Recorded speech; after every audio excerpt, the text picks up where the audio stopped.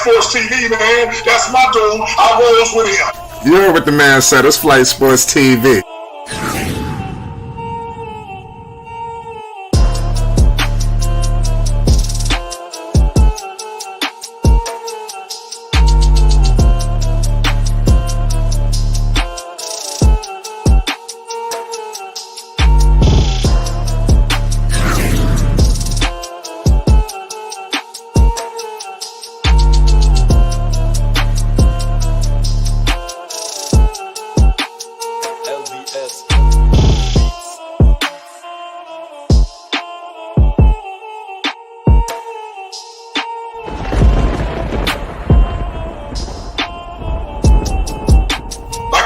Flight Sports TV, that's where it's at.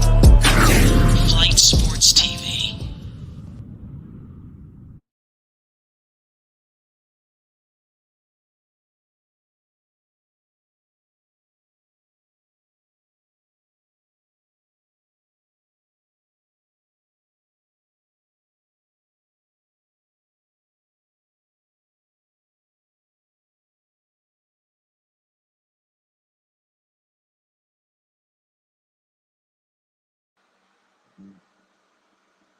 What's going on, people? It's Flight Sports TV. I appreciate y'all for checking with me. I already know what it is. We back with another one of them things, man. We got some breaking news that we must report to the people right now, man. This is crazy. I just got to keep it all the way 100 with the people. Who the hell would have thought this right here? You know, the news has broken. You know, Kevin Durant, Bradley Beal, Devin Booker look to have formed a new big three out there in Phoenix. The Suns trade package, Phoenix will send CP3, Shamet, and a handful of second-round picks. It seems like, obviously, we knew that they was going to do this man justice and franchise while he was in Washington. You had to know that they was going to do justice by this man, ladies and gentlemen. You knew that. You already knew they wasn't just going to send this man any old place. So you already know what it is, y'all. We got breaking news in the NBA, man. Who the hell would have thought this right here, man? I'm telling you, I can't believe this. Bradley Beal has been moved, and this don't make no sense, y'all. The Western Conference just got even more deadly. Tell me, are the Denver Nuggets going to repeat now? I'm telling you that. When they're moving on from CP3, I knew that. You understand? This team is going to be formed around D-Book and my man KD. Now we're going to see Bradley Beal finally in a position to win championships, ladies and gentlemen. It's just a long time coming, but finally it's coming for this man. You know, and now we're going to see how great Bradley Beal finally can become.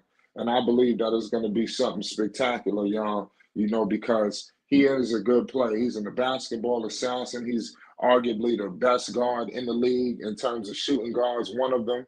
You know, ever since James Harden took a dip, it's going to be hard to really argue the factors of what I'm just explaining to the people right about now. You know, I'm not shocked at all at the little bit at what I'm seeing right now. You know, this is confirmed, ladies and gentlemen. You know, there's no other way to slice or dice this news. The news has broken. Bradley Beal is out of town, ladies and gentlemen. He has moved on to, it seems to be, greener pastures. We will find out. This is going to be a crazy season, I'm telling you right now. You know, it's Flight Sports TV. We're going to keep the people posted all season long. Shout out my man, Will Stumbling, and my man Will Stumbling 45. He said via Woj. Yes, this news is 100% confirmation. You know, if anybody wants to know, make no mistake about the situation. Bradley Beal is on the move, ladies and gentlemen. Bradley Beal is on the move.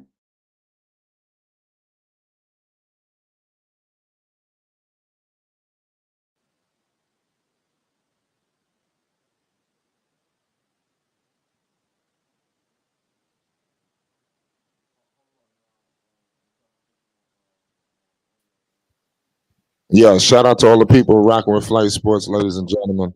I had my audio situated, I apologize. Shout out Trelly Mack. Salute to all y'all in the building right now. It's Flight Sports TV. You already know what it is. Bradley Beal. We have breaking news in the NBA. They held on to CP3 for a reason. This team is a bomb squad. We're gonna break down everything, what this means, who they cap, and everything, and what kind of devastation this means for the Western Conference. Because this is gonna be true devastation, ladies and gentlemen. I don't see who's gonna be able to compete with this basketball team. It's gonna be awfully tough for anybody to pose a threat to them. I'm just keeping it all the way 100 with you. Who is going to be able to defeat this team? It seems like Kevin Durant. He's got the deck stacked once again, y'all. We got to keep it all the way real. KD got the deck stacked. This is crazy. How Kevin Durant has restacked the deck in the Western Conference. Is anybody surprised at this news? We're gonna listen. Like I told you, Chris Paul is on the move. First, they said they waived him, but I guess now they putting him in a crazy situation. We all know he's not staying in Washington. This is crazy, y'all. Breaking news in the NBA. Bradley Beal is finally going to be able to play for a championship. This guy is the truth and a half, and he's on the move. CP3, like I said, Shamit. I don't even believe there's any first round picks that was moved in this deal. I'm surprised Miami couldn't get their hands on this man. This is crazy. I want to repeat the deal. So this is from Woj. Breaking: the Washington Wizards are finalizing the trade to send All-Star guard Bradley Beal to the Phoenix Suns. Sources tell ESPN Beal's waiving his no trade to form a new big three with Devin Booker and Kevin Durant. Teams are still working through the framework, but we just gave the people the framework. It was Shamit, CP3, and a handful of picks, and that's in the second round. I would have thought they would have acquired themselves some first rounders, but that's crazy. Nonetheless, make sure you subscribe to Flight Sports TV, ladies and gentlemen, for more news updates and more. There's going to be a whole lot of things popping off. I told the people the activity level was going to be on 150 headed into the part of me until the NBA draft. Shout out to legendary hoop jargon in the building. My man Rico is in the building, New York City. Rico, what's good? You see what's going on. Bradley Beal is moved on to the Phoenix Suns. Ladies and gentlemen, we have breaking news. Rico, talk to me. It's Flight Sports. What's up, Flight? Shout out Hoop Jargon, man. They, Damn. they, they know how to deliver something on a holiday, don't they? Oh, they really do. They really do. It's just what they asked for, They're trying to have the people talking at the dinner table tonight. huh? Yeah, so what they got to do from here? What they Flight? Fill me in, man. What they traded for real? Well, right now I need to see what's going on the Washington side, but as far as I'm concerned, the report so far is Chris Paul, Landry Shamit, and a handful of second round picks. So I mean that's crazy. As far as I'm concerned, I don't even see any first rounders in this deal. So I'm trying to get some more information. Was there any first rounders in this? Bill is entering the second season of a 5-year, $251 million contract. This I is I crazy. Do you think Chris Paul's gonna get waived? Of course, I don't see him staying there. He's You know not what I'm going to be saying? there. Salute to my man Joseph Abrams. Happy Father's Day to all the fathers out there. You already know what it is. It's Flight Sports. He said that's a crazy trade. I don't see how that will work. Man, they say that all the time when they form a new team. This thing gonna work. Trust me. Shit, they're gonna figure it out. And they still got That's a Deandre lot of Ayton. offense. Yeah, that's a lot. They got a lot of firepower. That's a lot of So firepower, they Rico. just need a what they need now, Flight. Man, They need a point guard and they need a small forward. that's What right. they need? Man, they need everything. They could use help everywhere now. Just need some complementary pieces. You could use some shooting. All of these dudes could shoot the basketball. So I mean, when you double, everybody could shoot. It's not like other big threes where it was some weakness. All three of these dudes could be snipers at any given second. So I'm just saying. I'm getting that, but I'm saying like are you gonna have Bradley Beal or Devin Booker as your small forward, or is one of them gonna play point guard? Because you're gonna have to have either or. You know what I mean? Because Well, Kevin Durant's the Booker has some four, and experience. Booker has some experience. You know, KD, he could play point forward. You know, but Booker's played the point guard before in the past. You know, so I mean, I think that this is gonna be easy to work it out. so you think now they're looking for a starting small forward? That Uh, I'm that pre- I- that's I'm pre- what's in the I'm pretty market for sure them? of it. No, I don't know if there's a start small forward. I think now they're trying to get some shooting. They're gonna get a lot of guys for the cheap as well. In my humble opinion, there's gonna be a lot of people coming there and flocking there for the cheap. Shout out Ali Payne in the building. The NBA new NBA owner made some big moves with this wonder that was Vegas. Owner will do. Shout out to everybody in the chat right now, man. It's going down. You know, Phoenix, man, is on the rise. Salute to them guys out there in the valley. You already know what it is. It's crazy. I can't believe this happened. This is a blockbuster. You know, Bradley Beal is waiving his no trade clause. You know, this is shocking. You understand? Shocking news. This is crazy, man. You keep talking about how you don't know how it's gonna work. Shit, I don't see how who gonna beat this team now. See, I don't like how KD just did it, man. He shifted back to the big three era. You know, I liked it when it was the big two. You know, when it was going with the duos. KD always got to Yeah, stack the deck. See, he make it whack.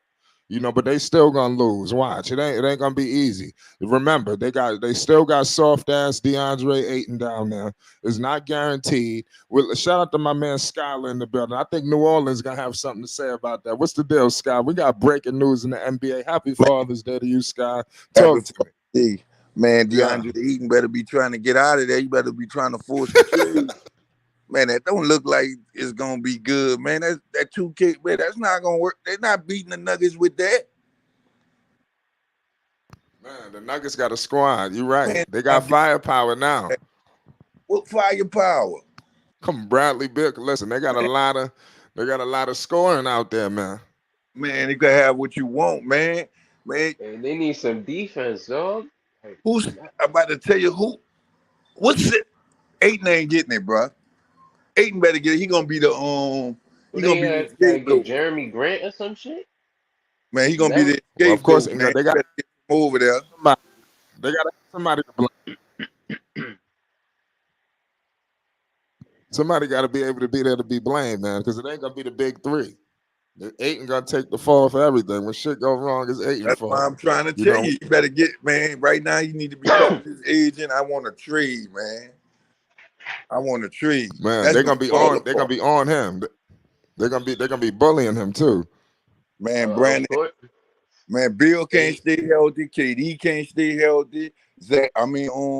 Booker can't stay healthy. Man, they hit, man. That's the Nets 2.0 right there, man. they gonna be a bad defensive team, and they gonna Man, blame the center. That's that's exactly the what's Nets gonna happen. 2.0, man. That's the James Harden, KD, and Kyrie Irving all over again. That's right. Well, you don't know. I don't know. I think you got a guys that's motivated. They haven't won the championship yet.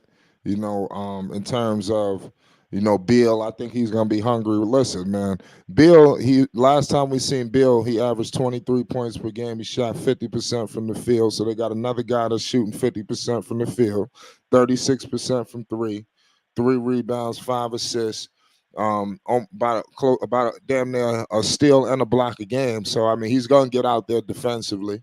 He's gonna work well. And he wanted to go to Phoenix. He had his pick of the litter. Remember, y'all, he had a no trade clause. Remember that. So he picked this locale. So I think they're gonna make sure this thing worked. They wanted to stack the deck, and the deck is Check stacked. this out, though. Flight, that sound all good, but they just got one ball. They got one ball. Who gonna get rebounds? Who gonna get There ain't no way, man. They That's got to not. sacrifice. Who gonna sacrifice? Sacrifice. Somebody got to sacrifice. Man, all you gonna When we someone gotta look going for this. off, who gonna Who stop them? who's gonna sacrifice? Who That's what I'm who go- saying. who gonna step up on defense when someone else is going crazy? No, not just that. You saying who when somebody going off, right? Let's make this. Let's let this make sense, right? Man, ain't when was the last time a duel of three won a championship together? You got to go back to the Miami Heat. You got to. But that was a different kind of team. You got to remember, Wade wasn't a sniper. LeBron wasn't a sniper. So I think this is a different dynamic. I think they had Bosh. Maybe that team was put together a little bit better because you had a natural power forward. But I mean now, you got a lot. You got 3 wing players, but they're gonna work it out. Trust me. They're gonna need a supporting cast. But Kevin Durant, the way he played this playoffs, he likes to defer and all of that. So he's going to be deferring, passing the ball to Beal, passing it to Booker. Beal is going to be kind of that secondary scorer, in my opinion. Kevin Durant seemed like he wanted to coast. Like he think he LeBron now. So I don't know. But another thing, Kevin Durant, last time we seen him, he was averaging damn near 30, shooting 55% from the field and 37% from 3, 6 rebounds, 5 assists. You got to pay homage. So I mean, at the end of the day, man, that sound good, man. That's not gonna work, man. Who's sacrificing that? That's a hell of a question. I mean, somebody gonna have to say. If you playing point guard, you think Devin Booker's gonna sacrifice? I think Booker. Him? I think so. I think he's gonna move into that James Harden role. Oh hell no! Booker. In terms of running the offense, Booker the best. Booker the best at creating his own shot out of all 3 of them. Kevin Durant good at shooting over people. That's it. But I'm saying creating their own shot, man. Booker. So you can't you can't put the ball in Booker's hand all day because then that's gonna weigh him down. I'm looking at it like they're gonna try to put the ball in Bradley Beal's hand. That's what I was thinking about. And that's not gonna work. Bill could create some offense too. It's gonna be interesting to see how it works it out. Some fouls on that starting line. They're gonna sign a point guard. They're not the same. You don't think they're gonna get a guard for the cheap? Maybe they need a point guard. They're gonna need something. What guard they gonna get out there? They're gonna get somebody for the cheap. What guard somebody's going there. Listen, not only are they gonna get a guard, I don't know. I will have to survey the landscape. But they're gonna get some. Not only are they gonna get a guard, but they're gonna get some complimentary pieces for the cheap too. Trust me. Man, you gonna have people flock. You got people flocking to get to Phoenix now. So who name a player you think go for the cheap? That's quality. That's gonna take less money to go to Phoenix. Name one. Give me one. I got to see who the free agents are. Man, trust me. Wait till the reports come out. I have to figure that out.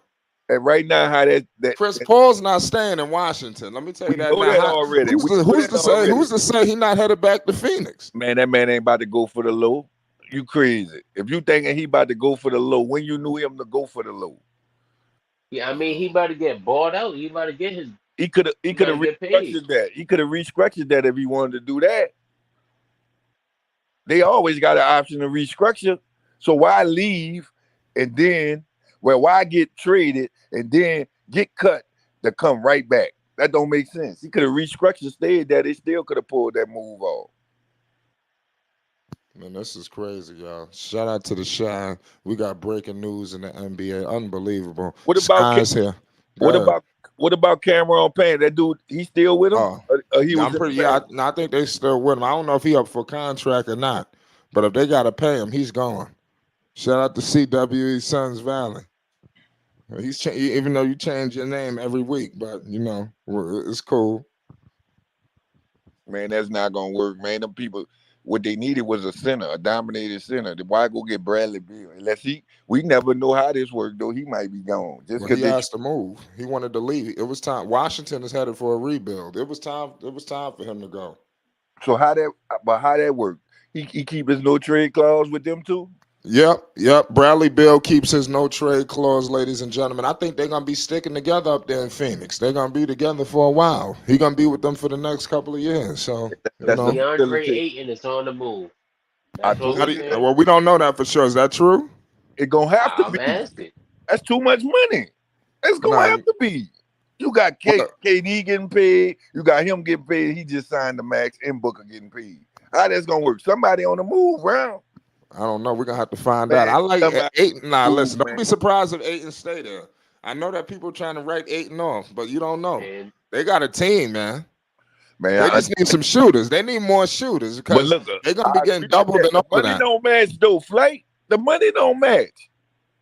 That's what I'm trying to tell y'all. Y'all be thinking it's gonna stay like the money got them still match, man. You got KD getting paid. You got Bradley Beal on the max.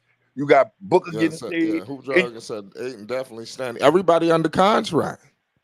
They're under contract, but is the books over? That's the question. What? Is the books over? Listen, of course they're gonna be over the salary cap, man. But this is So, the cost of winning in the NBA, man. You so don't that's do what, this move. They don't make this move without taking championships. This move is made to run roughshod over the league for the next couple of years. Flight. Let's see what happens. They Flight. still So that got to go deal back with to what? Jokic. They still got to deal with Jokic and that supporting cast. Flight. So So I that mean, go it's not back to over. that go back to what we were saying. What quality player they gonna get? I have to. We I have ain't to even look at talking about all-star point guard. We talking about quality. What bench they gonna have? I'm about to look at the free agents, but I mean they're gonna get a bench. I'm pretty sure some of these guys that they have here is gonna stick around, but they're gonna get some hoop jogging in the building. What's the deal, hoop jog? You see what's What going up, on? man? We got breaking news. You see Sky in here? He talking crazy. Man, so I'm gonna be in and out because I'm at work. Man, Scott made me come up. Scott, you talking some dumb shit right now. Scott, the NBA has like accountants on top of accountants on top of accountants. So if the money ain't make sense projecting forward, do you think they would have made this trade, Scott? If they're gonna facilitate another one, So again, we talking about the most highest paid people in that industry. You think they wouldn't make this trade if they man. didn't have money to go out and pursue things after this? Or Who jogging? You think who's DeAndre jogging? Who's Ayton? jogging? You That's think what he I'm gonna trying get to tell traded? you. That could be facilitated for another trade. That's what I'm telling Right, you. but you saying the money don't match. But you think No. they're gonna make? You think they're gonna just do business when they're gonna go over and not be able to fill a roster out? That don't make no sense. No. Go ahead. See, you taking it wrong, who's jogging. We all know the roster could be filled out. What we saying is, are they able to get quality players off the money they have to give? Yeah. We already know that the roster could be filled out. You could easily get somebody to play for 1.5 million, 2 million, 3. We know that, but we talking about a quality roster. Okay, the same thing still stands though. We talking about highly competent people. You think they're not thinking? Well, let me put it this way: NBA teams, college teams think 4 years in advance with everything they do. They don't just make a move like on 2K and just make a move and then just try to find the 1.5 guys. That's not what they do. They look at all the scenarios. They look at all the ways they can shape the roster based on salaries. They pay people to do that stuff, bro. So they're not just jumping into the water with no plan. So that's what I'm saying. So to your question, do they have a plan to get quality people? I'm sure of it. When you make a big blockbuster trade like that, you have to have contingency plans on top of contingency plans to fill your roster out. Now, with those things mesh, we can't call it right now. It's too early. But this what I'm trying to tell you. This what I'm trying to say, hoop jogging. That's not true of what you're saying neither, hoop jogging, for the simple reason we watched the Nets do it and didn't have a plan. They did have a plan, it just didn't work out. What are you talking about? Man, what plan they had? To go get players to supplement Kyrie. Well, I'm talking about for the bench and all that. They gave away basically a good team to get what they got. Yeah, because that good team wasn't gonna go no. But what I'm saying, they had to fix that. That was on the fly fix. That wasn't planned. You're going off the thing where it don't work out, and then you say, "Oh no, you didn't have the right thing." Yeah, of course, it's called money quarterbacking. But that's what I'm trying to tell you. Breaking news in the NBA. The Miami Heat are heavily focused and locked in on Dame Lillard right now. They have genuine belief that this is the summer that Lillard will request a trade in a similar fashion that what just took place here with Beal. So we're going to be on the lookout. This is going to be at the activity level this week. I think it's going to be ridiculous. It's flight sports. I'm sorry, Sky. Who jogging? Hold on. Give me a second. Hoop jogging, Sky. Give me 2 seconds, bro. Let me just salute all the Go fathers. ahead, man. We've been on your I just want to salute all the fathers out there. Happy Father's Day. Shout out to everybody, man. The Belize. We out here doing our thing. You know what I'm saying? I just wanted that to be known.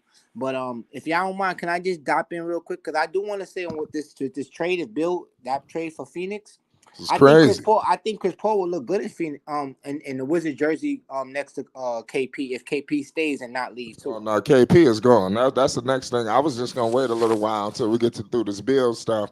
Okay, the Washington is headed for a rough, nasty rebuild. I You see know, Chris I'm just Paul letting would you know not have right the Wizards now. jersey on. Mark my words. Yeah. Oh He yeah, ain't wearing that jersey, bro. Now you're dreaming. yeah, they're in the rebuild mode. We already know that. We see from So that so move. so it's good to say that KP could end up in Charlotte. He can go anywhere. No, Yeah, no, anywhere. no, No, don't listen to no, Sky. no, The deck is open.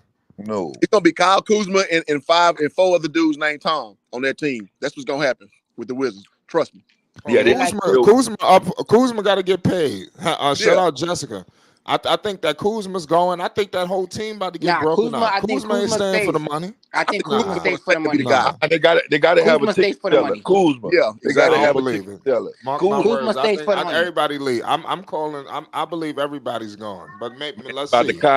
They Man, about to Kuzma gonna Bradley get paid. Bill Trust me. Kyle Kuzma, man. The reason why I say Kuzma stays because of that whole Spencer Dinwiddie situation and all that. I feel like he gonna stick Man, it out with they the about to Wizards. Kyle Kuzma. They about to Bradley Bill Kyle Kuzma, man. Man, Kuz's been waiting to be the man for a long time, bro. They gonna make Exactly. Kuz Yeah, the he gonna stay franchise there. player, the He's staying Washington there. Wizard. That's It's what Yep. his you time. saying, Scott? Yep. Kylie Kuzma. Shout out to Lonzo Ball. Kylie Hey, Kuzma. I'll take it. Man, Kuzma, right now they unloading everything, man. Washington. When they went with that move, no telling what they gonna unload. We know your boy gone though. who that? KP, he gone, man. I believe so. I believe Yeah, so. he But gone, man. the thing is with KP is that he'll opt into his player option and get that bag and then leave the next Are you year. sure? Yeah, he has a player option. He doesn't. It's up to him to make the player option up to the Oh, if it's 29th a or player something like option, that. he taking that. I got to double check that. I'm It's not sure 36 about that. million. It's $36 million or something like that. That's from off that Knicks contract that he had got. He got the player option to dip out or stay into the contract. That's why I was saying that he could I'm possibly gonna leave. verify that. I'm gonna verify that. Verify it for me. You good now? Shout out Yeah, to everybody. I was looking into Shout out that to one everybody. and Middleton he also has that player option to opt in or opt out. But I feel like with Middleton, he will probably opt out and get a longer deal. Man, You know what I mean? Milwaukee ain't letting Militant walk, man. Y'all crazy. No, but that's what I'm saying. He's gonna opt out just so he could get that because the money is a high bid for 1 year. So Think his about son it. will You probably work right with about it. that. You're right about that. Belize. Porzingis is currently under contract with the Washington Wizards. However, he holds a player option for the 2023-24 season. Should he decline this option, he will become an unrestricted free agent. He's opting into that deal He's because he gonna ain't opt getting in that to money get no that more. money. He's Better- exactly. That's He what not I'm get that nowhere saying. else. The only way is if like now they decided to make the trade. That's what I'm saying. Like it will have to be a trade for him to Yeah, you're right. get out of that You're right, contract you're right. because now because the Wizards they're gonna take that bread and he gonna get that money because he's not gonna get 36 million on the market. Nobody's No, gonna he's give him not. 36 million for 1 year. Yeah. Nobody's giving him that money. Come on. So he gonna get that money and then what Wizards is gonna do? They're gonna unload him. I wouldn't even be surprised if he's in the package with Bradley Beal to go to the Suns, and the Suns might unload him, and they might get Aiden in the back end on going to the Wizards. Exactly.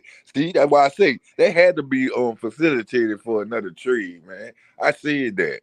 I believe that. That sounds Yeah, good. you know what I mean. It'll probably be something like that going on over there, because that's the same boat James Harden's in too. He's in the player option to either opt into his contract and get that money in Philly, or opt out and then try to either get a bigger deal with Philly, like a longer year deal, or secure the bag, or hit the free agent market and see what's up. But James Harden, he's a little different because he's making money. So even if he take a pay cut, it's not like it will be a bad one because he'll get endorsements and he's good. He's James Harden. Agreed. Yeah. But that's my take with that Wizard take. I mean, I really say that like if it's a swap out, because remember Chris Paul had that same kind of deal too. They was looking to buy him out of his contract. Remember that was a rumor that they was going to do around too. So I could see him ended up in a Washington jersey and doing his thing out there in Washington. or even if And they could some way make a Any three-way any trade. any championships? Any championships for Phoenix? I can't see it so far. me either. Well, Me well, So either. who could beat them outside of Denver? Shit. Everybody. Well, nah. You're going see, you're going Scott too talking far with crazy. that. Yeah, Yeah, you're see. going too far with that one, Scott. Cause like you No, gotta remember. no. Now, hold on. You gotta remember, bro. Like in real honestly, bro, they're gonna like if that's their three-headed monster. Players is taking cuts to side up with that, like to just play roles. Like a lot of players know what time it is right now. And everybody just seen what happened with the Denver Nuggets. The Denver Nuggets is here, and I've been screaming this. This is a built-in dynasty. They're kind of giving me wizard. I mean, I'm sorry, not wizards, warrior vibes, strength in numbers, because they got pieces, bro. They got pieces that they could win the game. They could get you all season and then just kill you in the playoff. You see how it was done. So it's like you're going to need offensive weapons like the Suns lost to them. So they seen where they was. Come on, they beat them twice too. So So let's what not just. players? What players? All that sound good. I was just telling Flight that. What players you see that that's gonna take a pay cut like you see and come play around them? All right, so let's be real, right? And you Give me a might say I'm player. crazy. I'm gonna give you one right now. You might say I'm crazy for this one, right? But for me, if I'm the Suns, right? I'm gonna say, yo, Dwight Howard, I like how you looked out there. Come do another season with us. Come ball up with us one more time. Like I'll Who's say the Dwight fifth Howard will starter? look good on the Suns. He's Can not someone officially tell me that? retired, huh? Who's the fifth starter? Well, that's the thing. Is like with Kevin, Like you get a nobody's plug in answering center. that shit. Who the hell's the Bro, fifth you could get a starter, plug. bro? You could We get a still plug don't in know. center. You could get a plug in center. Like They have Deandre Ayton. Like, but they're getting rid of him. They're getting rid of okay, but him, then you still Yeah, need but we don't either know a that for point sure. guard or a and we small don't. We don't. forward. That's what I'm talking about. You still need either or. Who the hell are they gonna get? Listen, That's the entire. Depending on there's whether players they out get here. a point guard or a small forward, that drastically changes how they play their entire offense. We're not in Man, they that Listen, gonna look. position. This what's gonna happen. listen. They gonna be rotating through them same washed up players the Lakers and the Clippers had. That's the only people, because them the only Yeah, two because teams. I was even looking at your boy Morris. Like if Morris go over there play like there's plug-in I type knew that's where you players. was going. Yeah, Man, them you know people what's don't up. push no buttons, man. You saw But what they did with the Clippers. Hey, Like, I'll man, name some free agents for y'all real man, quick. I'm name some free agents at point guard because obviously they need to address that position. You got Kyrie Irving, Fred VanVleet, Van Vliet. I think Russell, he go to Pat Miami Bev, though. Westbrook, Schroeder, Gabe Vincent, Javon Carter, Trey Jones, Reggie Jackson, Kobe White, Dennis Smith Jr., and so on and so forth. So can y'all see Hold on, those man. guys? Hold on. Wait a minute. Hoop jogger, you just gave me an epiphany. All What right. you just said. I could see a sign and trade. Now Sky might be on to something. You know, that's crazy that you just said that. What about a situation where it's a sign and trade with Ayton coming back to Dallas and they sending Kyrie out there to Phoenix? I'm just saying. That's a That's lot of too topics. much now. That's a lot. nah, That's that ain't gonna Kyrie work. Irving. That's That ain't Kyrie gonna Irving, work. Bradley Beal, Booker, Nope. Durant. Nah, that's not. That's too much Not gonna going on. work. That's not What too much what going on. Durant gonna play center? You Yeah. want you look. You was on Listen, to if they something. could You get, was if on to something with the Gabe Vincent and Kyrie maybe it to could be a sign Dallas and trade to still with Ayton Miami. involved. Ayton still could be on the move. Oh yeah. Man, I feel like Vincent. On the Ayton, if sign and Aiton's on the trade. move, I think he's gonna end up in the Wizard jersey with Kyle Kuzma, and if they decided to keep Porzingis there, now you got Aiden and Porzingis Nah. together. No, because they You, both don't want to play I'm center, gonna tell right? you where all y'all messing up at. This where y'all messing up at. If Aiden gonna go somewhere, it's gonna be like Houston. They want some of them rookies. Some of them rookies to fill in on them rookie contracts. There you go. There you They ain't go. gonna want, it's gonna be Detroit, somebody like that. They Yeah, don't want, yeah, they ain't gonna want no that's old fair. vets. I'm telling you how this about to go. That's how them So teams so like so you bank Houston, Some of so you those. bank I on think Phoenix knows it's a short window. so you bank on to man, get a Wiseman. You get a Wiseman out of Detroit. something No, like that. That's what they gonna do. They gonna do With a something. like no. with a like an Ivy with an Ivy included in that deal or something like that. Phoenix looking for right now win mode. They got a 2-year window. That's it. Exactly. So they looking for whatever. So I don't think they're trying to build for the future, bro. Hold No, on, y'all. I'm not. Look. See, you getting it twisted. I'm not I saying like Bill. Kobe White, to I'm be not honest. saying Bill Out for the all the names future. you What said. what's Steven Adams looking like on Memphis? Hold on, y'all. Listen. Number one. Before we finish up, man, I got my man All Access in the building. Dex, talk to the people. We live. We got breaking news. Yeah, shout out. I'm in a situation where I might can't do too much talking, but yeah, it's awesome. You know what I mean? It's a beautiful thing. Right. This is crazy, man. This is unbelievable, man. Breaking news in the NBA. Sky up here, he telling lies. He discussing money. But Aiton could be on the move. But I do So like Aiton with them. I'm just saying. so look, how about this one? How Man, about this Aiton one, going. right? Look, check this out. Aiton Shut, gonna go to. I'm telling you, Aiton going shut to up, the. shut up, my man Juju. What's good, Aiton Juju? going to. Aiton going to Houston, right? They got the money and they got the young assets. I He could see him going. in Washington heavy Man, though. this is what I'm saying. That boy gonna wind up in Houston, right? And they're gonna try to grab another free agent, and with the young talent they have. So look, we're watching that the Wizards out here making moves, and I'm still high on this Porzingis move, and maybe something else out of there. Do you think they will make that trade for the number 2 pick or the number 3rd pick out of taking that away from Charlotte or Portland? Who you Since talking they're about? already starting to make moves and they're trying to unload, I don't know. because like I say, if Porzingis opt into that into his deal, then he got 36 mil on the books, and I'm sure they're gonna want to get rid of that. Do they take on like a Gordon Hayward expiring contract? Listen, who knows, man? We don't know, but I tell you what, this is gonna be a dangerous basketball team. It's gonna be hard pressed for a team to beat them. I'm just gonna let everybody know that. Juju, what's your thoughts on this situation? We got breaking news in the NBA. You see what's going on? You talking about with the Phoenix Suns, right? Yep.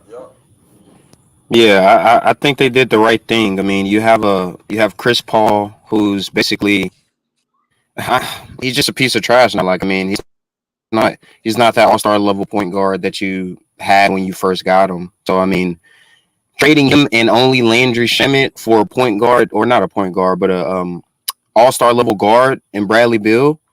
I mean, that's better than what you had before. So I think it was a good deal for the Suns.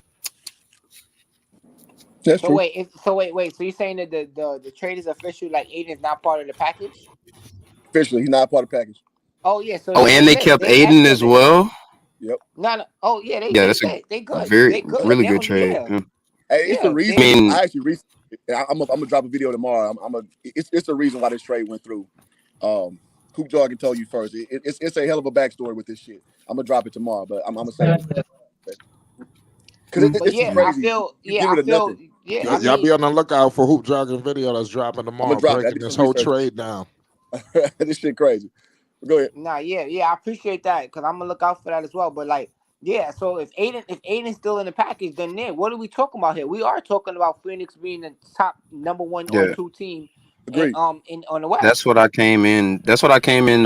When I came on the stream, that's the first thing I heard. I heard people being extremely skeptical towards the idea that they're going to be one of the top teams in the West, and it's like, well, if you Right. observe the past and we look at different teams that's been successful, especially with this much talent, those like Aiden, Durant. That, those are 4 literally all-star level players. When you have a team with 4 all-star level players and a pretty hell of a coach too, I think. Like, Right. what are we talking about? Barring injuries, they should be top 3, top 4. Like, I mean, And then it's we nothing to go talk into about. the coach. And then we go into the coach. That coach is known for bigs. Like you see what he did with Roy Hibbert. You see what he did with Anthony Davis, Frank Vogel. I'm speaking of. So and he did good with bigs. So I mean, we watched when he had Dwight Howard. That's why I feel like Dwight Howard could be a possibility to come back as a backup for him, which I think will be perfect to see. And yeah, I believe the Phoenix could definitely make a run. Definitely make a run. Hmm. And I think Frank Vogel kind of has those qualities as a coach that will be very handy in the playoffs. He's a very tough coach. He is a very defensive minded coach as well. We saw what he did with the Indiana Pacers. He's just capable of coaching extremely tough teams. So That's a very important quality when you're talking about being in the playoffs. So they literally have every tool, every variable that they need to be extremely successful, as long as nobody gets injured. But Yep. looking at their players, Bradley Beal doesn't seem like a injury riddled player. Devin Booker, Aiden's not really injury riddled. At least not since his first couple of seasons. I think his first season he might have been injured a lot. But recently he usually plays a lot. And then your only worry is Kevin Durant. You know, as long as Kevin Durant stays healthy, they should be fine. Yeah, I just want to know who's going to be a point guard Good for them. content. That's good content, you guys. Keep up the good work. Be the big thing, man. How do you feel that roster out at point guard? And I think that naming those guys who are available at point guard, I think that they'll be fine filling that plug in. I like a guy like Dennis Schroeder for this team. He doesn't care about scoring per se. He'll facilitate. He'll play hard. He'll rebound. I like those scenarios that they have. I mean, you got But Fred VanVleet. who, I Jordan? also like a Dennis Smith Jr. as well on Yeah, that I like team as Dennis Smith well. Jr. for them. Absolutely. I like a Dennis Do Smith Jr. for do him. anybody I feel don't that think the Suns get back Van to the Vliet. number one favorite spot? Yes, I Probably do. I do. probably Yeah. not like I do. top 3 for sure. Well, I I think mean, the all right. Nuggets So are like Top three. well See, off top one or two. Top one or two it got to be is top two very right now. context dependent. So you know it's very nuanced. So it comes down to injuries. If they stay healthy, they should be top two. Who besides But look, but Denver? that's what I'm trying to say because like when you think about, I'm sorry, Flight, but I felt you right soon as you was coming with the energy because it's like Shout let's out talk to about this Unstoppable. because Memphis, we got What's John up with Morant you, out for the Dex? first 25 games, so we don't see them really kind of like. We need to stop that. Memphis, whether they had this guy from the start, they couldn't compete with I this mean, team. Sure yes, they can't. was number I two, but agree, I'm just Flight. saying, like, then you got to like, all right, we don't know what's going on with the Lakers. LeBron, respectfully, is going to retire, maybe, right? I'm sorry, Dex. I'm nah, sorry. he not retiring, I'm bro. sorry, Nah, Dex. I'm just not saying, like, we yet. don't know what's going on with the Lakers, right? LeBron Um, won a Kobe Bryant exit before he retired. Trust me, that dude Dallas is is Oh a yeah, the raging only I team know, I narcissist. I know. think got a I'm just chance, trolling. bro. I'm just trolling Okay, Dex a I'm about little to say bit. he a raging But narcissist, bro. but Ain't I no way feel he won't. like the Clippers, we don't know what we getting with them. They're injury prone. So Yeah, who's So that? do they make them the favorite? Yes or no? Because Denver's the No, reigning champs. no. no, The no, no. Make Wait, them the wait, favorite hold favorite over on. is Denver. very tough. Not over Denver. Was Not over was eight Denver. was eight and part of that trade? No. No, he No, wasn't. I don't know how the hell they was able to do That's that, but that's a you ski know, mask job. highway man, robbery.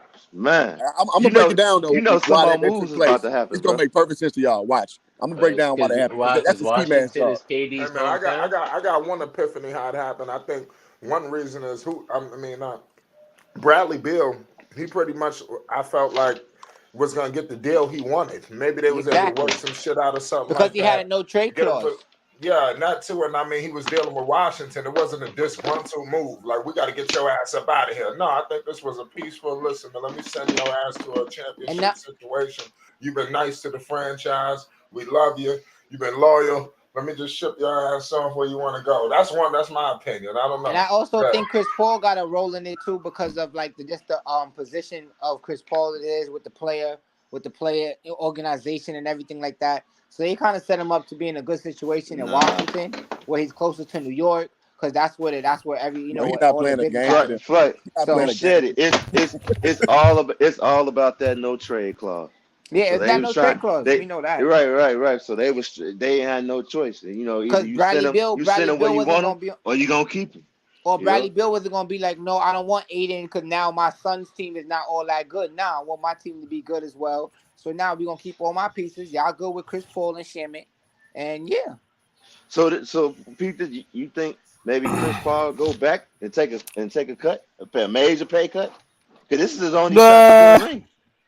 Nah, man, it's Chris over. Paul Okay, ego too guys. large If for he think that. But Nah, guys, if he if but they trying to all guys, win a right, hold on one ring, second. nah. hold on. Hold on one If second, guys. if the Washington buy him Let I me wouldn't out, call right? it a I think pay he go cut. to the let It's just Lakers. bought Washington out. gonna let me buy him out, insert let dog. me insert this right here real quick. Let me insert this right here.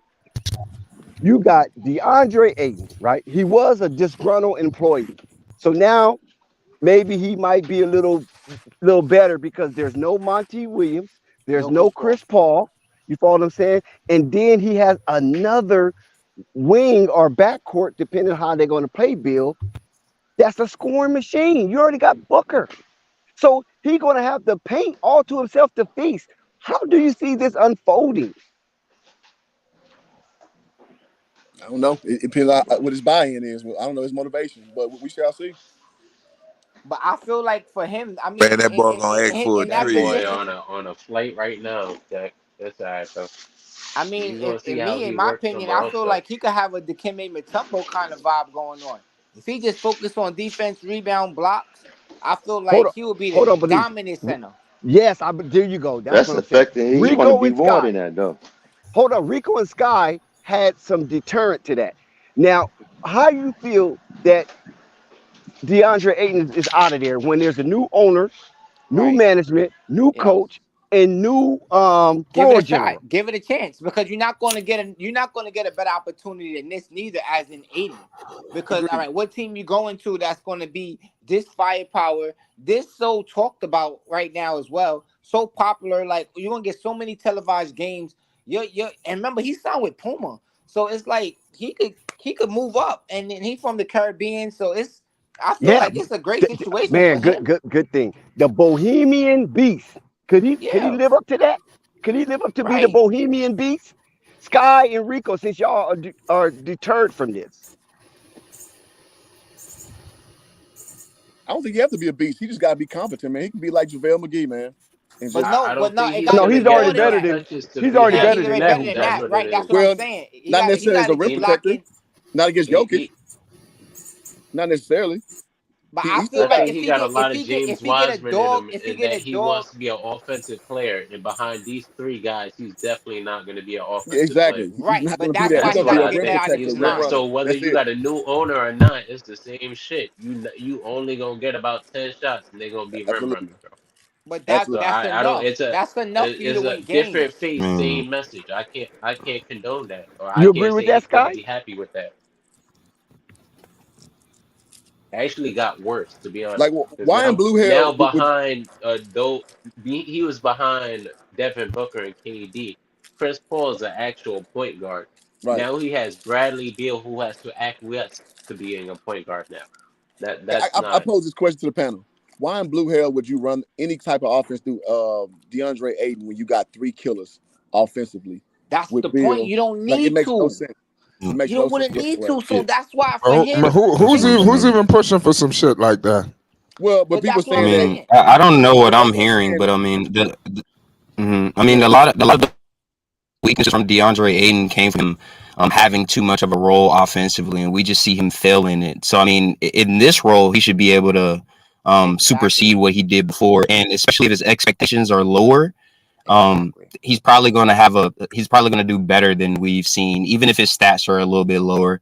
But I mean, if he's averaging 14 and 10 and 2 blocks on a championship team as the fourth option, you can't tell me that that's not like a great that's a great role to play in. And DeAndre Ayton obviously has the skill and ability to do that. So I don't Yeah, I don't see where this comes from. They don't need him to be a third option. So we don't absolutely not. need to I, Man, coach. I, And he's gonna that's be why a good that's I'll piece. why say He's I this, gonna be a say good complimentary piece. Go ahead. man. that's Even why I say 10 points and you 14 go rebounds is But better. hold on, flight. That's I even think better. that's a disrespect.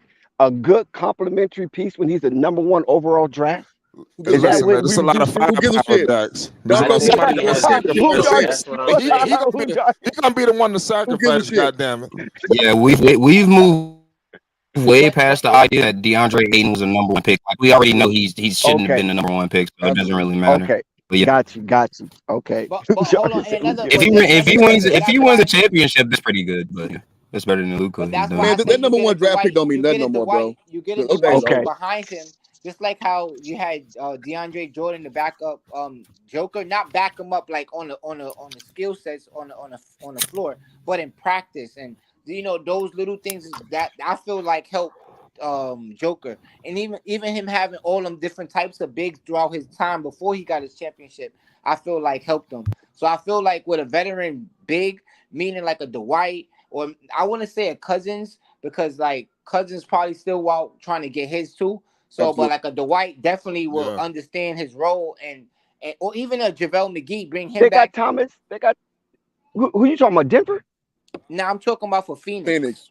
Oh, For Phoenix. Phoenix Okay. to get another big to try to like just to keep DeAndre hungry in that in the locker room presence and get him in practice so he can work on because like I feel like Dwight Howard is very underrated and I feel like he deserves another shot in the league, Because of especially what he on doing in the team. Taiwan. Come on, man.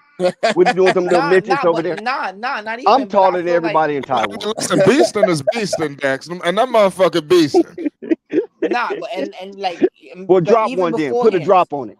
But So come beforehand though, on, like I man. mean, he helped. I feel like he played a major role in that Laker win, like Dex. I mean, like Oh, he when it, did. No, he did. like No, you he know what He I'm did. did. That's 2 saying. years ago though. But Yeah, you yeah, know, he did. I'm not mad at that though. I I'm not like mad at it. that premise. You know what I'm saying? Like, I ain't and mad he's at that. showing that he still got games. So I mean, like for him to come there and to average, because I mean, what minutes will he be getting behind DeAndre Ayton anyway? You know what I'm saying? Is for me, it's like a better But but opportunity for him but to just look to at go this out. right here. Look at this. You got Kevin Durant, you got Devin Booker, and you got Bradley Beal. These are three scoring machines. I You got mean, to get who defense. can compete with that? You got to get defense though. Yeah, you got to feel the roster out. When somebody get hurt, with KD always hurt, so you got to have But it's not. But see, the thing supplementary is, pieces. If KD could stay healthy before while playoff time, they're gonna have a run because I feel like with Bradley Bill, you could run up Bradley Bill and Booker and Aiden alone could hold you a lot of games. I I agree with Not agree. that. I saying agree. I I agree agree. with that. like you know what I'm trying to say. Like I personally believe that. I believe they could hold it off, especially on the West when they running gunning like and they could get theirs. They could get theirs and especially if they, like you say, fill out the roster where they got like spot up shooters out there. They got little guys who could get rim protect, get those fast rebounds, quick passes. Yeah, I could see something going on in Phoenix, and I could see them going to make a run back, and they deserve it too. They really deserve it, cause with Wow. them going to the finals and everything, I feel like they deserve as an organization to make another a run at it because you was at the dance and you lost. Just like how with Miami, I respect that Miami went back because they was at the dance and they lost, and I hope Boston could do the same, because they deserve another shot at it again. But I think they got to switch up a team though. But that's my take. The whole NBA deserves a shot, huh? Okay, Everybody so deserves one. Nah, but right, I'm saying like Frank Yeah, I think Vogel, if you just went to the finals, bro, you should definitely try to build You your don't team and deserve go shit to but me. back. Don't okay, nobody but Like deserve shit. You but earn check what this you out. kill. Check this out, stream. Frank Vogel, championship coach, respected or not respected? I think respect it after that bubble champ. Somewhat respected. somewhat what? respected for me He too. on Somewhat that Man, line, respected. Jack. He get the bubble ring, but then hey I respect man, what he did. I respect what he did in that's a Indiana. crazy question, really. I respect what he did in Indiana, so Go I Yeah, ahead, could like see Stream. him you coming He you did back. a have great you ball have in there. to respect it. You have to respect him if you just assess what his teams have done in the playoffs. These teams are they show that they respect him. Like they play extremely tough on defense. Like that's one of the things that he motivates his players to do. And if his players follow his direction, that is support to say that he is respected. If we're just talking about like amongst the league or amongst the team, he has to be. I mean, if the Suns are trying to build a championship team and you're bringing in a coach that isn't respected, then that's kind of it's kind of counterintuitive. So yeah, I Agreed. do think Vogel's very well respected around the league. Agreed. I also have a question as well. So with the whole Aiden stuff and how they need to fill out the roster, do y'all think it would be a better move to just trade Aiden to get like maybe a less expensive center that can also kind of do what he can do, block shots, run the floor, and maybe a decent point guard, maybe obviously not all-star level, but I heard somebody bring up like Dennis Smith, Dennis Schroeder, those type of players maybe. Do you think they should just trade Aiden to get more money to fill out the roster, or do y'all think they're better off keeping Aiden and doing something else? Those guys are unrestricted free agents, so I mean, you can just pick them up for pennies anyway. So I don't see the need if that's the ilk of guys we're talking, because you can literally get those guys for nothing. What about in a trade scenario to potentially bring in a better, I guess, a more suitable option? Or do you know of any hoop jargon? I was about to say my question is who would you Oh, target who's okay. not getting paid big money? You know what I'm saying? Like I guess a Spencer Dinwiddie kind of guy would probably make sense. But what else would Ew, you do? no, he sucks. Well, I mean, he I played really like well Tyler. 2 years ago in the playoffs. Go ahead. I was gonna say Tyler Hero, but nah. I don't think Miami's gonna get rid of him though. Yeah, I think And Miami. So They're pretty solid where they are. Speaking of Miami, how the hell they couldn't get this deal done? Was it they didn't have the assets, or was it Bill? I'm about to talk about that flight of my video tomorrow. Oh, right. There's a caveat to this. Oh man.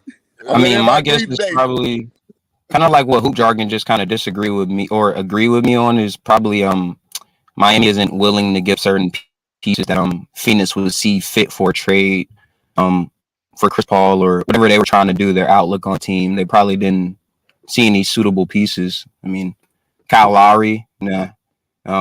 Tyler Hero's okay, but they probably don't want to give him up.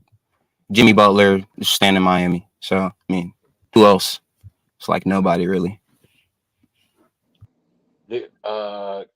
Just asking the panel, is there maybe a belief throughout the NBA that Miami's players aren't as good as what Miami's putting out to be? Like, yeah, they made a finals, but maybe this won't translate when you bring these players to your squad, so they won't really aid in the rebuild. I see Chris Paul just getting bought out more than actually helping. So Same here. I mean, the NBA, man, once you prove yourself on a team, you're pretty much a made man, at least until you prove you're not. So I'm not going to say that people are like, oh, well, you're only good in that system. I don't think that's the case. I just think that there are other powers that be there why he went straight to Phoenix where you heard no other real offers.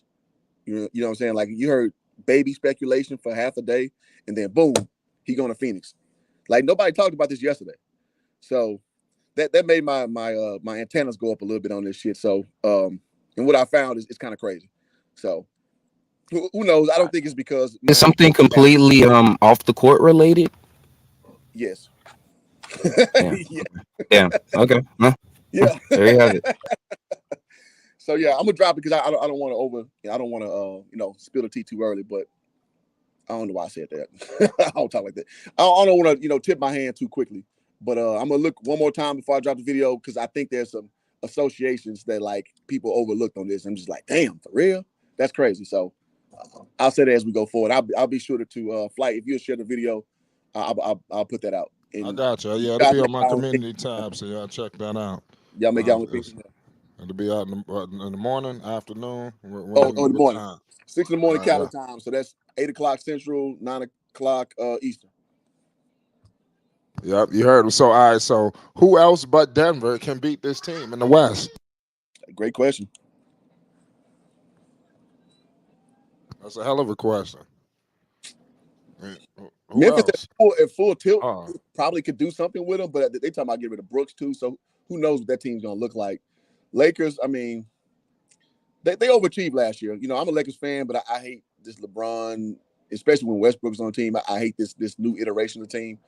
But who knows? I mean, Darvin Ham to me for a first-year head coach did a damn good job, especially getting them guys to buy in and play defense. That's not easy to do in the NBA because nobody wants to play freaking defense. So I guess we'll see what LA does. The Clippers, I mean, the guys can't stay healthy, so I mean, it's kind of hard to really even rely on them. But they got the bodies to do so. What y'all think about Oklahoma City? What y'all think how they gonna look this year with everybody coming back? They're gonna be good, but they ain't gonna be competitive like this. Okay. I feel like if you could build the right defense around Luka and Kyrie, they could be so fucking good. I agree with that. Man, they're not gonna have enough for this either. Now, listen, Kevin Durant has did it again. Kevin Durant has done it again. He stacked the deck once again, man. I don't really like this because he is a team that I think is just overwhelmingly better than everybody else. And there's gonna be like maybe one or two teams that can compete with them. Maybe of course in the East, Milwaukee and shit like that. But a lot of these other teams, it ain't gonna be no match. Just in my opinion. Maybe. Yeah, I mean, hypothetically, if you just compare their level of talent to every other team in the West, you're gonna be like, damn, they just clear everybody. Even maybe the Nuggets, but the Nuggets have they have something special that's just different, and it starts with Jokic and how he's able to facilitate the ball and make everybody better, much better than they normally would be. Ways that the level of the teams play, and they kind of play differently together. They have a different sort of chemistry that we haven't seen with the Suns, and they also have that talent as well. That's and they maybe still and comparable, they but yeah, and they still have no answer for Jokic. You know, Exactly. so that's number Jokic one. kills them. Yeah, That's fact. and I don't think they have anybody that can guard Jamal Murray if Jokic is facilitating on the basketball as well. So Yep. Well, it's gonna have to be Booker, possibly. You know, we'll see. gosh. Yeah. I want to see these rosters kind of get rounded out before I jump out the water with a real opinion. Because this is a big move early, but nobody else made a move yet. And you know there's gonna be some moves going on. I wouldn't be surprised if a cat like Zion be on the move, and things of that nature. So it's just kind of let me see another month of transactions, and then I'll have a better opinion. They they talking about him going Charlotte. They talking about a second pick for Zion, man. Bruh. Hey, I don't know, man. It's so weird, bruh. I'd rather take Bi to be But yeah. honest. If Mm. I'd take Bi, man.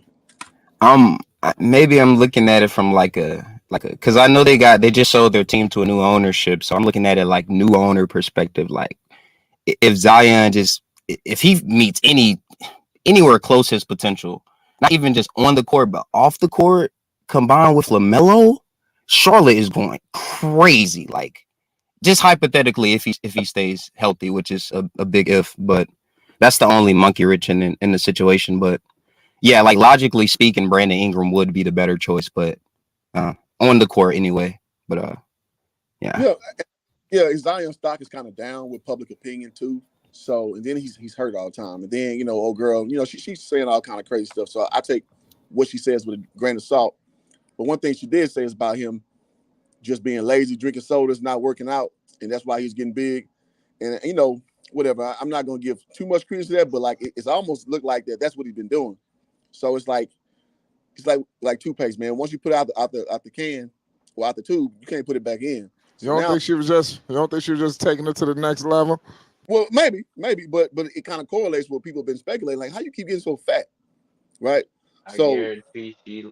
yeah, it's plausible deniability. You know what I mean? So at this point now, it's like, okay, it may not be true, but now I'm a side eye you, and it's kind of correlating with what I see with your actual body frame. So I think that again, his stock is a little down because obviously he can't put that time in. He keeps getting hurt, and then he talking about, oh, I'm not on for like Zion yet. So those kind of things, it's residual doubt that you have in somebody. And so as a new owner, I don't know if I want to take that on personally. Yeah, I can understand that. It is a lot of a lot of outside controversy for Zion right now. Yeah. So I'm actually, now that you kind of said that, because you kind of like piqued my interest of like Brandon Ingram and a potential trade for that. So it's like I'm looking at the team like hypothetically, like LaMelo, Terry Rozier, Brandon Ingram, PJ, and potentially Mark Williams. Like that's a crazy team. Only for the second pick. So yeah, and maybe I could see like maybe isn't Jackson Hayes still on that roster as well? Oh, let me look it up. Okay, I don't remember if he got traded or not, but if it's possible to also He's snag still him, I on think there. He getting ready to be a free agent, he would be I decent. think. Yeah, that'll Yeah, be they still got maybe a Jackson decent Hayes. You pick, want maybe a Jackson Hayes in backup. Charlotte? I mean, actually, maybe I'm tripping. We have Nick Richards. I'm tripping. We got faith in Nick Richards, so maybe a point guard or a decent guard. I don't know. I forgot who they have over there at guard. Don't they have like what's the dude's name? He's a very young player. He can shoot. Trey Murphy. Oh my goodness. They probably won't trade him still, but I mean Y'all not getting Trey Murphy. for Like this, they like I mean he's yeah, one of we already the getting Brandon untradeable Ingram. Let's players, play. bro. Sure. For real. Yeah, like Yeah, he's so nice. Like he would fit in nice, but I yeah. I think their guards, a lot of their guards, I think are untradeable. They have Herb Jones. They won't give him up. You could Jose Alvarado is like a hometown hero for them now. So I would love to get maybe that guy not. at backup point guard. Holy, that would Yeah, be so tough. that might be the one you could pry probably because I think they're higher up on those two talents. Yeah, because I mean, he can basically do what we're gonna ask Dennis Smith to do, which is like play really tough defense and at least knock down shots when you're open. But the good thing about Alvarado in comparison is that Dennis Smith isn't really that much of a 3-point shooter. he's decent from the mid range, but Alvarado, he can like pretty much knock it down from anywhere. So like he would definitely fit in better. But I'm just kind of skeptical of whether or not New Orleans would want to give him up. So that's actually a big question mark. I don't know. Henderson though, I mean, might as well. Yeah, he- he's not gonna get a lot of playing time behind CJ Herb and Scoot, anyways. For real, for real. Look at that, Wonder, Scoot, CJ, like they got a crazy backcourt. Still got big boy in the paint, Valanciunas, Zion. I mean that roster is crazy. So I mean, you could definitely start Herb Jones at the three as Man, I'm well. still He's trying to got figure out how the hell they didn't have to give up no first round picks. I think that's crazy. They didn't have to give up no first round picks. That's wild. For a Beal trade? Cause they were just seems trying to like they trying to dump the money, man. I told y'all that, man. They don't care about no first round picks. Them people ain't trying to contend. Scott not happy. He got some new people on the block out in the West. Man, Ooh, ooh, I mean you. man. Them It's people knocking been. the, it's That's not knocking the true, man. Pelicans down the totem pole. Nah. We all right, man. We like a play away, man.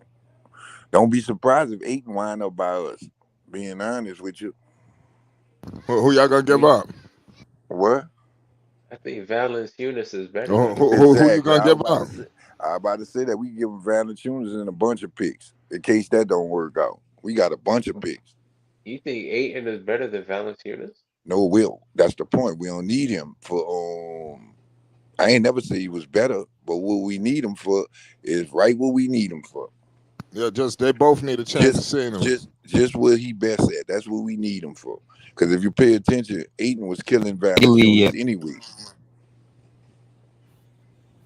yeah, ideally Aiden would be a better choice than Valanciunas. Not only is he younger, but he also has has he has these like measurables and he has these different like defensive instincts that is just much better than Valanciunas. So he adds more defensive versatility.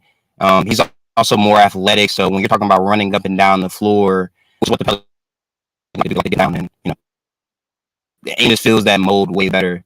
So I can see the Pelicans wanting to do that. I don't know how the Suns feel about that because that's kind of to me that's like a downgrade. I think Aiden's better, even if it doesn't show it consistently.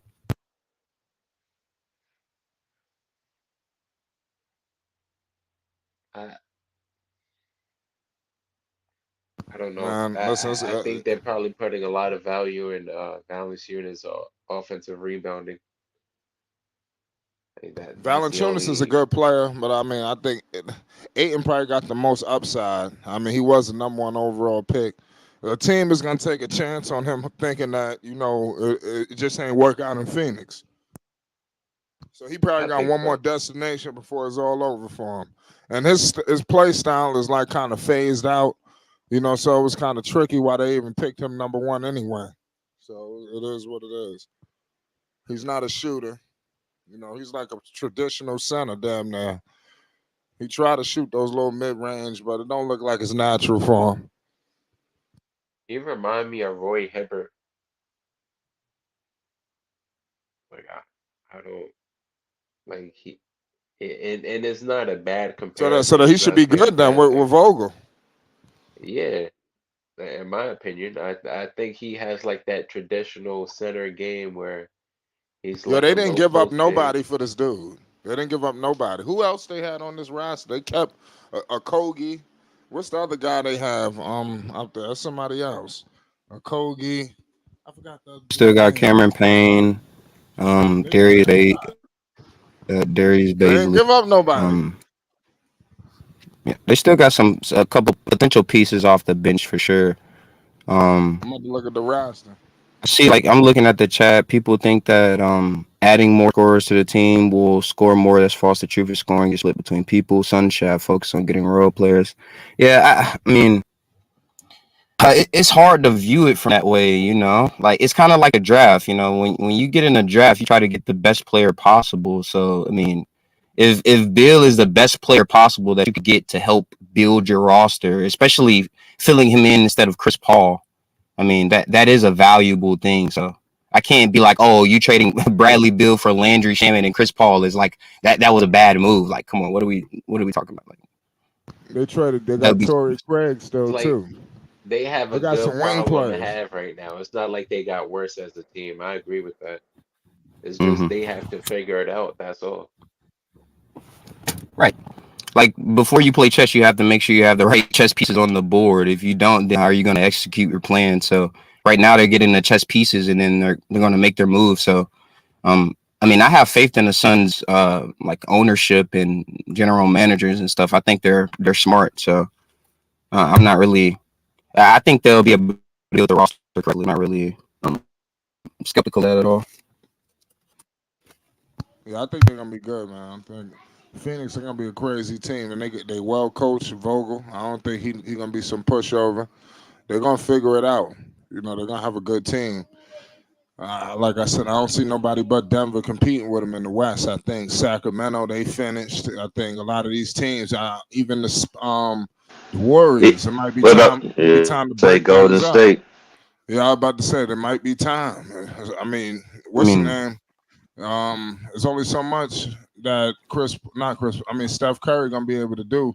Klay Thompson is on and off, and Green is over. Green said he was restructuring his No, contract or Green, something, it's right? I don't know something. They gonna have to do something because they got to get some more horses. They all can't take no big money.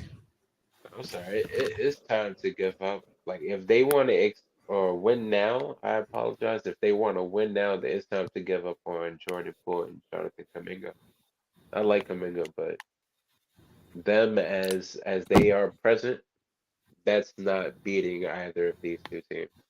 And I pro- and I probably think Sacramento's gonna get better. So I don't even think they'll beat Sacramento if if they match up again this postseason coming up. yeah. I mean, people just need to simplify things a little bit more. I think when things happen, people try to make it too complex. But if you just look at it from a broad perspective or general perspective, you have a good franchise, good owners, and you have a good coach, and you have potentially four all-star players. I don't think we can. If anybody here can think of a team that's had all three of those different things and not been really good, then you can name it right now. But usually, teams with that sort of structure um, accomplish something, um, unless somebody gets injured or something kind of stop it that's external. But for now, I mean, they have everything they need. I mean, and they have the potentiality to actually execute the plan because it's not like they have a shitty coach or a shitty general manager like the Charlotte Hornets or whatever, right? Where they can't get anything together. They can get shit together, right? So I think that's enough to be like, okay, well, they're probably going to be really good. Like it's not really that hard. So I agree. They're gonna be a good team. I mean, so shout out to Raw Truth Media. You just said salute my brother. Happy Father's Day. Appreciate it. Salute to all the fathers out there. We got breaking news all in the NBA right now with Bradley Beal. Man, this is crazy. The Western Conference, the Phoenix Suns have stacked the deck. Who the hell is going to be able to compete with this team? Let's see what LeBron James and Anthony Davis got to say now. Don't be surprised if LeBron is on the phone trying to work something out. Don't think he about to get left out in the cold, while Kevin Durant just stacked the deck. They're going to bring somebody else on this team. Who the hell LeBron going to get? He got to get somebody now. I mean, you think LeBron just going to be running with AD? They got to get a third guy. after what LeBron I can said, see Kyrie. Go ahead. What'd you say? yeah, you said seeing Kyrie going to the Lakers, that would be fire. I can see that. I think they got to get somebody now. Mhm. I don't know. I've kind of lost my hype in LeBron since kind of what he said after the postseason. Like I don't know. It's like does he really care about winning the championship? Is he like I don't know. I'm doubting the LeBron stuff. So I don't know what I can say about that. I would really have to hear some convincing, a convincing answer for why I should really believe in the Lakers and believe in their leader, LeBron. Like, it just doesn't seem like he wants it anymore as much. So, and that's really bad because the West is only getting better. So, I mean, Hey, what I seen from Devin Booker is he take a lot of stupid shots. You know, that's one thing I noticed. He need to work on his shot selection.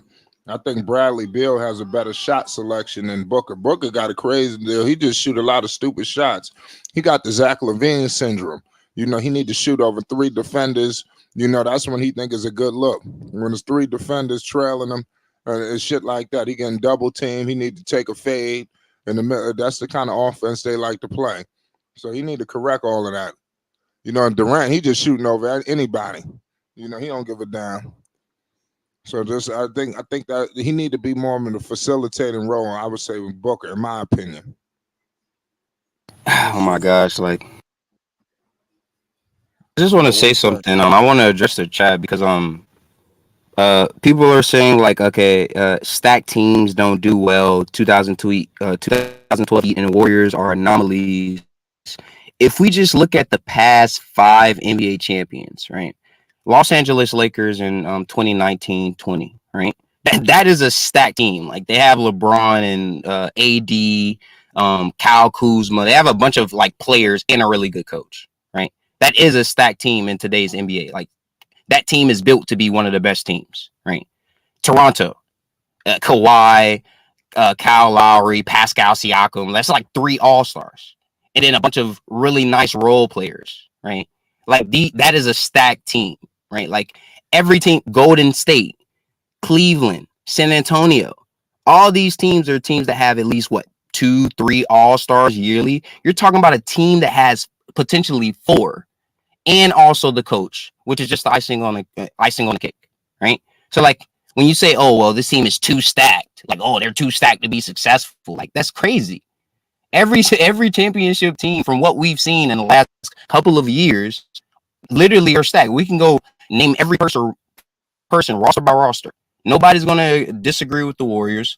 Nobody's going to disagree with the Raptors. Nobody's going to disagree with the Lakers. These are all teams that are quite literally, by the definition, stacked. They have multiple all-star level pieces on their roster. So, like, them having a bunch of all-star level pieces on their roster isn't a bad thing. Like, that's literally good. So I don't see how anybody can say, well, this team has too much talent. They're too stacked. Like, how can you say that negatively? Especially if you haven't seen them play on the floor yet, right? So it's like, I don't see that. But They got them. Somebody got to make some sacrifices. You know, I know that Durant has been here before, but let's see what about these 2 guys. You know, I don't think none of them have played on the team this loaded. You know, so let's see what happens. And I'm telling you, shot selection. That's gonna be their biggest problem. You know, just don't think that they just some juggernauts and they could do whatever they want. They're gonna really have to learn how to play together. I'm and more people concerned like are about Beal and Booker. What you mean? yeah, people are just like disagreeing with the take, but I mean, bro, they have Kyle Lowry, all-star base level player, Kawhi Leonard, one of the best players in the league, Pascal Siakam, all-star level player, Danny Green, Mark Gasol, OG Anunoby, like Patrick McCaw, Jeremy Lin, Norman. Are you kidding? This isn't a super team. They have 3 all-stars and they have like 3 or 4 or 5 capable role players that can all perform in the playoffs. Y'all are telling me they're not a super team? Are you crazy? Any team with 3 all-star level players and great role players is a super team.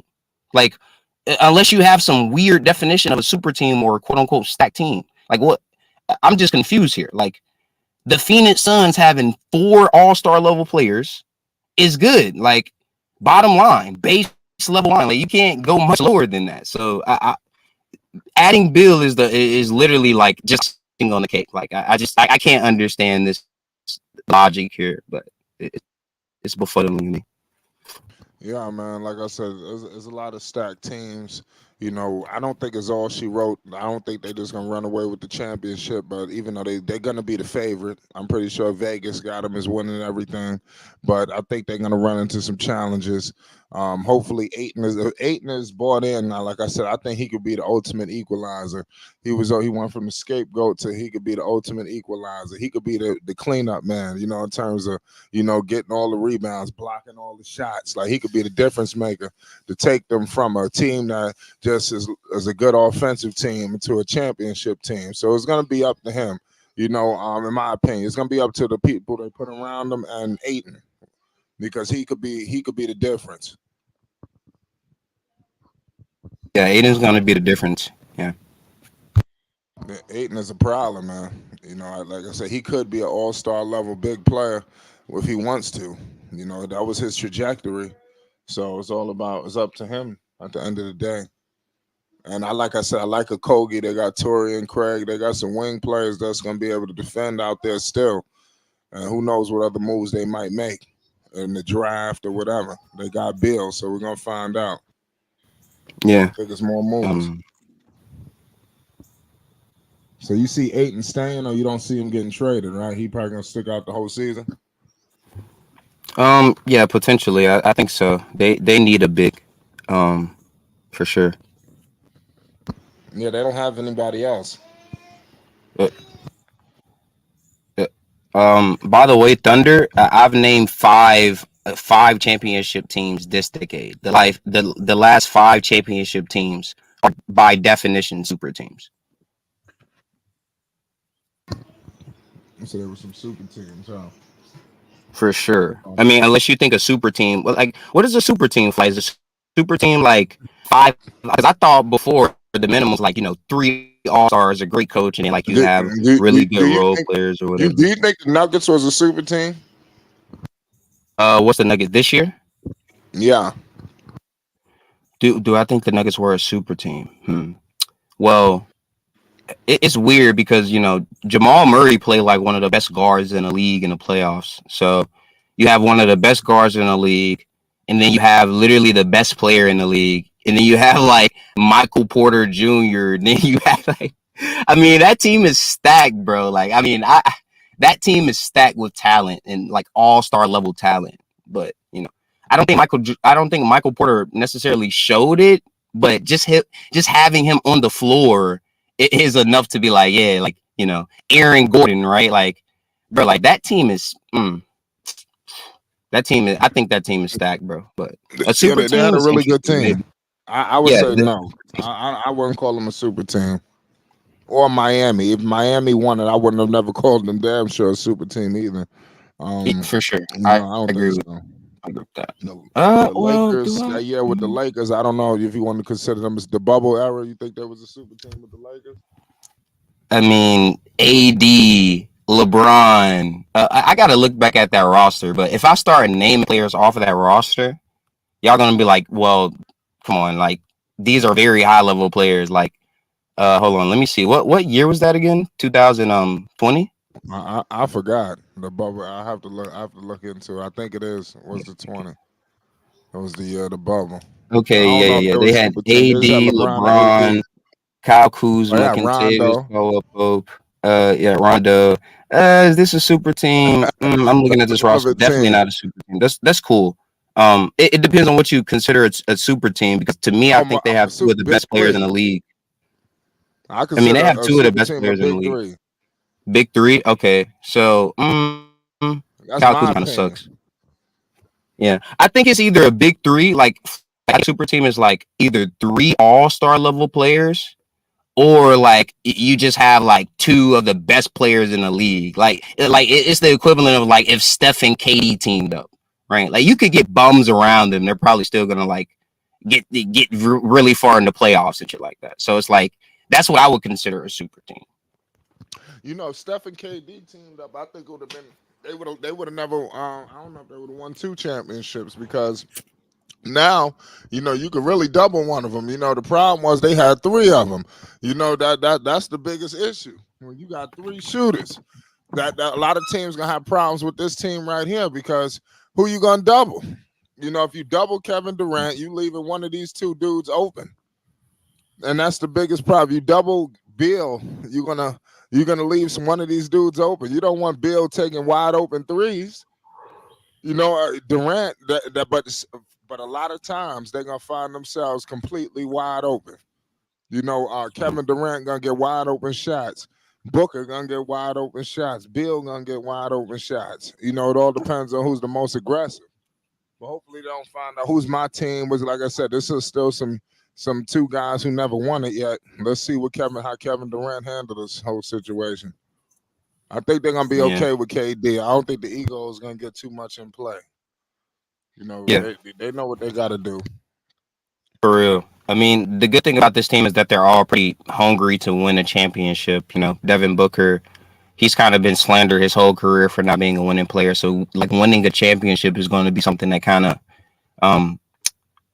it kind of, puts his career in concrete. It's like you can't say that about him anymore. That narrative kind of wipes away. Same thing with Bradley Beal as well. So, Aiden as well too. So, they have all of those qualities that a championship team needs. So, I mean, yeah. Yeah, they just need to get a supporting cast. In my opinion, some shooters. I got to check the free agency, but like I said, they got a whole lot better. Shout out to Slim Can Hoop. The Suns is a big problem, and they're gonna pose their will on a lot of teams. But like I said, I think other teams are gonna start moving to this big three era now. Don't be so. I think Kevin Durant has done it again. I like the way the league was moving. Now it's gonna be like nobody gonna be able to compete with just two stars. Now you got to get three. So we're going back to the big three era. So I'm telling you, the Lakers are going to get another guy. I'm telling you. The Lakers ain't just going to sit back and watch the Suns get three people like this. So now it's going to be an arms race to get everybody to get three superstars. I think the Nuggets got to get better because they're not a super team. What happens is, you got Jokic, who's completely unstoppable, but the Suns got better players all around the board than the Nuggets now. They're gonna cause a problem for all of them. I think I kind of got my idea. Yeah, I was gonna explain. I think I understand why I think the Nuggets are a super team, because it's like, okay, well, Jamal Murray, all-star, right? Nikola Jokic, best player in the league, right? Then you have Aaron Gordon, Michael Porter Jr. Would you disagree that like those two efforts together is like an all-star level like player? Well, Gordon he's If a we're just former talking about all-star. Gordon made Sure. the all-star team before, in Orlando. But I will say that, at times they're very inconsistent, but they're good players. And I think if they was on like other teams, they'll take a bigger role. I think MPJ could be a starter, maybe a third or second option on another team. And Gordon, he was the number one option in Washington at one point. So, I mean, he got put into a role where he could just be a role player. And you seeing his game expand, and look what happened. They got a championship out of it. So it's crazy. The NBA is wild, man. Sacrifices. Give Gordon credit. He was trash in Orlando, and then out of nowhere, he got moved, and look now, he a champion. So, give credit to Jokic.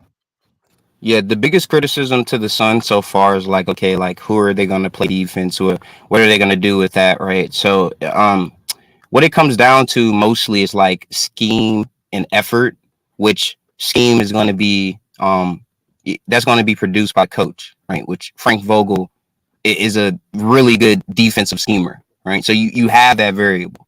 Then you have to say, okay, effort. Can he instill effort in his players? Which he's done before with the Pacers and even with the Lakers in the bubble, right? Like he's able to get these teams to push past their limits, right? So you have those things, which is one of the most important things that goes into facilitating a great defense, or not even a great defense, but an adequate defense, right? And then the icing on the top of that is like, okay, do you have the pieces, right? Now they have the pieces. Like he can be one of the better or one of the best defensive bigs in the league, right? You have KD that, obviously has that versatility defensively and also has shown that he can be a very capable defender as long as he stays healthy. So then it comes down to like, Devin Booker and Bradley Beal. Now I think Bradley Beal has the build. He has the He has the measurables, the awareness to be a good defender. I think it's more about effort with Beal. Same thing with Booker as well. I think both have the intangibles to be good defenders. It's just about can a coach actually instill them or motivate them to play defense on a higher level and push through their limits, which I think Vogel can, right? So when you assess these things in totality, it just, it creates a clear picture that, defensively they should be fine as long as Vogel does his job. Now, if you don't think Vogel's going to do his job, then yeah, they're probably going to be pretty mediocre. But they have all the talent necessary, so I'm worried about them defensively as well. I just think they need to get the adequate pieces at the point guard position and maybe some decent role players, and then that's it. They have everything. Like, there's no more doubt. Does this send a domino effect around the league with the big threes now? Because it would seem like we was in the duos. Do you think now it's going to be an arms race to get three superstars on one team again, like it was like a few years back? That's a very interesting question. I don't really know. I think teams are doing that anyway. I think teams are just trying to acquire the best talent possible, adding that to the roster to further proceed in getting a championship. So I don't really, I don't see the difference now that they have done it. It might create a bigger incentive, right? Like they might try to chase harder to get this thing. But I think the goal is pretty much the same, all in all. But I do think it's probably going to create a bit of awareness around the league, and yeah, I do think it's probably going to push teams to acquire more talent a little bit more. So yeah, I agree. Yeah, like I said, it's crazy situation. Now it seems like Kevin Durant is finally going to get the team that he wanted, because you've seen he tried to do the same thing in Brooklyn and it failed, right? Don't you? What do you think? Yeah, the thing in Brooklyn is I don't What's going to be the know if difference? they had the difference is I think they probably have a leader. They have better leadership qualities in Phoenix and in comparison to in Brooklyn, because I don't really know how good of a head coach Steve Nash is. I know he was a great player and a great leader on the court, but as a coach, X's and O's, I don't know how great he Yeah, he is. was a But Vogel, joke. I He know was a he's a joke. good coach. Yeah, and I don't know how much he can galvanize the troops and tell James Harden to like play defense, or even the same with Kyrie Irving. But Vogel, I think he has that quality to where he can kind of motivate Booker and Bill as well to do those things. So I don't think it's as many egos as well as that team. That team was very, James Harden personality, Kyrie personality, Steve Nash, and KD. Like, this team seems a little bit more laid back. Bradley Beal is cool. Booker seems cool as well. And they have an obvious leader in KD. So I think it's very different, because in Brooklyn, I think they were fighting over who was the leader. This team, I think they know who the leader is. That's KD. He's the one that's won the championship. Nobody else has on that roster. If we're talking about Ayton, Booker, and Bradley Beal. So he's going to be the obvious guy to look to. And, that's going to be the main difference in Phoenix, is that they have those leadership qualities that you can look towards, and that's a lot more concrete. Yeah, I'm with you on that one. I mean, like I said, Frank Vogel, I think is going to be better. I would have liked a different coach, but I mean, Vogel ain't too bad, in my opinion. I mean, Steve Nash was a joke, so I think that was the problem. Nash had no Yeah, I think business Phoenix will coaching be that pretty low. caliber. He had no business coaching that caliber of a team. Yeah, weird to bring in a coach that doesn't really have that. You don't really see that too often. But I mean, I guess being a great player can kind of account for those things. So I'm not really surprised that it happened. But I think that's the obvious differentiation between that situation and this situation with the Suns. Yeah, it's gonna be crazy, man. I want to know what's up with Harden too. There's a lot of other players that could form another big three. I think Harden could be on the move. Kyrie could be on the move, and I think all of these teams could join somebody else. I mean, uh, let, let's figure out where the next super team is gonna be headed. This is gonna be crazy. In my opinion, the NBA is looking wild. Could we see any draft day trades happening? Off the ramifications of this move. Anybody could take that. We got Rico unstoppable too. Anybody could take it.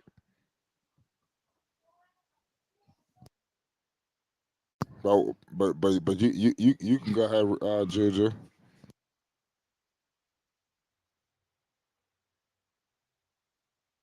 Hey, hold on, give me a second. All right, you good. Shout out my man Unstoppable in the building, Chicago. Shout out Rico. Shout out Rap Guy Reloaded. Shout out Slim Can Hoop. Salute to everybody in the chat right now, ladies and gentlemen. It's Flight Sports TV. You already know what it is. We got breaking news in the NBA. A big time trade has took place involving the Phoenix Suns and the Washington Wizards. Bradley Beal is finally on the move. It took years, for this move to take place, but finally it has happened. And the Western Conference it got even more deadly. The Phoenix Suns have put themselves in position to be the team to beat. All of the teams will be gunning for this man. Shout out Devastating. This is a complete blockbuster. Nobody could have thought this. Nobody could have seen this coming. We did see that a few days ago that it was two teams possibly. Chris Paul's name is all floating over the books.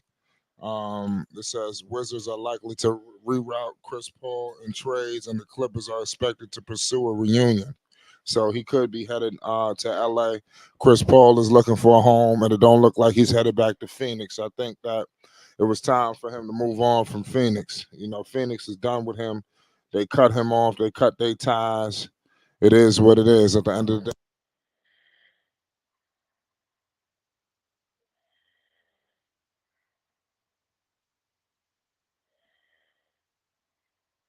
It's a crazy situation. But nonetheless, it is what it is, y'all.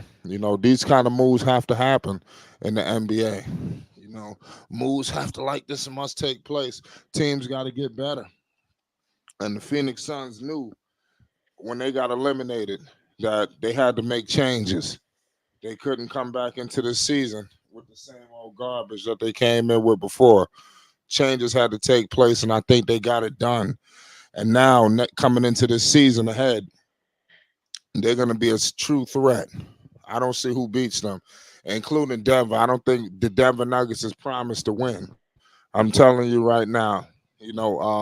Gordon, MPJ, they're going to have a serious threat going up against these guys. Nobody's going to be able to stand in front of them. Rap Guy says, do you think DeRozan getting traded this offseason? I could see a lot of people getting moved. I think now with a situation like this, a lot of ramifications, take place now. Unstoppable was good. Yo, Yeah, it was good. what's up? I was just gonna ask you, Stop. what other teams besides the the Denver Nuggets could beat this team? Shoot, all depends what moves we made. So right now it's looking like, yeah, of course Denver, but you never know. Shoot, Golden State may be able to do it. If they make a couple of changes, I think come draft night we're gonna see some movement. Some teams gonna make some moves. Yeah, man. Me too. I hope so. I think somebody just said, do I think DeRozan is on the move? What do you think about that? I think maybe, yeah, he could be. It's talks that DeRozan could be on the move. Shoot, this talks that Zach LaVine could be on the move too, but you're not gonna know until draft night. Shoot, Yeah, draft night gonna be crazy. When you think yes it of some is, of these most players definitely. in the world, You and said also what? I said when you think of all of these players like Scoot and Miller, I think it's gonna be crazy. All of the ramifications. Feel free to hit the like button, ladies and gentlemen. Also, support Flight Sports TV, ladies and gentlemen, in the Cash App.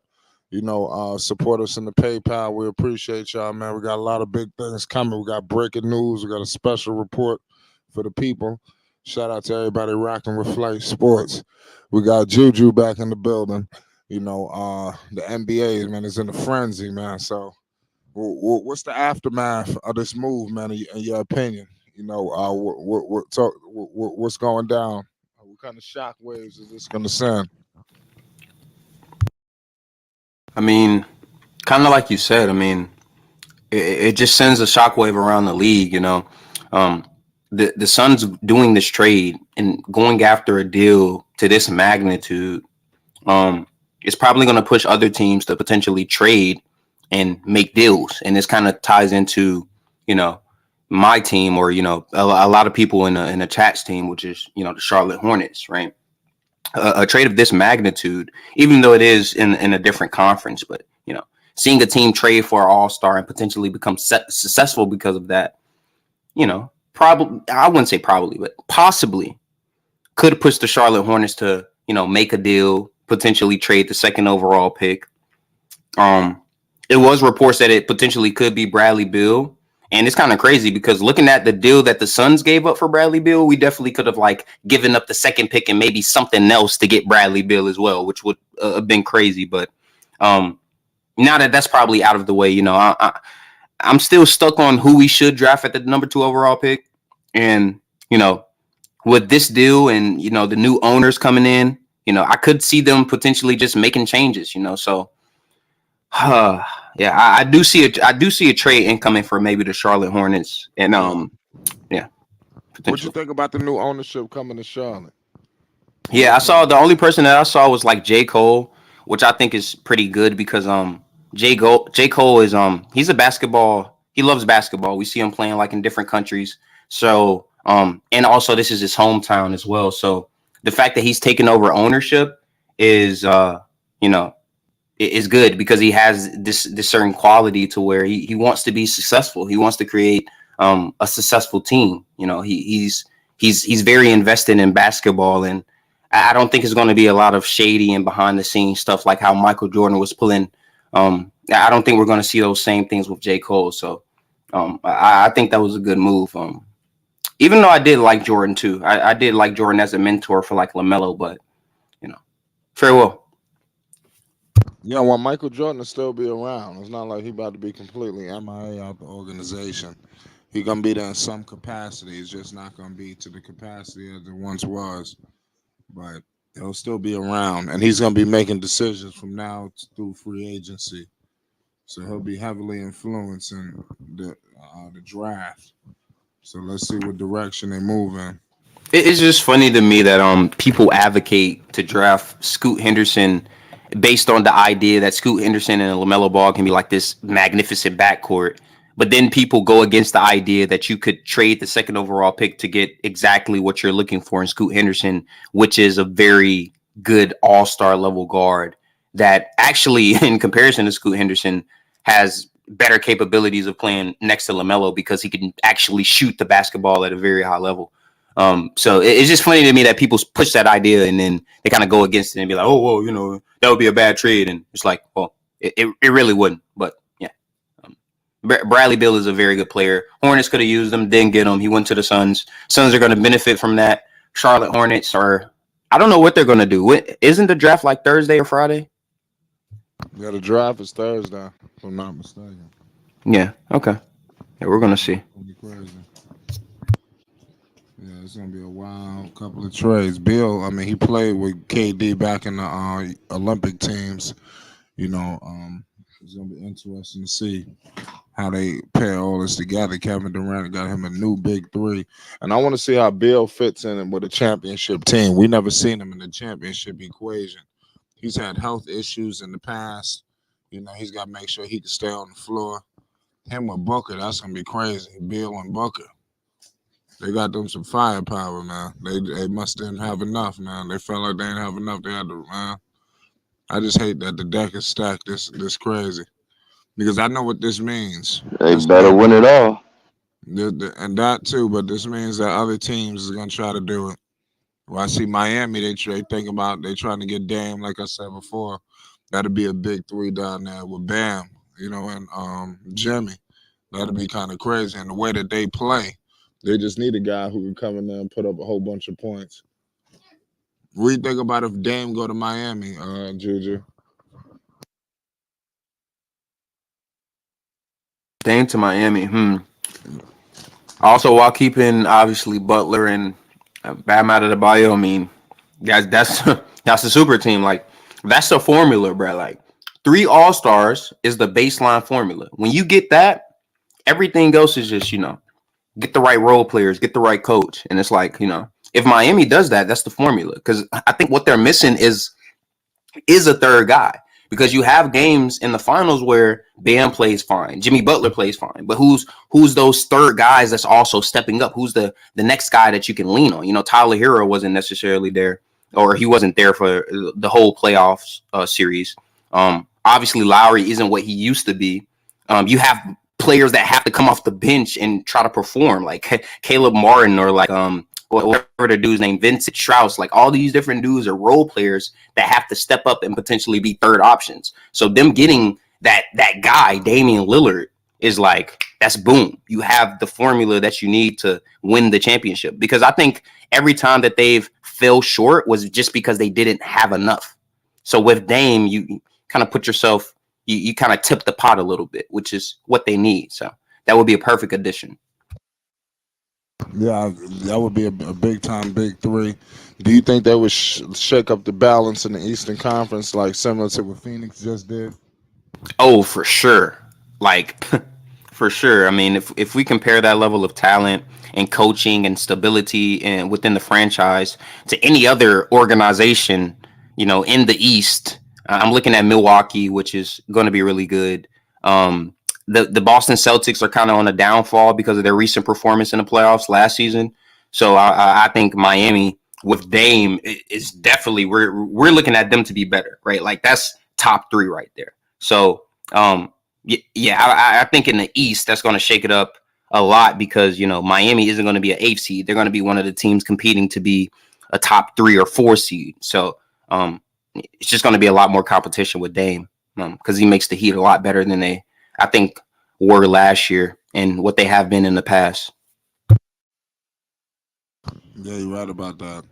It's wild. Shout out to Chuck Morris. Suns don't necessarily play defense. It burns bright and hot. We're going to find out how they're going to be good defensively. Well, remember, Vogel, that's supposed to be his specialty, defense. So it's all about what he can implement. I don't know who the hell the assistant coach is going to be. But what you think about that Unstoppable? What? About the defense coming from Phoenix, because a lot of people are concerned about that. And then I want to get your I thoughts don't on the know Heat. I don't know because I was just about to ask you, do you think they're gonna keep Aiden? I mean, if they keep Aiden, Yeah, we spoke on that. I think so. I don't know because they was barking on Ayton. I remember Durant and it looked like Booker. They kept getting on Ayton, so I don't know if they believe in Ayton low key. So it I might not think be as bad as we think. a part of me think they might try to trade him just to. They got to fix that bench, man. You know, so they might look to trade him somewhere to get a couple of pieces back to fix that bench. Far as Heat, I think that'd be a good addition if they get Damian Leonard. I think they're gonna need a little bit more pieces, but he'll definitely help out the Heat. Him and Jimmy. Oh man, they'll be nice together. I don't think it's gonna get them.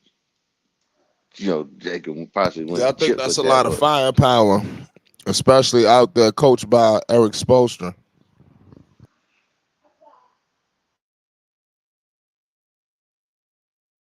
Yeah, it definitely does. I don't think it put him. I don't put it. I don't think it puts him above a team like Milwaukee because they have those qualities that kind of counteract what the Heat are best at. I mean, they have that versatility, the length. They have very good defensive capabilities. I mean, Drew Holiday, good defender. Chris Middleton, solid defender. Obviously, Giannis, arguably the best defender in the league. So when you're looking at that, it's like, well, against Milwaukee, they're probably losing. But every other team, Boston, I think they probably beat Boston. Um, who else is in the East, man? I'm trying to think. Chicago, not well, Chicago. Don't have to worry about them anymore. Who else? Atlanta, boom, out of there. It's just not a lot of teams that I think can compete with that firepower other than Milwaukee. So it's going to be very interesting this season. We're going to see a lot of things. Yeah, it I is. don't know. What about the Sixers? I'm forgetting about the censors. Harden and Embiid, a couple other decent role players, Tobias Harris. I think I'm going with the Heat, man. Like they're to me, I think adding Dame makes them better than what they were last season. What they were able to do last season is just basically be one of the best teams in the East, like so. And especially beat the team that literally beat the 76ers. So um it makes a lot of sense that they probably would be better than the 76ers next year if they just added a better player, got a little bit better. So, yeah, I think they'll be better for sure. Um, have better coaching as well. So, that's another thing that people forget about. But coaching always matters. They coach over. They got Nick Nurse now, right?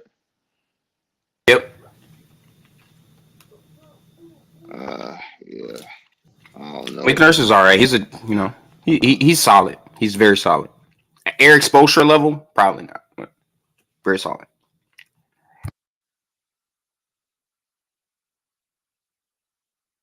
Man said the 76ers, sure. The Cavs, hell, No, not bro, the Cavs. no.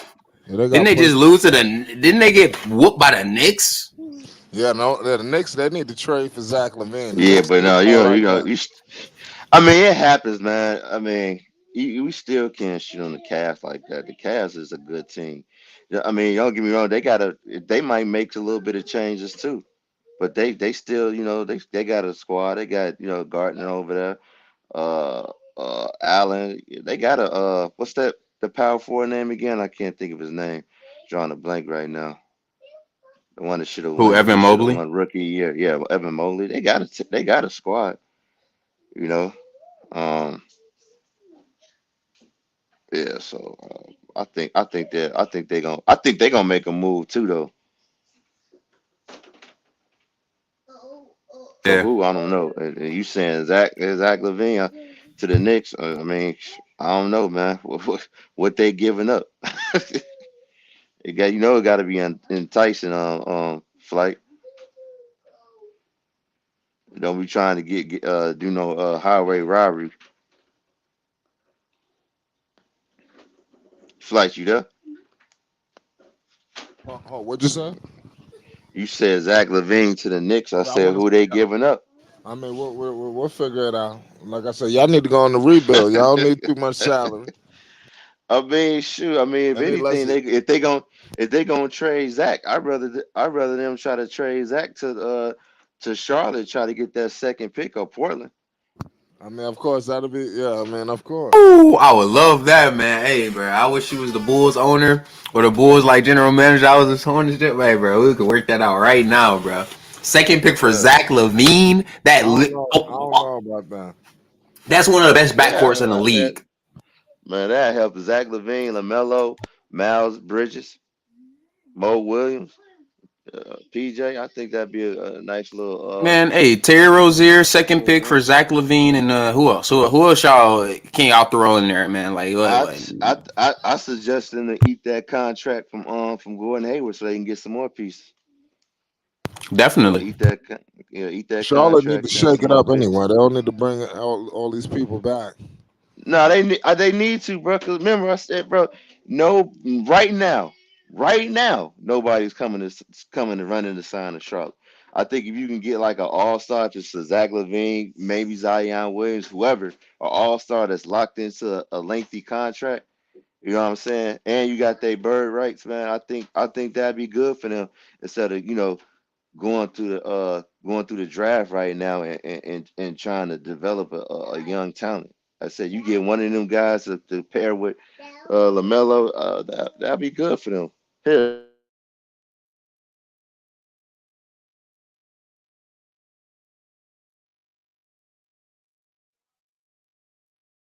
You're right about that, man. Shout out Thunder. So y'all say everyone is joining the Lakers and it never happens.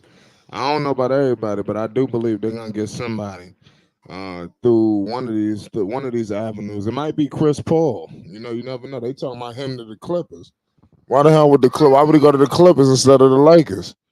The only way I can see that happening unless LeBron just don't want to play with Chris Paul. He probably don't want to complicate the relationship. Because it's not like he Chris Paul in his prime. now, Michael, I would say who the Kings is giving up, man. Who you giving up? It can't be like I said. This ain't Hey, the. Malik Monk had a hell of a season.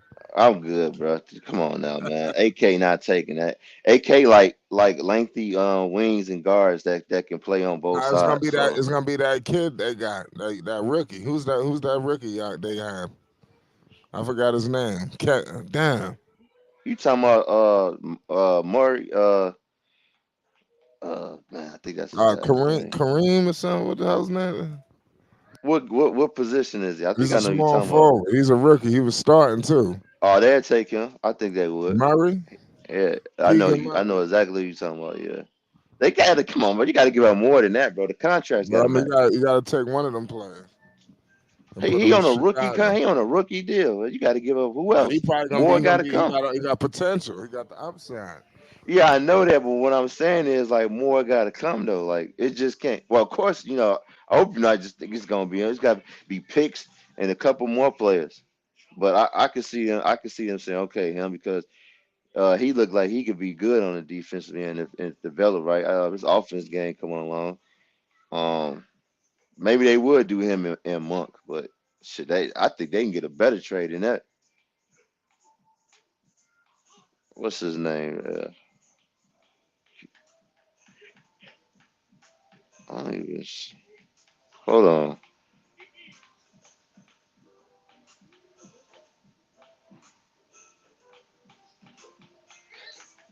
What's the player you Yeah. talking about? Nah, I can't think. Wait, no. I'm thinking of a different player. I'm thinking the dude on the Pacers. Never mind. Hell no. I was thinking Buddy on the Pacers. Nah, they don't have nobody, bro. That I think they'd be like, okay, let's go ahead and do it. What pick do they even got a? Are they even in the top 10? I can't remember. Who? Far as any, the Kings. So you said the Kings. I'm not sure if they're in the top 10. You talking about in the draft or the standings? The draft. No, they're not. I don't think so. They're not in the Oh top man, they 10. getting hung. They getting hung up on, fam. They got nothing to offer. I'm good, bro. Unless they talking about giving up a gang of damn picks. I'd rather make a trade with the Knicks than them fools. Yeah, listen, the Knicks got some pieces. I think I sleep on the Knicks pieces. I mean, But yeah, with this, The Scoot Knicks Henderson got would be a problem. the Knicks got pieces, but you add Zach to that, they gonna be in the playoffs every year, bro. So it's like really them picks is not gonna be in the range they would love it to, they would like it to be in. So it'd be kind of pointless unless they looking at getting a Manu quickly, maybe like a Obi Toppin and who else they just decide to throw up in there. I guess a Julius Randle to for the contracts to match, but you know, I think maybe you still again shoot if Charlotte willing to move off that second pick and you throwing in Zach in there, I'd rather just do that. And then again, like I said, with the point guard thing is I shoot I think something going on with Chicago for the point guard spot because they best point guard wind up having a season ending career, you know. So I don't know.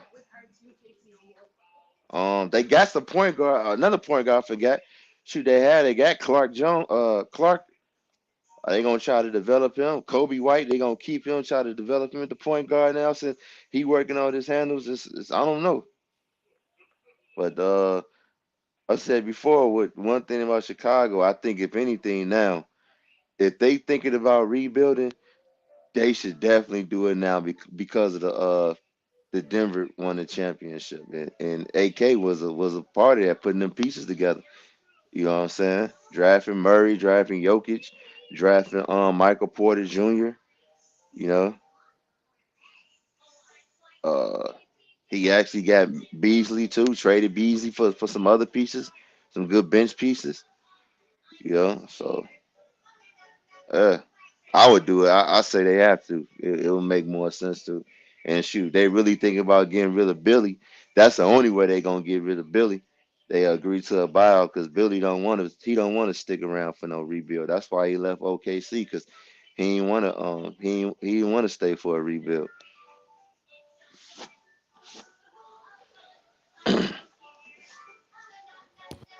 Yeah, you're right about that. Good call. So it's gonna be crazy. It's gonna be crazy to see. I can't believe they all on the same team. But I Yeah, mean, yeah, Beal deserved. I that think is, Beal bro. deserved it because he was wasting away out there.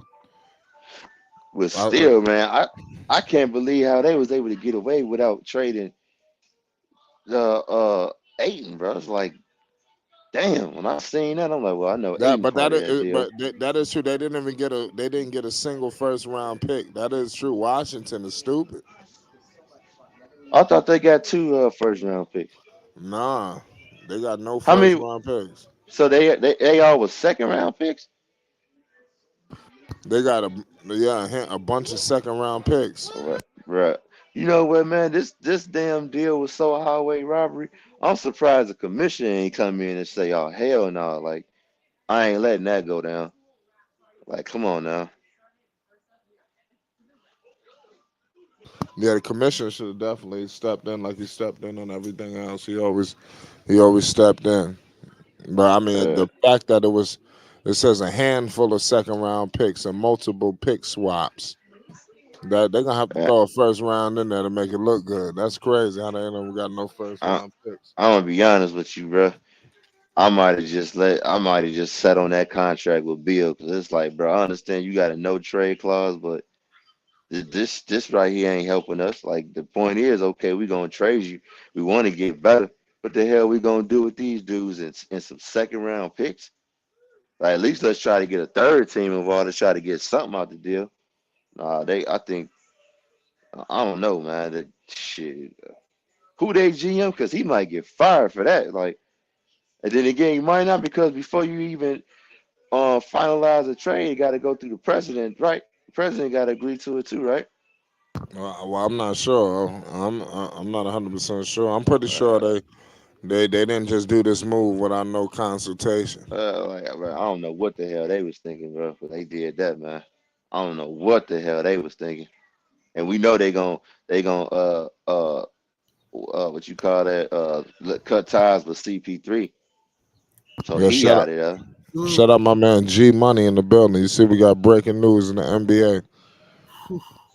What's going on? Now we get the Phoenix ball handling Suns. What's Happy Father's Day, everybody. Happy Father's Day to all the Appreciate it. dads, Happy all the Father's Day, uncles. Unstoppable.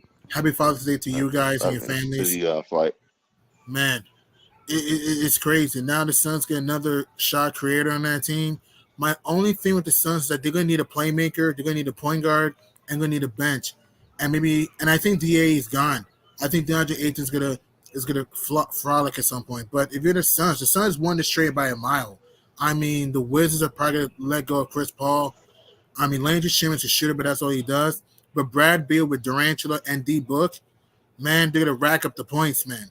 My only concern with this trade is that Bradley Beal need to move without the ball, and that's the only thing right there. And that's the thing right there. But other than that, and the defense still has not been fixed yet. But offensively, they're gonna be deadly. If they can just get a point guard, trade 18 for Hey, some depth, they'll be dangerous. Yeah. I just thought of something. Now I'm saying maybe they can get Kyrie, but what if they try to trade Aiton to Atlanta and try to get either Dejounte Murray or Trey Young? Oh my God. Oh, that'd be nice. Getting DeJounte Murray or trade with that team, and a bench. You're gonna need a bench too, and a Yeah, center. yeah.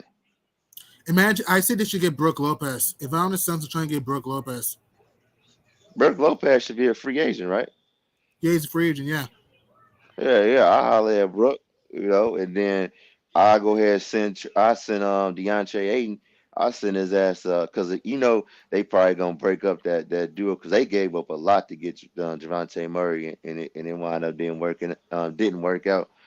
So Yeah. I try to get Trey or Murray. Preferably I try to get Javante. I understand I like Trey. He can shoot it, but Murray he's uh I'm looking at him because how tall he is and he can play defense. So I would try to get Murray if I was him. Mm-hmm. DeJounte Murray at the Suns will be dangerous because if you get DeJounte, you get a guy who can nail the mid range, athletic dynamo, can pickpocket you like Swiper the Fox, and he's fast though. And Yeah, he's an yeah, underrated most playmaker. yeah, most definitely is. Damn near Walker triple double too, man. If everybody tuned in what he used to do for the damn Spurs. He's an Yeah, all-star, yeah. uh, yeah, that'd be crazy. But they're gonna need a bench though. The Suns still need a bench though. Phoenix is gonna Oh, need a oh fifth yeah, year the bench. most def.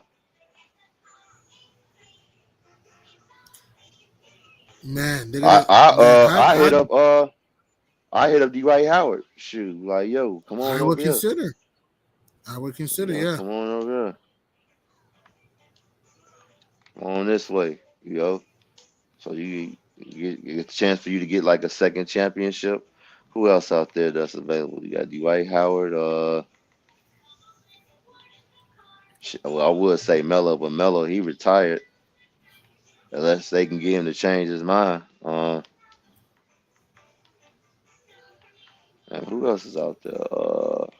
You got Well, if Howard. you look at as far as overall, oh, this probably won't happen. What about James Harden though? You said James Harden to the you said to the Suns? Right. I'm not saying it's gonna happen. I'm saying it. Would you consider if you're Phoenix? Oh no, I'm good, bro. I think they fine, man. That's too much, man. They gonna be over the they gonna man, nah. I say they can get Howard. Shit, DeMarcus Cousins is still out there. John Wall still out there. Uh, who else? If you talk about center, would you guys? Do you think the Suns could use a Christian Wood? Yeah, Chris, if he's willing to take that cut, he gonna have to take a Right. major cut. But they're gonna need a rim protecting big. I know Aiton's a good defender, but he's lazy. What about? I'm looking at centers here. What about? Because Biombo's going to be gone the way he looks right now. What about Andre Drummond? Nah, Andre Drummond gonna be with Chicago, bro. He opted Oh, he in, has a player so option. he gonna stay. Yeah, Oh, he opted in? yeah. Oh, wow. Okay. Uh, Would you sign? I'm looking for starters. What about Nikola Vucevic? yeah, I can see him going over there. He gonna have to take a pay cut too. Mm-hmm. Uh, yes. Okay. Yeah, what's good, G Money? It's a What's up, man? crazy What's up? situation in the NBA, man. You see what's going on. Is this gonna be a new domino? Like it's like we moving into the big three era we was in the duos. Do you think this is gonna set a new trend? I'm on record as saying, LeBron on the phone right now, trying to make sure Yeah. he ain't getting left out. So let me know your thoughts on this situation. Possible. I think it's possible we may get to the big three era. It's possible because now the Suns are going to it. So it's possible you can see like Dame go to Miami, big three of Dame, Butler, and Bam, or a big three in New York, Zion to New York for like I guess Brunson, RJ, and Zion and RJ reunited. I can see some big threes in the future though, like Chris Paul going to the Bucks, maybe for it'll probably Chris Drew Holiday, Greek Freak, and CP3. So it's possible to see the big. I think the big three area will probably come back the way it looks right now. Yeah.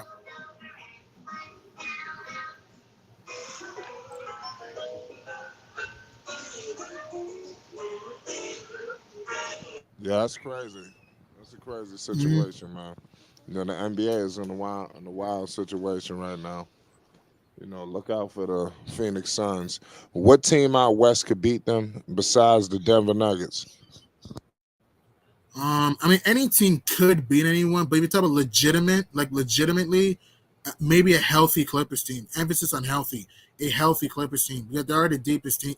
They are one of the deepest teams. So out west, a healthy Clippers team.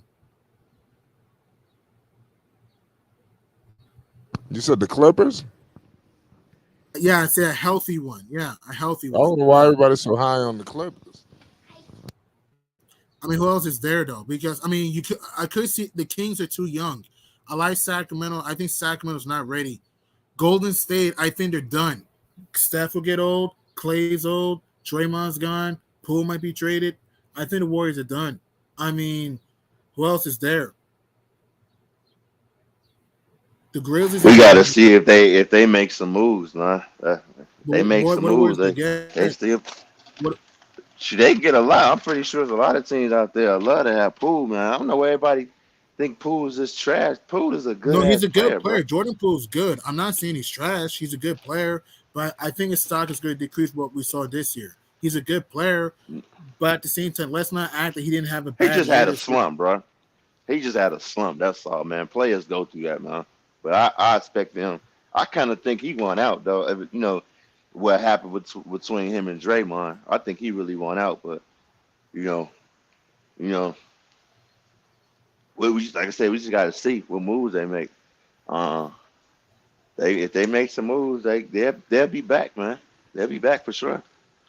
Right, but I think Draymond Green's gone. That's one of the best defensive players, one of the best Oh, I playmakers. think no doubt. If He's he ain't gone. talking about taking no pay cut, he out of there. And Steph is going to get old. Steph is older. How long? Steph is old. Clay is old. Remember, Steph and Clay are more That's injury prone. And Steph and Clay are injury prone now. that's when it's time for Poole to step up, which I believe he can. You know, Well, he got to better. step up, young fella. I think he will. I mean, like I said, he had a slump, man. Players done went through a slump in the NBA before. I expect him to pick it up. Mhm. So when we You look don't when think we he look would? at when we look at all of the dynamics in the West, we got Denver on top of the throne. Mhm. Then who would you put the Lakers? I mean, or was the Lakers Nah, just super exceeding I expectations? think the Lakers gonna make some moves and be better. I guess. I mean, the Lakers. It's a possibility, but I think I don't know if they will be at the top of the mountain again. LeBron's getting older. 80 is gonna be 80's too streaky with me. I don't know. What if they add Kyrie? Yeah, but that's an if. What happens if they don't? Who's to say Kyrie goes there though? I don't think Kyrie's going. But that's an if. What happens if they don't? Well, I I know mean, Kyrie's been hanging out in LA a lot, doing a lot of LA activities, and I'm talking about basketball, not just off season, vacation and stuff. But we know they all go to LA, they all go to Miami. But he's been doing a lot of basketball stuff out in LA. He was spotted at the Drew League. Phil Handy picked him up personally, and we know Phil Handy is the Lakers' assistant. So there's a lot of connection and lineage for Kyrie in the Los Angeles Lakers. It seemed like Kyrie is trying to instill himself in the grassroots of Southern California, specifically Los Angeles basketball network. So he started this last season, but wasn't able to fulfill all obligations based on the tumultuous situation that was dealing with the Brooklyn Nets. And then he ended up in Dallas, so that took him away from the LA area. We have to see Uh-huh. how this unfolds with Kyrie and his connections and friendship with LA upper management. Uh-huh. Also, he's been at the Sparks games. That's why I need to mention that too. He's been at the LA Sparks game. So, Right. I mean, he's Right. making his chitlin circuit. Where do you think Chris Paul? Right. Where do you think CP3 is going to go? Because we all can agree that the Wizards are going to let him go at some point. Where do you think CP3 is going to go? Going to go wherever Monty Williams end up. Monty's on the Pistons. That's where he might end up. He might, but I don't think he will. You're right. He could, but I don't think he's going. I Because don't think he's you going can there. Chris Paul, because this is why I say this, G Money. And you very astute in basketball information.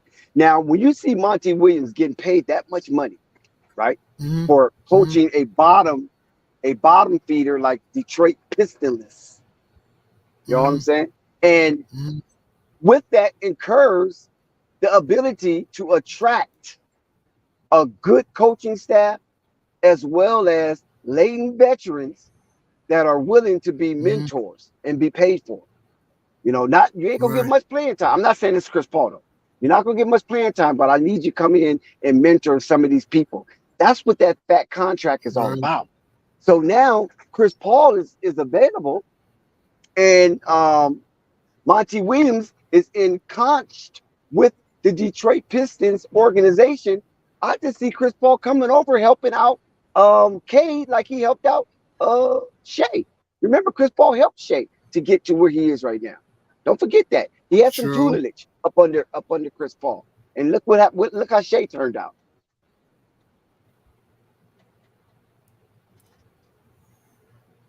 Yeah, but I don't think he's going to the Pistons. Why does want to go to a? I know the Pistons have talent, but why does want to go to a team that's pretty much going through a downward spiral? I just don't think we want to go to Detroit. Oh, whoa, whoa, whoa, He whoa. wants to be G a Money, contender. stop. G Hang on, Money, hang on. I gotta stop you. I gotta stop you, G Money. I got to stop you in your tracks because I'm seeing some mental slippage with your basketball alchemy. And the reason why I'm saying is because how dare you, G Money, my brother? How dare you say that Chris Paul will not go to a bottom feeder team? Where was He's Phoenix? not. Where was Phoenix, G Money? Please help out the He stream. was Where was traded. Phoenix? He was traded. But he there. accepted He was that. traded. He accepted it. Chris Paul had the leverage to pick his teams. You're comparing the Suns. The Suns were bad, but the Suns were on the uprise a little bit in The 2019 Suns was and not 2020. the Suns was not bad. They was pitiful. 8-0 bubble. It's not comparable to this, though. The Suns were Yes, it in the is. bubble nearly made the playoffs. Okay. Let me make my case, How? Your Honor. Pistons have been a problem. Your Honor, let me make my case. The reason why Go ahead. the Suns are comparable to this is based on the fact that the Suns was bottom feeders. I think what did the Suns win? Like 16 games or something like that? I mean, it was god awful. That's 2019. Well, 19, okay, 19 games.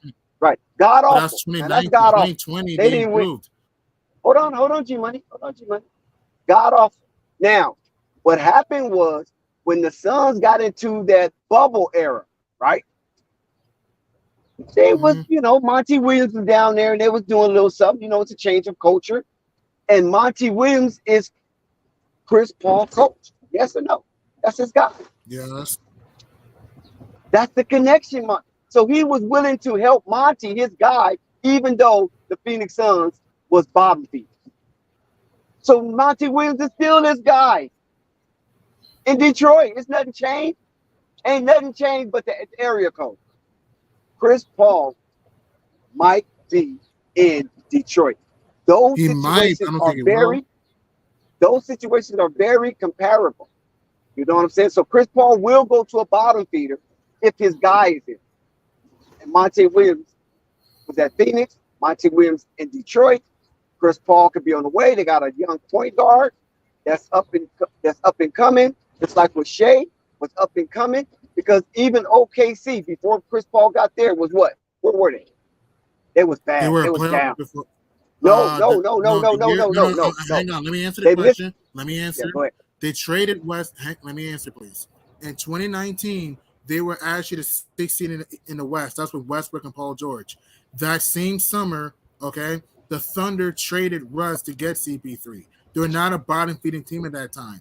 The Pistons have talent. I'm not denying Paul George that. wasn't Detroit there. has talent. I know, but they traded Paul George and Russell Westbrook. They traded Paul George to the Clippers. Russell Westbrook rocks that same all season to get Chris Paul. That's what I'm saying. But the Thunder had some talent. Right, but the Thunder had Dennis Schroeder. You still had Gallinari. You still had Steven Adams. You still had some talent, though. The Pistons have talent, yes. But again, Detroit has been an abomination for years, though. But consider this, Detroit has been an abomination for years, a complete abomination. Phoenix, yes, they missed the playoffs 10 years in a row. At the same time, the Suns show some uprising in 2020, in the bubble. It's not like the Suns were a complete joke in 2020. The Pistons have been a complete joke. Stop right there. Stop right there at the bubble. Stop at the bubble. Stop at the bubble. That's very good information. But remember, Phoenix Suns was invited to the bubble knowing they was not going to qualify for a play-in slot, right?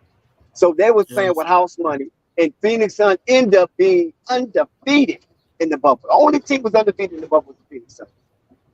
And so that was a glimmer of hope. I agree right there. And that's what I'm saying. And that's why Chris Paul probably didn't have no fudge of going over there because it showed a glimmer of hope.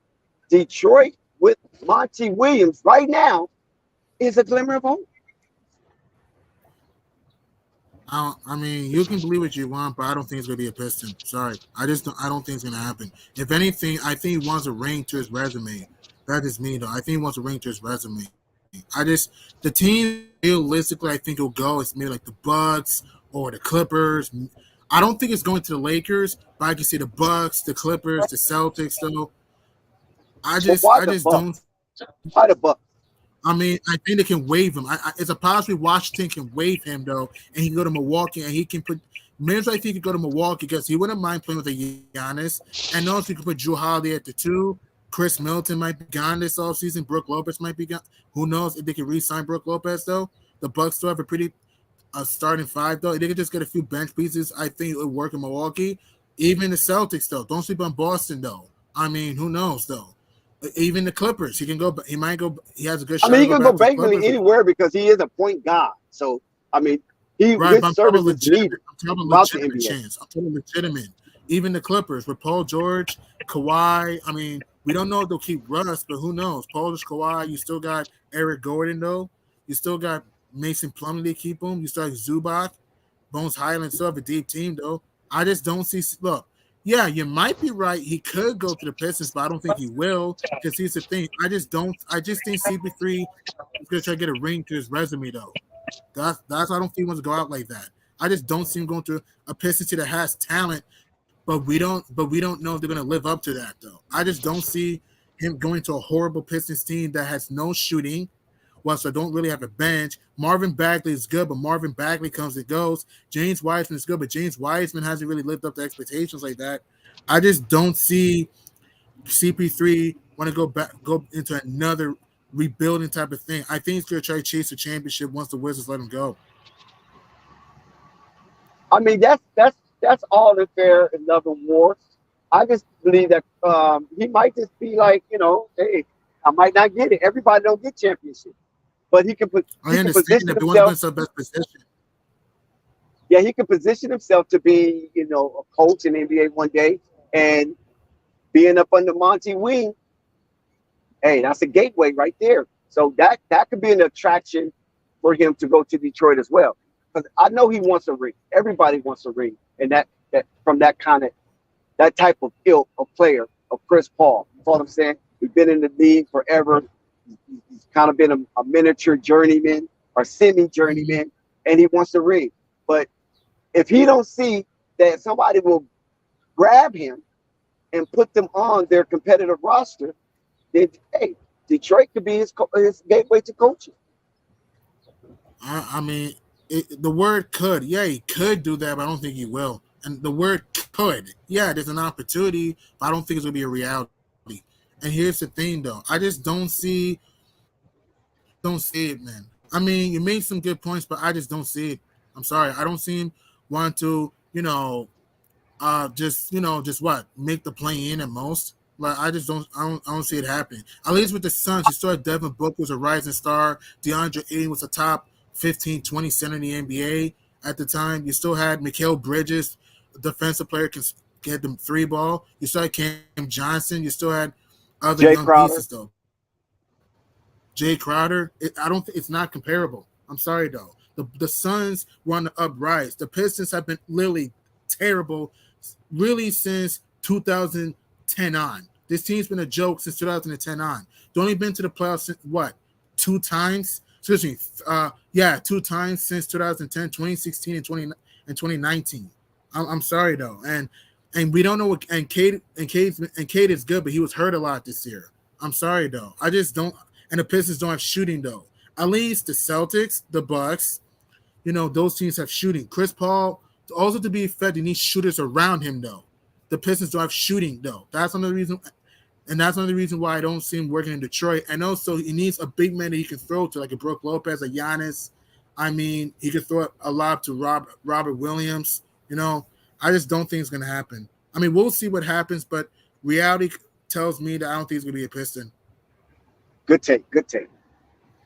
Now, when we move away from Chris Paul, we'll see how that unpacks once the events start getting closer and closer, what we call the event horizon. Hmm. And it would be interesting to see where he probably would end up. Now, what Hmm. about Kyle Kuzma? Do you think Kyle Kuzma is going to remain a Wizard, No, or he's you think gone. they might be looking to shop? And explain. Kuz is gone. I think Kuz is gonna leave by himself. He ain't gonna be a Wizard. No way. He ain't gonna be in no proper rebuilding situation.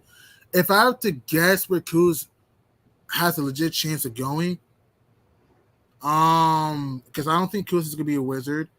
Don't be surprised if he gets traded to the Knicks. Don't be surprised. It's a possibility he might go to the Knicks. I mean, another team he might go to. I'm talking like legit contender. Maybe what else? Shit. Yeah, because he ain't gonna be a Wizard. I see the Knicks in there.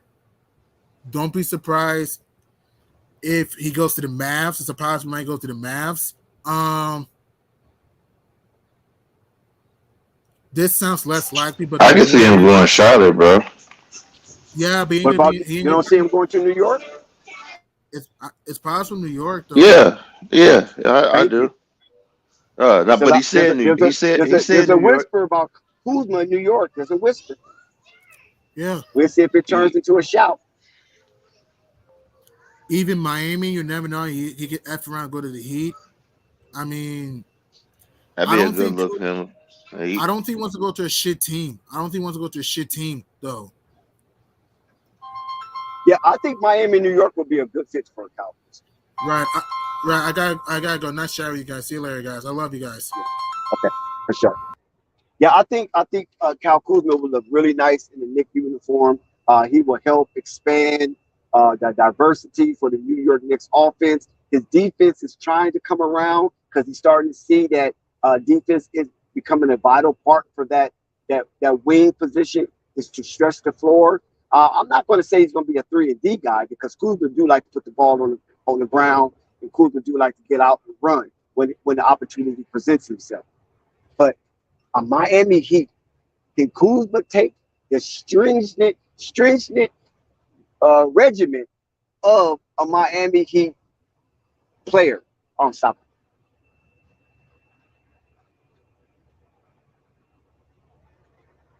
Unstoppable?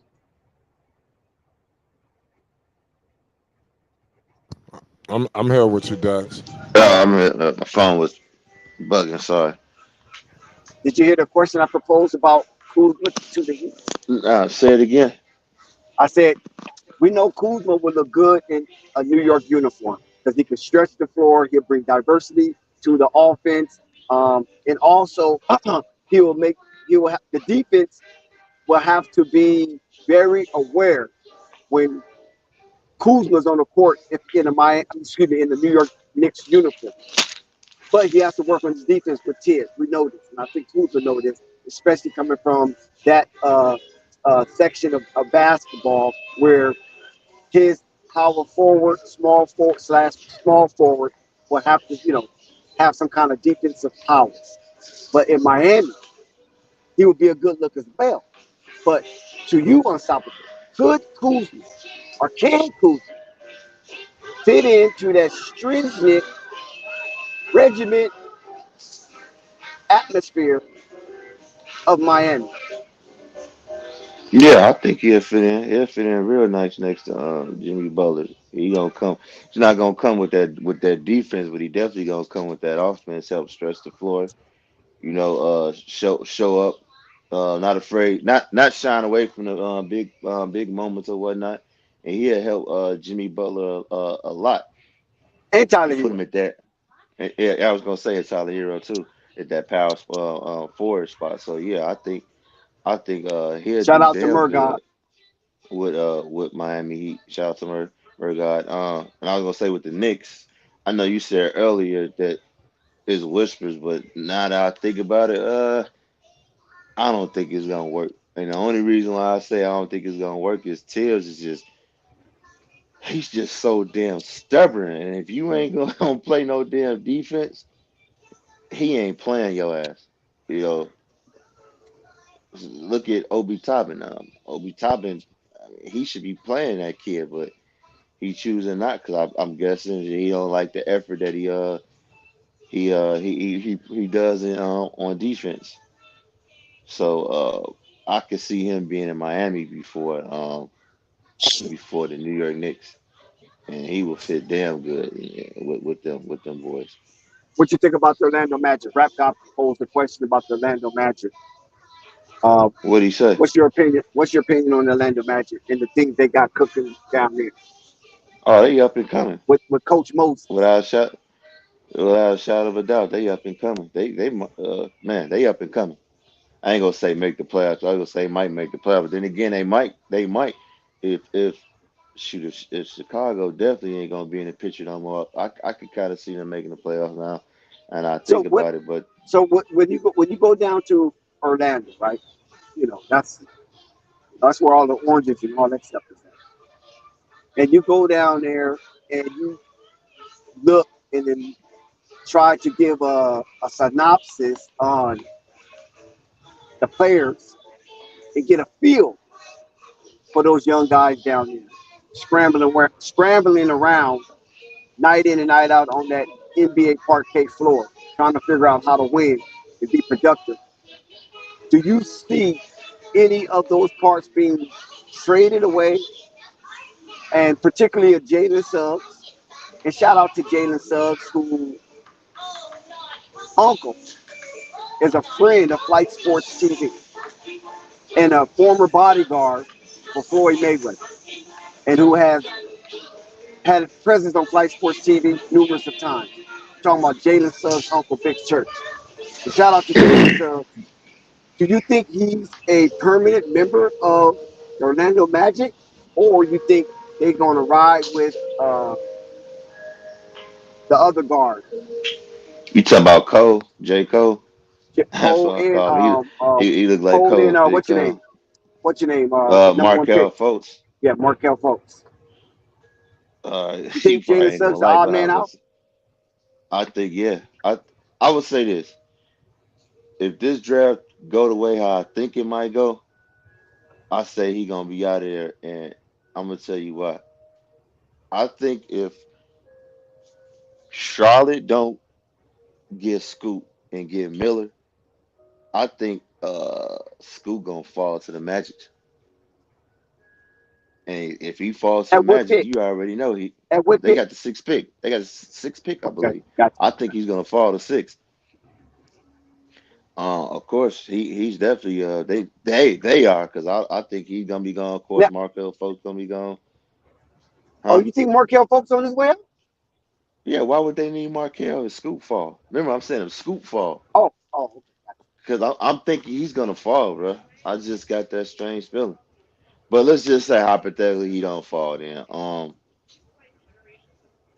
let's see, who would I rather keep, Cole or Folks? Folks is coming around, so I guess we could say that Cole might be the odd man out. But they in a good place to be because they could trade any of them cats and get some more pieces in return. You know what I'm saying? Uh, some think Suggs should get traded, but they don't think he that good. But I do. I think a damn good player. Um, what about you? You think he could be out of there? well, I thought Suggs was going to take over Anthony's spot for sure because I saw Suggs play live. You know, I saw Anthony play. Actually, they was in the same game, and Anthony seemed a little more sporadic than Suggs. Suggs seemed like his game was well intact, and he knew exactly what he needed to do and how to get it done. Whereas Anthony, according to my observation, was more randomized than organized. But Anthony is a talent, though. You know, Cole Anthony is definitely a talent, and it shows out there on that court. But just from my observation, up close and personal with these two, watching their games, I just think Suggs is a more compact, organized player, and plays within in between the lines better than Cole Anthony. But Cole Anthony is a much more athletic player by far. Suggs. Yeah, hearing that, I would rock out with Suggs. You know what you said about him. I think I like him better. I think Suggs too. He ain't run about 6 feet, right? I mean, not Suggs. No, Anthony. Cole I don't Anthony even think about he's that. 6'1". Well, I think you got to Anthony listen six at one. 6'1". I think Suggs is like 6'3", 6'4". Yeah, I rock out with Suggs, bro. I mean, his game Um, was just so smooth. And he's a mm, lefty, and it just seemed like he was just so under control. He wasn't rattled. I think Suggs has got to stay healthy. And he played a point guard more pure than Cole Anthony to me. Like I said, I only seen him one time. he's 6'3". You know what I'm saying? And from that Yes, evaluation, I just felt that Suggs is more of a purist at the position than Anthony, who's more of an athlete at the position. Cole is 6'3". Um, but you know what else? I'm curious. I'm curious what they're gonna do with Bo and Jonathan Isaac. You know, Yeah, that's a good one. they got Jonathan Ice. Wow. I mean, they had so much, but he had so much potentiality about himself, but he couldn't, stay healthy. stay And healthy. Yeah. A1 always have said on this thing, your best ability is your availability. Did he And like tear his ACL twice? yeah, he did some. I mean, he did some crazy stuff.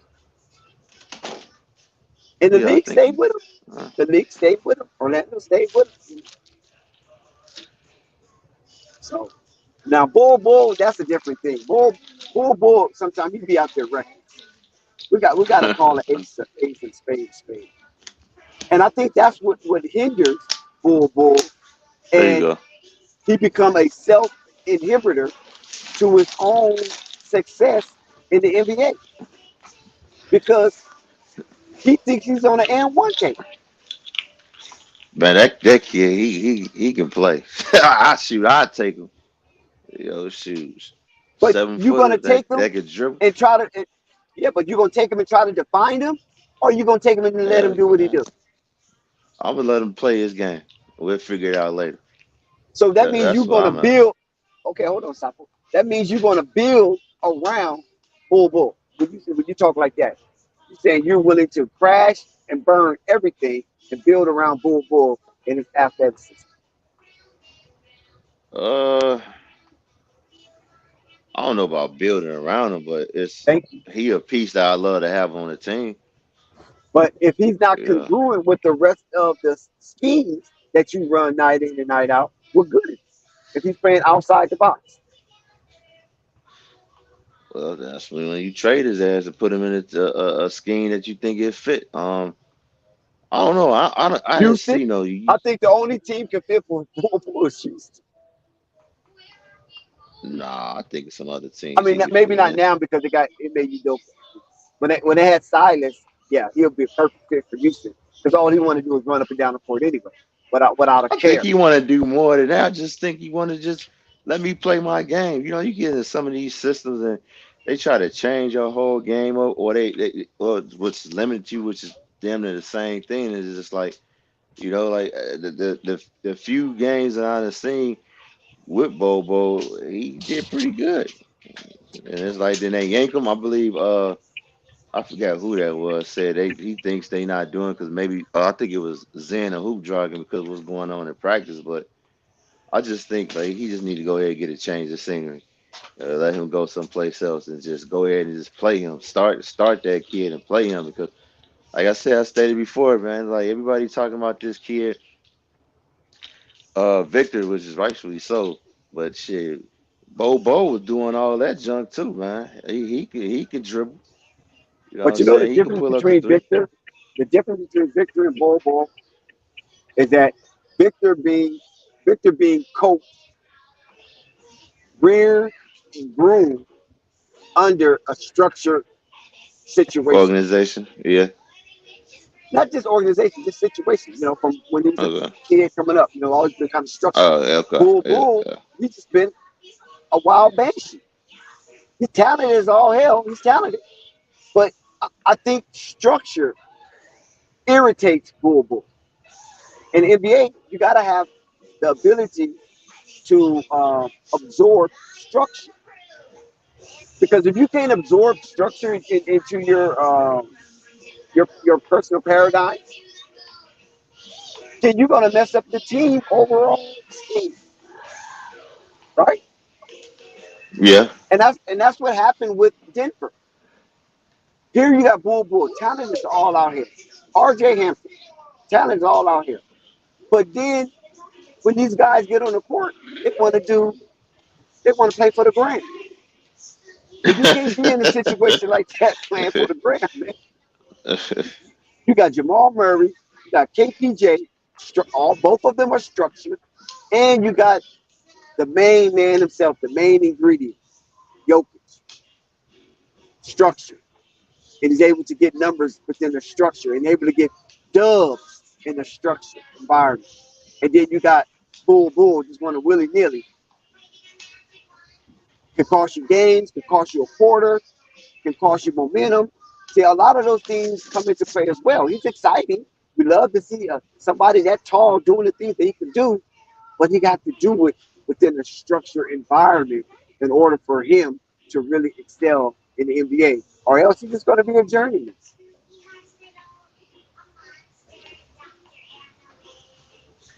So that's what I think uh, Bull problem is.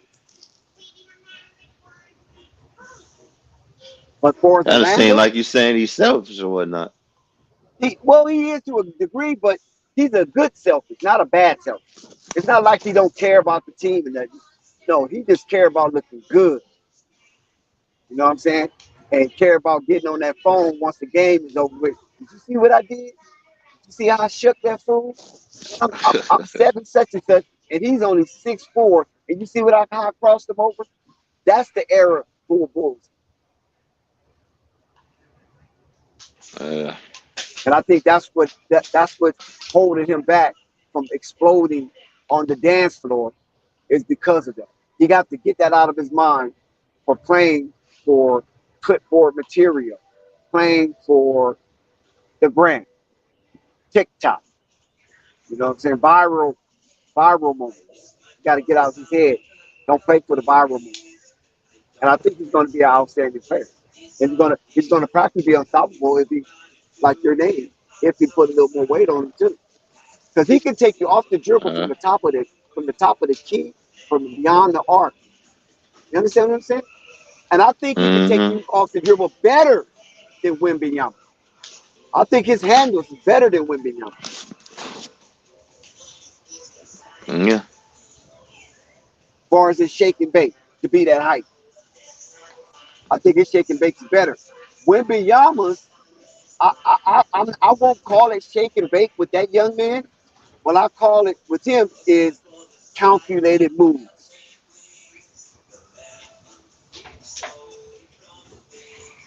I think it's a Ah, difference between the shake and bake and calculated moves. let me ask you this. Because Rap said he think he's lazy. You think he's lazy? He can't be lazy when you say it like that. I just think he feel that he's too good to practice properly. You know what I'm saying? That's what I Mm-hmm. think was him. Because you can't be lazy and be that energetic on the basketball court. It doesn't match. So I don't think it's lazy in that sense, like lethargy. Not in that sense. I just think in his mind, he think he's too good to practice appropriately. So he half-assed. You know what I mean? His Who his coach is approach. he? Who coach he's been under? I think He's he been was under under Mike the Denver. Malone, the championship coach. What you mean? Shit. Right, I was gonna say, but no, I was about to say that, but I don't. I'm trying to think how long was that though, because I think his time at Denver was very short. Actually, it was because he was with Denver. Then he got traded to what you call that, the Magic the same night. No, he played in Denver. Bull. You sure? Yeah, he was in a different uniform. Who was he drafted by? I believe he was That drafted by that I'm Denver not sure. and then was traded. He was drafted by Denver and then was traded to the But he was, but to the Boom Heat. Boom was late. I think he might have been a He second was a round draft second pick. round. Yeah. Y'all remember it. I remember like it was yesterday. He was second round pick. I believe he was picked up Somebody could by look that up, but Denver I thought he was in a and Denver then was uniform. traded to then I was thought, traded to Magic the same night. I'm gonna find out for you right now. yeah, somebody could look that up. Oh, somebody thinks he's playing Boston. Who? Bobo? Hell no, he wasn't in no I Boston. think he think of Taco Fall. You must think of Yeah, Taco he Fall. thinking of Taco Fall. Yeah, Bobo fell to the second round, was Huh? picked up by Denver, I believe, or maybe it was Heat, and then he was traded to Denver. Hold on,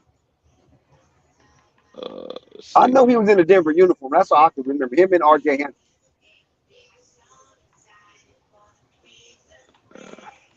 Yeah, CW Yeah, Sun Valley. It's looking good for you, CW, all over again. You could beat your chest a little bit. The Phoenix has risen. You know the Phoenix? You know what the Phoenix is? It was an Egyptian bird that would die he's with Denver. and then be resurrected out of its own ashes. So Phoenix looked like they're being resurrected out of their own ashes after the horrible, disappointing playoff appearance last season. So will Phoenix rise out of its ashes? Will they hold true to the actual bird that represents their uniform and their organization? The city, Phoenix. Can they hold true to form? I mean, people talked about LeBron always stockpiling talent. Damn, it looked like Durant is right in his footsteps. Stockpiling talent. Got to throw a whole bunch of talent in order for him to get a ring. Let's see, CWE. What you think about this, Dex? I said this earlier. Damn it, he did get traded to Boston. Oh, oh, Wow. he said, say that again. Nah, he did go to Boston. And I didn't even hear nothing about him going to Boston. That's crazy. Okay, so the Heat drafted him, right? Oh, I didn't Traded look him to that part Denver. up. And then Denver traded him to Boston, and Boston traded him to Magic probably, yeah. the Magic. Damn, I didn't hear that nothing about Boston. Well, it might have been a walkthrough. He probably didn't even get in uniform. You know, because Yeah. sometimes they do the walkthrough to make the three-team trade work. So the player might not never suit up, but just go through, take the physical with that team, so he can pass on to his final destination. So it could have been one of those. But this what I wanted to ask you because we know Suns need a point guard. How you feel about the Suns trading DeAndre Ayton to Atlanta for either Trey Young or Javante Murray? Why would it get Trey Young? I said on They already Murray. got. I would But I'm get saying, Murray. but hold I on, would hold get on, Murray. hold on. They already got Booker. They just picked up Beal. They got Kevin Durant. What they gonna do They with need a a Trey Young? point guard. They need a point guard. Not like that though. That's not the point guard That's they why I need. said Murray. Murray. No, they don't I even need would get Murray. Murray. No, they don't Man, even need shoot. Dante Murray. Murray. Man, they They had can Murray, man. listen. They can get a point guard. They can get a regular point guard that like a Derek Fisher type mode. They don't need no superstar point guard or nobody flashy. Just get you a nice simple Man, point guard shoot. to distribute that ball. The point guard the Phoenix Suns need, he doesn't need to be no Well, outfit scorer. I would say is to get a point guard and get some more pieces because they need a bench. They don't have no bench, so maybe they can get some other pieces that like I said, talking about Atlanta, get some other pieces from Atlanta. But I would do that if I can get. I mean, I get what you're saying, but shit, they really didn't need no Bradley Beal, but they wouldn't got Bradley Beal. Shoot, you know what I'm saying? They needed just to tweak that bench. So if you have no plans of keeping Aiden, you know what I'm saying? Shoot, I trade his ass to Atlanta. But you got Shit, to remember, how much Pascal how much Siakam is hold on getting? one I mean, second. not Siakam. Hold on one second, on stop. because you coming up with too much, and I don't know if I can keep up with you.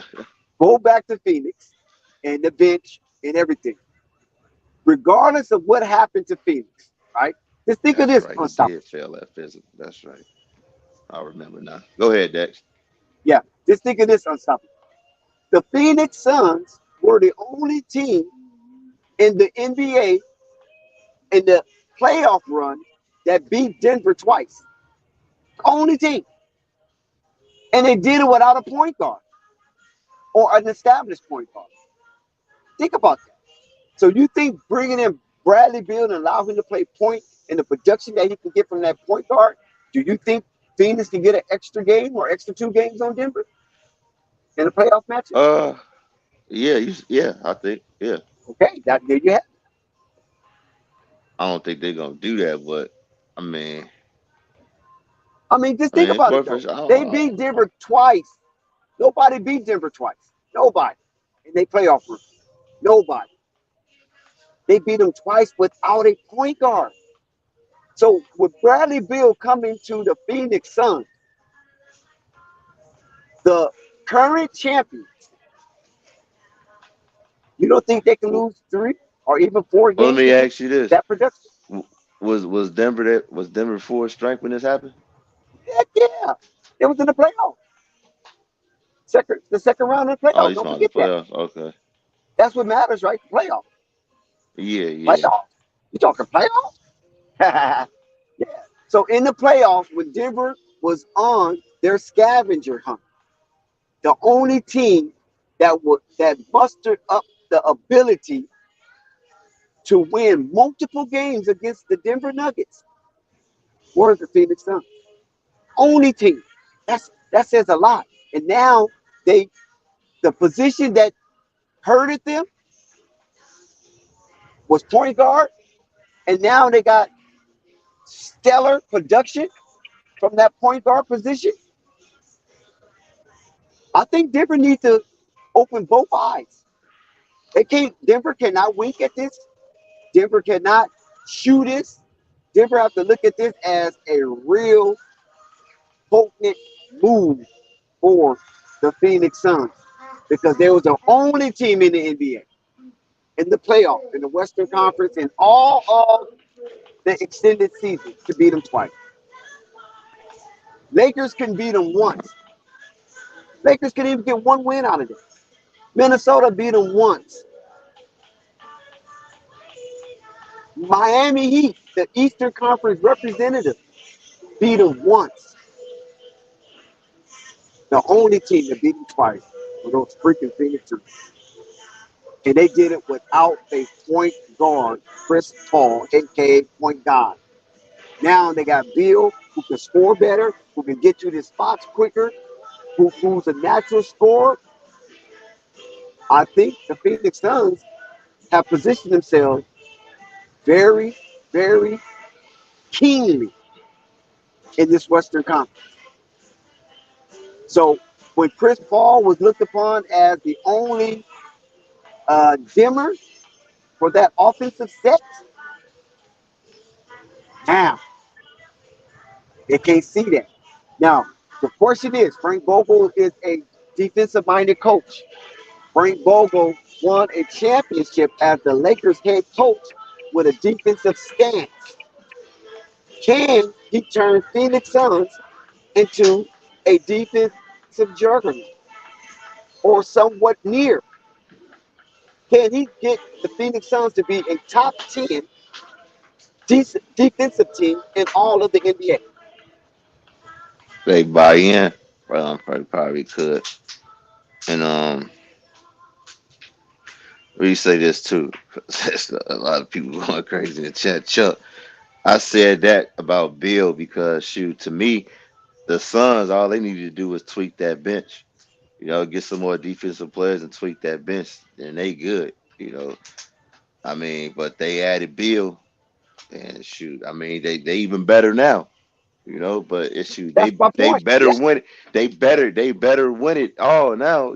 They have to because it's No like, excuse, right? damn, No excuse. you right, you added Bill to the mix, and far No as excuse. C Just produce. none of it. As far as CWE, I mean, I get what you're saying, but I don't see. I Booker don't. I don't. I don't. I haven't seen. You know what I'm saying? I'm pretty sure you probably watch more Denver games than me. Put as much effort in the defensive end as Murray. That's why I said I just get Murray. You know what I'm saying? But we'll we can sit back. Now we gonna see come next season, see what these boys do. Because like Dex said, there is no excuse. They better go all the way. But I know what they might say because they bench still suspect and they need a point guard. So if they don't fix that, then we gonna hear that. That's why they lost. But they still should be able to pull that off without that. But we'll see. You know, we Yep, see what them no Denver excuse, boys just do. produce. Uh, so let me ask you this: by them adding this Suns versus Denver, who you got? As currently constructed, without making no more moves right now, Yeah, it's still hinged on DeAndre Ayton. I don't care what the Suns do. If you DeAndre said it Ayton, what? it hinged. It hinged Uh, on DeAndre Ayton. If DeAndre Ayton uh, doesn't get hungry and want to feast and come to the table and eat, then the Phoenix Suns will be wiped again because that interior of the Phoenix Suns seems to be Swiss cheese. I don't know if DeAndre Ayton was playing that way based on his non-relationship and disassociation with Monty Williams and Chris Paul. So he was giving a scantily effort out there on the court. Maybe his disposition changed under the leadership of Frank Vogel and all his edits under a new leadership of ownership for the Phoenix Suns. Because they already said in so many words, we rocking with you, Aiton, the you Bohemian know, beast, because we got rid of a head coach, coach of the year, and a point guard, first ballot Hall of Fame point guard, because you didn't get along with him, Bohemian beast. So now we did that for you. What you gonna do for us? And it seems like Kevin Durant had no problem with it.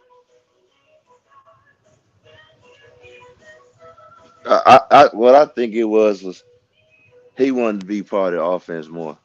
It's like, man, I'm the number one pick, ain't getting many touches. You know what I'm saying? This is some BS. And even though they made this trade, it's like, well, damn, is he still gonna get them touches?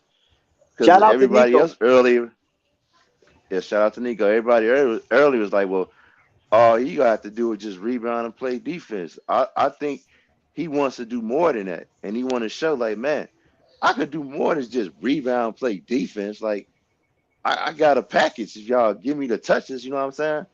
So I'm curious to see what happens. They gonna get him more touches, and to me, I think if he don't, he may want to still be out of there. But we'll see. We shall see. You breaking up, Dex?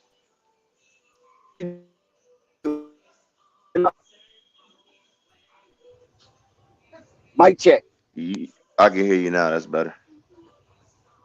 Okay. Top, we'll do this for a second. Take a few seconds off and go look up the shot You breaking up and again. You breaking up again. You, okay, you what breaking about up now? again, Dex. Yeah, you good now. Oh, shit. Okay, yeah.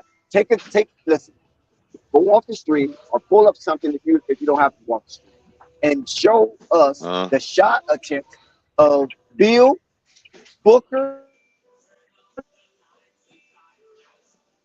Ask you yourself breaking up. how You much is breaking up. left for You if I'm gonna guess what you just said, because you breaking up again, I'm guessing you want me to go look up the shot attempt for Booker, for Kevin Durant, for Bradley Beal, and look up DeAndre Ayton.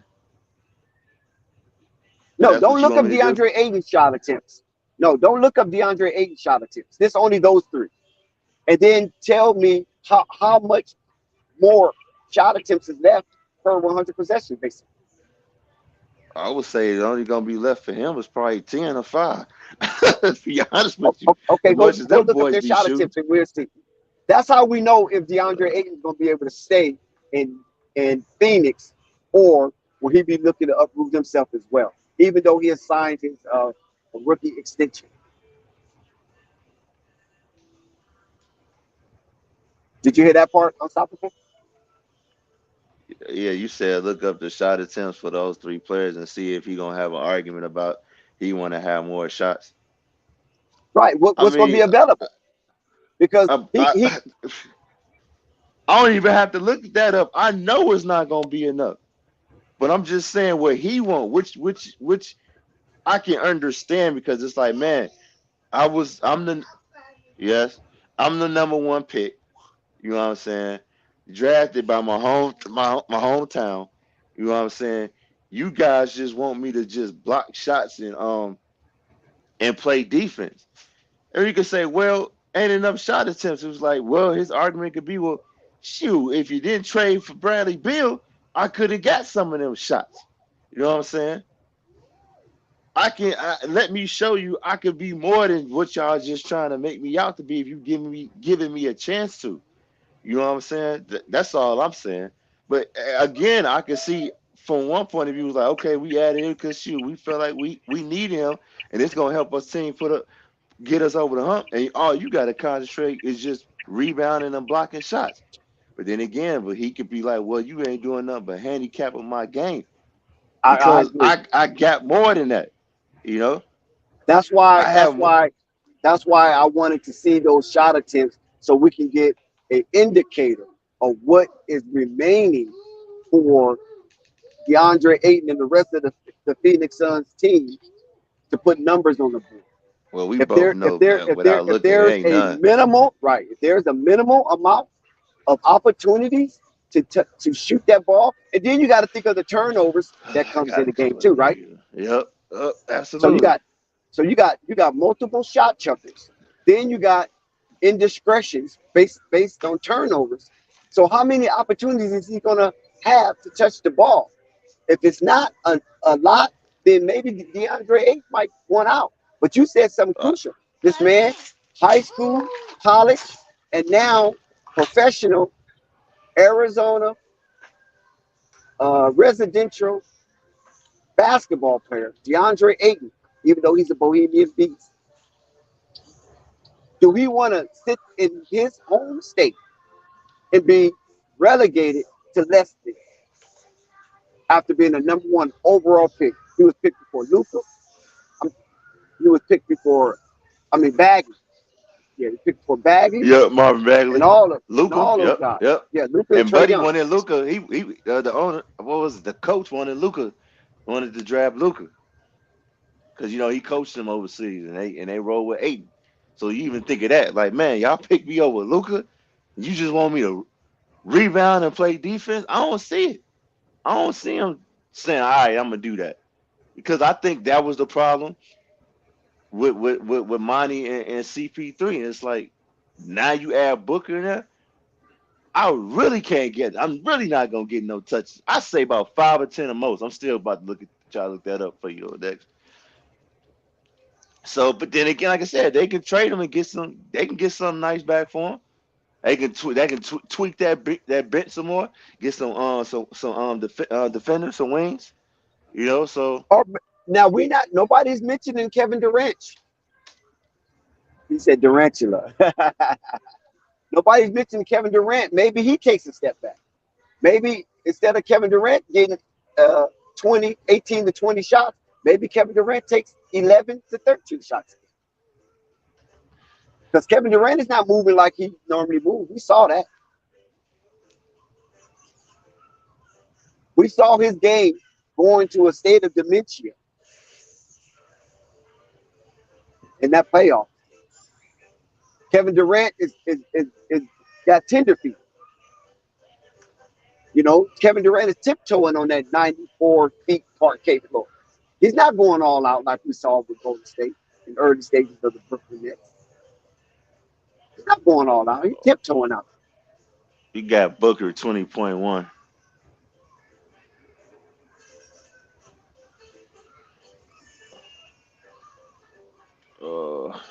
I gotta look at. You said Durant too, right? Yes. Yeah.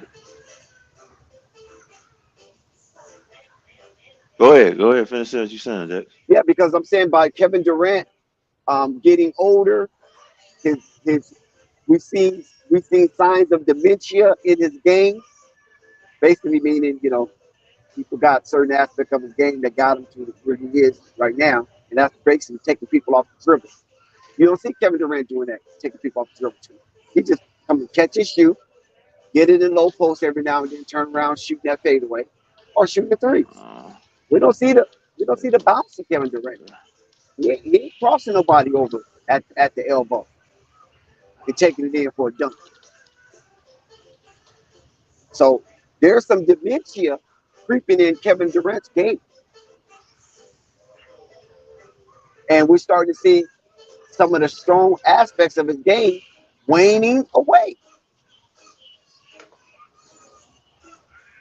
So maybe that has to be taken into account when it comes to DeAndre Ayton remaining a Phoenix Suns and getting more opportunities to touch the ball, to show what his 7'1", 7'2" frame can do, and why he was the Bohemian Beast.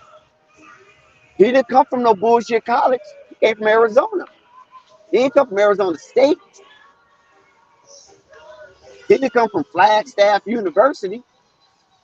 This dude came from Arizona U. That's not no chump college. A lot of professional players come from here. I.e. Eric Gordon. Look what he got. He got him a championship. Arizona. Oh, Laurie Marketing. Oh, you got some Arizonians that's in that league, man. Nico Manny. That's trying to do a little something, something.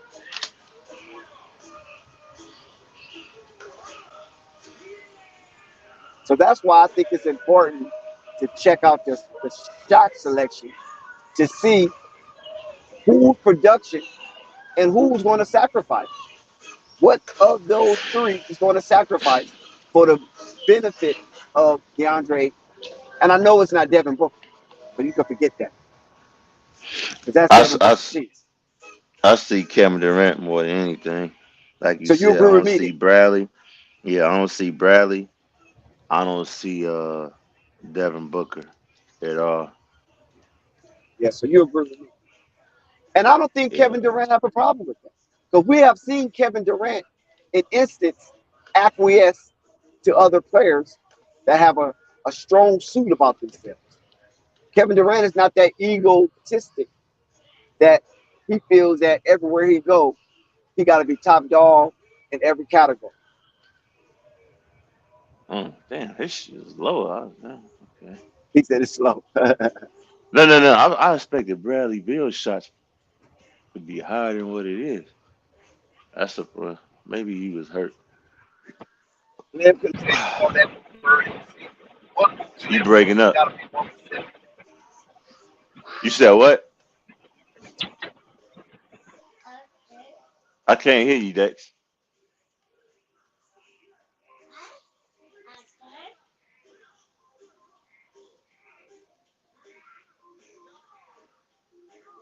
Dex, I can't hear you.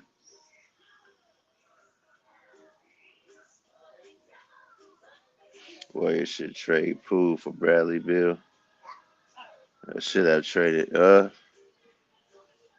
I don't know. I think they should just roll with the youth, man. Let Poole develop or whatnot. I mean, he just had a bad. It was just bad for him. I expect him to pick it up, be good next season. Um, Mavs going back to Lotto next year. Mm. Pull up, Nico. I don't know, but get back to with Dex and I was talking about. I think Aiden probably gonna want out. For the simple fact is he wasn't getting much touches, and this before they added Bradley Bill, and now they got Bradley Bill. I mean, I don't see him getting many touches unless Durant will say, you know what, I'm gonna fall back. And maybe sacrifice 8 of my shots because I'm seeing he getting 18.7 shots. So sacrifice 8 of my shots and give it to him. And even if he do that, is he satisfied or do he want more? But I think Aiden has more to his game. I don't think, and he's your number one pick. So you're gonna make your number one pick be your fourth option? Is like, I I don't know. I wouldn't. He could be a stretch big, and are you gonna tell him just to concentrate on playing defense and rebounding? If that's the case, then like I said, I would just go ahead and just trade his ass to Atlantic Hawks, get Murray, and get Clint Capella if the contract's max. If you just want him to play defense and rebound, you know.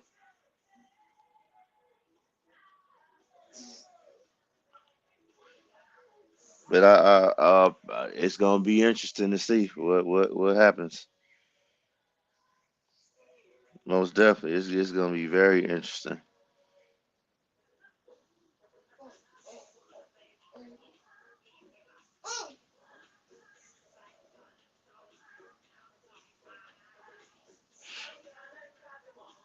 Let's see what these comments talking about.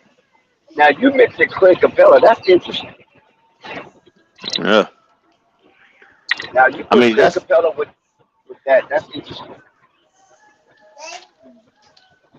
I mean, if you just want him to rebound and play defense, I mean, you might as well do that. You know. I think Clint Capella will be a perfect fit for that team. Perfect. I mean, you couldn't ask for a better unison, because You Clint don't. He Capella is not. quiet. He just Yep. dribble. I mean, he just shut ups and dribble. I don't mean that he's derogatory. You know, he's staying in his lane, and then within his lane, he's very productive, and he doesn't ask for much. So, I mean, that would be crazy if they can get that, and Javante would just be an enhancement. But I'm just saying, Yeah. if they could either get Clint Capella any kind of capacity, that would be a perfect fit for I think they would do that. Like I said, they traded so much for them two in this, which is surprising because I thought them two was gonna do something crazy together. It wound up blowing up in their face, and they getting a first round pick. Somebody I guess you compare with Trey, and he could be the he'll be the first option if Trey gonna play like a point guard. But if he not, he'll be the second option for sure, and he gets all the shout out to shots he wants. Quiz. Quiz What's is up going to to be you, amazing. Quiz? So yeah, I would consider doing that. That's if, like I said, if you just want him to just play D and rebound. It makes no sense to handicap his game like that when you need a point guard and you can get the center that you want him to be for that play to play that role because you just added Bradley Bill. That makes sense to do it. Yeah, that Clint Capella thing that you just inserted, totally overlooked that. I don't even know how they can really pry Clint Capella away because I just think he's just a friend of Atlanta, and I think he's beloved down there. For Aiden, I wouldn't even think twice. You getting a first, you No, I get don't. I don't. No, I don't think Aiden. I don't think they're using Aiden as a trade for Clint Capella. Not, but I'm just saying, if they can get him in any other kind of way, that would be great.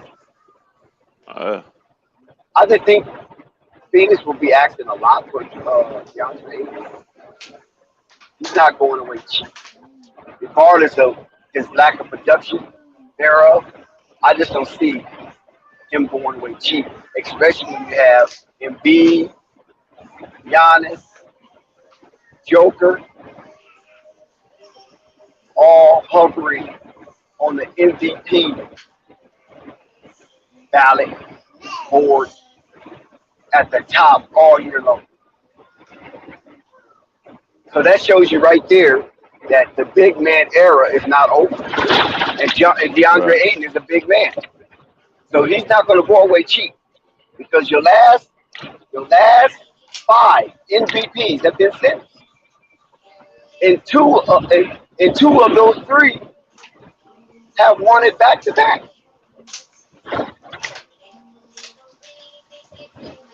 So I don't think DeAndre Ayton is going away cheap. And I don't really think DeAndre Ayton is going away, period. I don't see it. Phoenix can't be that stupid.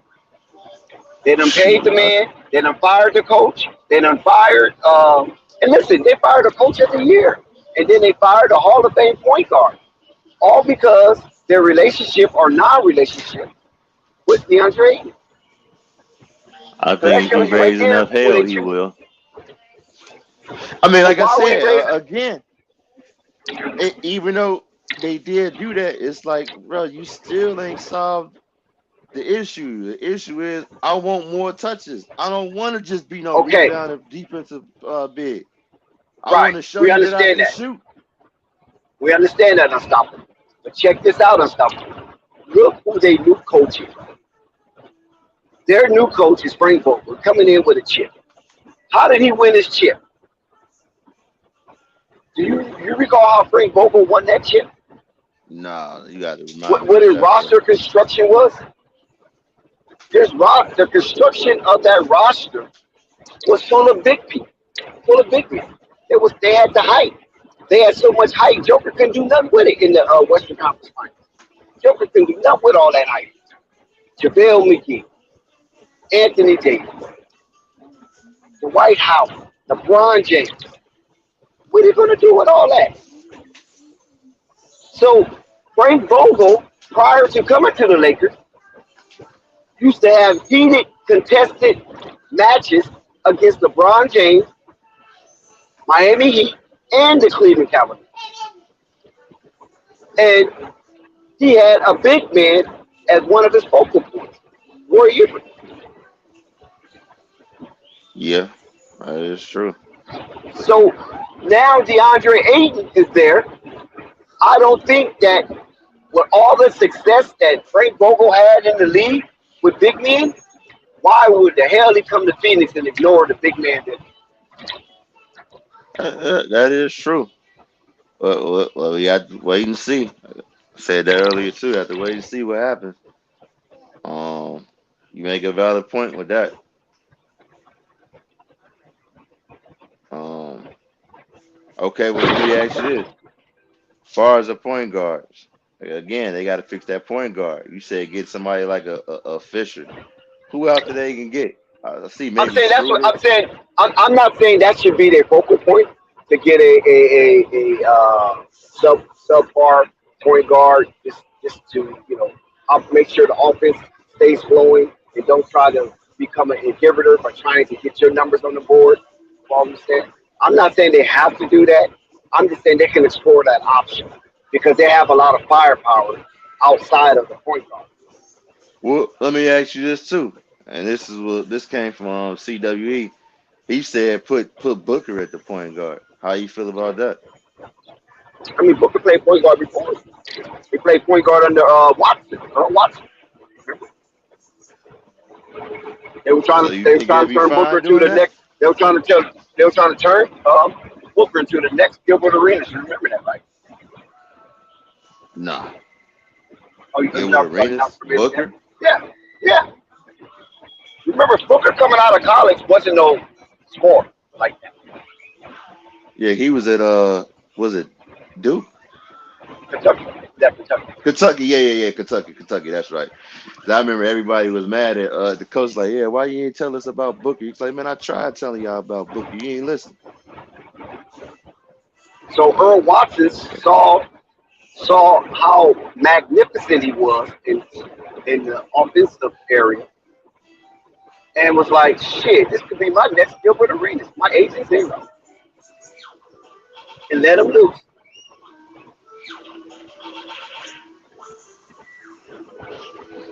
So, and the only way you're gonna let him loose is you got to be on the ball, right? You have to dominate the ball. Now they didn't win, but it improved Booker as an individual basketball player tremendously. And this is why I believe he was able to feed off Chris Paul so well, because Right. Booker was familiar with how point guard operates. So he knows how to stay within Chris Paul's vision. See, a lot of basketball players, they lose or they don't have the IQ. Do you know what the IQ actually means in basketball? No, Not, what? not, not the acronym, not the acronym, but the actual meaning. The actual meaning of Nah. IQ in basketball is learning the floor, the dimensions of the floor, and your angles, right? And you put the Mm. dimensions of your floor and all the angles, that's geometry. So when you're good at that, they say you have a high IQ. Instead of saying sacred geometry, they won't say sacred geometry. That sounds too ridiculous. They just say he has a high IQ. Because basketball is a game of geometry. It's all about angles.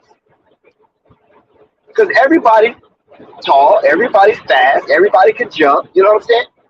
If not everybody, the overwhelming majority, they all basically come from the same ilk.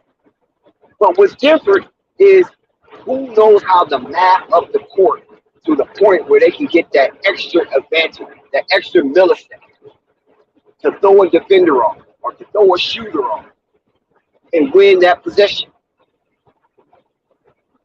And by Booker being under the tutelage of Earl Watson, point guard, UCLA product, Phoenix, played for Phoenix Suns as well. Um, he was able to absorb a lot of information that Earl Watson probably was given. And this is why Booker became such a dynamic scoring machine, because he picked up on that sacred geometry.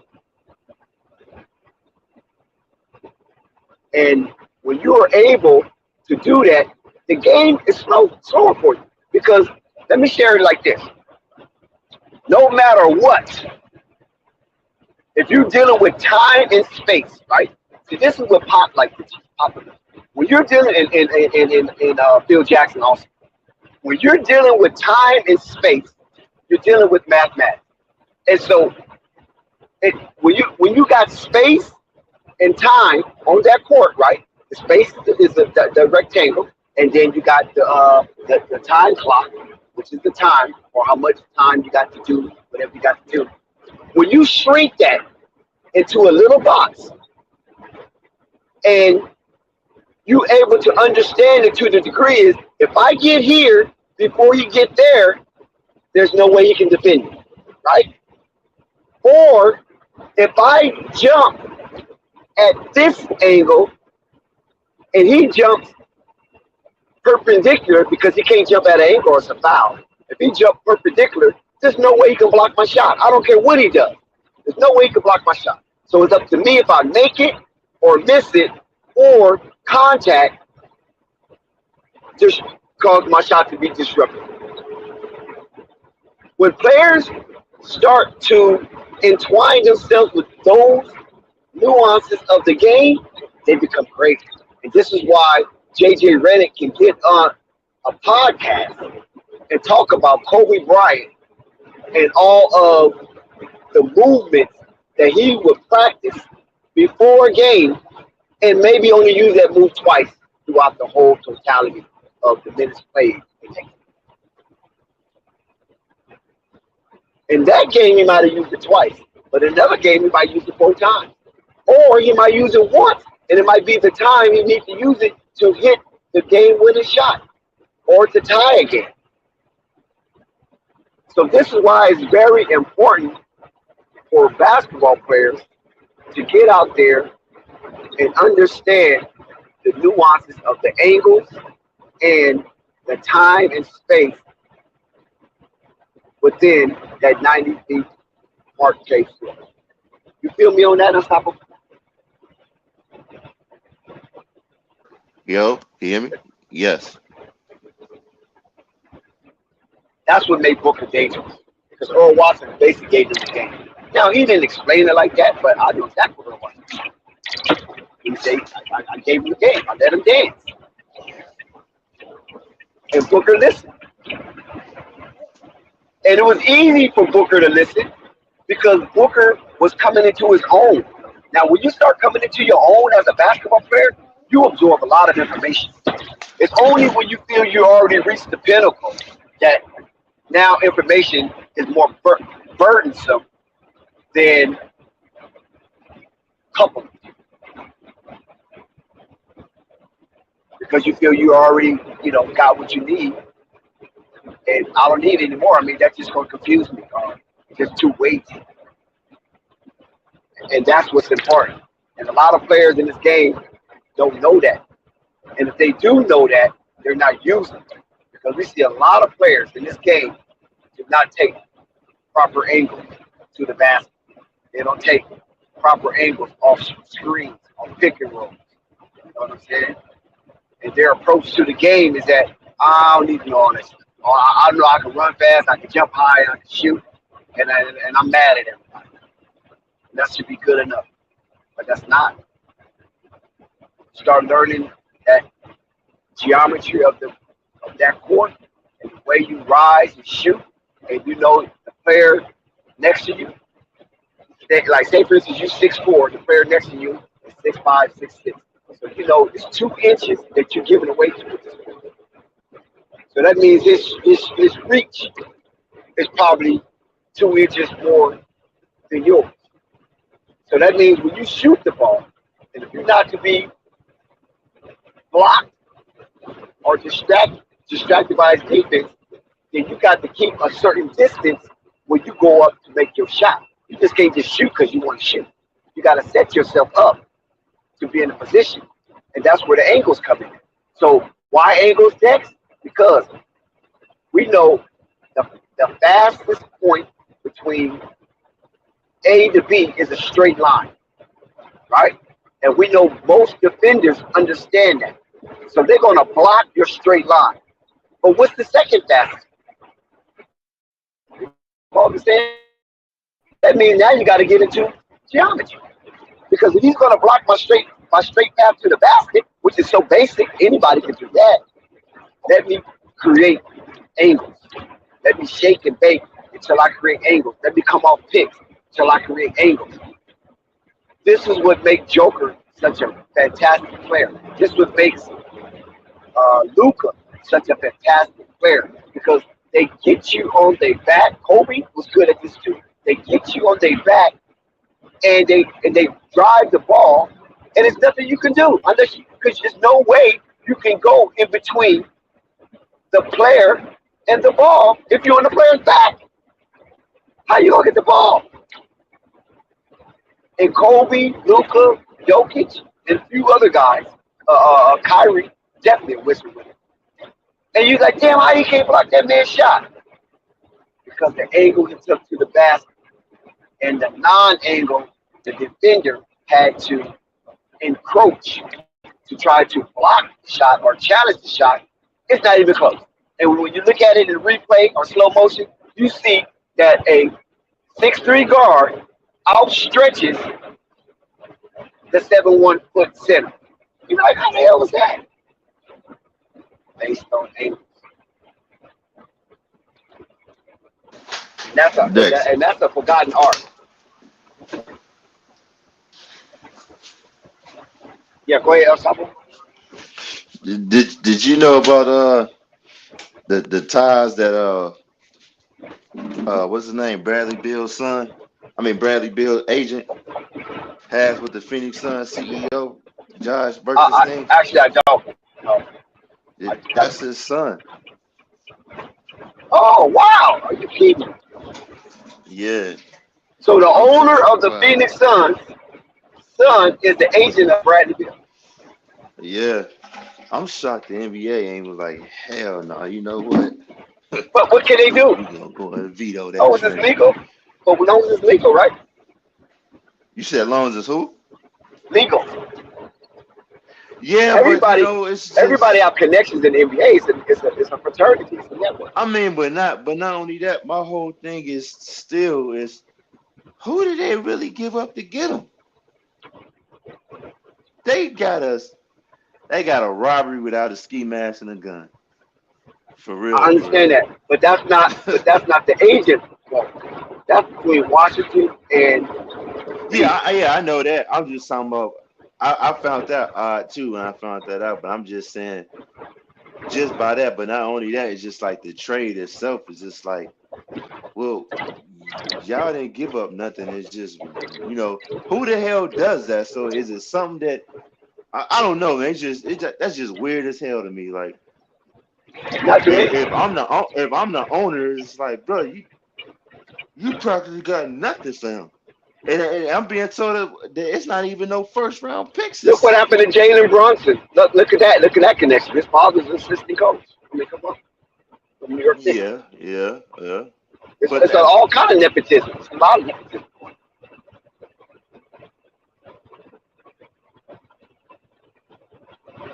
Thunder said he was just on shrooms.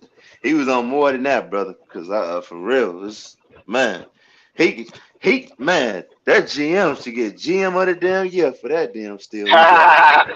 But hey, For you know real. what that tells me though? Honestly, you know what that tells me? What? That just tells me that any contract can be moved. So all this Charlotte Hornets can't move Gordon Hayward and all that dumbass bullshit that they be chirping over there. Any contract can be moved if they want it. Now, These are type of things that are indictments on the Charlotte Hornets and organizations like that.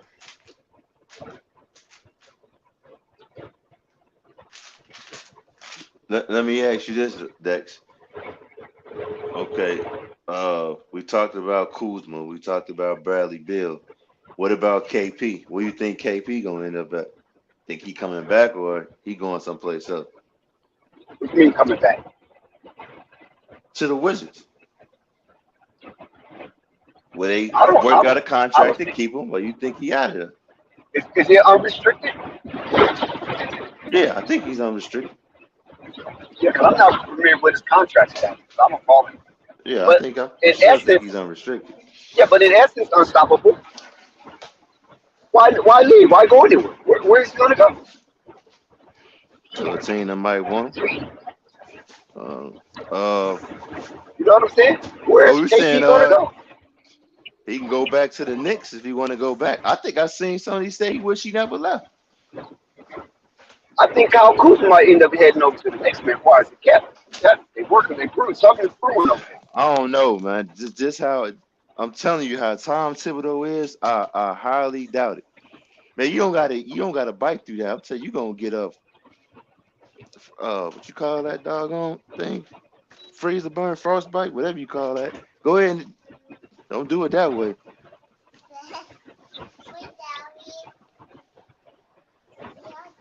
Brain freeze. That's what it was. I'm thinking. Yeah. Enjoy it. Yeah. I can see him going back to the Knicks, but that Kyle Kuzma, I don't know.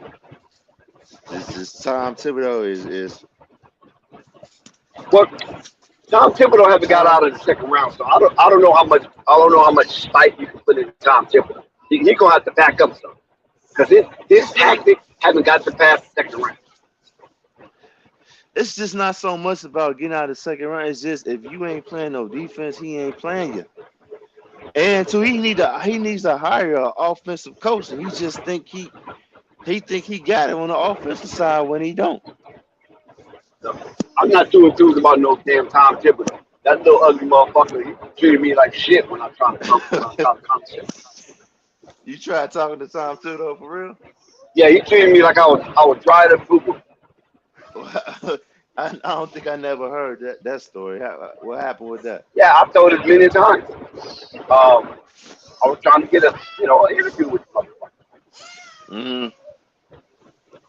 I was like, Tommy T, I'm trying to be cool and everything because, I'm calling by names that a lot of outside people would know. Tommy T, Uh, Coach T, what I'm saying? Tibbs. That dude looked at me, man. I mean, he's short. He has no neck, and his head is so big on his body. He looks like an alien. He don't even look like a human. he looked like the penguin, bro. For And I'm looking Batman at or the this dude. penguin. I'm like, this is one of the weirdest motherfuckers I've ever seen in my life. Man has no neck, and his head is so big it covers his shoulders. But nevertheless, to each his own on his anatomical structure. I was like, can I get a few words in? I'm with Life Sports TV. And that nigga looked at me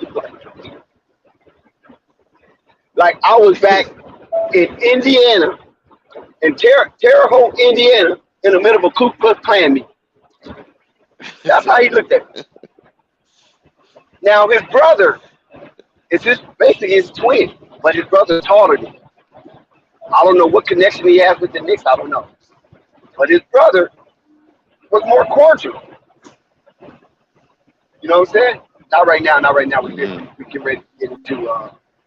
We get ready to watch the game. I was like, well, how come this stump neck motherfucker could say that? I feel like you want a championship. You ain't no championship. It's not like that.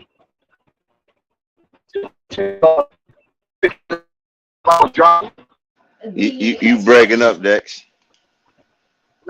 Okay. You breaking up.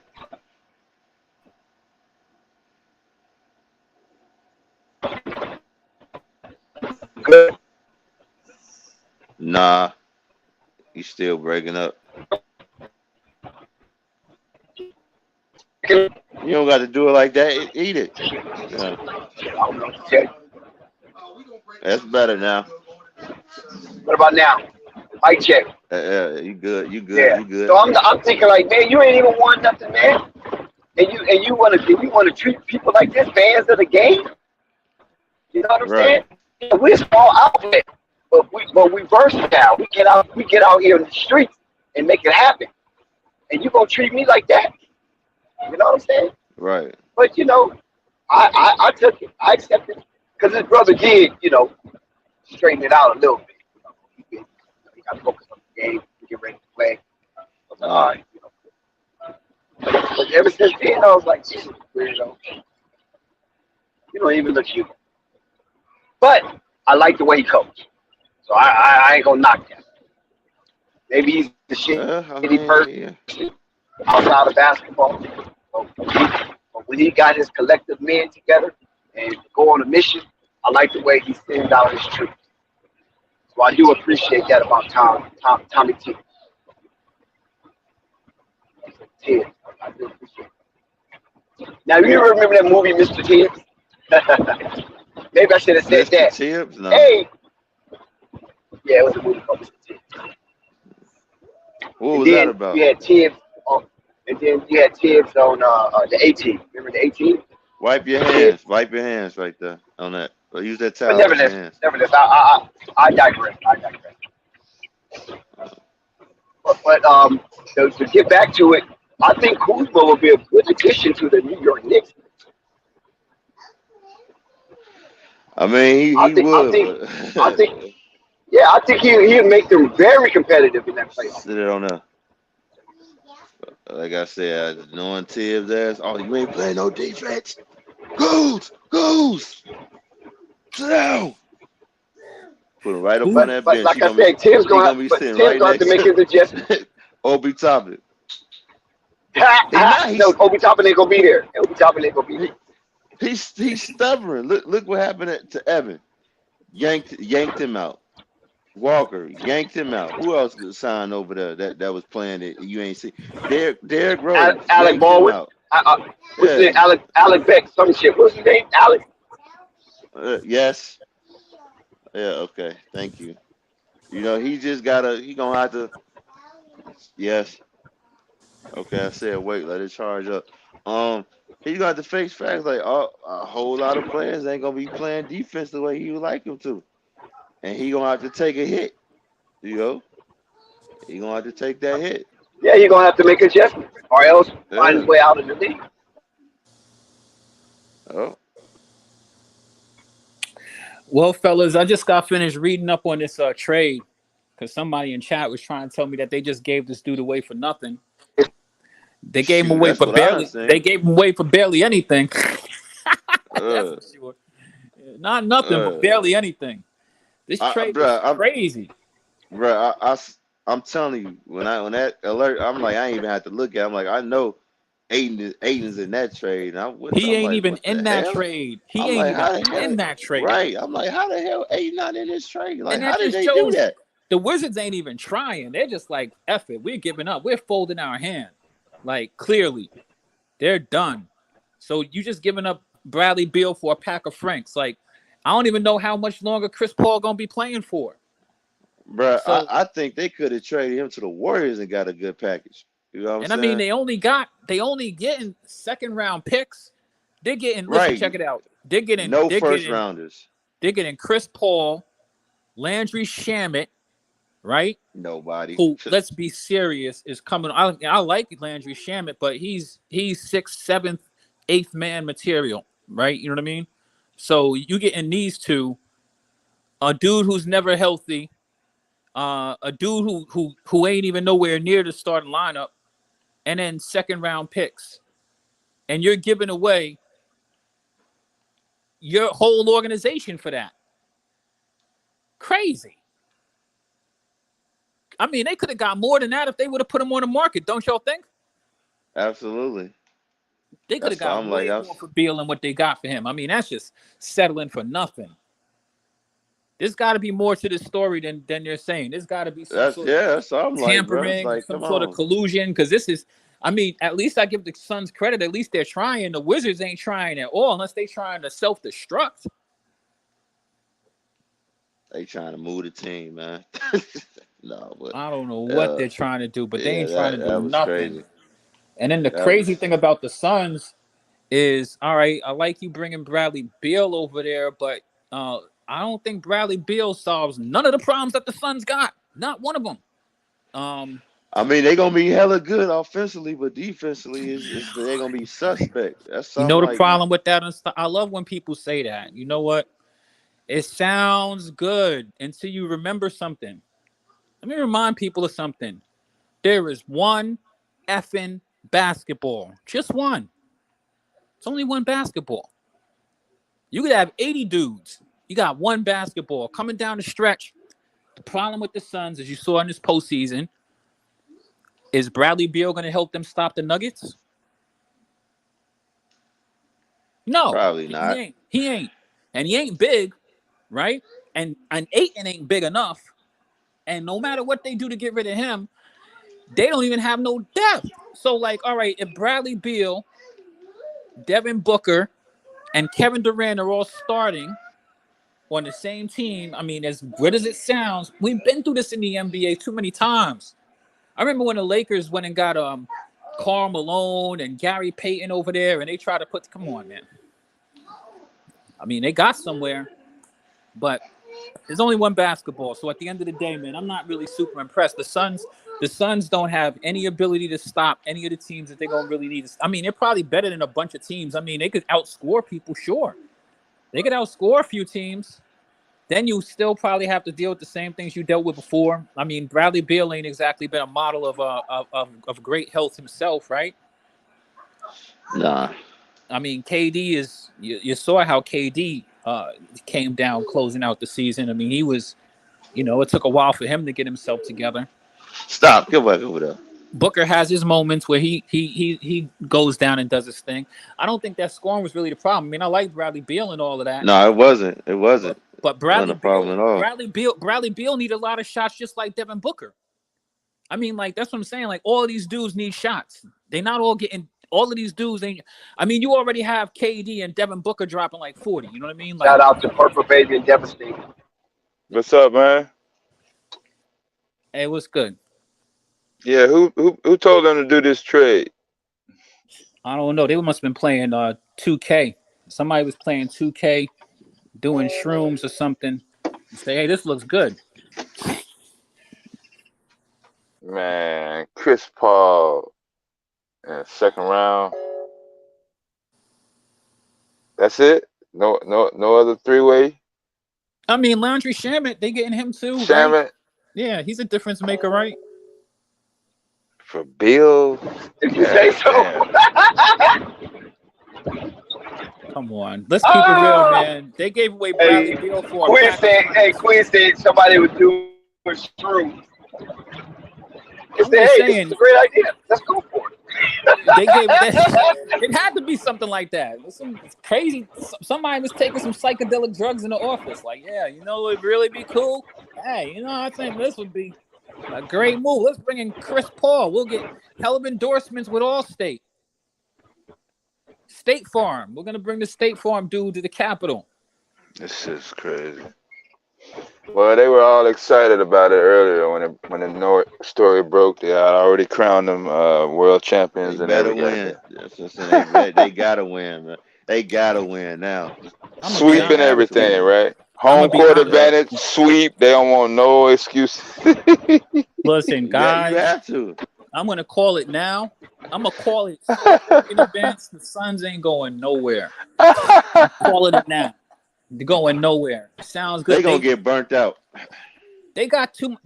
They went in overloaded, bro. Like I'm trying to say, Yeah, all right. yeah. There's one basketball. How many more shots are there? KD and Devin Booker dropping like and dudes need to be in a rhythm. When one of them missed the ball, what we gonna do? My turn, your turn, and they still ain't got no defense. They got to get rid of You Ayton. breaking up, Dex. They got to get rid of Ayton. So I still don't see the bigs, and they ain't got no kind of depth. Like that's all you're gonna play. You're just gonna play these dudes. How come Aiden don't get no respect, man? What's up with that? That's why I say he gonna want out, man. He gonna want out. He Yeah. the number one pick. And now you about to try to make him the fourth damn option. That's why he had problems with the coach of CP3 because they wouldn't let him get no touches. He feel like he's more than just a defensive rebounding big. You know what I'm saying? Which I But that's think what they he is. need. But that's what they need, though. That's They why don't I need. said earlier, if they want him to just rebound and play defense, trade his ass to the Hawks, get Clint Capella and Murray, and call it a day. Ooh, Capella, that would have been a nice ass pickup. That'd have been a nice ass pickup. Ayton makes a bunch of money. I think he's out of there anyway. So, but either or, even whatever they do, I still don't see the Suns going too far of anywhere. They got questions. Even if they did bring Capella, they still ain't got no bench. And Capella, I don't know if you guys noticed, Capella's kind of breaking down. When the last time you seen Capella play a full season? Shit. I don't know. Let me go look right now because I I like Capella because trust me, Capella. I pick him up in fantasy in a heartbeat. That's potentially 20 rebounds right there. Shoot, Rockets. Mm-hmm. But the thing about Capella over there on the Hawks is that they got shot blockers behind him. So like when they take him out the game, they don't really lose that much. But the Suns do need that. But you also gonna need. You need somebody who can actually play a full season. And I just don't know, man. I don't really see the Suns going anywhere. I'm interested in seeing what happens with the Ayton stuff. But so you're not sold based on not at all. Inconsistency? I'm not sold on the Suns at all. They need to do more than this. They need to do more than this. All right, let me. Capella played 65 games last season. That's not bad. Yeah, that's not bad at all. It's not terrible. He played more than I remember him playing. Yeah. He was injured though. Trust me, he didn't play full games. He was out a bunch. He played more games than I thought though. I give him credit. That means he only missed 20 games. Felt like he missed a lot more than that. And the game before that it's 74, then 63, then 39, 67, 74, 65, 77, and 12. So Well, back when he was on the Rockets, he used to play for sure. I know that. But the Hawks, I just remember him being out a bunch. But he played more. He played more than I thought for sure. Man, I'm riding with Capella over Beal though. I don't give a fuck. It makes more sense. I would think that you want to do something to kind of you have. I would think that you want to build a team. You know what I mean? Like, I don't know, man. It's like they spitting shit at the chalkboard to me. Who's sacrificing shots out of They those can. three? I say Durant, if any. Well, Dex and I was talking about Durant. That Hold Durant. on a second. Beal and Booker are kind of like the same dude. Really, if you ask Yeah, me, aren't they both that's like why two they not guards? gonna sacrifice. That's why Durant has to be the one to sacrifice. I You know, mean, if you're telling me that you're bringing Beal off the bench to spell Devin Booker, that's great. But Bradley Beal ain't doing that. not doing what? He ain't coming off no bench. Oh no. He ain't agree. He didn't agree to that trade to come off the bench Listen, because here's my he thing. has a no trade clause, so he had to agree to come to the Sun. How the fuck he get a no trade clause? I have no idea. He did good business. That's called handling But your business, no, young you man. have to qualify for it. You have to qualify. You just don't be granted no trade clause. You have to be with the team for like 8 years, Right. He was and franchised. He was franchised. Dude, that's one player on one hand I can name in the last decade with that fucking type. That Most of ain't these dudes no. don't stick around. Bill been in the Wizards longer than most of these it's other only been, dudes. I think, 10, right? That's what I'm saying. Shit, it ain't like that. Like a regular thing. Shit. Oh, it's rare to get one. Rare. Yeah.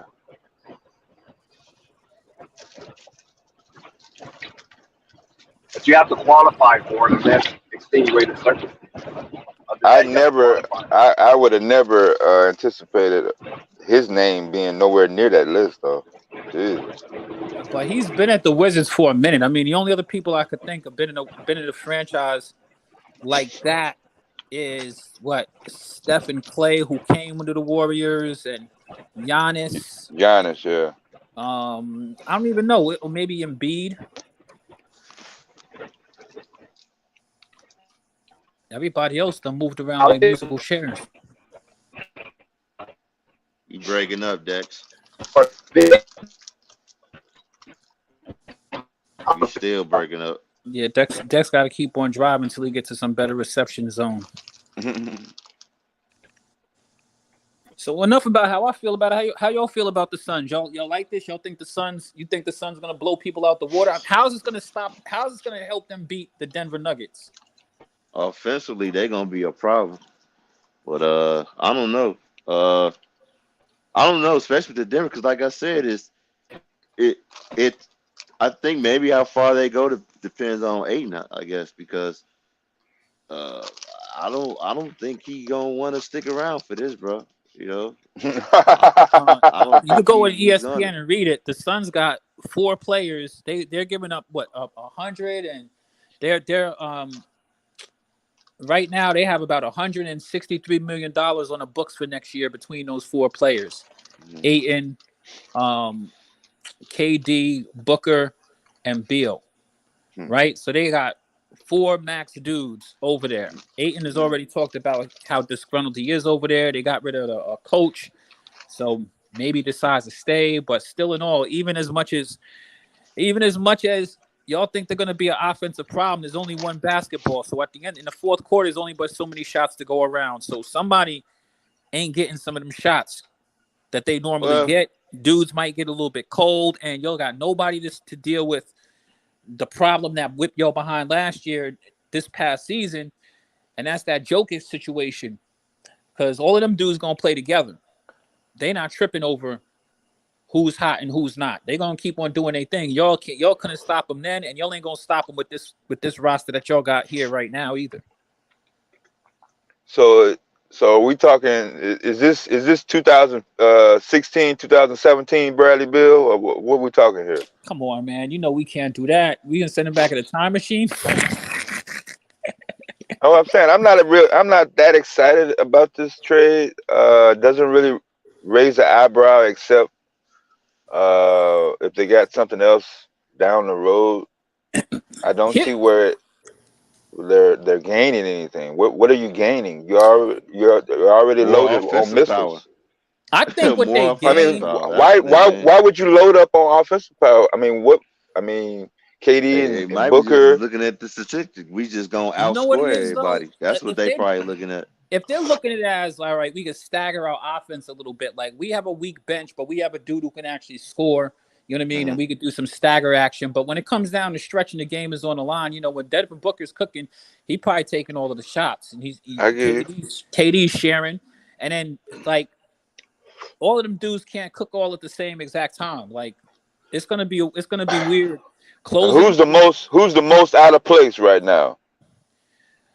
I think Beal got the most to prove. I mean, I can't see Beal coming in and passing up shots. I mean, I think he got to play because first off, people question how good he is. Ayton. He ain't never been in this position. Ayton. Ayton already ain't getting no offensive touches. Like he definitely. That's what I'm saying. Offense, he might want out of there, bro. He ain't never getting a shot over there. They gonna be like, get me out of here. I understand y'all. They hired Frank Vogel or whatnot, but I'm not sold on that dude. I think Ayton wants to score. He wants to show he's more than just a rebounder, defensive big. He wants to show that he can stretch the floor. That would be a loss for the Suns if he decides to pack his bag. But also it really wouldn't, because like I'm saying, if that's what you want, then just trade him and get that. Trade him where you can get you some bench pieces. You know what I'm saying? Get that big that you want or whatnot. Or trade him for some bench pieces to get the point guard that you want. And call up Dwight Howard and be like, yo, just rebound the ball and play defense. You know? Or like I said, trade him to the Hawks. But wait a minute. I'm hearing that name go around. Come on, people man. Dwight Howard. People trying to get Dwight from Taiwan, huh? But I'm saying Dwight Howard, Dwight Howard's not a bad. He still can play. I mean, you're not gonna get that. Are we that down in the dumpster? We gotta dip to Dwight Howard. What I'm saying is, you dominating over there. Dwight Howard is not a bad player, man. He can be a good bench piece too. You know what I'm saying? You know what they need to do? They need to go get that big. They got a big dude over there in Taiwan. You seen that big dude that Dwight played against in the championship? I didn't see him. Dude's like 7'6". This dude is built like a damn tank. They need to go get him. Shoot. He ain't gonna be able to last. That dude. Y'all gonna learn about experimenting with these big dudes, trying to make them look like fucking. Yo, all I'm saying is, if y'all haven't seen it, y'all need to go on the internet and look it up. I mean, this dude makes Dwight Howard look like a damn junior high schooler. You ever see when somebody takes their little brother to the basketball court? This dude is huge, Dwight Howard bro. Not cooked, bro. I ain't never seen nobody that big. He looking like Andre the Giant on steroids. In 2024, bro, you're saying Dwight Howard has to be reckoned with by opposing coaches. The bench, he can be a good. Opposing coaches are making game plans for Dwight Howard in 2024 in the playoffs. Dwight Howard can be a good bench player, fam. Dwight Howard, like I said, let me give you a reality check. He can rebound, play defense, fam. Hold on. I'm not looking. I appreciate the loyalty. I appreciate the loyalty. Ain't about loyalty. I'm just saying he's a good bench player, bro. Guys, name some bench players that's better than him right now. I ain't gonna argue with you. Dwight Howard, there's a 0% chance Dwight Howard will ever come and play for the Suns with Coach Frank Vogel. Remember, Vogel was the coach the last time he was with the Lakers. For the Lakers, yeah. And how'd that work out for him? He ain't feeling that Vogel stuff. And they wouldn't. Oh no, that was the bubble. They wouldn't really play him that much. He's not feeling Vogel. He don't want to play for that, man. I promise you that. Man, he don't even want to call him. I guarantee he'll play for him. Shoot. Man, he ain't gonna give a hell. Nah. He's living good over there. Man, he trying to get back in the NBA, man. He want to come back. I mean, he's good in Taiwan, but I'm pretty sure if he got a phone call from the NBA, he'll be packing his bags go back to play for Vogel. Yeah. Come on. And you got a chance to win another chip. I think the reason why you guys aren't sold on Vogel. Go back and take a look what Vogel did the last 2 years we was with the Lakers. You said I'm not sold on Vogel? Yeah, I know the reason y'all ain't sold on him. The reason I'm not sold. I didn't say I wasn't sold on him. I mean, I know you ain't sold on him. I know you ain't. I said I didn't say I wasn't. All right, you think that? Come on, man. Vogel is a terrible manager of personnel. Terrible. Hey man, I said he got all that talent. They may do something, but I think that bench gonna come back and hunt them though in the defense. Vogel's a defensive coach. He believes in defense. Now, where are you getting at with Devin Booker, Bradley Beal, You should and nowhere. KD? Nowhere. Absolutely nowhere. You can't bring defensive coaching to non-defensive players. I mean, come on, make that make sense. That's like saying signing Tom Thibodeau and saying, all right, Tom Thibodeau, make it No, work. Vogel is a defensive coach. Yeah, I No, just that's said what he that. said. That's what But he he said. don't have That's defensive like personnel. signing Tom Thibodeau to the Suns, and you got them players. Booker not interested in playing no defense. Bradley Beal once upon a time and when he was younger, Man, yeah, Beal ain't he playing no was, D. but Bill ain't played no defense in I don't know how long. Yeah, the 2016, 2017 Bradley Beal. So KD last I was mean, seen. but Well, KD was watching those the Celtics blow by them, and when they got swept by the Celtics when they was on the Nets damn. last year, he ain't stopped nobody neither. So But you know what, ain't bro? never really been a defensive player. They so damn powerful in the offensive side, man. Like you said, all they need to do is just tweak that bench, get some wing defenders, and they might be able to do something. You know? Yeah, man, I'm not sold. I mean, I wish you luck. I'm gonna call it now, man. They ain't going nowhere. You'll see. Okay. Quiz. What's up? You sounded very pessimistic. I am Now, pessimistic. I don't. Anytime there's a team like this, I always tell you the same thing, and it always turns out exactly like I tell you it's going to turn out. We've had this history, Dex, me and you. okay, but quiz. But Bill brings a different dynamic, right? Because he's a quiet he is a quiet scoring machine. He doesn't make a lot of noise, and he's a seamless fit. You got Durant, same thing. A quiet scoring machine who doesn't make a lot of noise. Now Booker, on the other hand, sometimes he do quibble, and we can't take that from Devin Booker. We saw him quibble on the court plenty of times. We saw him uh, be very uh, boisterous on the court plenty of times. So we know that's where the mouthpiece is Devin Booker. But when you have two players that are willing to do what it takes to get you over the hump outside of Devin Booker, and we really don't know the outcome of Deandre Ayton just yet. You don't. In quiz, I'm gonna bring this to you like I brought it to Unstoppable. You know what I'm saying? The difference. You're breaking up, Dex. Dex back in the Matrix. For the commissioners. The only team to beat Denver twice under these circumstances were the Phoenix Suns. And they did it without their point guard. Mm-hmm. Now they have added Bradley Beal to that minus that was abdicated by Chris Paul. You don't think that this team is better now, today, than it was yesterday? I mean Better. that maybe. I mean, at least Bradley Beal is healthy. We're hopeful of that. Bradley Beal played the whole season last year, Dex. So do the No, is he the didn't play the teams Of is course not. Of course not. so is And that's the so same is the issue you have Suns with Chris Paul. So so we'll were see. the Suns in need of more points or the ability to slow down opposing West Coast offenses? I don't know what they're doing over there, but I know one thing and one offense that they definitely not stopping. I know who they not stopping. Jokic and company? They not stopping them. They've done nothing to help them stop that team. I mean, they could put up a couple more buckets. All right, I'll give you a perfect example. There was a coach named D'Antoni. Anybody remember him? Yeah, He put together some great offenses. I mean, yeah. he had dudes. I mean, go through the list of people who played ridiculous for him, from Steve Nash to Stephon Marbury to James Harden. their whole objective was we gonna outscore you. How many rings D'Antoni got? He even sniff a ring? I think he sniffed one in Please, there we with just said that Vogel is a defensive coach. So Yeah, but stop it. we also said that Vogel D'Antoni, don't have hold on, defensive hold personnel. on. D'Antoni, no, God, let me give you some pushback. D'Antoni do not have an inkling of defense. I mean, at one time, his mama wanted to take the D out of his name. Yep, you're right.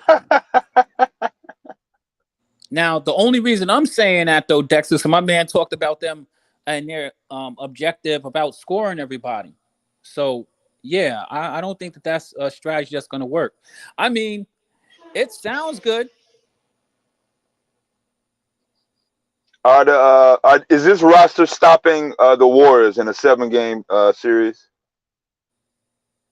Current roster.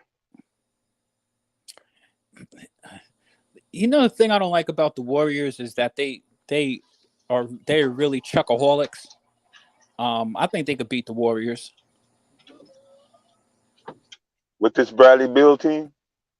Well, I mean, if we're assuming that they're playing with Deandre Ayton, but yeah, let's just keep it like it is for right now. I mean, with them playing with Deandre Ayton, I yes, mean, ma'am, we've been covered that, man. We covered that 2 streams in a row. The Warriors don't really have any size inside the paint, even though they do have Looney, but Looney's slow-footed offensively. So I mean, I think that's a good matchup for Ayton.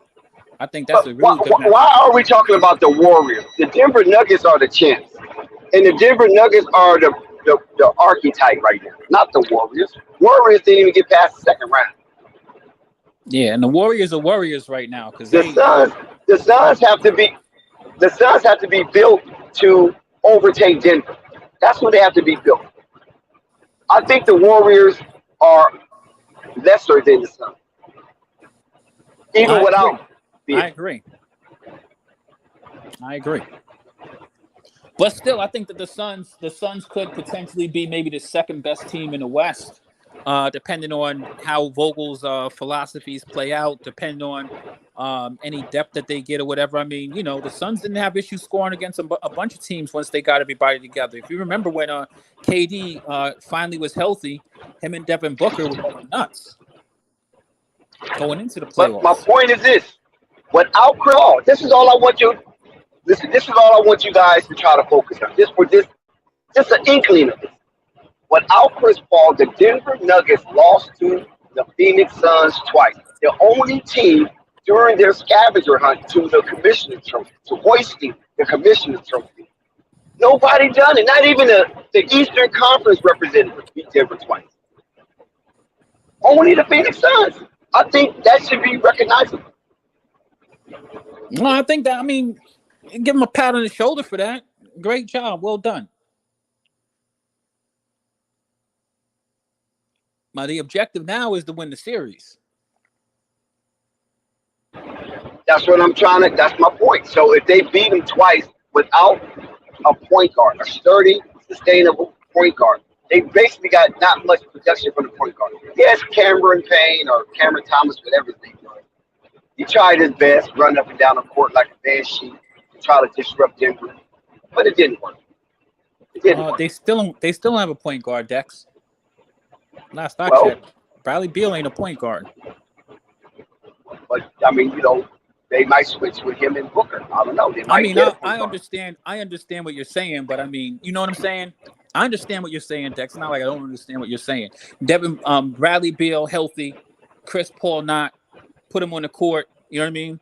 But I don't know how healthy Bradley Beal really is. I don't remember the last time I seen Bradley Beal healthy a whole season. Do you? No, not really. I think that one season where he was a fringe all-star, when he was playing with John Wall, he didn't make the all-star, but he was playing with John Wall. I think that was the only season he played a full season when John Wall went down and Bradley Beal, I think, got him to almost to a playoff game before the bubble.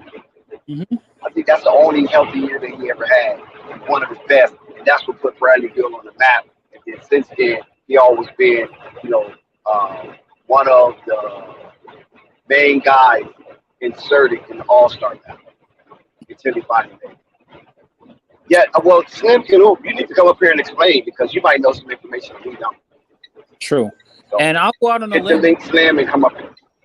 I'll go out on a limb and just say that that's probably the reason the Wizards were ready to move off of Bradley Beal. But I think the Wizards could have got a better deal for themselves out of the deal. The Suns, I agree with you in some of your theory, Dex. I don't disagree with you. I do think that the Suns are potentially better than they were with Chris Paul, who you definitely know ain't playing in the postseason. I give you that. They still have a bunch of question marks. They still have as many question marks now as they had before. To me. Yeah, defensive rebounding, that paint. I'm not really looking at any paint presence down there for opposing offenses. They're just having that wave between, that 12 to 15 footer is just wide open for opposing offense. And I do think that the problem that they also had last year, to Dex's point, is they only had production out of 2 players offensively. Everybody else was a dud. So, I mean, at least Bradley Beal is better than that. I mean, if you got a bench that's getting you 8 points, Bradley Beal could do better than that. But then Bradley Beal's supposed to be a starter. I mean, I think that there's a way that they could pull it off. That'll really be beneficial for them. At least you'll have one stud scorer on the court at all times. But it's still super early. We'll see. I'm not even going to say that the Suns are done. I think the Suns still have a lot of work to do with their roster because I do feel that Ayton is out of there. I don't feel as though Ayton's going to be there. Based off of what Ayton said. Okay, what Ayton say? Hold on. That makes the both of us. I think Ayton out of there. Okay, hold on. Let's stop. Let Chris explain it. What did Ayton say, and how could you put that together to say he's out and then where he might end up? Well, I mean, before even all the last season, it was out there that Ayton was disgruntled with the Suns, and isn't that the reason they got rid of Monty Williams? They got rid of Monty Williams because of his and Chris Paul. Right. All right, but I mean, maybe to the point that you're moving to. Flight, drop the link. Flight or Unstoppable. Somebody drop the link for Slim. Now there is a slight slither of hope that now that they've got rid of these dudes, maybe feels more confident with the organization. Plus, the organization just got finished going through a transition in ownership too, right? So they have new owners there. So we'll see. We'll see. But what I'm saying, but like I was sharing with Unstoppable, once again, the owners chose Ayton, hometown boy, over Monty Williams, Coach of the Year, and Chris Paul, first ballot Hall of Fame. But they still wind up sticking it to him by adding Bradley Beal. Good point. I can see that. Yeah, I mean, the thing about it is that only thing I'm saying is that where it last stood with Ayton, he wanted out. So they chose him over these dudes. But Ayton wanted the ball more. That's what his whole thing was. Like, I'm not getting the ball. And it don't look like he's getting the ball. He ain't gonna definitely get it. He's definitely not gonna get it now. Definitely not. I mean, he gonna get it, but he not gonna get it as much as he would like to. Well, what about if Beal is coming off the bench? What about that? Then that's a different scenario, right? That coming off the bench? Dynamic. Yeah, but we know Bradley Beal not gonna agree to come off no bench. I don't know. Shit, he's coming to a sunshine state. No, yeah, I don't see it. I don't see it. He could have went someplace else. Hold on, Dex. Beal's a max player. You know max players don't come off the bench. Oh, yeah, that's right. Yeah, right. But when Russell Westbrook was a max player, he came off the bench. I mean, that's because they forced his hand. So don't say that yet. That's all I'm saying. Well, you wouldn't want to. Only reason I said that is because that's what you told me.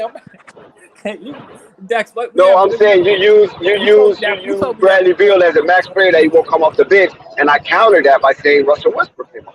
Yeah, but when I said that the last time we had a conversation about that, you was the one who schooled me. Said, "Hey, max players don't come off the bench." Quiz. I was like, normally you're right, but not all the time. That statement was too blatant. Right. Well, I will say that's all. We're in the off season, so there's still a bunch of question marks. We got to see how it all comes together, or whatever. But that's what I'm saying. There's still question marks to me. I mean, and who knows? Maybe Bradley Beal sucks. Maybe Ayton sucks it up and decides to stick around, and and all of that. The Bohemian Beast, Deandre Ayton, #1 overall pick out of the University of Arizona Wildcats. And now he is center stage on the Phoenix Suns, contemplating if he want to continue with the organization or do we want to bounce. Well, one thing we can't say the Suns ain't trying. They're trying to do something. So that is something to see coming down the line, how Deandre Ayton reacts to the new acquisition for the Phoenix Suns. Now, my Some say question to block. you, Dex, is this. Yeah. I thought that they were making changes. I thought that there was a new collective bargaining agreement that had come in and that they were adjusting these salary caps and stuff like that. I didn't think that stuff like this was possible. They have 4 max players over in Phoenix right now. I thought Well, they were doing away with all that that. hasn't kicked in yet, though, Quinn. They All still right. under the old bargaining agreement. So when does that start? What, at the beginning of the season? I'm not sure exactly. I think That's crazy. So you mean to tell me that they're exploiting a loophole? They're like, well, the championship. Yeah, of course. You know how they do it. Just like the tax law. They're like, yo, before preseason starts, when they put this new thing in, exploiting that shit. It is shaking right now. Exactly. That's why these moves are going down. And we got till Thursday for the draft, and that's when all hell's gonna break loose. Yeah. Absolutely. Yeah, it's gonna be another monster trade before Thursday. Zion Williamson. Yes, sir. All Really? eyes on Zion. That's what it's looking like. Yes, sir. I agree with you, Dex. I've been checking out the information like you was spitting. I thought that you were just talking out. I thought you was just talking about you. And you know what makes it so bad? Listen, what makes it so bad? Sky and Jessica and you, Quinn, and Anthony Alvarado, wherever his ass at, the New York Knicks fan.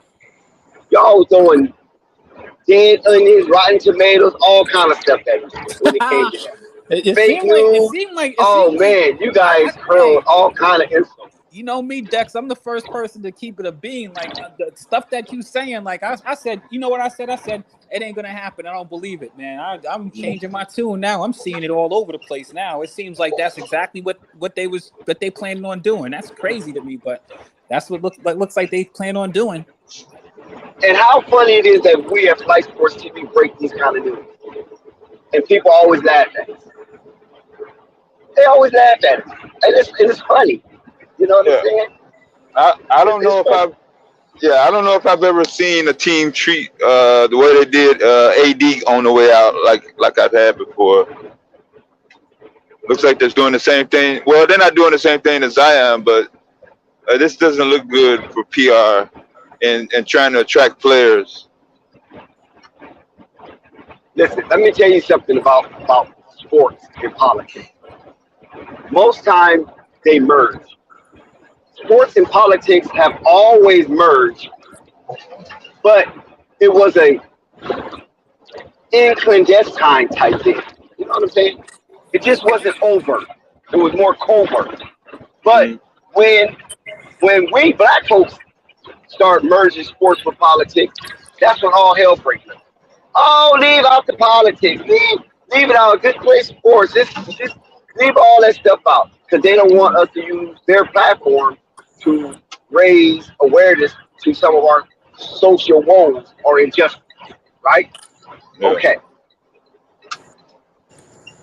When politics is silent to their moneymaker, that tells you right there. And I think it was back in 1865 or maybe 1863, one of those years, they came up with the conspiracy of silence. Right? It was during the Civil War and the assassination of Abraham Lincoln when that term, of the legality of that term, really came to the forefront. Right now, there is a conspiracy of silence with politics and sports in the New Orleans section of Louisiana. Because normally with a thing like this, the mayor will humbly come out and speak on behalf of that superstar player. Yeah. Might not say a whole bunch, but just say something to let everybody know that we're in this too. You know what I mean? The political vector. of the city is a part of this too. And we recognize the implication of adding or subtracting such a player. Nothing. Quiet. And at the same time, Bank of America is trying to expand their tentacles in the New Orleans area. Right? Charlotte Hornets, the city of Charlotte, the Queen City, is where Bank of America is hub. That is a financial hub. You know, there are banking hubs. I think it's the second financial banking hub next to New York City. It's Charlotte, North Carolina. I think they got a stadium built out of Bank of America over there, don't they? Mm-hmm. Right. That's what it Very, sounds. very. Carolina Panthers, right? Yeah, Okay, go ahead. Dex, brilliant information. I like that. Yeah, Aside the mayor, from that, the mayor's in hot water as well.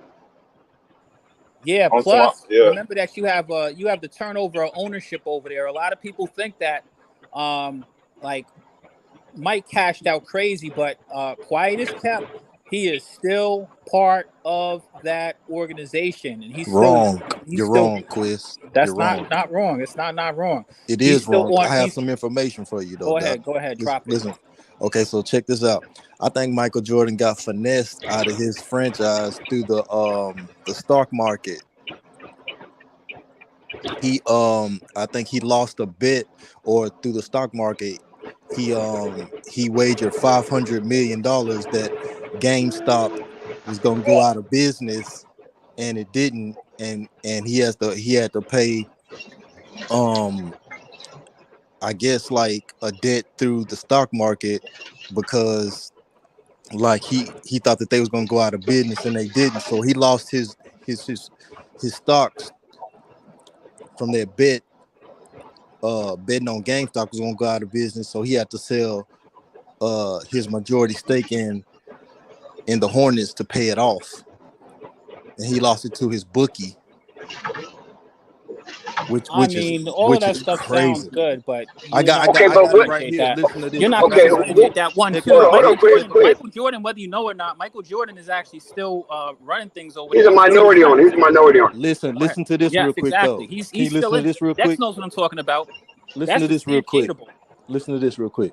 Terrible investment with Gabe Plotkin. By the way, that's a minority owner who's buying the damn Hornets. So he told Gabe, yo, go ahead and bet $500 million of my money. I got you. It was like a verbal IOU. And Plotkin went and put a ton of money into the stock market, somewhere around $4 billion, and they lost.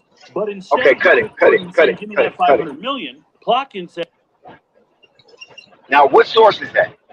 It's a source on TikTok. He explained it further. There's a part 2 of it. Plotkin, like the bookie and some dude in Chicago bailed Michael Jordan and his bookie out, and then they had to pay him back. They lost like $6.8 billion betting on GameStop that they was gonna go out of business. And he was explaining that Michael Jordan bet $500 million into the stock market. I remember when this source first came out. Now this guy that's on TikTok, what is he? What is he and who is he?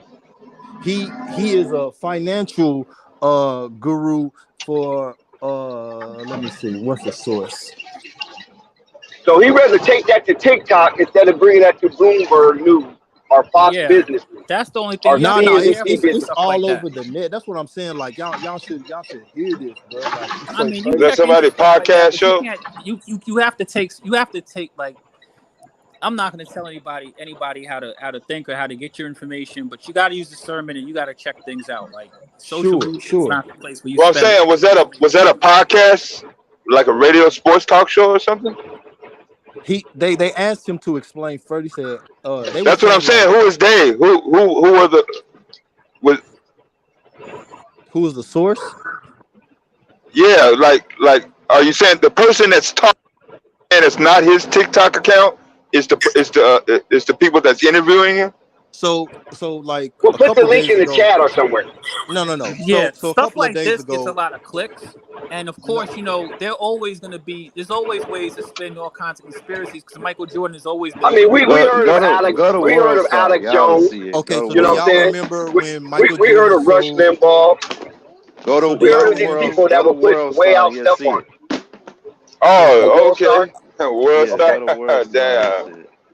No, that's what I'm saying. World Star put a lot of stuff on there. That's from, like you said, that's from TikTok. But if you go to World Star, you'll see it. Nah, you I came good, bro. across that All yesterday I'm trying to too say about is that bet. Michael Jordan, he bet on GameStop was gonna go out of business, and when it didn't happen, they kept on pouring money into GameStop because he wagered that it was going to go out of business, and it didn't happen. He had to sell his assets to get his money back, which is the Charlotte Hornets, because he didn't have 500 million liquid cash. That's why he's selling the Hornets. I'm trying to give y'all the reason why he's selling his majority stake in the franchise. That's what all I'm trying to say is the They timing left of the it. bet open. You forgot about that. Like when it didn't, they left the bet open. So Yeah, so he it kept on continuing to have to pay into the right. stock market. Like he kept on owing I money. got news for you. So Michael so Jordan to cut the owns. bet or whatever, he had to sell his majority stake because he didn't have the liquid cash, is what I'm trying to say. If it makes any sense. My bad. Mike owns several things worth substantial value. Several things worth Yeah, he didn't want to sell his substantial value, Nike, including his he didn't want to sell his Nike stock because that's his franchise of cash hospitals. cow. So I mean, it ain't like Mike is strapped for money. This dude been a No, nobody billionaire said he forever. was Yeah, strapped for money, but but he remember the didn't bet have the was a lick $500 $500 million. million bet. But Slim. What's up? And, What's up? we already know how we feel about Michael and his Yeah. business skills, right? So we know that Michael has a lot of scandalous ways, according to what we hear. We don't know personally, according to what we hear. But listen, you don't think the Charlotte Hornets, that's worth $2 billion, $3 that he could billion. take a loan, $3 billion, okay, that he could take a loan to cover a $500 million debt? No, you're misunderstanding. Like him and his bookie lost $6.8 billion I don't in care the who it stock is. It market. doesn't matter. A debt is a debt. And They and was and the debts. Charlotte and the equity that he has in Charlotte Hornets, you don't think a bank, especially Bank of America, that's right there, and they're a You're not partner. listening. They was I am bleeding. listening. They was bleeding money. They kept on having to pay because he failed in the stock market trying to bet on GameStop would go out of Okay, business. So they kept on now, having to pay and pay in and pay in and pay okay, in, saying that this was gonna cool. go out of I got business, stock. and it never did. I So got. in order to pay off the 500 million bet to the stock market, so he wouldn't have to keep on paying the stock market because it was getting too expensive, he sold his majority stake in the Charlotte Hornets. That's the timing of it, and this is the reason why he's Okay, doing it. now listen to what I'm I telling mean, you. it sounds plausible. On the counter is that Michael Jordan has $2 billion net worth, That's and right. I'm quite sure maybe some of that is personal and business. However, the Charlotte Hornets is worth $3 billion, and by him being the majority owner, you don't think he can establish a business credit line with Bank of America or personal that he can borrow based on the equity that he has in the Charlotte Hornets, not without selling the team, and garner a loan to pay off that debt instead of selling his majority Absolutely, stake? because even if you think about it, even if you think about the growth of the Charlotte Hornets, he only paid how much money for the Hornets, and look what it's worth now. Right? 275. He pays 275 million. Any And I bank get is all of that's that. a safe gamble for any banking But That's establishment. almost a $2,000, a 2,000% rate of increase. I understand all of that, but what y'all missing is like him and his bookie are in the red 6.8. But I'm saying that point don't matter of how much he's in the red or who he's in the red with. This man has equity in a professional franchise that's worth more than his debt. No, Are you saying this bet? The debt was more than what the franchise is worth. Michael Jordan, like the dude in Chicago who is worth $30 billion. I forget his name or whatever, but it's on my page if y'all want to go check out the video. And but what I'm saying he is bailed that him out. He bailed Michael Jordan and his bookie out or whatever. So in order to get their money back or whatever, he sold his majority stake. He didn't want to give up his Nike shit because that's his cash cow. That brings him $400 million in per year. He didn't want to sell. He didn't have Wait the a minute. liquid So cash laying around. how is Jordan not able to get credit or a loan for this debt? Why would Why you does he want to have get to a loan sell? for the you They if you always do it. Whoa, Slim. Come on, Yeah, my brother.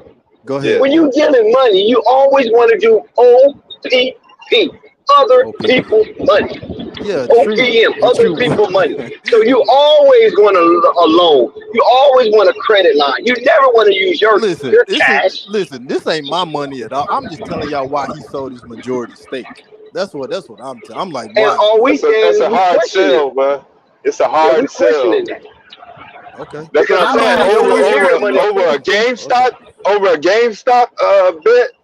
I Yeah. don't know, man. I remember I'm when just he saying. put in. I remember when GameStop No, we're stock not went up. knocking No, that. I'm We're not. not I'm not knocking. disputing. No, I'm not just check disputing this what out. Let happened. me speak, please. I remember when Oh, okay. GameStop stock went up, Jordan sold like a couple of shares to his bookies for like $2 to $3 billion, right? And I was like, wow, that's interesting. Why would he do that when he owns like almost 100% of the Charlotte Hornets? That's a lot of money. You sure it was 2 to 3 billion Yeah, off the stock market? It was That's an reported it was like awful lot of money. 1.2 billion or something like Yeah, that. He sold professionals it to don't this even do that bookie or shit. whatever. Yeah. And then like they kept on thinking that I GameStop don't was know gonna go out of GameStop business. anyway. They wouldn't do that shit I'm gonna on be that. On honest with that. you. This What's up, Quiz? sounds hot. This sounds highly. Shaky. It sounds shaky. It's highly Yeah, suspect. It sounds Okay, plausible, look, but you're always do gonna me a put we favor, all do me a know the favor, do me a GameStop, favor, You're the do talking me a about previous favor, some game. bookies and all kind of stuff like that. do Come me a on, he favor, remembers. cuz. He remembers when he gave $2 billion to the bookie. You remember?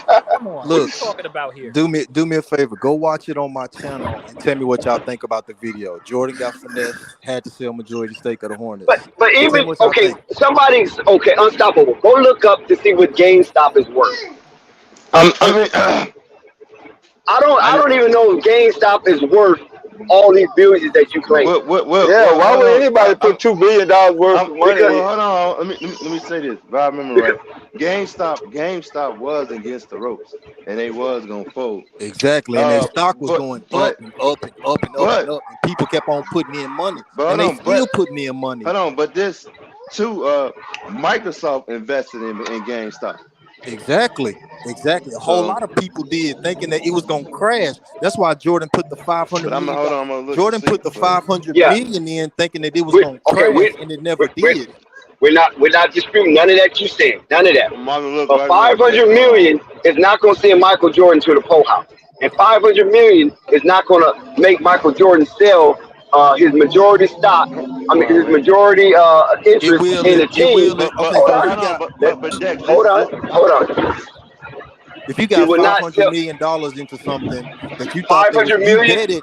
you betted that the stock was gonna crash, and it never did, and the stock keeps on Okay, going up. You lose the money because you still have to pay your bookies of what you put in. That's what I'm we're saying. not He disputing none of wagered a that. bet. We're not just MJ Slim, wagered a bet that it was gonna Slim. crash. I think you're trying to be overright. But Oh, Slim, okay, hold on one second.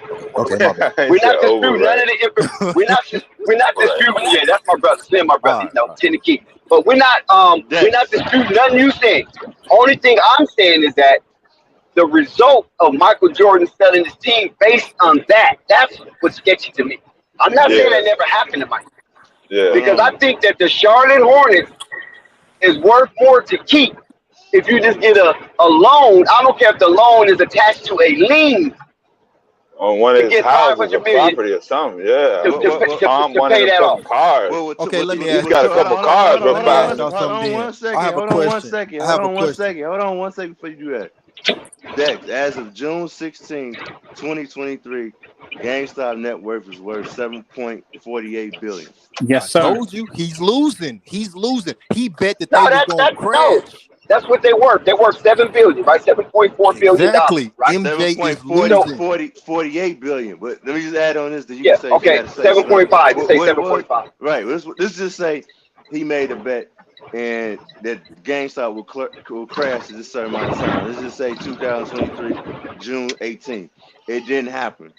He said, okay, he kept prolonging the bet. He didn't close the bet out. because Nope. if you lead a bet, if you don't close it, the bet You is got to still keep open. on paying. And it's He's still open. bleeding cash. Hold on, if it's still open, then GameStop, let's just say, crash next year. Then he won the bet because they went out of business. But what he kept extending it. You know, if you go to court, you extend it. Thank you. So by him Thank you. extending Thank it, you. he continued to owe it. That's what he's saying. So it But went I'm higher not Exactly. and disputing none higher of that. and higher and I'm not higher. And him disputing and his that. bookie got so high up to 6.8 billion to where another billionaire in Chicago had to bail them out. Oh, see now that's different. You said it's more than 500 million. It's 6.8 billion. Yeah, so a $30 billion guy in Chicago had to bail them out, and now Michael Jordan had to sell because he had to pay the bookie, right, that he put in the bet with for GameStop to close, right, and then So how now much do Michael Mike owe? Jordan, huh? How much do he owe? Michael Jordan According just to the want report. Michael Jordan just wanted his $500 million back or whatever, his Okay, liquid that's what I'm cash, saying. I think this his happened liquid in cash back. 2015, Dex. It's Too. So what this I'm trying to bet, say this is an like old bet. it's not a bad thing that he sold a majority stake of the Hornets. He just wanted his liquid cash back that he put in to stop the But bleeding to pay on the GameStop. He just but wanted what his I'm saying, $500 he could million have got a back. loan for that. That's what I'm telling No, you. Dex, you missing it. Why would you want to get a loan for the money that you put into the stock market? That don't make no sense. What he owe? He owed 500 million, right? He didn't He owe can get. nobody nothing. He put $500 million of his money into a bet. Oh, okay. That's not what he owed. No, he put $500 million into the stock market thinking that it was gonna hit like GameStop was gonna crash, but it did. It never did. So in Okay, order to I'm get his stuck on the 500 $500 million. liquid cash back, he was like, okay, let me sell the majority of the stake. Like man, y'all gotta look at this video, bro. Cause I kind of they understand the more finessed, you say now, yeah, because they that's finessed dude. They finessed I MJ. yeah, they did. Matter of fact, thanks Bill Gates for that. Oh, Now we got to look for. Now we got to see what the connection of the new owners of the Charlotte Hornets to Bill Gates. Michael Jordan's still in there as an owner, but Minority, yeah. yeah, But Bill minority owner, Gates, but listen, what Bill Gates did was he took Michael Jordan 500 million. just Feel me? think if he would have hit on that bet of GameStop losing, MJ probably would have been up like $7, $8, $10 billion by now. But it didn't hit like he thought it was because GameStop didn't go out of business. They just kept Because on of other pouring people money into rescued it. GameStop, right? People Exactly. rescued Yes, it, sir. so they Yes, taking sir. Mike money. Yeah, exactly. They finessed him. They finessed him. I was like, damn, for Okay, real? I see what you're saying now. I thought you said he owed 500 million. No. He put $500 million of his own money into it In as a right. bet. I was like, Jesus Christ, MJ. Jesus Christ. Wow, So that's crazy. that Shout is out to crazy. Slim Canoe. Shout out Fly Sports TV, the machine on the hood. Sir. Wow. And if Well, we this know is MJ got factual a gambling information, problem, bro. no doubt. Exactly. His No gambling doubt. problem, No doubt. correct. Jesus No doubt. Christ. Jesus Christ. Yeah. Well, the only way I could Hey, think is that he did that somebody that's a credible source told him it was gonna crash, but it was really a setup. Trusting that yep. bookie. Trusting that bookie. That's what it was. He trusted dude with that $500 million. Take this $500 million and flip it for me, and it didn't pay off. And that's liquid cash. He Oh, gave him $500 million right. cash. Here, bro. Take this. And just think about if you run in a franchise like the Charlotte Hornets and you taking that liquid cash away from your franchise, what does that do to your team? What does that do to your franchise? That's crazy. That's wild. That's real wild, bro. That's crazy. But man, I'm gonna let y'all get back to it, man. I just want y'all to bring the news, you know what I'm saying? Yeah. Keep doing what y'all do, bro. Yeah, I'm glad you broke it down that way. Because at first I thought I misunderstood where you was coming from, thinking that was Michael's debt, 500 million. I'm like, well, 500 million, we can get a loan to pay that back. But now you say that's what you poured in. To me, it was just strange. Like, you got the number 2 pick, you got a star LaMelo Ball, you got a nice little team, needs to be a little tuning up. But man, why you gonna sell the whole? It just came out of nowhere. You know what I'm saying? So then these reports start coming out. I'm start looking like, man, what he put $500 million into what? I mean, 500 million is not chump change, but you know. No, it's not. Not liquid cash anyway. Not liquid cash. No, what I think what really saved him was that was Microsoft, because they also they was updating their technology, so they was And what's giving him crazy some. is GameStop switched CEOs, and he thought the new CEO coming in was gonna crash it, and Michael Jordan was gonna get his money back or recruit some, and he put his own money into GameStop and just made the stock keep on rising. So I'm like, so he had to get his money back. I would have too. I would have too, but man, y'all want to switch back to Bradley Beal? What y'all think? Yeah. What you think? Yeah, give us your input while you're up here. Man, Bradley Beal going to the Suns is pretty epic. I think it's epic. Like, I think they need him. I think Chris Paul, he's over the hill. I think new blood coming in with Bradley. What is he, a point guard or a shooting guard? He can play both. Well, they need him, and then guess what? They only got like Who you talking about? Bradley Beal, right? Yeah, they only got 5 players. They only got 5. Yeah, but he can play both. I mean, he don't got to be no hell of a point. So you guys get it misconstrued that just because you ain't no Chris Paul or no Lonzo Ball or something like that, you ain't a point guard. No, you could just be point guard and still, run the offense, but you ain't got to be no a meticulous type. I don't know about that, Dex. Well, I ain't even gonna lie. With that trade, they might have the best backcourt in the West with Devin Booker and Beal. Them two scores right there, it's gonna be hard to stop them, boy. Because you got remember the Stephen Clay. Don't never forget that. Clay is really not a point guard. No, I'm not. Clay, hell no. What he did in the playoffs this. No. I ain't talking about you. I'm talking about Unstoppable. Oh, okay. My bad. Of course, he knocked in the backcourt of Booker and Beal. I'm saying Stephen Clay. Stephen's not really no point guard. He putting up. He ain't getting in the system like that. We've seen that during the playoffs. Steph is running around trying to look for his shot. We don't give a damn about setting nobody down. Right?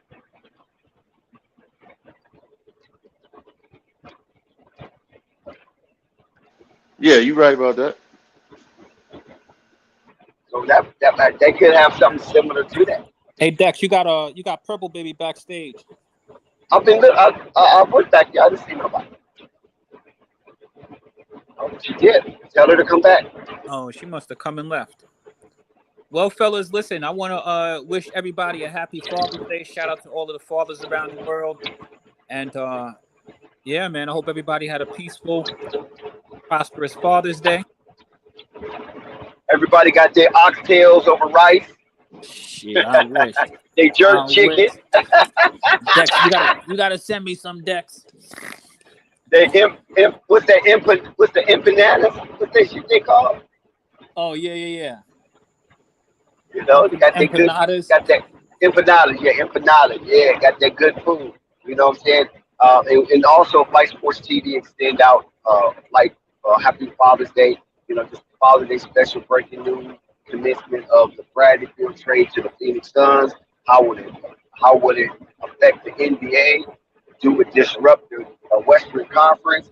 Do they become a threat, or do they pose an existential threat to the reigning champs, the Denver Nuggets? I don't know. What you guys think about it? But guess what? We'll be right back. Please subscribe to Flight Sports TV, hit the like button, and leave a comment. Do the Suns pose a significant threat to the reigning champs, the Denver Nuggets?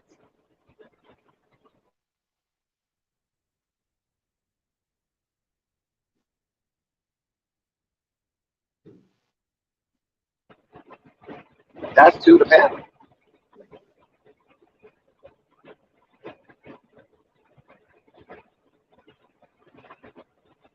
Do the Phoenix Suns, with the new acquisition of Bradley Beal, pose a threat to the Denver Nuggets? Do they pose a threat to the NBA in its totality? I'm talking about an existential threat to the NBA landscape with the new addition of firepower, scoring machine, Bradley Beal, coming from the Washington Wizards and joining Devin Booker, Kevin Durant, Deandre Ayton, and company, being coached under the edits of Frank Vogel, who we know is a defensive mindset kind of coach. How would a Phoenix Suns fare? Do the Lakers get better? Who's gonna get better in the West? We see the Phoenix Suns has already making their mark. What about the Lakers? What about Golden State? What about the Sacramento Kings? They finished the second seed in the West last season. Do they stand pat? Do they not move any pieces around to try to get better? How will they correlate any outside talent with Malik Monk, Darion Fox, Davion Mitchell, Sabonis, and company? What's going to happen up in Sacramento? What might Brown do this year? Did Sacramento catch people by surprise? And now people are on to the purple people eaters? Let's see how this going to go. What do the panel feel about that? Devastating, unstoppable.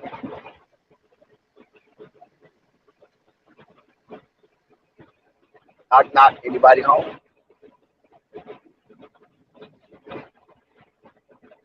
Well, we heard all of the news surrounding Michael Jordan and the sale of his majority stake of the franchise. He will lose his proxy vote. He will lose his proxy vote. He have abdicated his throne as the only majority owned sports franchise in the United States and probably North America. How do the black community respond to that? Do they care? Was it advantageous for them to have a black owner in a pro sports franchise, in a major three, top three? Or it just really nothing? How do we relegate that situation? The NBA being with this the first week going into the draft. Happy Sunday. You know, Sunday means Sunday, day to worship the sun. How on this Sunday, the Lord's Day, that we put together the pieces of what just happened. A lot of people feel confounded due to the nature of the pieces that was offered and acquired by the Washington Wizards as the Phoenix Suns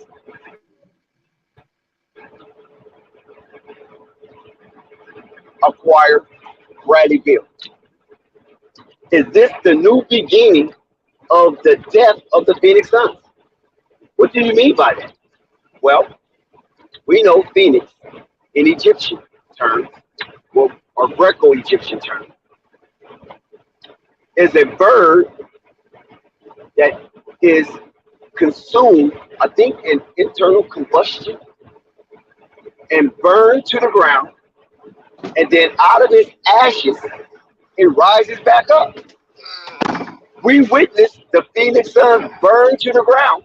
I mean, they were singed by the Denver Nuggets. And the Phoenix Suns are looking to rise again.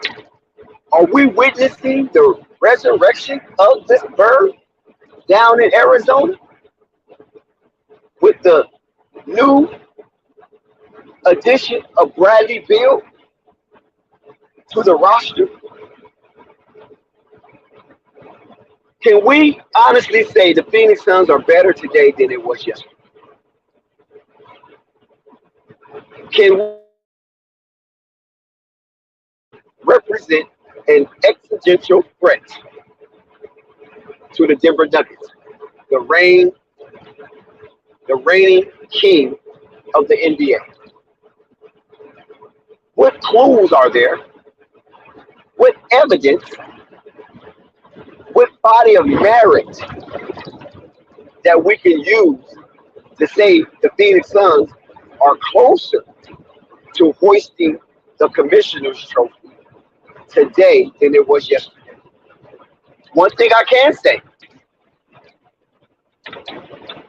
is that the Phoenix Suns is the only team in the NBA in the playoff in that scavenger hunt whipped the Denver Nuggets multiple times.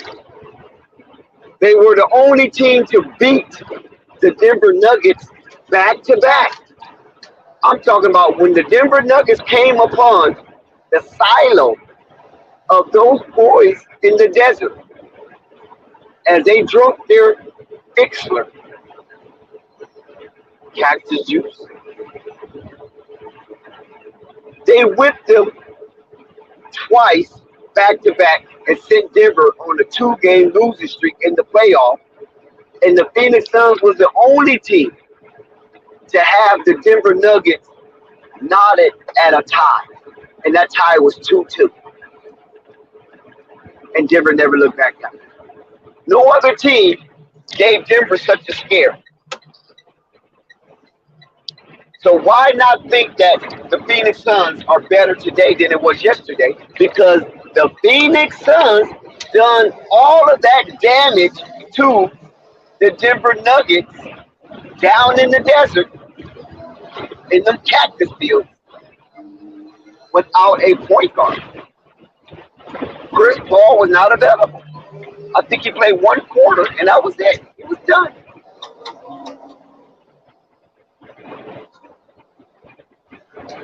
We have to put respect on the Phoenix Suns.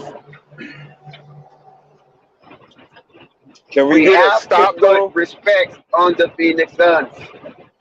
Devastating. But can we get a stop though?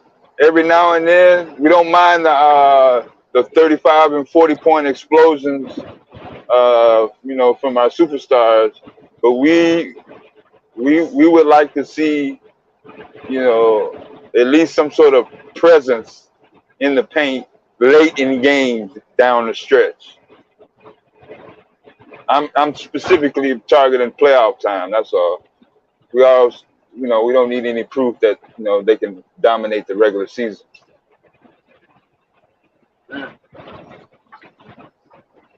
So, do you think the Phoenix Suns are better today than it was yesterday? Do you believe? Yes. I mean, I'm going player for player. I'm taking Bradley Beal, even 2023 Bradley Beal, much better, more value than a 2023 Chris Paul. Yes. So I agree with you on that point. That's what you're asking. Yes, that's what I'm asking. Yeah. Because a lot of people don't think that Bradley Beal is going to move the dial. He doesn't affect the pendulum of power that's in the West by this acquisition because he's a one-sided player.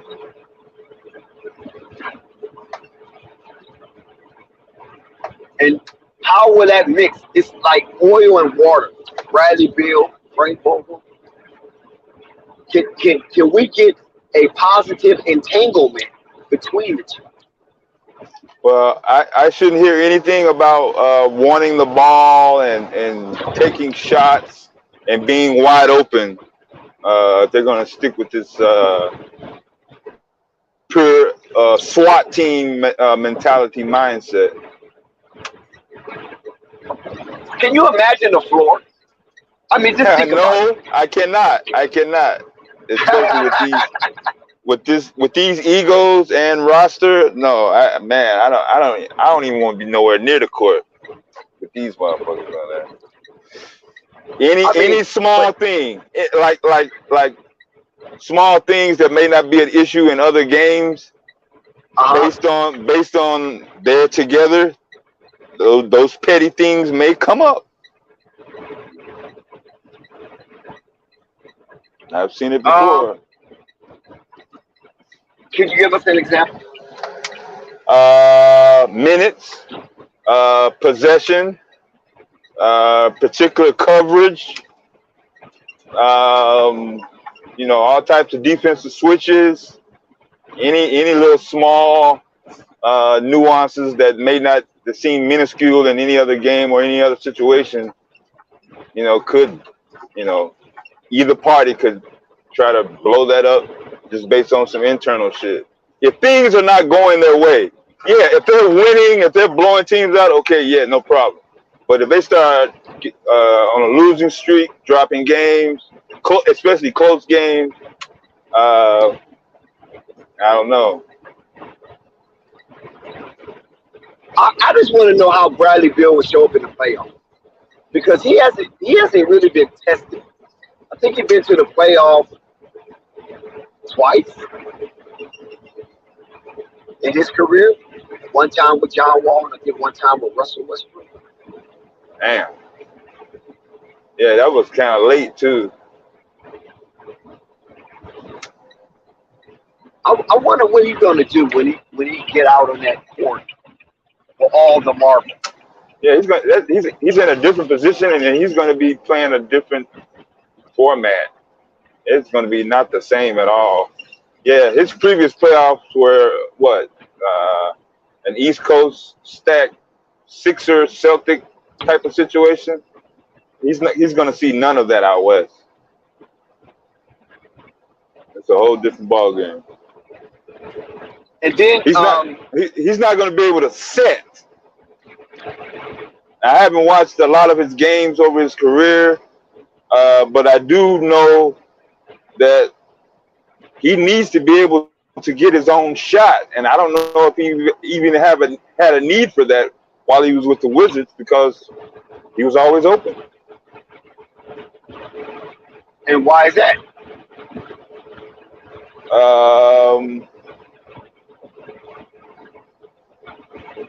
Because when you play the Wizards, devastating.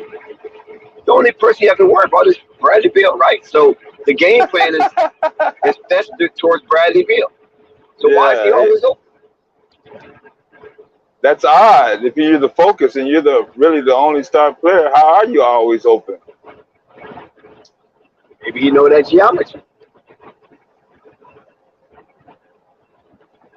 So if he's open when he's being blitzed as a Washington Wizards, because he's basically the only real talent on the team, then what happens when he gets to a team that has plethora of talent, and one of them happens to be Kevin Durant, Devin Booker. So how do you guard Bradley Beal? He's basically going to be unguardable.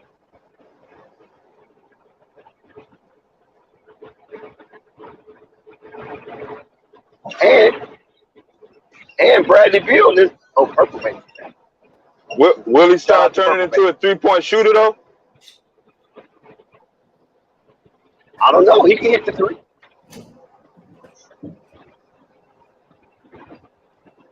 Yeah, he can.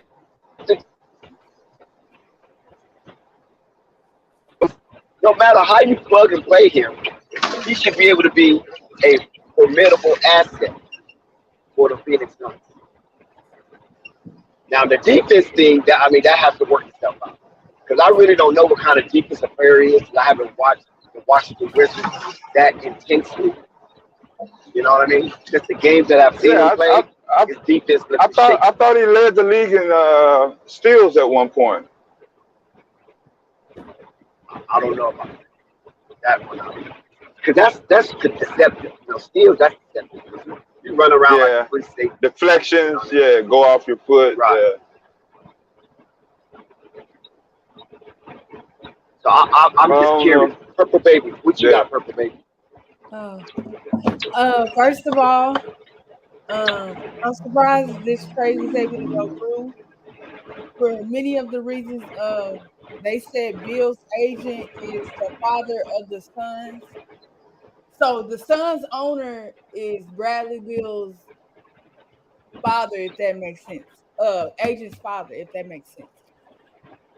Yeah, right. We got that dude. Yeah, that news is broken. And then second of all, for basketball reasons and other things, I don't think they've received the proper compensation back to Bradley Bill. So that's sticky in itself. And Well, hold on. Chop that up. Proper compensation.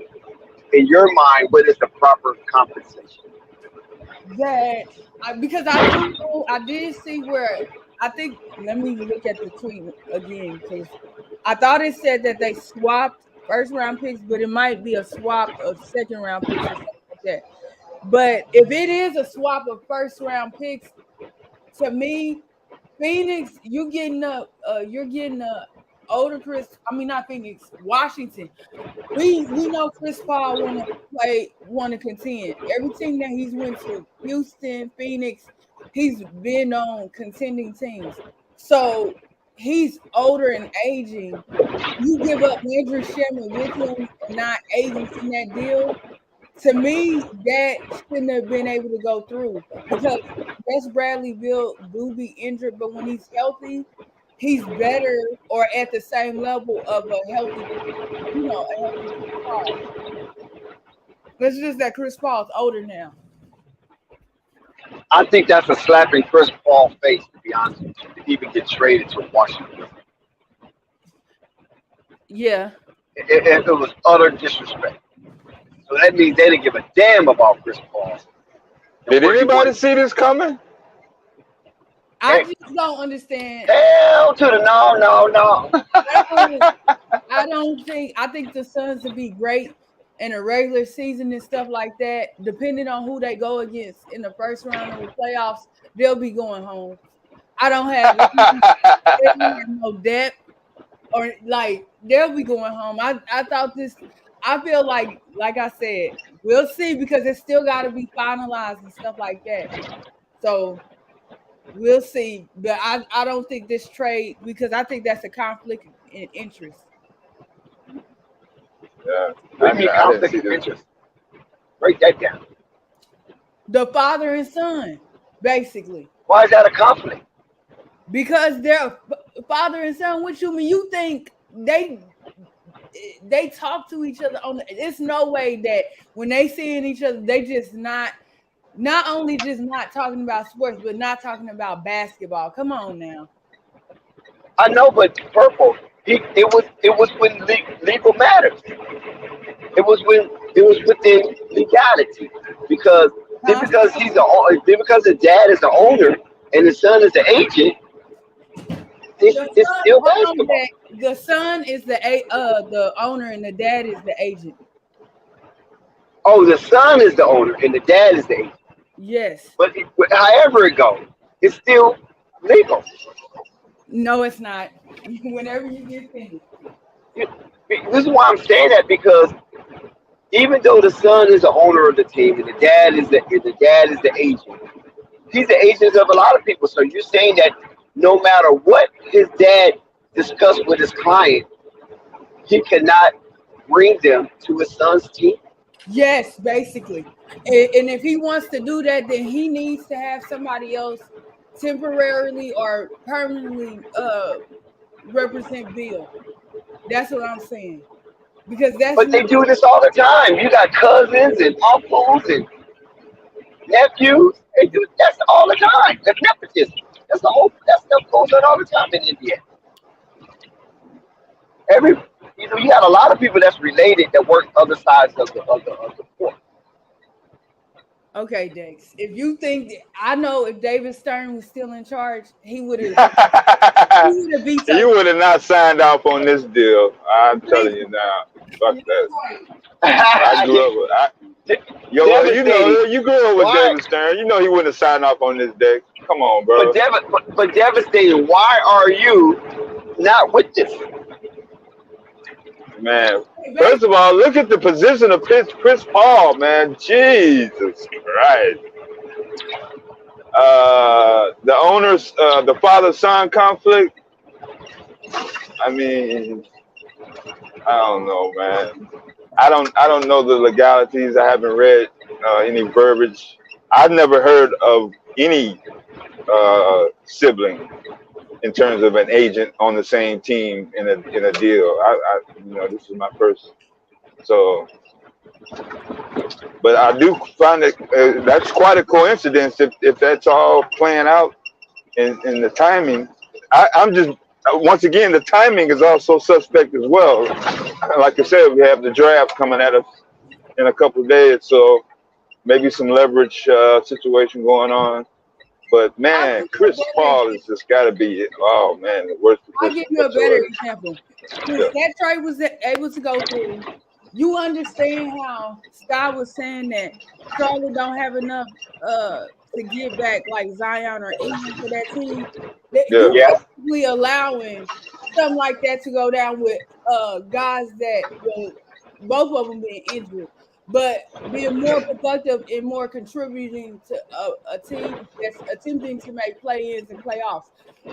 Means you're allowing Zion to get traded for just the number 2 pick without Charlotte getting any proper compensation. No, but the money always have to match. And Chris Paul and Bradley Beal money is close.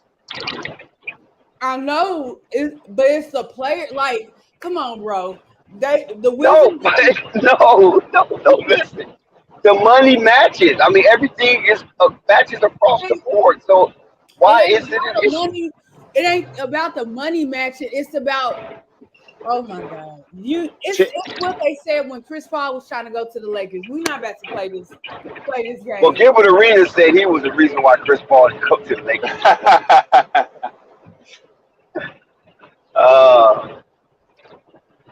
It's not what you think. But nevertheless, more first round picks. If Ayton, whatever. Okay, what was the trade? What you give to the people with the trade? Hold on. I'm looking for it right now. I know the Phoenix didn't give up nothing. Like nothing at all. They gave up Chris Paul, a Hall of Famer. And Shamit. They didn't give up nothing. They did not give up anything.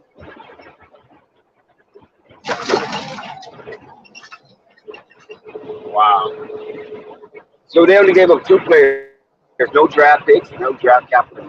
Yeah, they did, but I think it was the second round though. Yeah, double check. I think the second round, what he just said, and I think they swapped. I think 1 first round pick or whatever it was. Because all I know was that trade should have been vetoed. And then you gotta look at it like this, Purple. Give up enough. Even though the dad is the agent and the son is the owner, Washington has something to say about it.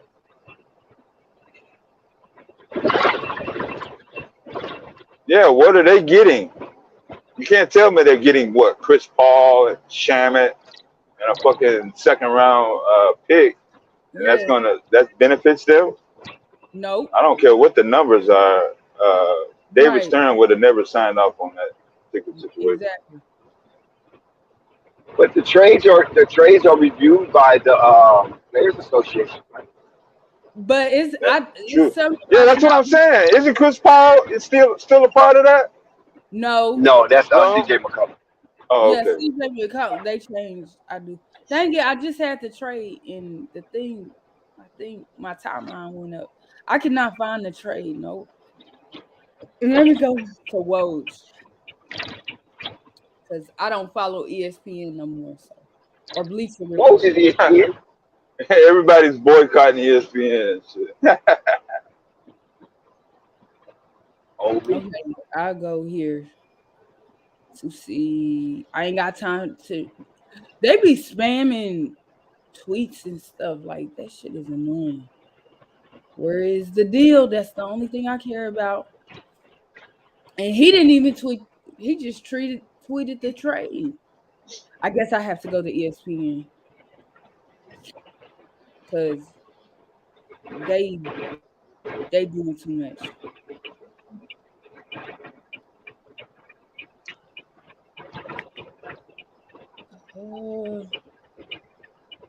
So is Chris Paul going to be able to make some movement? I mean, Yeah, they said Phoenix, Washington gonna buy him out, and he's oh, supposed to okay. go to another team. So Oh, he okay. won't be That's playing good. for the Wizards at all. Yeah. Oh, okay. He want to compete. The That's Wizards good. are rebuilding. Yeah. Dang it! Let me look here. Who tweeted? Oh my goodness, this team cheats. Why don't nobody have the details of the deal? I think somebody brought it up earlier. Yeah. Yeah, I hadn't been. I've been rolling ever since I got on. I'm about to stand still about like 15 minutes. I'll look it up when I get stopped. Let me see something. Oh, it's not in here. It's not in. Man, let me go to Instagram to see if it's because I can't find it on Twitter. Yeah, you get a plethora of information. They gave this trade a D. Okay, the Wizards got Chris Paul, Landry Shamet, multiple second round pick. Oh, so it wasn't a second. I mean, it wasn't no first round pick at all. Wow. That's what I'm saying. Yeah. A veto. David Stern with a veto. Hell no. That's what I'm saying. That's what I'm saying. Maybe they just want to get off that contract. Have you ever thought about that? I mean, they gave Beal like $250 million. Right? I'm talking about Dex. They were supposed to give out some. You ain't got the. They didn't receive the compensation back. So I remember when that came up in 2019. Yeah, that came up in 2018, 2019. But what about that contract? You don't think the Washington Wizards is done with it? Yeah, that's a lot of money, man. But play one player, you're not going nowhere. I understand that, but you understand they was playing John Wall too. I forgot the deal of the John Wall trade, but they received. To me, if this is John Wall being traded, yeah, it's fair because John Wall at that time I think hadn't played in 2.5 seasons or 3, something like that. Bradley Beal is playing inactive, and I know I keep hearing that he's injured right now or whatever, but he's an active player. Like, how do you get pick swaps for second? No.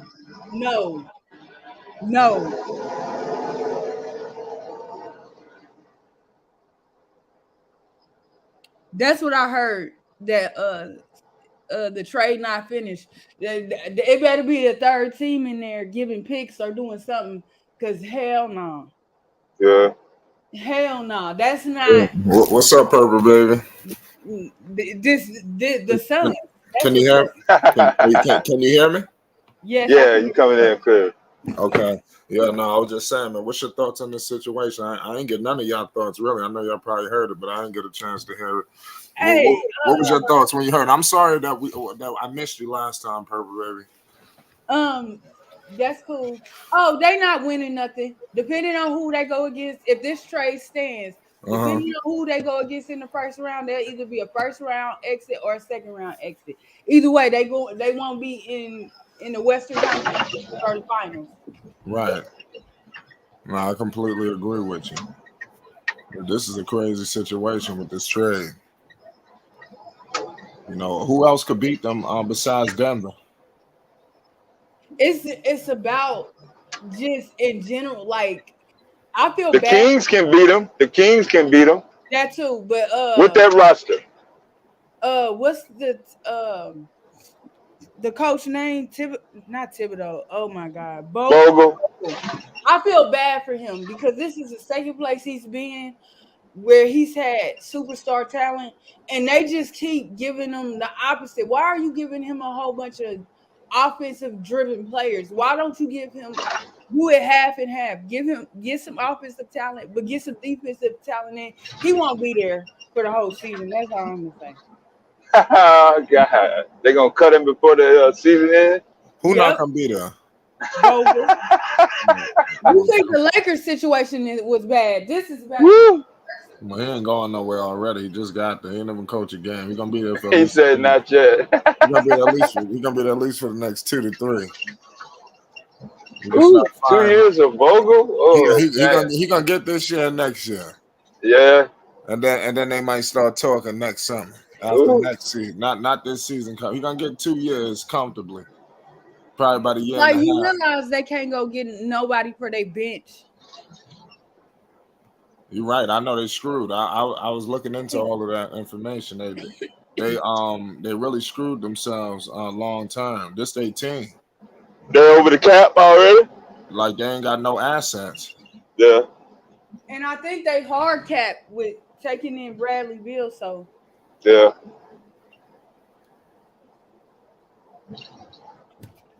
Yeah, they can. I even with the Beal addition, I still don't see them as being more dominant than what they were last season. Yes. Do they have more talent? Can they score more points? Yes. But they still can be beat in a 7-game series by the Kings, current roster. I don't know. I would even give the nod to Warriors, a hard-nosed, focused Warriors in a 7-game series. They'll battle it out with everybody else. I'm not sure if they're beating Nuggets. Yeah, Nuggets. Nuggets are Nuggets. But yeah, let's see how this finish up, man. I don't want to put all my eggs in one basket on this trade.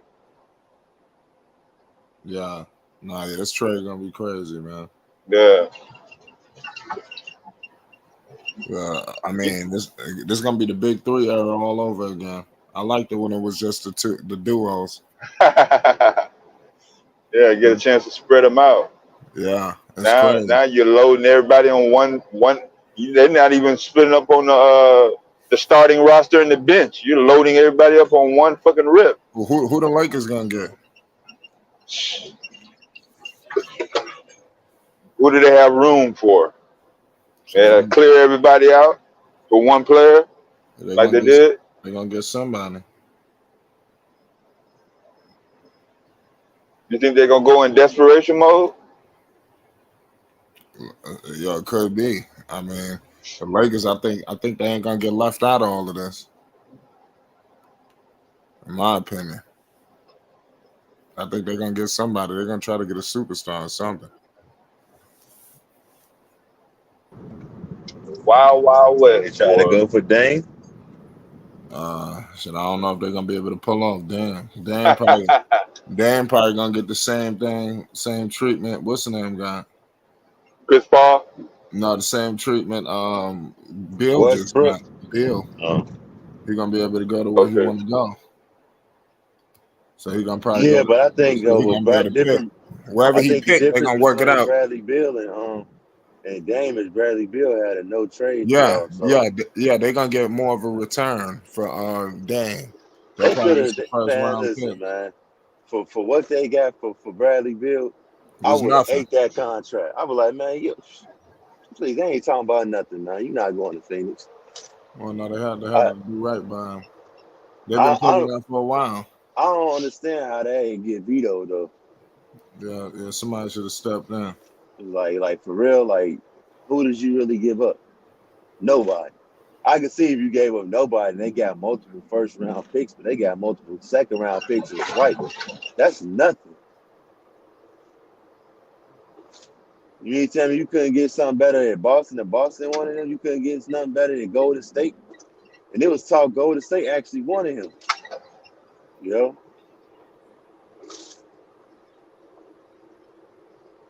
No, that's crazy, man. So Bill contract is $251.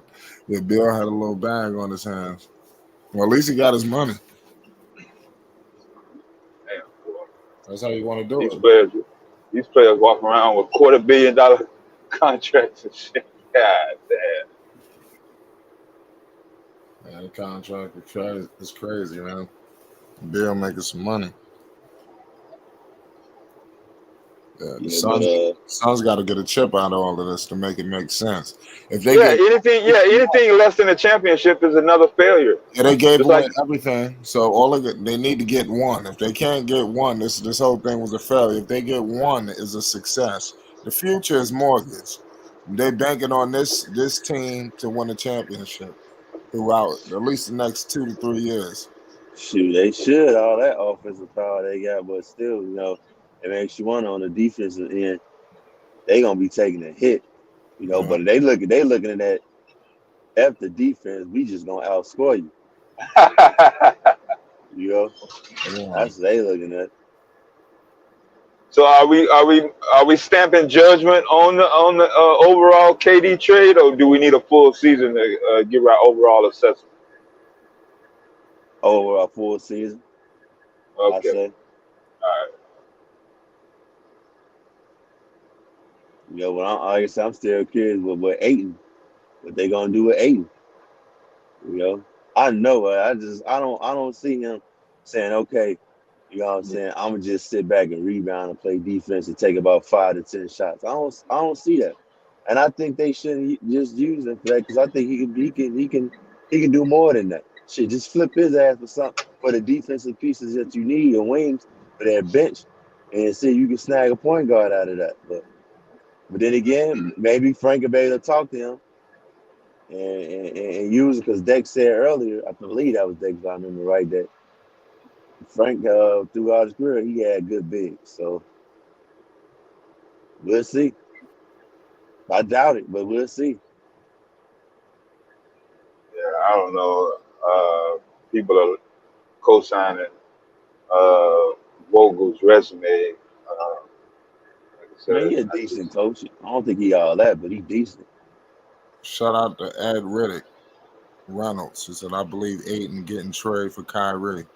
I heard about that. That's what I'm saying. I don't even think they need to. That's the only Well, way they could get some assets or to get some pieces, maybe. more offense. because More offense. Okay. Yeah, they need help filling out this roster. Go ahead, unstoppable. well, I don't know if you heard me earlier, Flight, but I was like, man, if you're gonna do that, I just trade him to the Hawks, get Clint Capella, and try to get Murray. Yeah. Man, I like that shit. Clint Capella. Woo. There go just rebound and play defense, and then you got a big point guard that's gonna pass the ball and he can defend. Maybe you can get another piece in there, maybe a wing, see if they can get Hunter out of the deal because if they want to get off of Hunter, Yeah, you don't need that much. Like I said too, I hit up Dwight Howard. That could be a big come off the bench. You thing is you trying to strengthen up your bench. So I think Dwight Howard be good to come off that bench also. They're gonna get somebody for the cheap. I just wish Melo didn't fucking retire, man, because I want to see him get a ring. Call him. Yeah. This is the kind of shit that happens, man. They need to Yeah. call him and get him out of retirement. And they can get Melo, they can get John Wall too for the bench. They got to start making some calls. They did that. I remember the Celtics did something like that. I don't know if they signed PJ Brown or somebody. They signed a bunch of people at one. They signed a lot of people. They messed around and won the whole thing, if I'm not mistaken. What, when Danny Ainge was up there? The first year with the Celtics. I'm saying Danny Ainge was GM? Yeah. I remember that. There are a lot of pieces on the floor. And they're going to get some players like that. They're going to get somebody good. I remember when the big three in Miami came together, they had enough money to sign Mike Miller, but this might be a little different. I don't know what they have, but with this situation is I think they might either keep Ayton or they might trade Ayton and get like maybe a couple of supplementary pieces. Like I said, man, you could always get a rim protector. You could always get somebody. They might as well because again, you need to fix that bench situation and the point guard situation. Well, some folks believe don't need to fix the point guard situation, but I think they do. And if you just want him to just rebound and play defense, they can fix that bench and get that. I want to talk about the other side of the coin because there's some I'm contemplating on making some content on it, but basically like the whole situation with Washington. If we talking about the celebration for the Suns. I mean, what the hell is going on with Washington? I mean, they just do for nothing. And That's they total and, disaster. and Yeah. now No, they're not trying to really. trade Porzingis.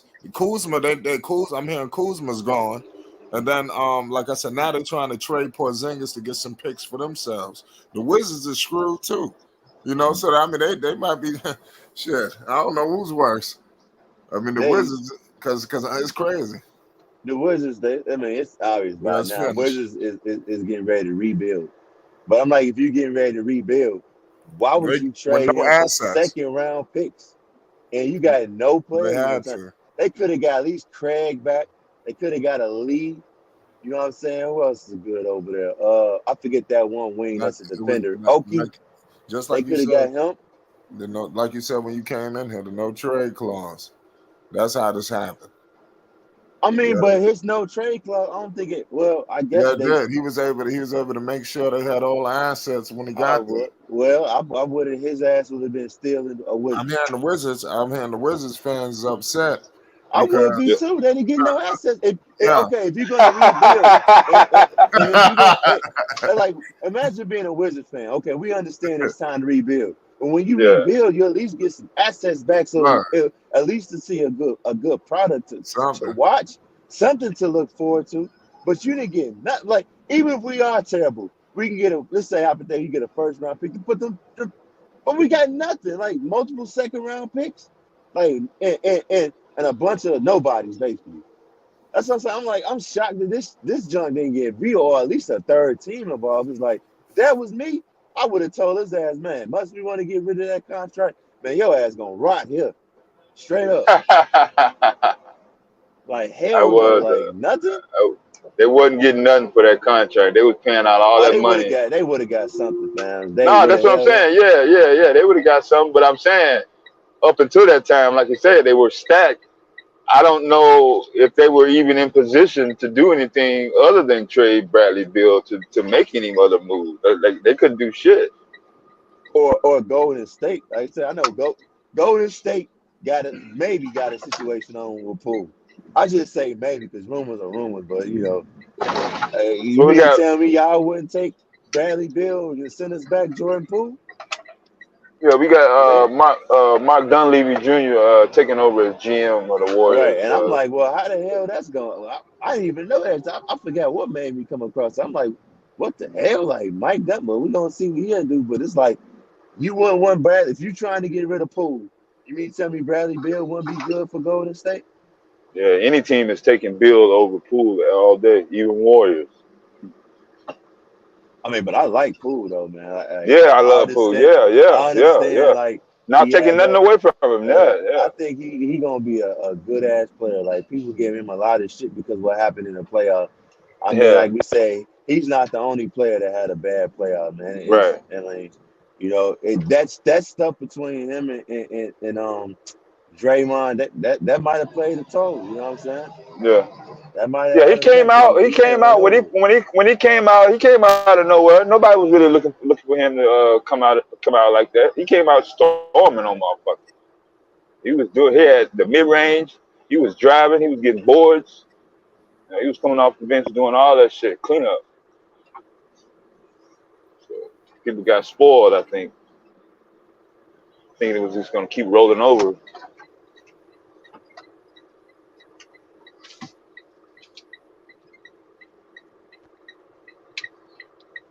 Hey, but we'll see. I mean, maybe you never know. Maybe Adams he'll come in and say, you know what? Nah, I ain't letting that go down. But also to add on about you thought they was going away from those super teams or whatnot. I mean, they very well still maybe because the new the agreement don't take effect until next season, so they Oh, gonna get okay. hit hard. You know what I'm saying? I guess they looking at let's see we can go ahead and form this one last super team and see if we can get a chip out of it, and it's win or bust. That's pretty much what it is. Win or bust.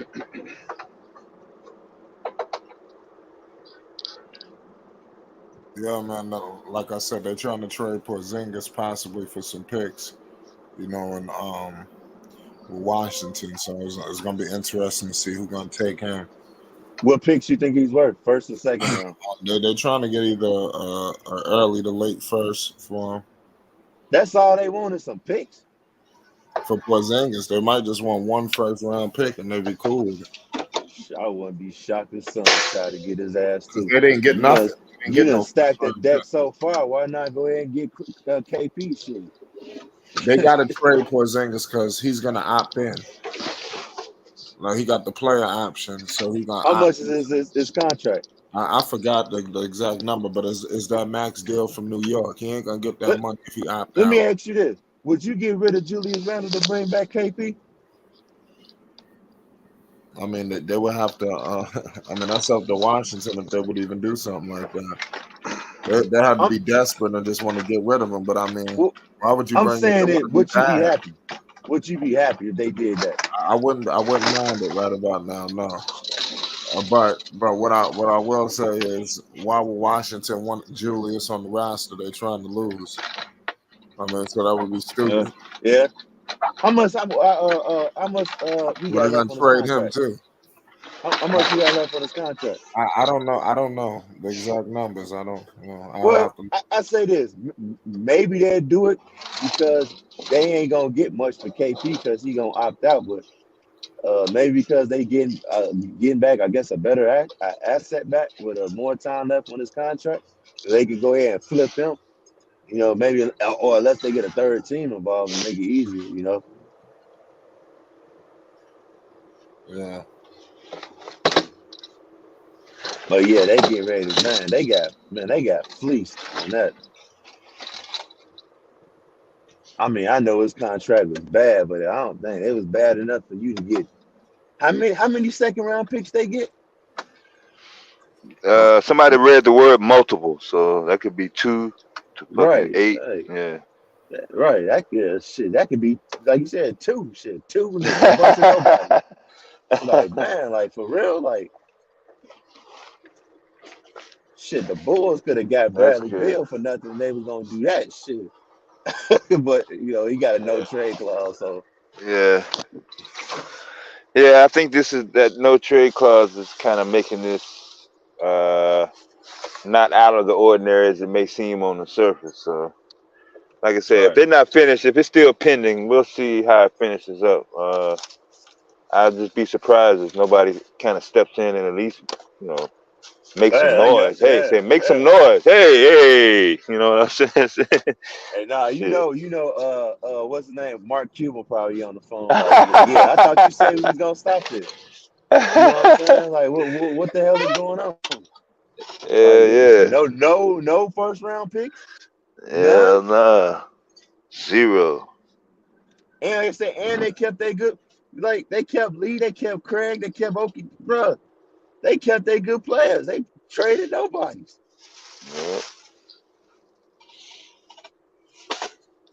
Yeah. 2 days or 3 days before the draft. I don't know. Just the timing on all this is kind of making it even more suspect. But too, like I said earlier, I think Lakers gonna try to do something. They gonna try to do something because before Thursday. Before Thursday. I think they gonna try to do something before Thursday, even after, because they have no chance now. They ain't added this. Like, man, like you got to worry about Denver and the Suns with a Bradley Beal. Oh man, y'all in trouble. Yeah, and let's not even talk about if Zion don't get traded. If Zion don't get traded too, oh man, y'all in trouble. Y'all is in trouble. And even Chris Paul couldn't help the Lakers. Nah.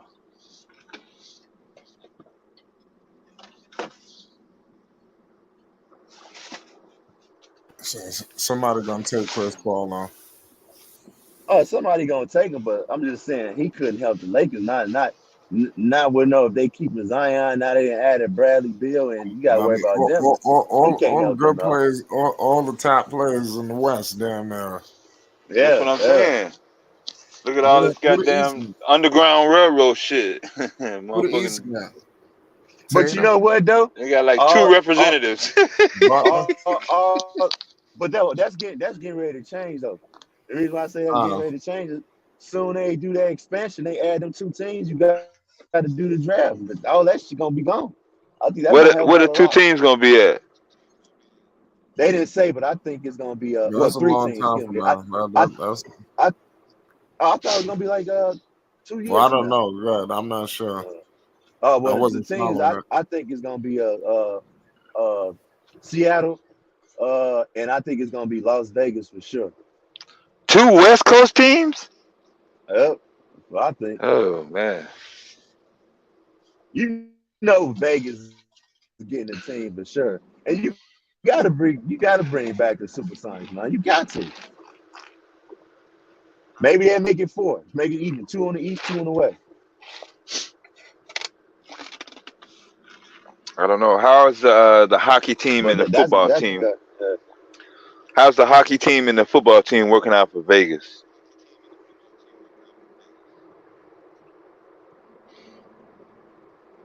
shoot. I don't know. I don't watch any of them like that That's what I'm saying. at all. It's in the Shoot. middle of a desert, so the last thing I'm thinking about in the desert is football and hockey.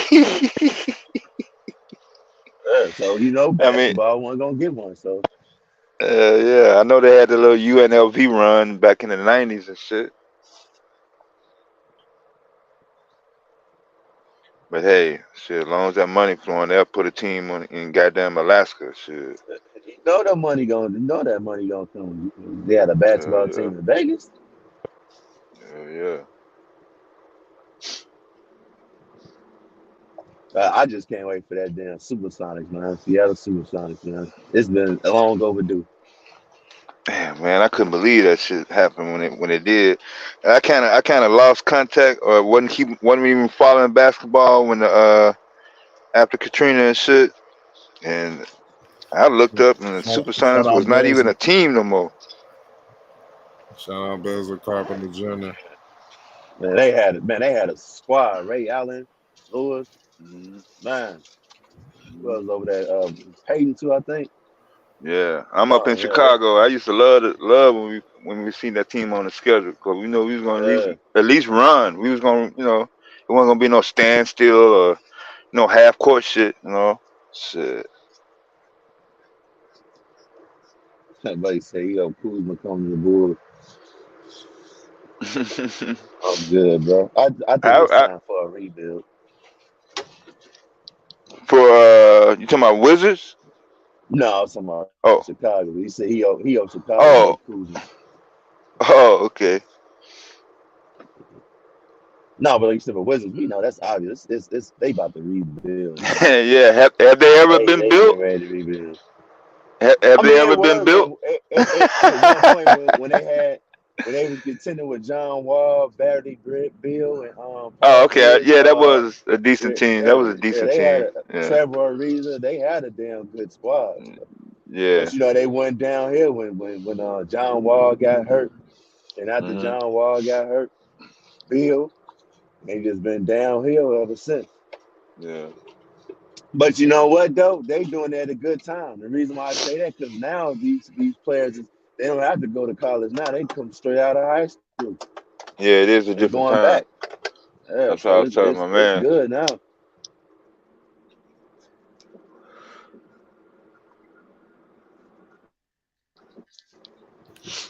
What about your See, Chicago and Bulls? you never know. What if they get lucky? They can get Bronny James to come over there. Um I haven't uh seen his game. I ain't gonna sit up here in front like, yeah, I think he'll be all right. Oh, get him What? Give more me. rap. but they don't care, man. As long as they get LeBron over there, man, that's the whole caveat right there. Let's Oh, they're get probably trying to LeBron start an sales and tickets. expansion. Yeah, They're gonna build this expansion on Brownie. yeah. But far as I said, Chicago, I think it's AK showed you. Let me rebuild this team because he didn't trade for Zach. These players he grandfathered these players. Only player he really drafted was Dalen Terry and Patrick Williams. Now we like I said, we done seen what he did with Denver. So he like, man, give me time. I think I can do it. So that's what I think. I just go ahead and do it. Like I said, I don't think Zoe will be back next season. And you dropped the video that he's not gonna be back. And shit, who's to say he gonna want to stay here? He might want to go ahead and now go team up with his brother. So it's like all that shit was basically for nothing. I mean, it was good while it lasted, but just go ahead and tear it down, rebuild it.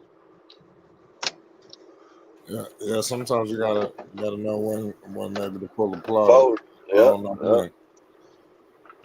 And they might try to ride this wave. Who knows? Yeah, I wouldn't be shocked if they did that too. If they was like, you know what, we're gonna ride it out. But it's like again, you need a good point guard. And my question is, you gonna let Dalen Terry play the point guard now? I think he can play it, but you gonna let him play it? I don't see it.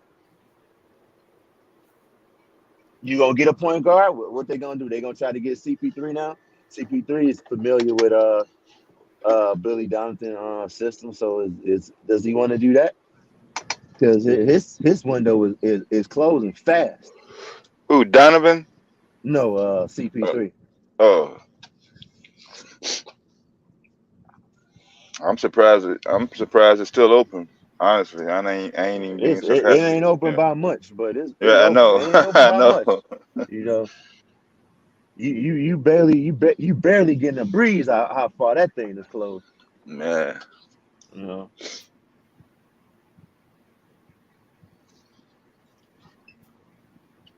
But yeah, rebuild. Like I said, I will say get Scoop, but I think that point guard position is just every point guard they get. Jay Williams, the Derrick Rose, those is just it never ends good. I don't know why.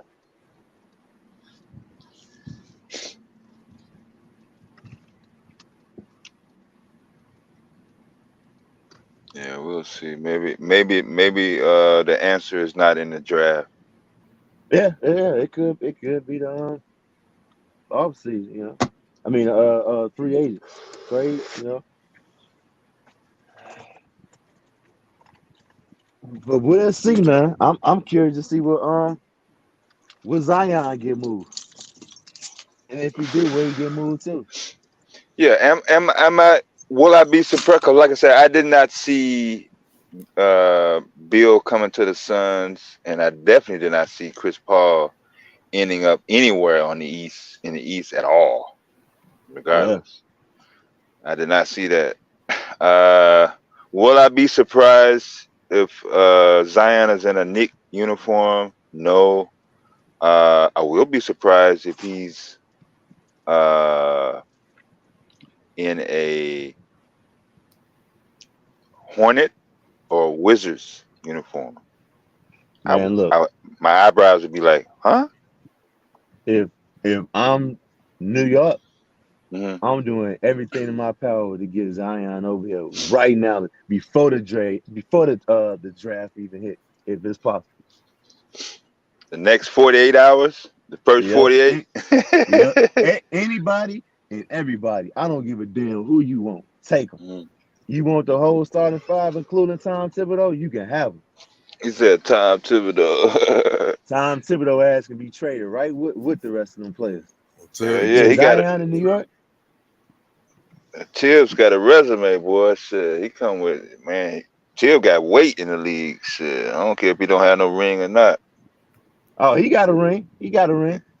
Yeah, that's He what I'm got one with. saying. Yeah, he got one with Yeah, Boston. yeah. So you can have him. I don't give a damn. You want the stadium too? Shit. Nah, that's fucking one of I the know great that's how wonders I of the was saying. world. Yeah, they ain't never Yeah, giving I'm that just shit up. joking. Yeah. No, but Shit. it's like I said, man. Again, Zion, man. Shoot, I don't care. Shoot, you want to fleece us like the Suns got fleeced? Take it. Yeah. You got to get Zion in the guard. Like, come on, you for real? Well, you got to make it count though. This can't be no Ricky Williams on the New Orleans Saints situation. I mean, you got to make this shit count, bro. Oh man, it count If you do because that. he want to be there. He always Yeah. wanted to be a Knick. So his part is if he gonna half ass it or not, I ain't worried about that because I know he ain't gonna half ass it because it's what he wanted to be. Yeah. You know, Did he Charles rolling out the Oakley red carpet, picking him up in a jet and everything. did Charles Oakley ever get let back in the building?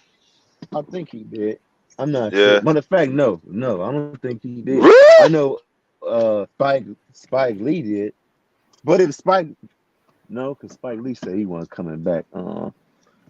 He did? I don't know.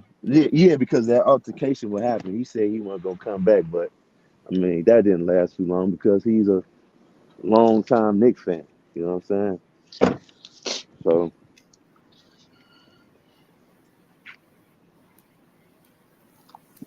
but yeah, but they need to do that.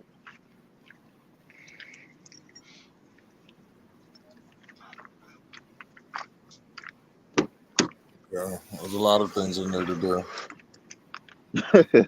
Right? Shit don't make no sense. Y'all be back, man. It's just a long process. I think it's gonna. I honestly think it might start with Zion. If anything, if them rumors are true, they just all together sick of them. I think sending over Julius Randle and some picks with some other players like maybe Manu quickly, maybe even Obi Toppin. You know, I think maybe that'd get it done. They're gonna Send get them, up off of both of them players. man. Listen, I told you, you got a chance to. If you got a chance to get Zion in the Garden, bro, I don't give a damn what they want. You give it to them. You give it to them, and you figure it out later. Because you guess what? You got Zion for 5 years. Yeah, you gotta keep Six his really ass out killing the the pizza contract. stop, bro. But Put but I said goddamn I think he will. all that overweight shit, all that 300-pound shit. That shit ain't gonna fly up there, man. Well, he got a weight clause at that. So if he want to get paid, he got to stay a certain weight. But like I said, I think if he get to the Knicks, man, he gonna be tuned in, bro. He gonna be locked in like crazy. Let me ask you this though: you think he'll be the biggest player to ever play for the Knicks if he just keep his weight down? And when it's all said and done, when he retire, if he gets to the Knicks, would he be the best player ever that played for the Knicks? Nah, he got a long way to go, bro. Okay. I think the Patrick Ewing legacy is still over that What the hell my franchise, keys? even though they didn't show him no respect. I know they try to pick up a lot of young guys and international players, but Uh-huh. uh, to the true Knicks fan that I know, all the ones that I know that came up with me, your Mm-hmm. Oakleys, all them motherfuckers. All them motherfuckers is old school, and they don't give a damn about fancy numbers, being flashy, being popular on social media. They don't give a damn about none of that, bro. They want fucking hardware. Right. Yeah.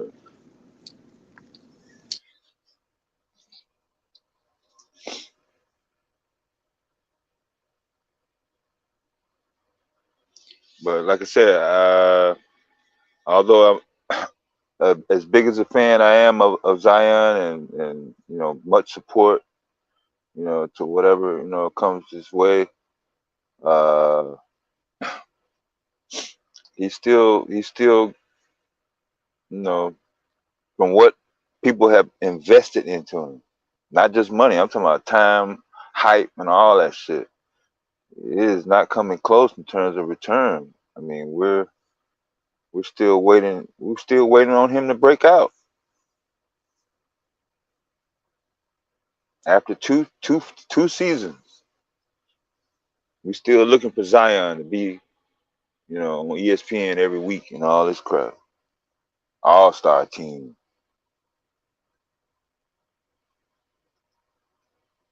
You can't even find him in the fantasy league situation. So Yeah, that is true. yeah. But I think the Knicks will give him a little bit more exposure, and like I said, if his confidence needs a boost, that definitely will do it. But like I said, he's had his fun. He's still young, so let's see what it does. Even if the Knicks situation doesn't work out, he still gotta perform wherever he's at.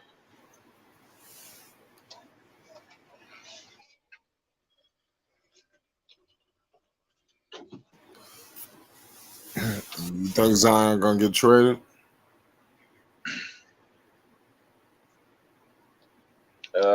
Man, this an impulse league too. Right. They can feel this way, literally. Like when you ask me this question, in the morning it could be totally different. Anything could happen in the middle of the night. Their whole mood could change. But yeah, could he get traded before Thursday? No. Before the start of the season, yes, he could very well be traded before the start of the season. I wouldn't be surprised at all.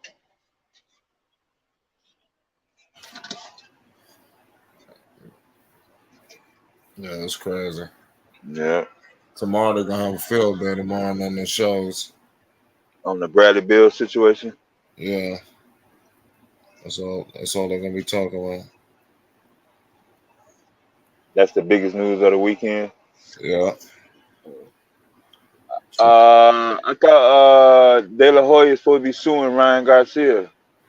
Yes, yeah, I heard something like that. That's Yeah. going around. Yeah. So let's see what happens.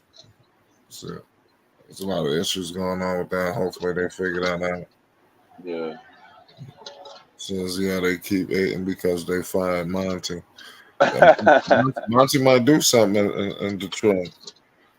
Yeah. What you think Monty gonna do in Detroit?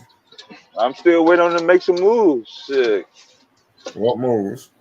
Well, I mean, are they gonna keep their current roster? Right. Can they progress with their current roster? Say that one more time.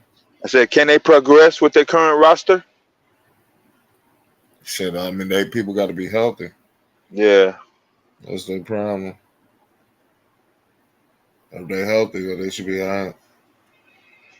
I still think it's easier to get more wins in the wins column in the East than it is in the West. Say that one more time. I think it's you don't have to put as much effort in getting a win in the regular season in the Eastern Conference versus the Western Conference. Right. You understand what I was saying? Yep. Yeah. So as we see players going from the Eastern Conference to the West, we see Western coaches go from the West to the East.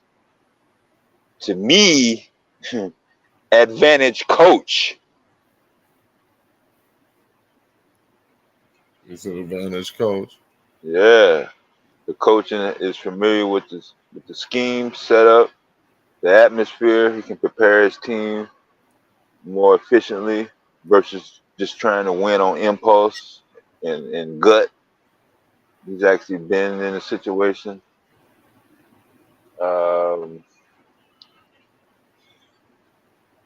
To answer your Monty question, though, I don't know. It's kind of tough to tell based on what he has to work with. I mean, is he expected to make miracles? Early on, probably not.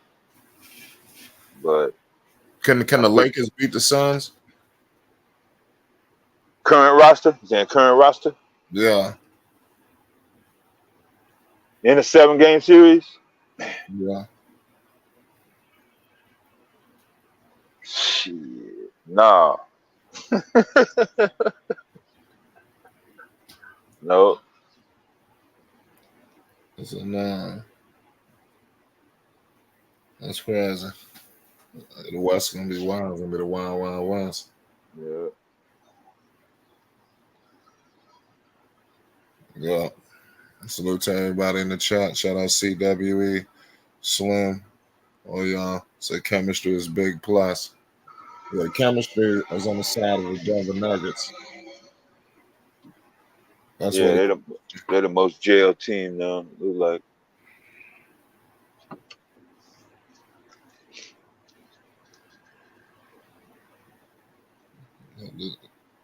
this was a wild night of basketball. Yeah, I think it's still gonna be one more blockbuster before Thursday. It's crazy how the off season be more activity than the regular. Sometimes the regular season. Yeah, like really on and popping. It's how they want it. Yeah, that's how they like it and shit. On and, I mean, straight on and popping, boy. They The just pull off any goddamn. off season used to be dead. Yeah, Back in the day. motherfuckers going on vacation. The same old, yeah. you was looking forward to the Olympics. Yeah, something. USA basketball, any little something. thing. Yeah, any little thing. A pickup game. I'm gonna keep it 100. When I was a kid, because the off season was dead. Yeah, used to be like straight trash. You could watch the league pass, but like I didn't have league pass at the time, but you could keep watching the preview. Like the preview of league pass, it had like Chris Paul when Chris Paul was on the New Orleans Hornets. Is back in the days. And playing old games. It was like maybe like a 40-second clip of trying to promote. A highlight. I used to watch the shit over and over and over. Like it was that's how dead the off season was. Like nothing. Like now it's always something. It's the trade here. This and that. Yeah. Activity. Free agency. It started with really LeBron. LeBron popped on free agency. Yeah. Ever since the decision, free agency been a movie. Motherfuckers didn't even watch sports at all. Watch that. Yeah. It was like, who is this motherfucker?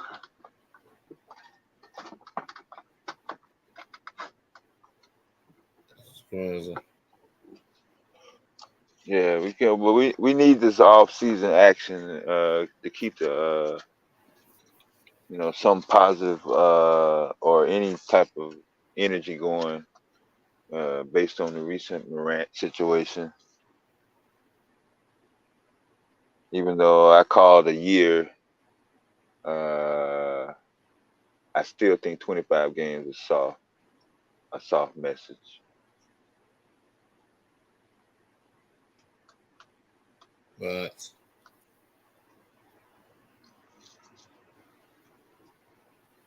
should not make no sense. Shout out Edward Reynolds, Boogie Cousins, and Carmelo's too old to play. They're done. There will be some cheap veterans that need to call Carmelo so they get him out of retirement. They're gonna need players like that. Somebody who can come in, hit shots. Maybe he can get him a chip. I remember one time he came in the game one time. He racked up like 18 points in like 10 minutes. Yeah. It was real short. And when he returned, he balled out. Yeah. Like 2014, 2015, right up somewhere up and down.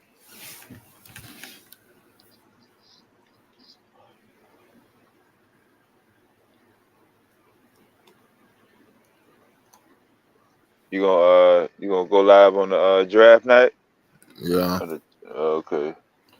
I definitely do that. It's not an activity. And predict some trades. The Hornets, they got a lot of things going on with Charlotte. Hopefully they get this thing right. Who's the front runner? Well, as far as I'm concerned, it's Scoop. Tomorrow, Michael Jordan gonna be checking out some things. They're gonna have one more workout. Yeah. So I mean, there's a lot popping with that. He already worked out with him. Yeah. Yeah. I didn't know that. That Thursday's the draft. Yeah. So we'll find out. We don't know what the hell gonna happen. Yeah. They gonna fuck around and draft whoever and trade them. You know, that could happen in draft. Zion get traded on draft night. That shit gonna be crazy as hell if it go down like that, man. Trust me, man. The NBA is big business. NBA, they see all this shit generating with this shit with Beal. That's gonna make more news than the #1 draft pick shit. Zion might not need. I don't know. He might stay, but I could see my man, the other guy, Dan. Yeah. Somebody else is getting traded. Yeah, it's gonna be a blockbuster night. I can see it being Dan. It don't make no sense for them. Like I said, what the hell are they gonna keep the pick for? Or they gonna trade it? It's one or the other. So I want to see what the hell everybody gonna do. Hell, if they let this goddamn Beal situation go down there, they're liable to do any goddamn fucking thing. In Charlotte, they've been faking people out, not knowing what they want, all kind of shit.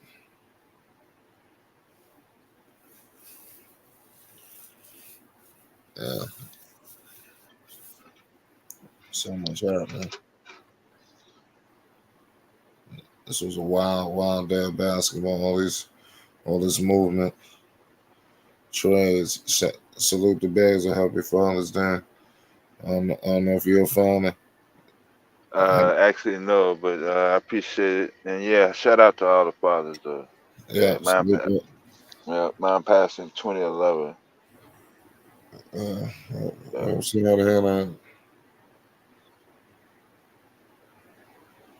So, well, it's wild. Salute to all the fathers out there, man. Y'all hold it down. It's not easy. Yeah, no. Free agency. Yo, on Father's Day, they used to have games like a Game 7. I think if it was a Game 7, take place, it would have happened on Father's Day.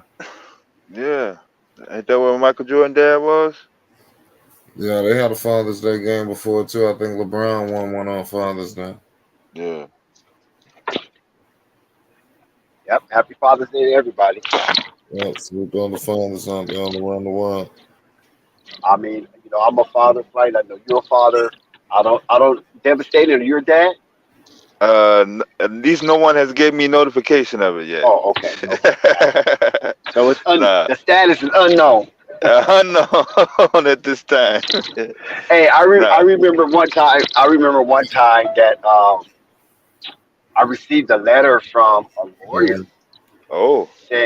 Saying that I was was getting child support filed against me. Damn. And from somebody from what was that? I think it was what was that at? Arkansas. Yeah, Arkansas.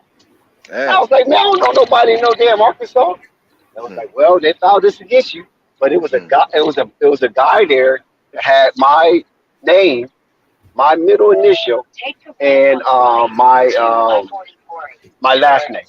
But it definitely wasn't me. Oh, okay. And so yeah. So what happened was I said, man, you gotta can I send a picture to the court? So I sent a picture of myself, and they were like, oh no, that's not. So I said, damn, somebody got my whole little get up. Yeah, all my names is common names. There's about 7 of me running around. One of them the same age. Yeah, this was the same age. Same birthday. That's what I'm saying. Yeah. Oh shit. Not same birthday. No, not same birthday. Oh. I think the birthday could have been different, but the same year. Yeah, same year. Yeah, one of mine is the same year. So I was like, what? Arkansas? They ain't been humping on nobody in Arkansas. And so it got reneged. Yeah. Then they wrote me a letter like, you know, mistaken identity, blah blah blah. Oh, that's cool, bro. That was crazy.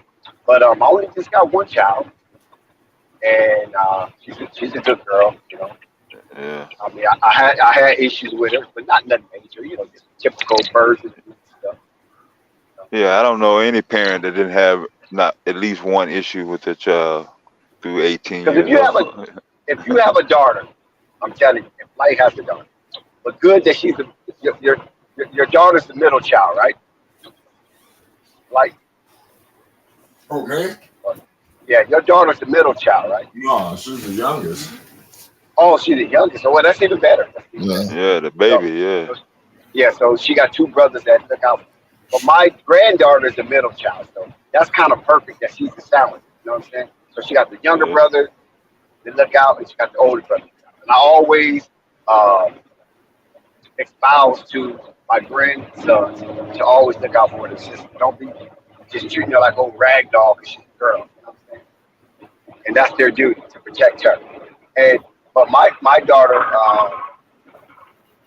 we had an issue one time where it was challenging, but I stepped to my guns and I won that battle. Because as a dad, you have to pick your battles with your daughter. You know? And you also have to remember all the dads around here. That's father dad. I mean, that's girl dad. You have to always remember they're going to be combative because the reason why the daughter will be more straight up combative than the son. The son will try to play you until he gets older. You know what I mean? When he gets older, then there comes that rite of passage to show that he's a man or not. You know what I mean? And he'll step to pop.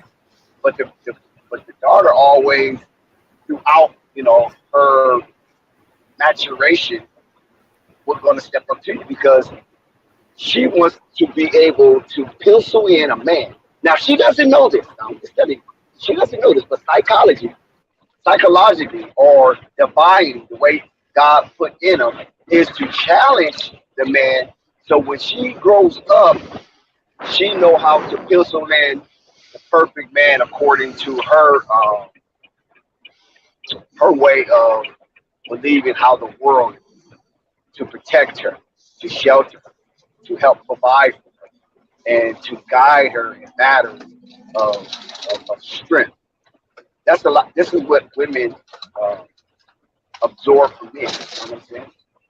So as she was growing up, we have our issues. And I always seem to prevail due to the fact that, you know what I'm saying, I'm pretty good with women. And I use that same psychology in dealing with her to an extent where I'm letting her know I understand you, you know what I'm saying? But I can never fully understand you because it's not the duty of a man to fully understand a woman. If a man tries to fully understand a woman, he's going to go crazy because that ain't how God intended. That ain't how the universe intended. It's intended to be a balance. A woman's not going to never fully understand a man, and a man's not going to never fully understand a woman.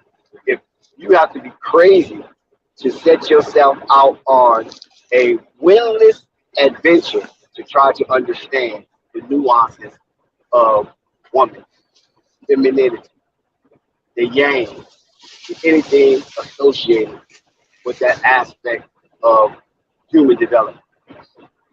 So once I input that in her, we had a much better relationship because women have this uncanny ability to try to woo you over. And daughters are really good at that, and they start with their dad. They try to woo the dad over, you know what I'm saying, and manipulate the dad in a way where the dad becomes putty on a potter's. And if you allow your daughter to escape without an encounter or without controversy for attempting such things, then you're doing your daughter a disservice. Men is a little different when raising boys, because we were taught to be delicate in raising our daughters, and loving our daughters, and things of that nature. So when you are a girl dad and you encounter her femininity, and which is a divine force, a woman's femininity is a divine force because we are naturally inclined. I'm talking about C with the capital P, naturally inclined to be entangled with a woman. You know what I'm saying? Or the female essence. That makes us complete. And anything else It might be fascinating. It might be titillating, and it might cover your pleasures. But if it's not opposite, yin yang, then it's not really meant to be. Anything else is that we just out here self-grandizing, seeking pleasure. You know what I'm saying? And a lot of people might think it's love and get infatuation mixed with love, or obsession mixed with love, or perversion mixed with love. You know what I'm saying? And so this is why Father's Day is so important, that we were part of a compilation that yielded a beautiful aspect in the form of a human being. Some children don't come out to be good in their behavior. They're recalcitrant, you know. They're rambunctious, you know. They could be moronic or imbecilic, but nevertheless, it's still in the form, the shape of a human being.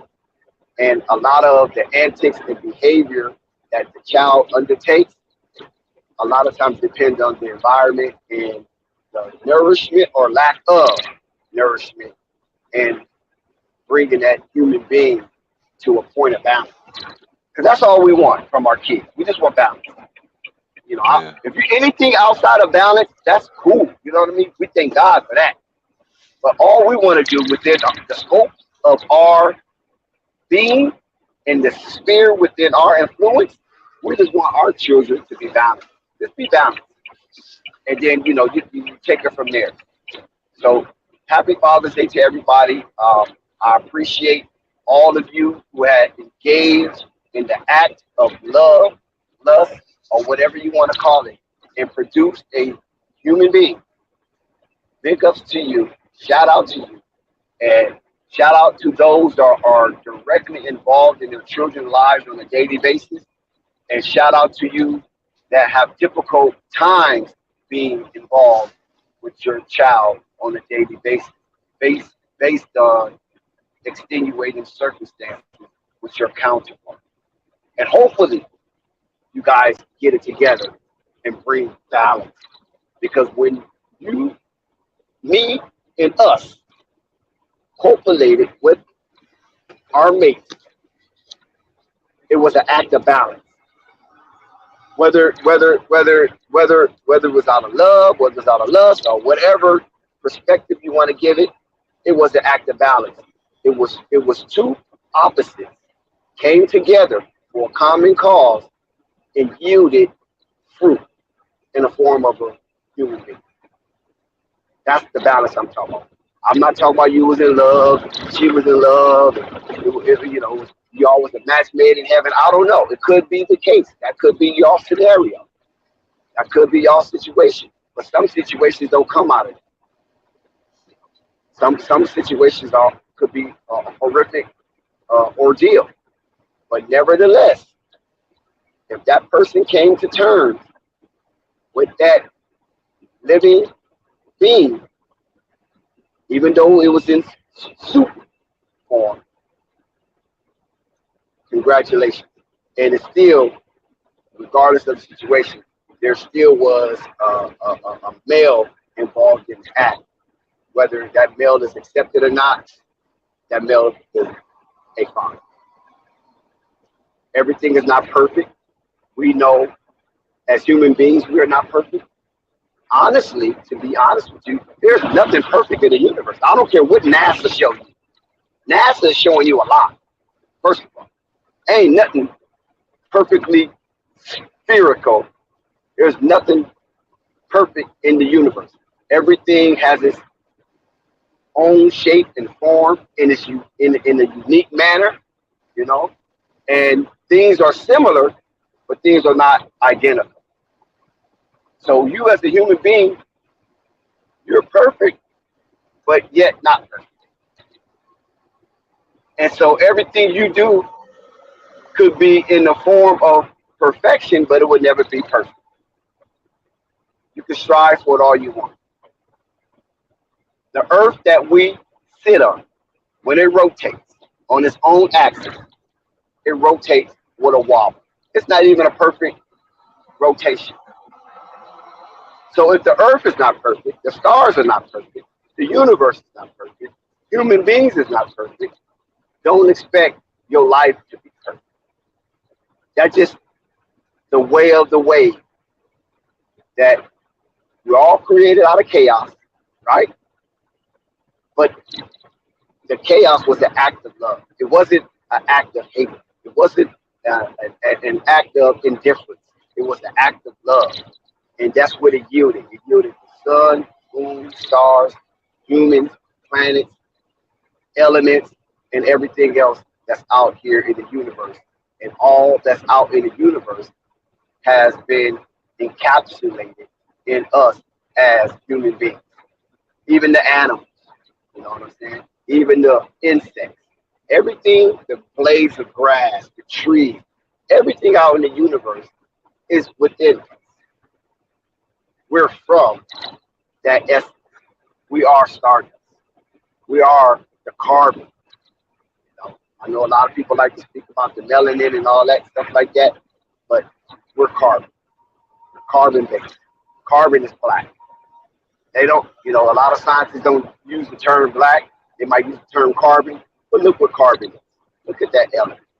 It's blacker than black. It's dried up oil. You know what I'm saying? So us as fathers, we have to learn how to appreciate our existence. And when you appreciate your existence, let me tell you, 54 years on this earth, when you start appreciating your existence, you start justifying your existence. A lot of us move real shaky. A lot of us move weird as fuck. A lot of us move crooked, slanted, and then some of us move straight, perpendicular.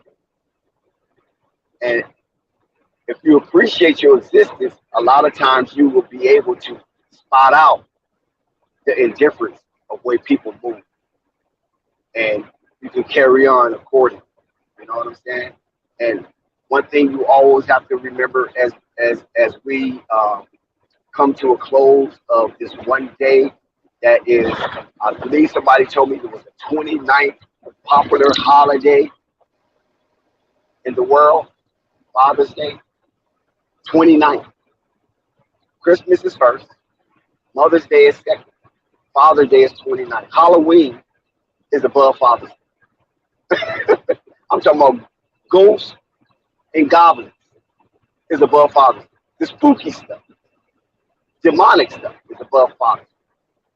You know what I'm saying? And a lot of that does not have any type of incarnation on bringing forth life. Halloween is a death type holiday. But nevertheless, that's above Father's Day according to popularity, and which is a shame. So all of us that are fathers, let's hold our head up high, let's walk with pride, and be dignified in our endeavors.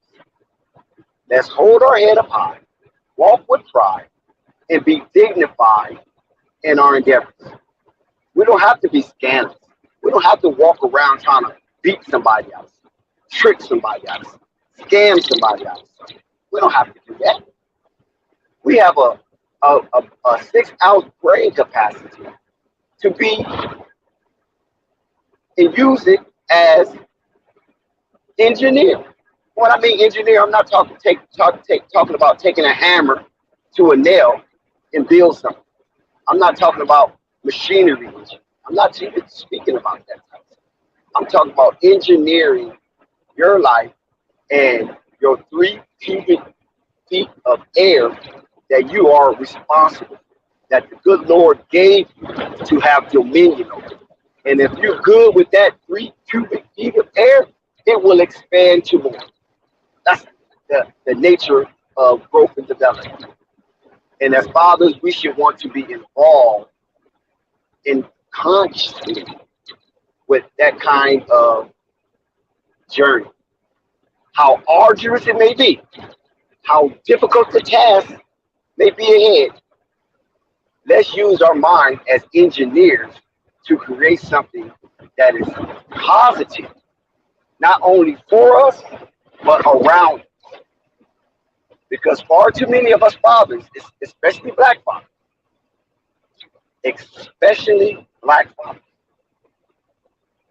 and young black fathers,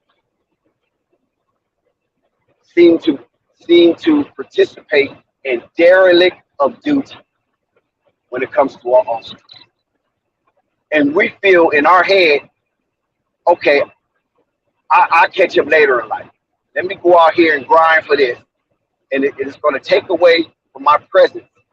And then I'm not talking about job-wise. I'm not talking about job-wise, career-wise. Career-wise, job-wise, that's different because you sacrificing your time to build up to have more time later in life. I'm talking about the negativity. The negative actions that we take on a daily, but yet do not present positive insightfulness to our offspring. We tend to ignore that responsibility and avoid that accountability based on I'm young, I'm in pursuit, I'm motion, I'm motivated, I'm ambitious, all the clever terms we use. And it basically is an escapism from being attentive to duty. So let's get away from that and let's be more positively productive when it comes to our offspring. Because let me tell you something, father, the word father, that is a heavy title. And heavy is the head that wears the crown. That's a heavy title. That's not a chump title, father. That's something to be proud of. When a child say, that's my father, that's my dad, that's my pops. And when they point to you and identify you for who and what you is to them, and they are proud of it, that's a crowning achievement. Do you know how it feels when my daughter introduced me as her dad and she has a smile on her face? That kind of disposition shows how wonderfully proud she is to have me as representative of her life force to some degree on earth. I mean, I can't even express it in words. I don't even know if there's words in a dictionary to explain how that makes you feel when your child smile and be so joyful to announce and introduce you as their father, their dad, based on your activities. So us dads, please, let's get it together. Now I know there's situations where, you and the woman is not a cohesive unit and you're always in variance and disagreement with each other. That's another task or hurdle or impediment that you have to overcome. I can't explain that to you because you know your own situation. But you have to be in that child's life at all costs. You have to have some type of communication with that child. You cannot allow that child to be carrying a burden of absentee father and feeling like on the father's side, I'm not a wanted being. I'm not a loved being. That's something that you have to figure out yourself. I do not have the answer. But only you have the answer. And I don't care how vicious the female is, or the parents is, or the grandmama, whoever is the caretaker of the child that you are the dad of, that's something you have to work out. Maybe you have to work out something in yourself. I don't know. Maybe it's not just the other person. But you have to get into your child life. You listen to Flight Sports TV, if you're hearing what I'm saying, please beckon, hearken to what I'm saying about being a father in your child's life. Nobody say you have to be rich. Nobody say you have to be wealthy. But be rich in showing your child attention, and be rich in helping your child covet their ambition, their goal, what they want to be in life. Help them covet that. Help your child covet that. Yeah, may it be male or female. And always give insight, not so much counter insight, because a lot of times what happens is we get into these hostile situations and the child is in the middle. And some of us don't really care about the child, but we care about the other person, whether it be we care about the dude or we care about the girl, or we just use the child as a meager thing to get closer to the girl or closer to the guy. That shouldn't happen. Yeah, you know what that is? That's ignorance. That is a preponderance of ignorance. And if that is your situation, you have to read books. You have to watch videos, where it's on YouTube or any podcast, to help get new information in your head to help you fight that battle, to be more part of a child's life. I'm not saying it's going to be easy, because a lot of dads are quitters. We know that. They're quitting life. They quit in every damn situation they're part of, especially if they don't go their way, and they become an adult, immature pestilence to that situation. And it doesn't hinder nobody but the child. So we have to be very, very careful and very, very discerning when we hold the title father, right? Because whether you're Christian or not, it doesn't matter. But when you look into the Bible, do you know the veneration, the weight of the veneration that Jesus had when he talked about his father? How important his father was. Now, I'm not talking that crazy talk, well, Jesus and the Father were one and all that. I'm not saying that like that. I'm saying Jesus pointed to another aspect of growth and development. And he pointed to it as where he suckled from. My Father, where? Which thou art in where? Heaven. Right? That's what Jesus said.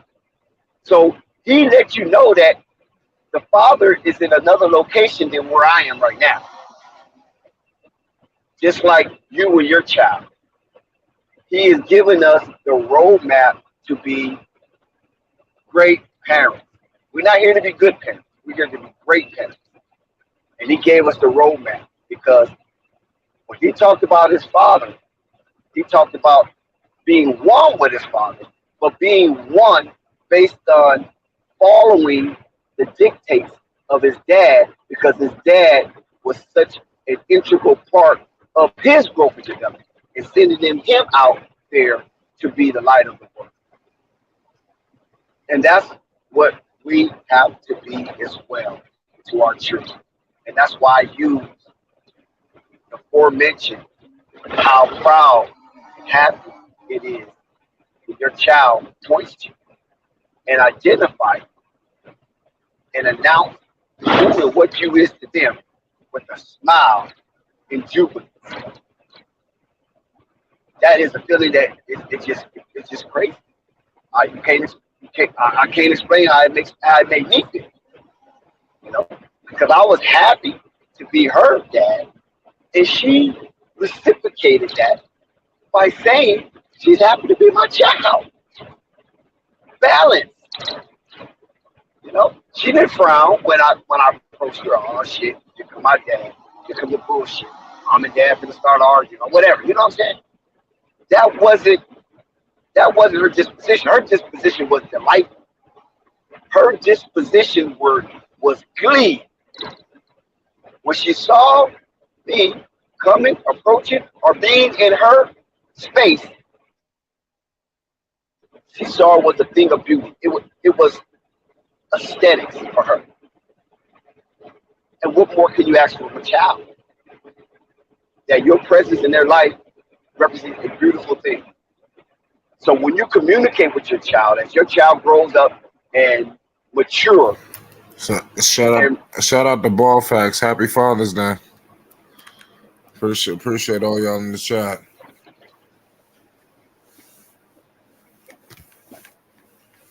what's going on, Flight?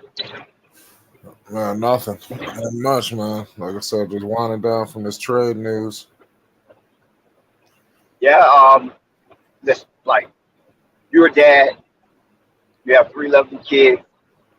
They get old. I done heard on the phone, like when you come into the door, all the excitement and joyfulness that your kids clamor when they see pops coming home from work.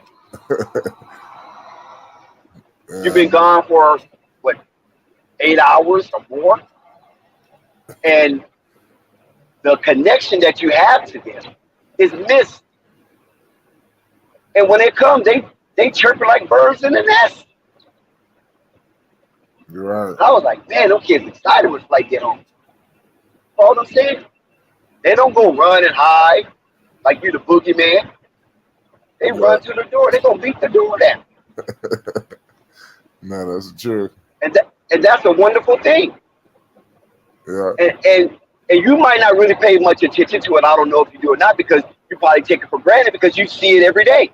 But see, I don't, because you know why I don't take it for granted? Because I know the feeling. Right. And all the time you come home, you might have some candy, you might not have some candy. You might have some vittles, you might not have no vittles. But just the excitement that pops is there. They looking out the window, they hear the car pull up. And the attention that they give you as you approach. That is a wonderful thing, my God. Yeah, you're right about that. And so what you have to do as a dad is nurture that until when they get old enough, they can reciprocate that. Because right now, they can't really reciprocate it because they're not in the position. They're not strong enough. They don't. Their lives have not have the experience to express their excitement for you, that you're their dad. You know what I'm saying? Right. And brag about it. Because they just start talking, and you know how they go. They're still young. But wait till when they start talking, and you hear from them when they're 9, 10, 11 years old. I love you, Dad. I'm talking about boys. I'm not talking about the daughter. I'm talking about boys expressing that aspect of their femininity. And that's good femininity. That's not the bad femininity. That's colorful. It's beautiful. Beauty is feminine. And they say, I love you, Dad. Dad, when you coming back, Dad? When you going to be gone long? You know what I'm saying? Yeah. When they start talking to you like that, I'm telling you, you're going to remember what I'm telling you. It is an awesome feeling when it's balance, a mutual balance of want and association between you and your sibling, your seed. And they are boys. Yeah. Expressing that to you. Yeah, you're right about that, man. That's crazy. That's my sons, man. And like I said, my daughter, she's 1. It's crazy. My son, he turned 3 years old tomorrow. My second son. My oldest. Today, he started basketball again, and I'm coaching him. So I coach the basketball team. I'm the head coach of the team all by myself. I'm coaching like, oh, is that right? Yeah, like 6 little kids. Well, who office you installing? Like, are you installing Clinton? Well, today was you just installing Tom Thibodeau? Who office you installing? Yeah, these kids don't know. These kids really need to learn the basics of basketball. So this is really down to the core of just, just trying to get better. It's more. So you coaching the Houston Rockets here, talking like that? Yeah, just about development. I'm just trying to. I'm going out there for all the kids, but is to get my son right. So I want him to be the point guard, and then I want him to fucking start on the basketball team. Because these other coaches, they're not really, wasn't really handling things the way I wanted things handled. I got to go out here by myself and do it. That's all right. And he liked it though. He was doing good under me. Okay, what position your son playing? Well, I'm gonna have him play in the backcourt. He's gonna play the point guard. Oh, why did I know that? Why did I know that? Well, that's why I'm here to do. So him to make all his mistakes. Well, that's what LeVar said. Yo, K&T was here and he asked LeVar about something with his son. He was like, how basically you gotta start him real young and like build the team around him, let him make all the mistakes. So that's basically what I'm having him do, make all the fucking mistakes. So I tell people coming to see him play, you're gonna make mistakes. But I mean, he actually did good today in the practice. So I mean, I'm kind of optimistic with some of the other little kids that they got. Let's see. No, you're not. So you telling me that son that I saw on the basketball court is 43 years old? No, he's 5. Oh, okay. That's a big ass 3-year-old. No, my other son is 3. He's turning 3 tomorrow. Okay. Yeah, he's 2 right now. Like I said, I got 3. I don't really show him like that. You talking about Cameron? That's my second son. Cameron. Father's Day. So the 5-year-old, is he putting numbers on the board? What? Honestly, he needs to continue to develop. But he did score the bat. Today was just a practice, so that he did make shots. And he's working on his dribbling. So I was more than working on him just outside, so he could just bring the ball up the floor. I'm not necessarily concerned with. Of course, I want him to make shots, but I just want him to learn how to be the point guard. Because last time he was playing, he was like coming off the bench, and the guy was playing him more as like a big guy and shit like that. Like all the shit that was happening. So I gotta come in there and do it by myself.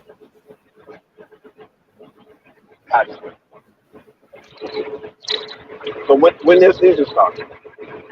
Next week. Yep. So I'll just load some. Lot of hats. Yep. One head, many hats. Yeah. A lot of hats. So this is a beautiful Father's Day special here at Light Sports TV. Hit that like button, hit that subscribe button, hit that notification bell, so you won't miss one iota of an exuberant experience as Light Sports TV personally invites you to a front row seat to a daily extravaganza. Don't miss out. And if you're feeling a little gifty, you can also hit his Cash App, you hit his PayPal, you can Super Chat, and be a brick in the wall to building something very exciting and joyful that you can brag about. Right. Shout out Unstoppable. He a father too. I hit a baby. Hey, yo, can y'all hear me? I said shout out to you too. I said I hear the babies in the background. Oh, right. How many kids you got? Everybody out there. How many kids you got? Yo, Hello? Unstoppable. Yeah, I said how many kids you got? One right now, but I want to have some more. I can't even hear you. Hello? I'm having trouble with it. Yeah. Your phone is fucked up. Hold on. Can y'all hear me now? Yeah, you good. Yeah, no, I said I had one, but I want some more. If I can have 10, I have 10. 110. You telling me all that noise be in the background at your crib? That's only one kid or your hands? Yeah, she got a lot of toys. Shoot. 110. Shoot. I want as many as my wife can have. Shoot. I want to leave a big legacy behind. Salute. You don't want no more? Probably not. Not for. At least not right now. I think I'm straight, man. I think this you got everything that you need. You know, got a You son, said got a daughter. I mean, right, look, right. how many more? I would like another son though, but Well, there you have it. I ain't chasing it. One more. Nah, it's gonna be a minute. You said what? So it's gonna be a low minute for that. Right. Rock out what I got right now. Shit is expensive, man. I fuck. Yeah. I bet it can be. Well, it all depends on how you want to. I That's try to do similar things like how my parents had. Uh, mm-hmm. the same thing. Try to do better. I'll get them a lot of shit. Like tomorrow, my son's birthday. So What uh, you gonna get him? Do for him? really just I always get them a nice ass outfit. Always of course toys. They're gonna get all that. Well, we're just gonna go to his grandmother's house. Not Okay. spectacular. I mean, 3 years old. Oh, 3. Okay. Yes. So, Some y'all, I know like Chuck E. Cheese, Channing Castles out there. What'd you say, Unstoppable? Y'all have like Chuck E. Cheese or Channing Castles out there. Yeah, I take them to Chuck E. Cheese. I mean, they go to that shit all the time. Right. I go up there with just both of them and let them run wild. Right. Yeah, mine can't get enough of that. Yeah, I'll be in there. Shit, I'll be fucking with. I'll be playing some of them games. In fact, I might take them tomorrow. I'm trying to take them to Six Flags or probably the aquarium. That's You why ever been to Six Flags before? I've been, but they haven't. I would like to some kind of like little kid. It'd be really for my 5-year-old. Right. Shit, he asked me for a VR, so I got a deal. I got a deal set up for him. If he do the things I need him to do, basically, run the point guard, I'll go get him the PSVR too. Right. Okay. That's what he want me to get him. That shit was $550. Yeah. They want an arm and a leg for that joint. Now it don't even support many games. I don't think. No, I don't. But hey, listen, if this dude learn how to play and do what I need him to do, shit, I'm willing. That's the deal I'm willing to cut with him. You said if he's willing to learn how to what? Basically, I have a deal with him if he play good, this season in basketball. He learn how to. He's running the point guard how I want him to do. Okay. Making improvements. Today he was doing good. He made some shots. He dribbling. It's really like I would say him and another kid that's really good that I see it like, okay. I like how the team dynamic looks. He'll be able to really step into a more leadership role. Right. So, and he's 5 years old, so all this shit, all this is gonna be good. So I'm just trying to get him developed. They're 5 years old. He's not looking like a complete superstar just yet. You show him a lot of footage. I'm developing him. What you say? Do you show him footage? Yeah, we watched some footage. He was watching some today. He like Melo, of course. We watch those highlights. That's really his favorite player, of course. Melo Ball. He like Melo more than we watch more Melo highlights than Lonzo. He got Melo shoes that he was wearing. He got the he was wearing them today. He got a couple of Melos. But I probably do need to show a little bit more. But like I said, I'm more just trying to get him right before I start putting all the cameras on. Because there's a lot of development. But there's a couple of things that I could do. Yeah, I got to show you this. If I remember, they got like this kids game that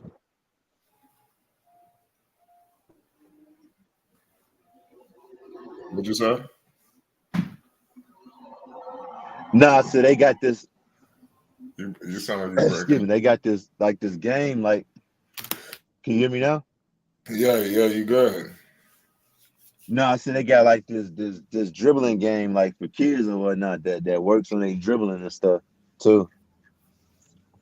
Yeah, I was watching some of that.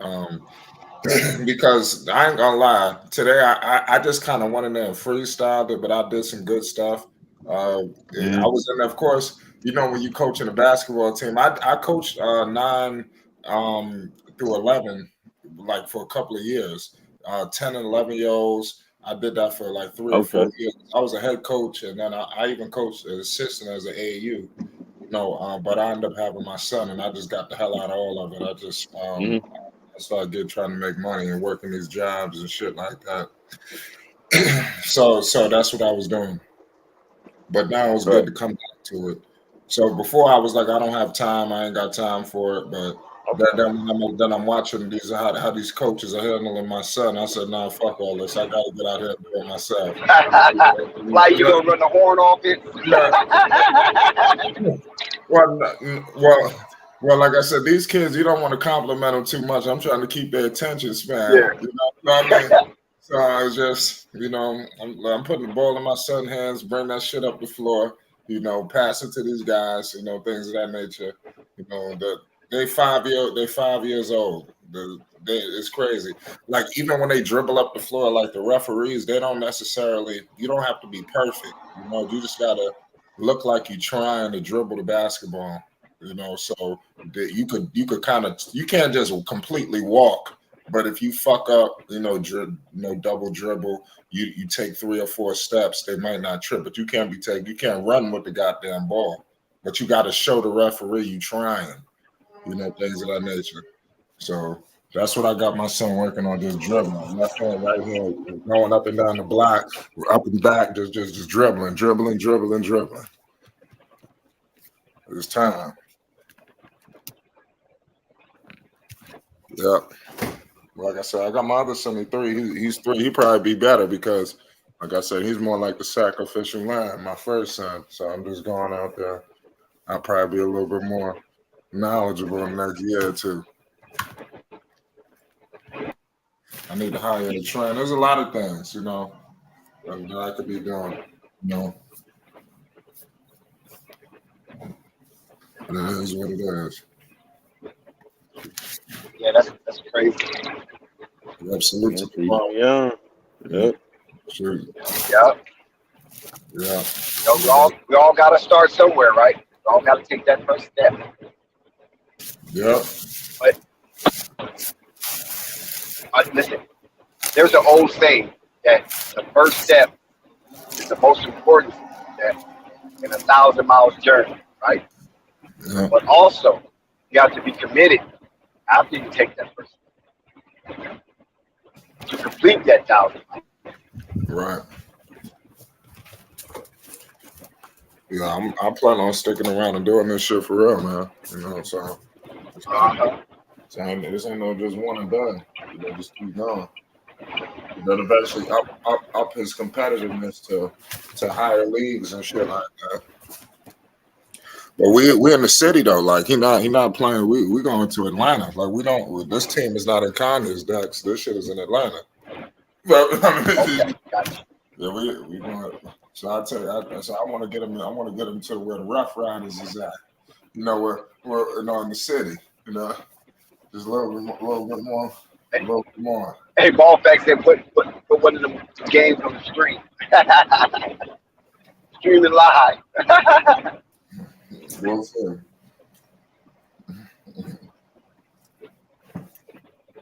That'd be crazy.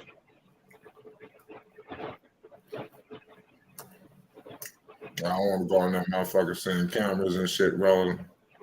So what the fuck? No, exactly.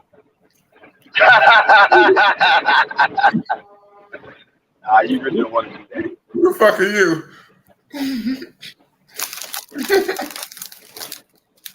Tell me you flight.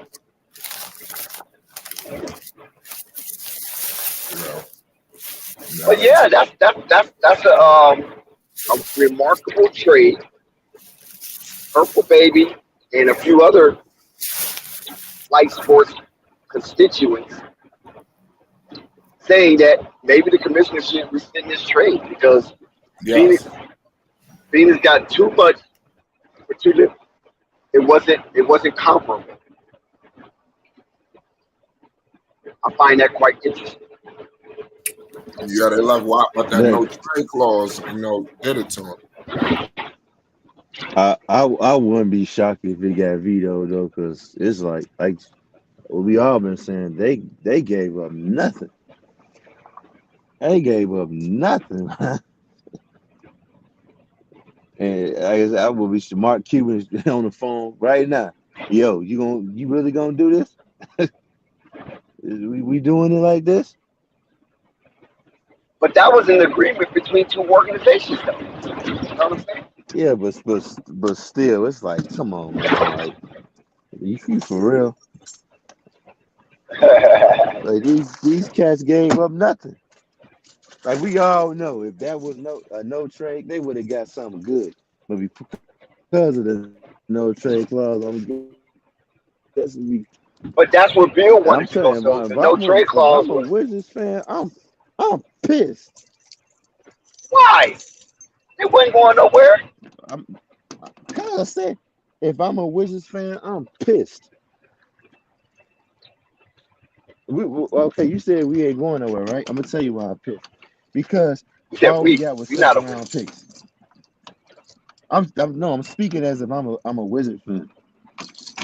If I'm a Wizards fan, I'm like, man, all we got was some second round picks and some no name play. I can see we got some young talent.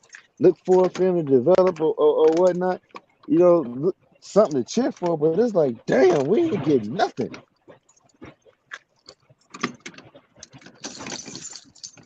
So it's I mean, they accepted that though, unstoppable. That's the only thing I'm saying. You had a mutual agreement, yeah, but right? So the contract should be binding.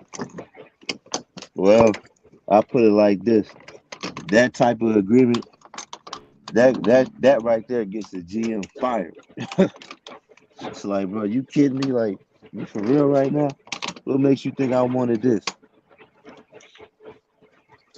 It just shows me they wanted to get up out of up against that $250 million contract. Why would Yeah, a losing they must team want. pay a player $250 million? Maybe they thought they was gonna be able to make some moves and build around Bradley Beal, but now they realizing that they can't. That's my only thing. But how many moves that you can make from that position and players that's available? You know what I mean? Yeah. It's not like you're getting Giannis. You're getting Giannis. Okay, yeah, I can understand you can pay a player that much money because somewhere you got the package to pull Giannis or pry Giannis from Milwaukee Bucks, and you match it with Bradley Beal. Okay, you Right. instantly become a considerable contender, right? Mm-hmm. But you don't have that, and Giannis is not available. And that's the only Right. player that can do what Bradley Beal in the Washington Wizards to make them highly relative. It's nobody. Jason Tatum can't do it. Jaylen Brown can't do it. Zach LaVine, DeMar DeRozan can't do it. There's nobody in the East that can catapult your chances or your percentages than putting Giannis in a Washington Wizards. So I don't know why people are surprised for that, because with Chris Paul, I know he makes a lot of money, but Chris Paul when is gonna be unrestricted free agent? Phew, I have no idea. Oh,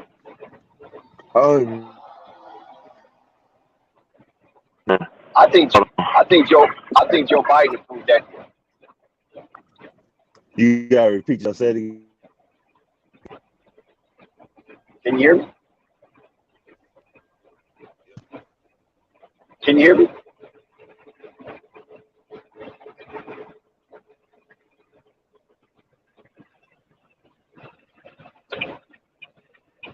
Can you repeat yourself? Yeah. Dex, I didn't hear you on the phone. I said I think Joe Biden approved that deal.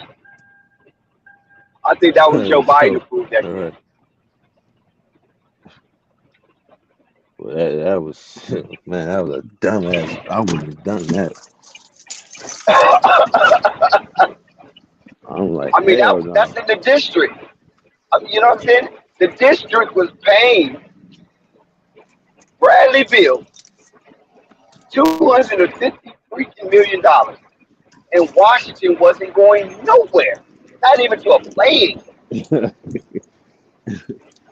Right. You got to let that contract go, man. You be the laughing stock of the NBA. Hold on to that. Players getting paid that much money, not pocket watching. I'm not pocket watching. But if players get paid that much money, they should be on a contending squad. So you generate, because unstoppable in flight, you're generating money outside of 82 games. So that helps, that extra compensation helps pay that contract or those contracts. You know what I'm saying? Because you become part of the extended season. You feel me, unstoppable?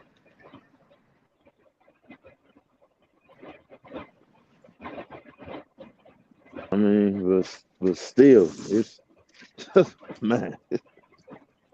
I mean, you can't pay that much money and only Man, playing 82 games. That's all I'm saying. That's asinine. It's honestly I mean, I financially feel you, egregious. but I'm saying that the thing is, okay, get him over there. You paying him that much, get him out of Washington and bring him over here. But it's like, well, damn, can you at least send something back? I mean, look. But that's the point. I don't think really Washington wanted anything that will garner them to pay that contract out again. I think Washington wanted dollar and calm down the choppy waters on financial relief coming from their CFO. Mm, You know what I mean? That's what I think. yeah. Because the district is nowhere near winning the first round.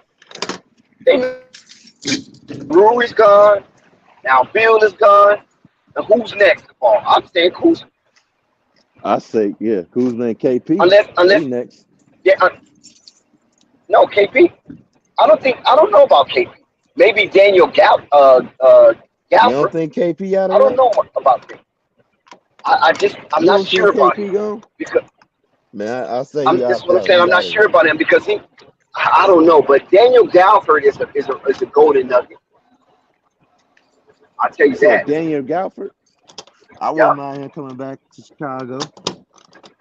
Now I've seen him play basketball, but I saw him at the I Drew mean, League. I didn't see him in. I never seen him in the NBA. That's not that I can recall. But I seen him play at the Drew League, and this dude is a force. oh yeah, rim run, high flyer, I very didn't know he was athletic. like that at first because I didn't even know who it was. Right. I kept saying, "What the fuck is that?" He said, "Oh, that's Daniel Gafford." I said, "Daniel Gafford," but he wasn't. I don't think he was with Washington at the time. I think it was. Who did he play for before Washington? Chicago. Oh, it was Chicago. That might have been. Yeah. What year did he leave Chicago? Let me He think. left with Boots Kane. I believe so. Yeah, he was part of that Vucevic trade. Yep, that's probably what he was 18. in. Yeah. Yeah. So he left from that Boots. Yeah, I think he might have been Chicago, be ready to get traded to. Yeah, I think. Yeah. That summer, whatever that summer Let me was, double. Let me. I I want to said double check though. But I yeah, saw him at but the he Drew was. game, and I was like, "Who is this dude?" He said, "Oh, that's Daniel Gafford." I think he played at USC. Did he play at USC? You said what team he played? What college he came from? I think yeah. Did he come from USC? US. No. Damn, what college did he come from? Hold on. Let's see. He came from. SMG, like shout out to SMG. He chimed in. He's from the district. He's from that DMV. What'd he Yeah, say? SMG. He said, "What the F is Washington doing? They should have traded up, and they Damn, how the get hell? Scoop. Everybody wants Scoop. Everybody wants Scoop."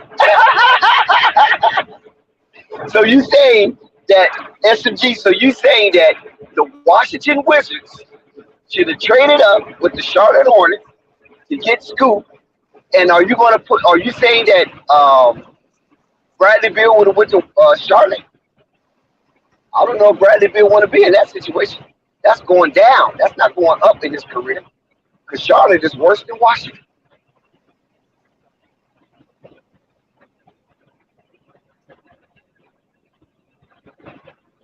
Yeah, exactly. We do have a no trade clause now and a 15% kicker.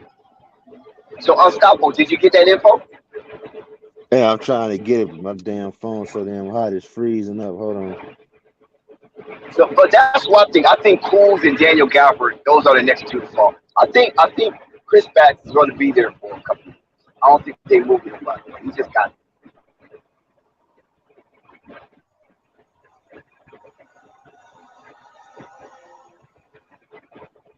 I think Washington is going to go into the gutter, and they're going to Yo, start can you getting hear high me? draft picks. Yes, go ahead. He came from Arkansas. Or Arkansas. Yeah. I knew it was the team was red. Arkansas Razorback. Yeah. I know he came from one of them damn, I couldn't damn name, but yeah, he's a he will be a good piece on the team.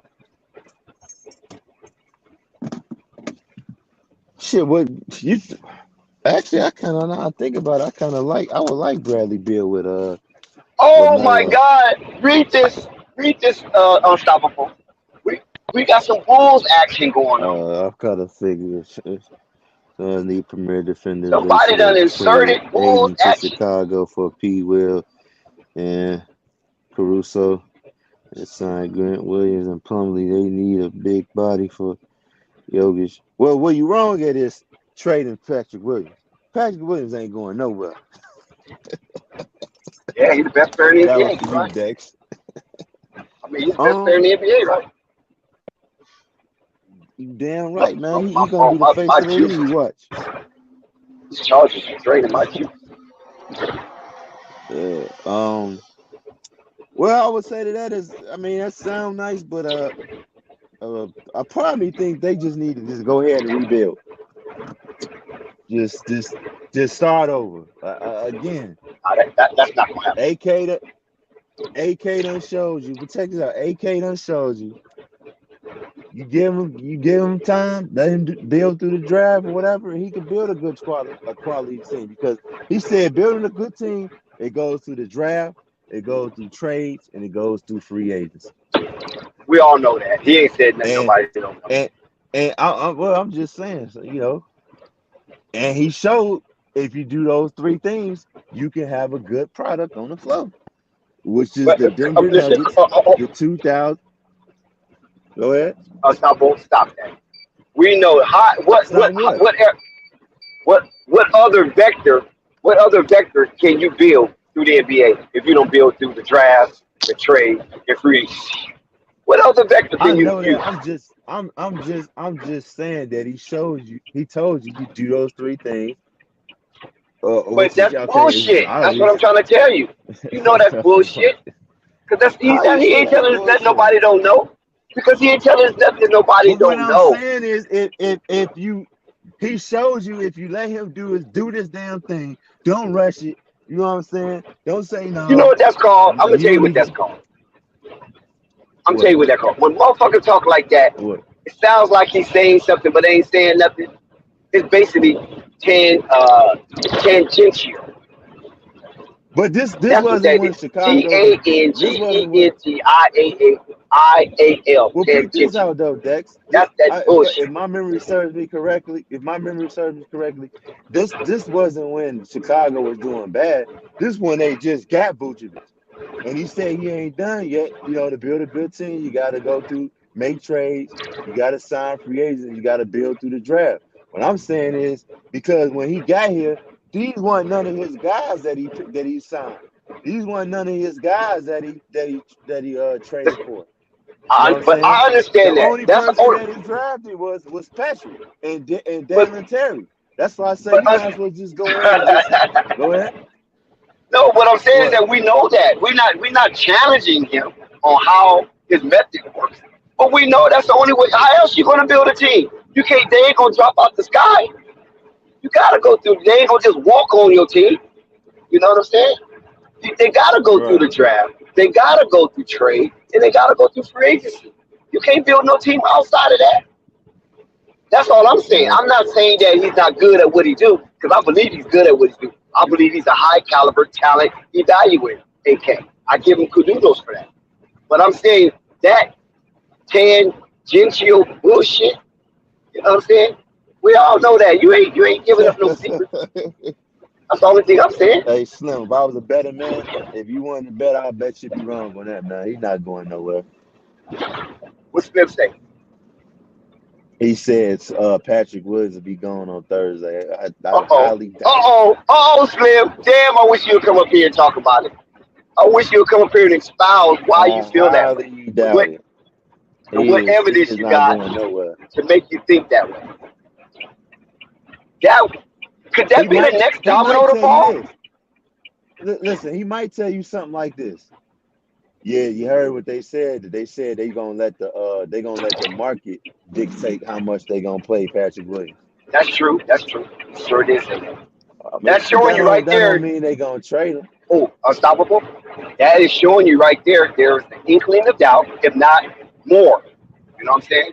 And when you have a shadow of doubt, that means that player probably would never be a part of the franchise the way that player was told he was going to. That's not Because true if you because don't they have, said they yeah, it gonna is. let the Hold on, market. let me finish. No, it's not. That's what I'm telling I'm you. gonna tell you how after you finish, okay? Okay, yeah. The reason why I say that, Unstoppable, is because they don't want to overvalue based on Correct. he's their draft pick. That's a sentimental thing for them, an egotistic thing for them. So to protect themselves from their own ego, they're gonna see what the rate of return is for Patrick Williams. You know what I'm saying?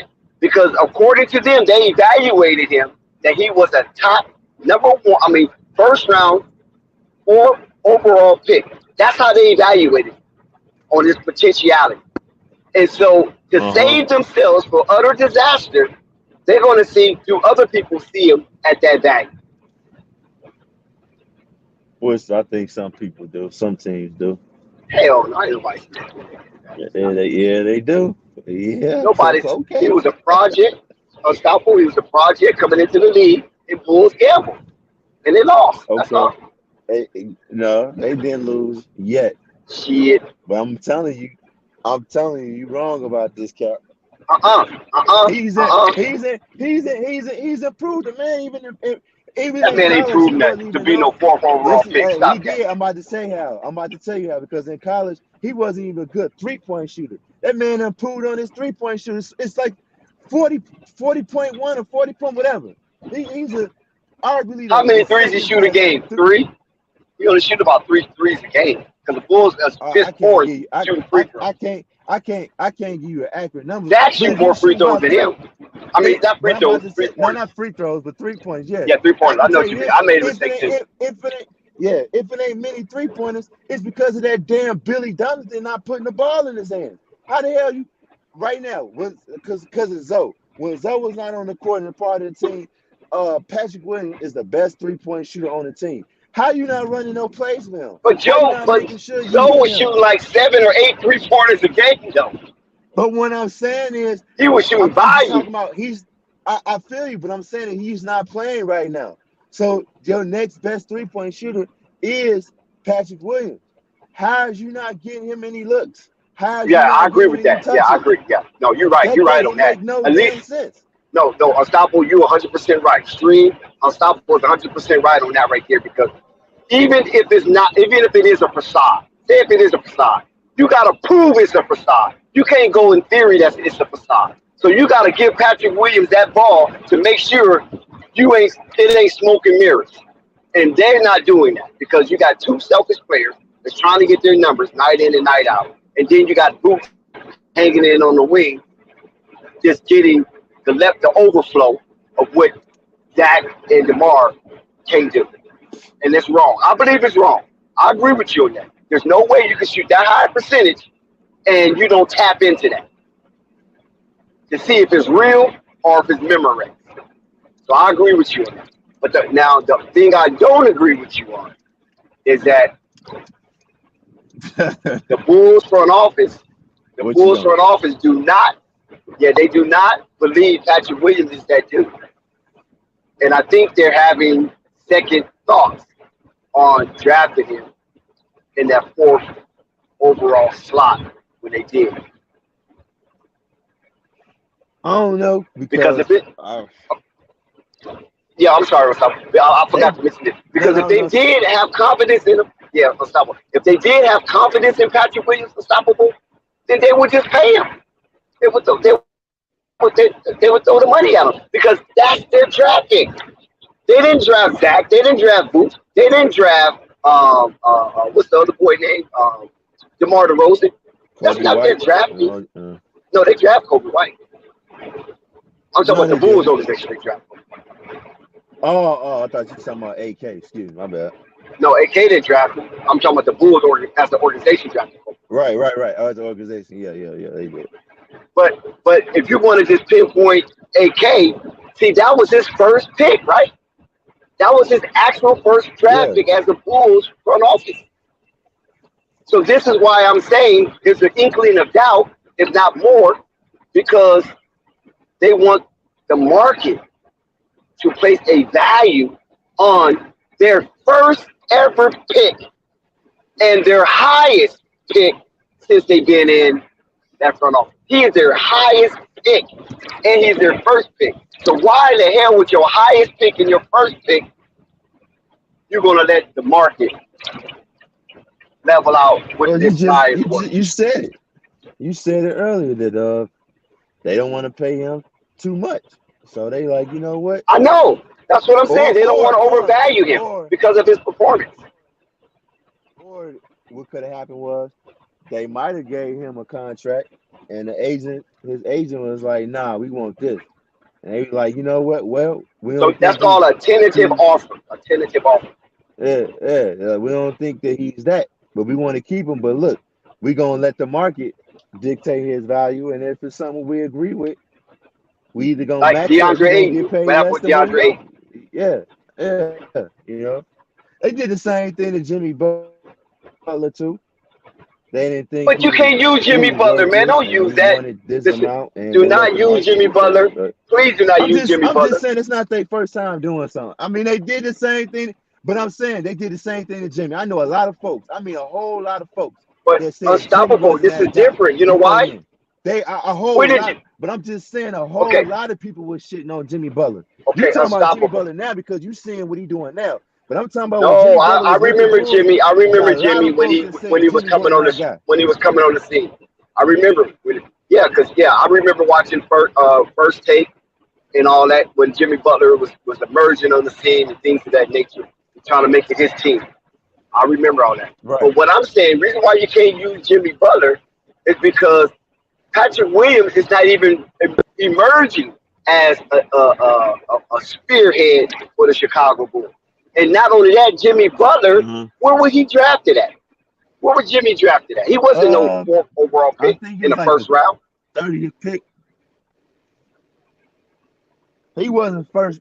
No, he wasn't top 10. If that's what you're going with it. Of course he wasn't top 10. I don't even was he second round pick?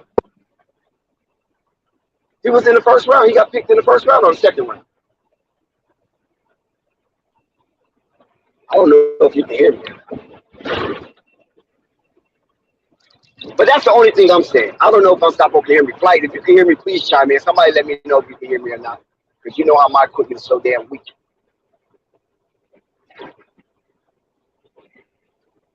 Because I don't hear Unstoppable anymore.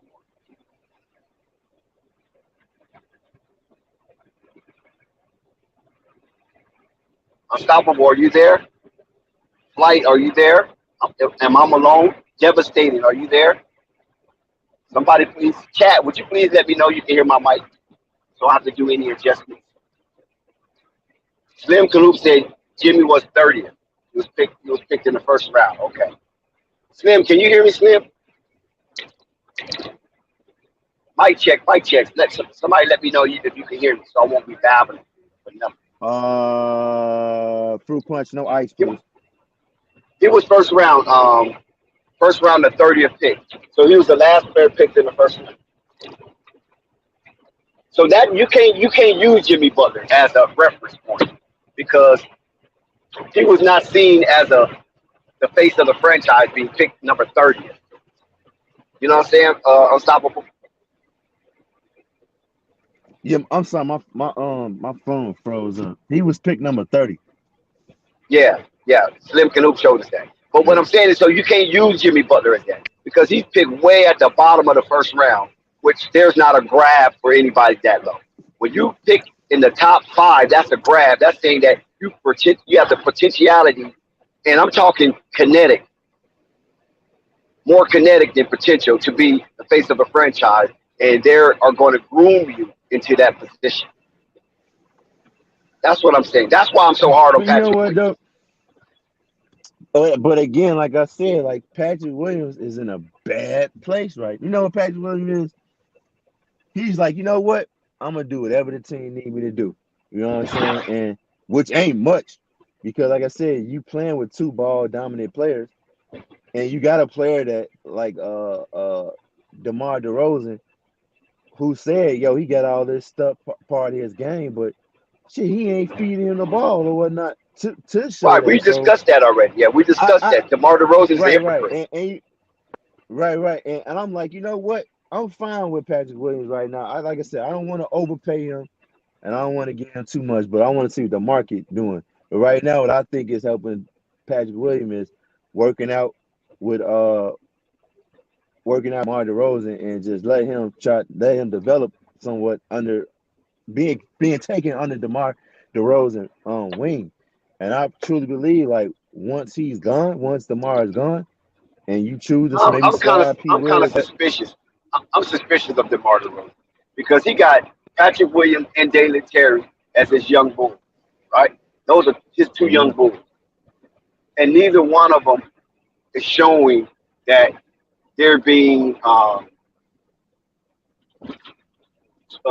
schooled. But that's by Billy's Billy's fault too, though. You think so? You know why? Because it's Dalen Terry ain't got too much of playing minutes at all. Like I told you, he played him one time. He stole the ball, passed it, made a good pass to whoever it was. I can't remember. They scored, and he came down, hit a 3-pointer, then he yanked him out the game. It's like, bro, like, come on, man. He did everything right. You take him out the game. Patrick Williams, like I said, shooting over 40% from the 3-point line, not getting any touches. So, and I also said, I agree with you on that part. Name anybody that developed under Billy Donovan. They didn't. And now they just brought the guy from Dallas. His name is is Patterson or whatnot from Dallas for player development because they need to fix their player development and get and develop their players or whatnot. So yeah, Chicago's not alone in that area.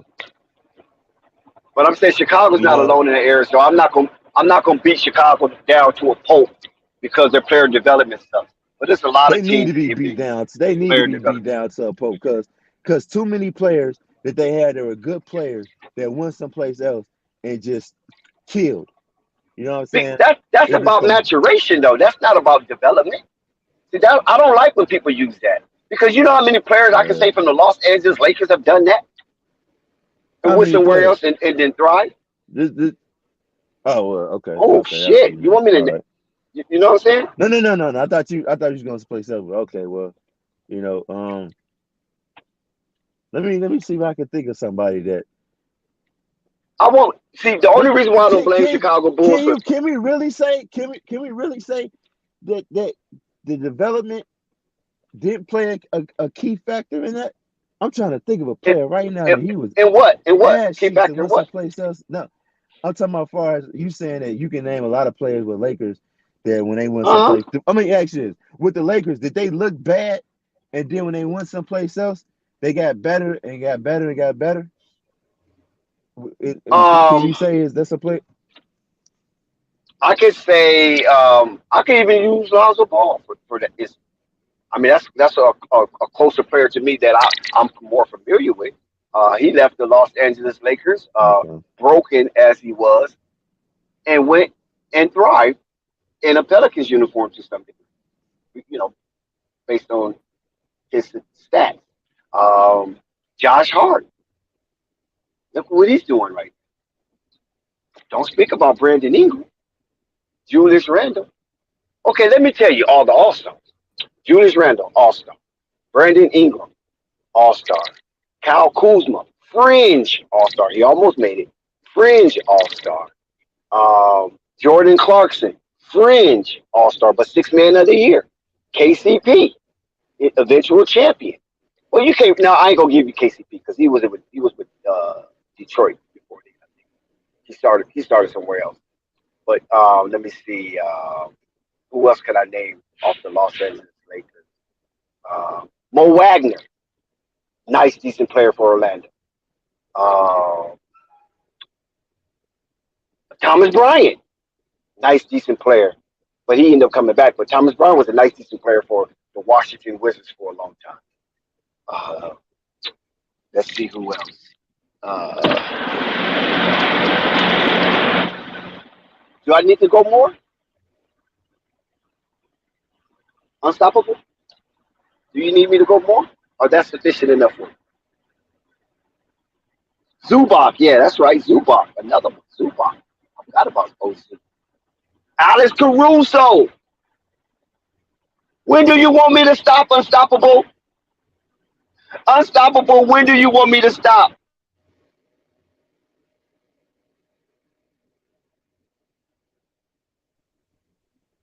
So the thing of it is that all organizations can do that because a lot of organizations just can't develop every single player. Some players have to take the initiative to want to be better. You know what I'm saying? And we don't know if these players are taking that initiative to want to be better.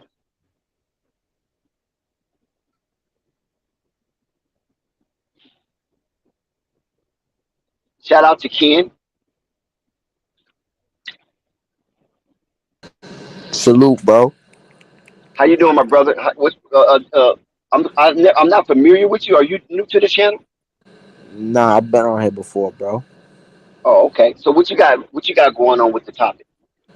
I mean, yeah, bro. Phoenix, even though this is a solid big three, I still think they need adequate pieces around this big three. They still need to figure out what they're gonna do with DeAndre Ayton's contract. Are they gonna keep him? Are they gonna get rid of him? Get some pieces for him and his value?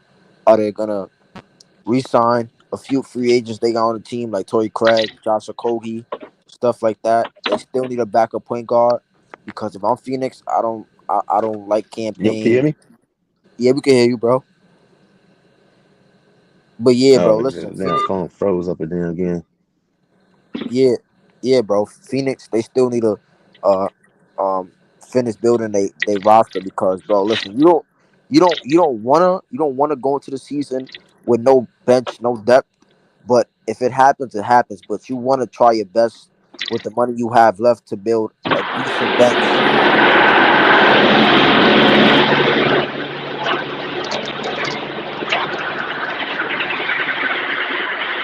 Hey, who background is that, bro? That was me. Go ahead. Yeah, but yeah, yeah, you don't want to go into the season with no depth.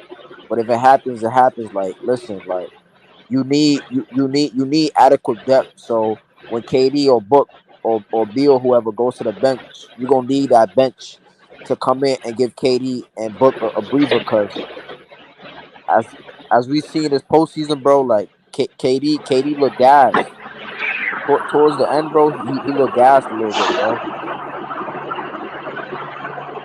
So he gonna need that breather coming on. He gonna need that breather going to the bench. And then look. people saying that they're the favorites. I disagree, bro. I think you still need to build. I think they're the most talented team in the West and the NBA right now, but they're not the best. They're the most talented, but not the best. You still got to prove it, win the games, stay healthy because we've seen the downfall of the big three in the past 3 years, 2 years with the Brooklyn Nets was injury. So they still got to stay healthy. And people talk about their defense. Well, listen, bro, you got KD, you got Book, you got Beal on defense, and they're not liabilities, bro. Like Beal, people forget. Like in those days with John Wall, he was a decent defender, bro. He was a decent two-way guard, bro. Like people sleep on his defense. I'm not saying he's all world. He's a elite. He's a all NBA type of defender. He But I'm was. saying yeah. But I'm saying I'm saying like he could be a defender if you need him to. Like he could play whatever role the Suns whatever role Frank Vogel gonna give him, bro.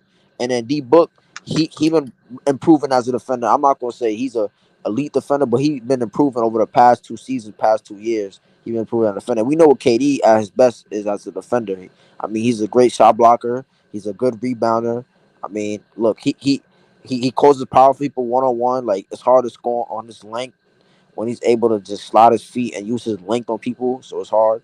And he had one of the best field goal percentage defensively this season, if I'm not mistaken. Him and Claxton leading the league in defensive field goal percentage, holding opponents under the average field goal percentage, if I'm not mistaken. Check me if I'm wrong. But yeah, man, listen, this team, they still got to go prove themselves. But I mean, listen, bro. Denver just showed they not playing around, bro. They just showed like they're about to be a dynasty and like nobody's in the way. Like, listen, bro. Every team, um, Golden State, Lakers, out there in Dallas with Luca. I mean, um, who else? Who else?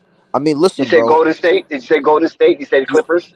Yeah, the Clippers. I mean, listen, bro. Phoenix trying to go for the gold trophy in June, bro. Listen, bro. Like everybody got question marks. Like the Clippers got injuries, the Warriors got Draymond Green, and that Poole incident. What they want to do, Poole and Draymond, and then they're trying to trade Kuminga. So they got a lot going on. Dallas got Luca and Kyrie, and no defenders around them. I mean, you got two cones on the team, and you don't have no adequate depth or defense around him and rebounding. And then Christian Wood is unhappy in Dallas, so he's looking to leave. I mean, you got Lakers, you got injury prone AD, even though he just proved that he's the best player on the Lakers.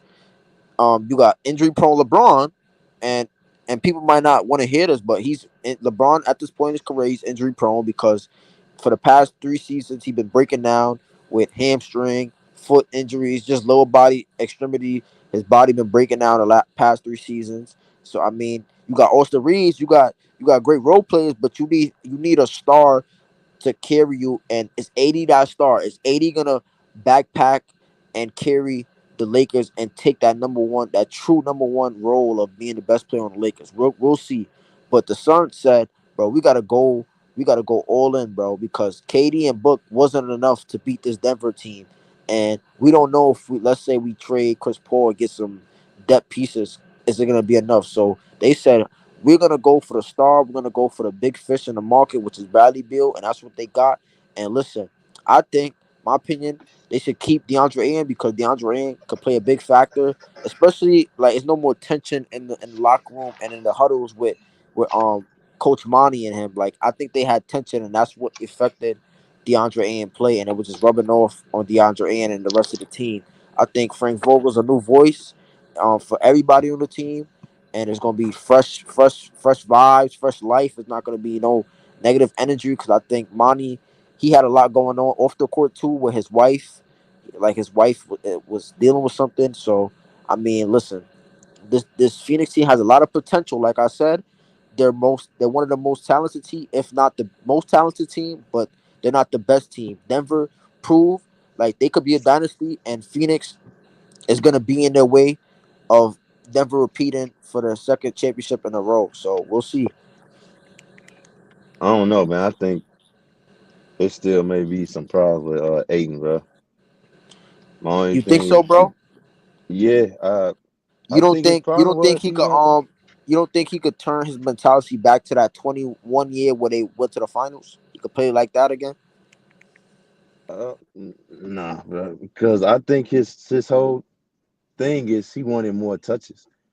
You know, he want to prove that he can do more than just show you that he can do more than just defend and rebound. What they gonna want him to do because since you added Bradley Beal to the mix, it's not many touches he gonna get. I mean, maybe Frank Vogel does convince him to do that, but I doubt it. I mean, you the number one pick, and do you all you want to do is just rebound and defend? When you was doing more than that in college and more than that in the beginning before all these changes happened. I mean, I said it before, I said it again. I mean, if you looking for that, just trade his ass to the Hawks. Get Clint Capella, get Murray, and maybe you can get some more pieces. The contract's not matching all the way, and move on. But I mean, I don't think he's just gonna want to just do more. I mean, I don't think he's just gonna want to rebound and defend. But like I said, Dex said earlier that if you look at Frank Vogel history, he always had a big, and he always used them or whatnot. So we'll see. Maybe maybe KD will take a step back. Dex was also talking about that earlier that KD might sacrifice some of his shots to What please about his money? Aiden. Somebody got to sacrifice money too, bro. Like because they contract with the new CBA coming out is gonna be over the luxury tax. Shit, All well, of the shit, contracts. it might have to be Kevin Durant too, because I'm Aiden. I'm not sacrificing my money. And if I'm Ain't Beal and nobody I'm D told you. Book, I'm not sacrificing my money either. Well, shoot, that tell you right there. Somebody gonna have to go. So if one of us gonna have to go. They just trade Aiden now. Trade Aiden, get Clint Capella, and move on. Facts. Cause I would love Clint Capella and DeAndre Hunter. That'd be perfect. I told him that earlier that Clint Capella because that I was sleeping on that. If they can get a Clint Capella, dang, I think they'd be different. I mean, I think if we could get a Clint Capella and steal something else in the trade, like a DeAndre Hunter, I mean that would be perfect. I think we need another three and thing. I think we need like a guy like a DeAndre Ayton. I mean, I said DeAndre Ayton, a DeAndre Hunter, or like a OG Anunoby, like a 3-and-D wing who could just not just shoot the three ball, could also put the ball on the floor, get to the rim, and could play high level defense and could rebound. I don't just want a spot up guy like a Torrey Craig or Josh Okogie. I feel like those are just spot up 3-and-D guys. Like they can't do much off the dribble if you give them. I think we need a guy who could pull up dribble, get to the rim, get to the free throw line like the OJ Anunoby or DeAndre Hunter. I would love that around KD, Book, and Bill.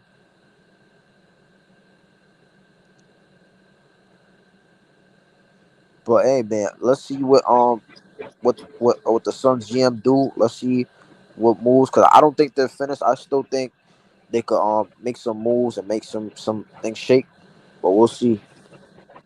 And then Chris Paul to Clippers, I don't really like that. I feel like I don't really move the needle for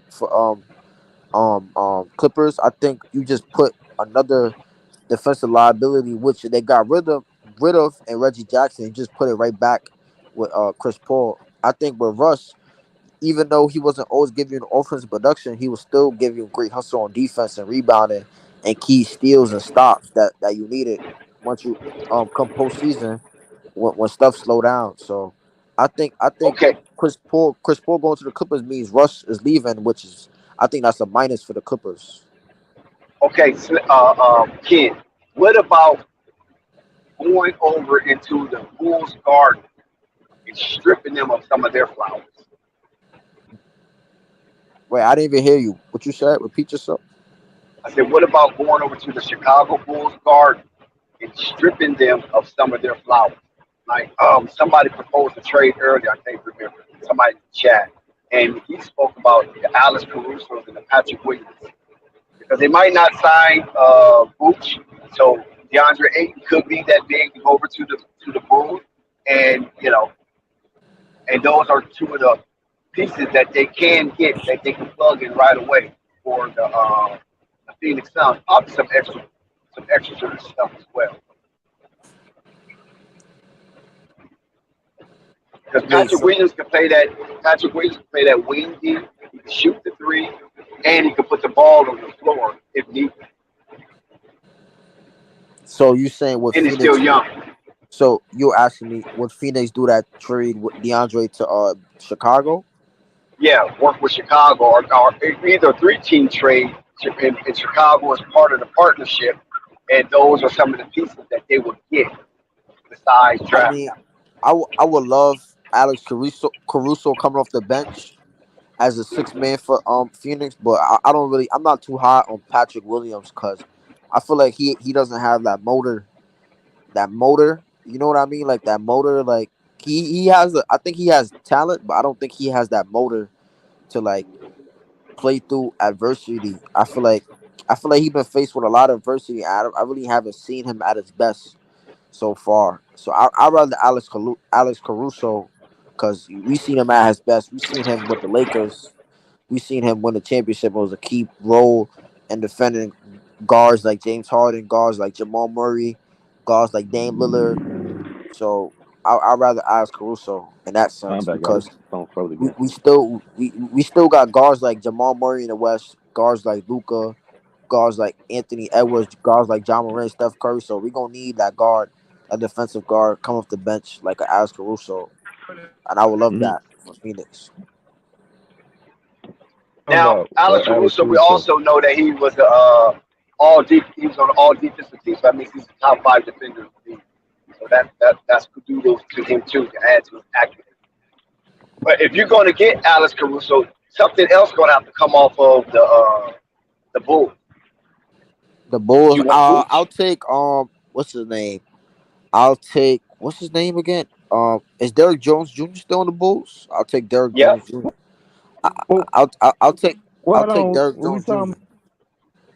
Because Derrick Jones Jr. Even though he can't really shoot, bro, he got. I mean, listen, bro, the guy could fly. I think he's an underrated defender for real. Even though he's slim, he still has length, and he's a veteran, bro. Like he been. I mean, listen, he's a veteran, bro. We need veteran presence who can play defense, obviously, and hit the three ball. And I think Derrick Jones and Alex Caruso give us athleticism that we need. That I feel like we lack a little bit in the playoffs. We lack some athleticism, bro. Go ahead, Unstoppable. Yes, Unstoppable have technical difficulties. Yeah, I find that kind of interesting because what only thing that Well, the Phoenix Suns. Yeah, go ahead, Unstoppable. No, actually, matter of fact, take out Derrick Jones Jr. I would actually love Andre Drummond coming off the bench with Alex Caruso. Okay, wait. If Andre Drummond come off the bench, who's the starter? DeAndre Ayton. We traded Ayton for Vucevic. Oh, Vooch. Okay, Vooch. Okay, that's what I was going to ask you. Did you want Vooch? Okay, Yeah, gotcha. yeah. So we because Drummond coming off the bench for Chicago right now, so we'll take him and put him on the bench too.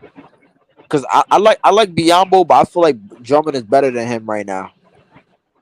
Drummond is just Now, younger than Vooch is not, Biombo. but Ken, Vooch is not giving you no defense. No, we not getting Vucevic. You said a 3-team deal, so Vucevic will go somewhere else probably. Oh, okay, gotcha. Yeah, so we'll give Chicago DeAndre, then Vucevic will go to the other team that's in it, and then we'll get Drummond. Okay. So if Drummond is coming off the bench, who would be your starter? Oh, you're right.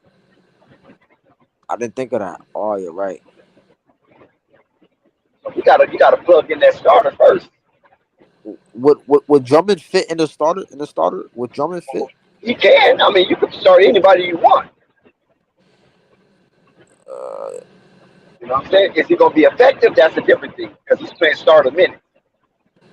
I So he's going mean, to be playing at he least gonna be 27 sharing minutes a game. he gonna be sharing minutes with Jock Landale and Bismack Biyombo. So So you keeping them guys. You're going to keep them guys. You're not emptying out your center backup. nah, you don't do that, bro. Listen, bro, part of depth is having chemistry, which is underrated. Like when you want to build depth, you got to have chemistry on the bench too. Cause like even though we lost versus Denver, I mean Jock Landale and Bismack Biyombo, they had an okay series, bro. Like they wasn't effective, but they're just another body to throw at Jokic and throw at Right. centers in the West.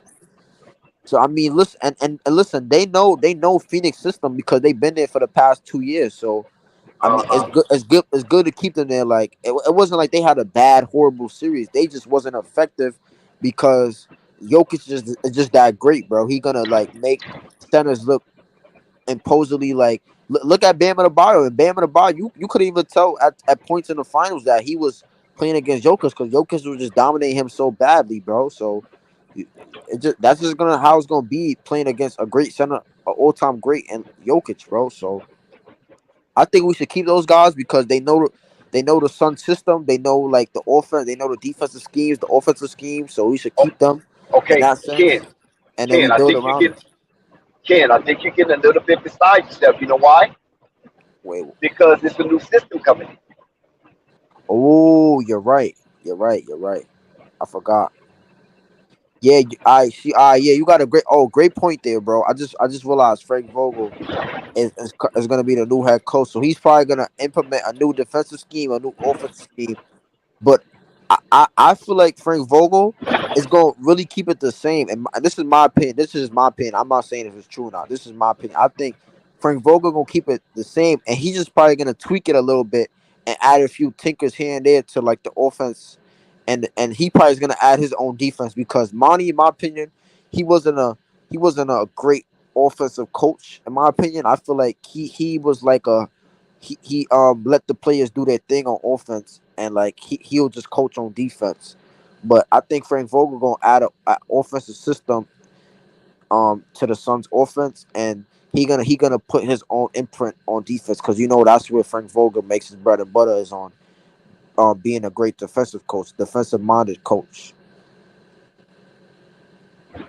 Right.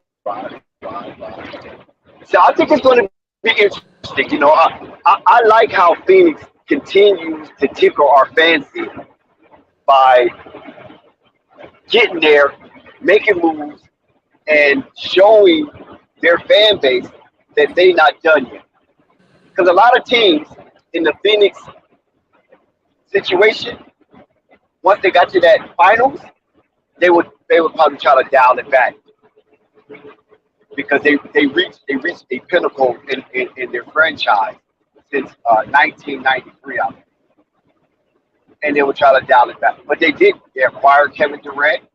Um, they got rid of Jake Crowder, and now look what they got. They got Bradley Beal. So I appreciate their continuance in trying to get better and get to that ultimate stage where they can hoist the commissioner's trophy. Feel me? Yo, you know what else I heard? I heard rumors that Drake Crowder might come back to Phoenix. Yeah, because they have a new owner. His problem was the owner. It wasn't the team. It wasn't the guys on the team. It wasn't the management. It was the owner that Wait, Jake is Crowder had because the issues. owner So, was racist, right? right. All the things that was attached to him. All Yeah, that it bad was a debris that was attached to him. yeah.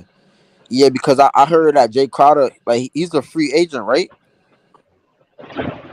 I'm really not sure about his situation. Honestly, I'm not sure. I know he's on Milwaukee, and hold on, let me check his Yeah, he's on Milwaukee. But that would be interesting if he did come back.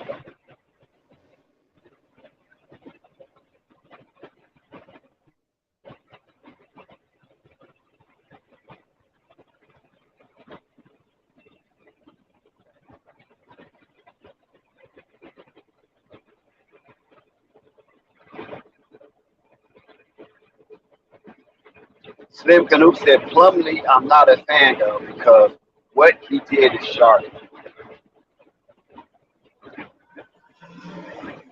Yeah, that was that good old boy network So down there. so yeah, Jay Crowder Can y'all is hear the me now? yeah, we can hear you. All right, Yes, good. Yeah, Jay Crowder is a free agent, bro. I don't know if he's restricted or unrestricted, but my guess he's unrestricted. okay. So that I mean that would be a great fit if we could get So you Jay think he Crowder. might want to come back to Phoenix? I mean if he scanned the landscape, bro. But between Milwaukee and Phoenix, those probably gonna be the two best teams in the NBA next season. And if Phoenix and Milwaukee met in the finals, Phoenix probably gonna be the favorite against Milwaukee. So if I'm Jay Crowder, I'm gonna go to the favorite because he knows what happened last time.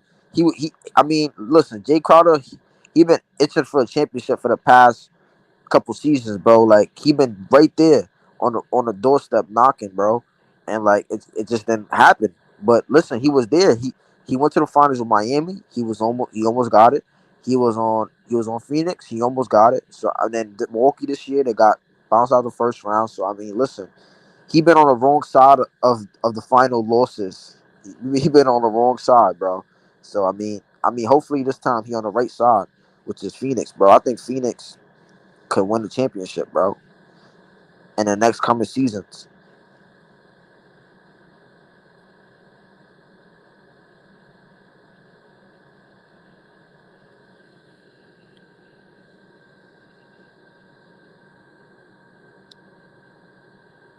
Are you still here, bro?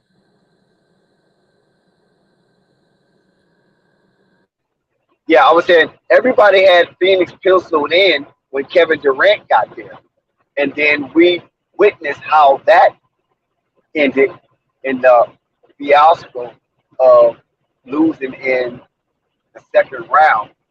And then we have to give Phoenix their kudos based on the fact that they was the only team to beat Denver twice. And not only did they beat Denver twice, they beat them consecutively. So Phoenix, put up a good fight for Denver. There was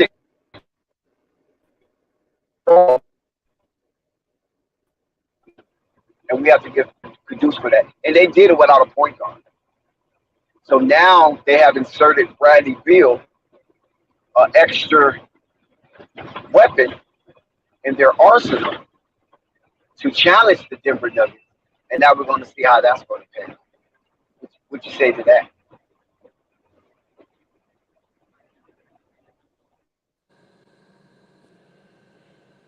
Yup.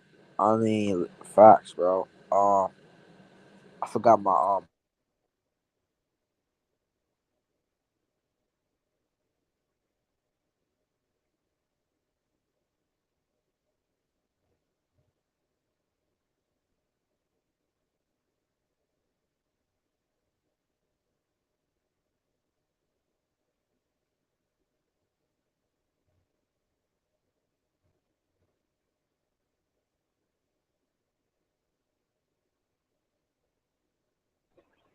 Unstoppable, are you still here?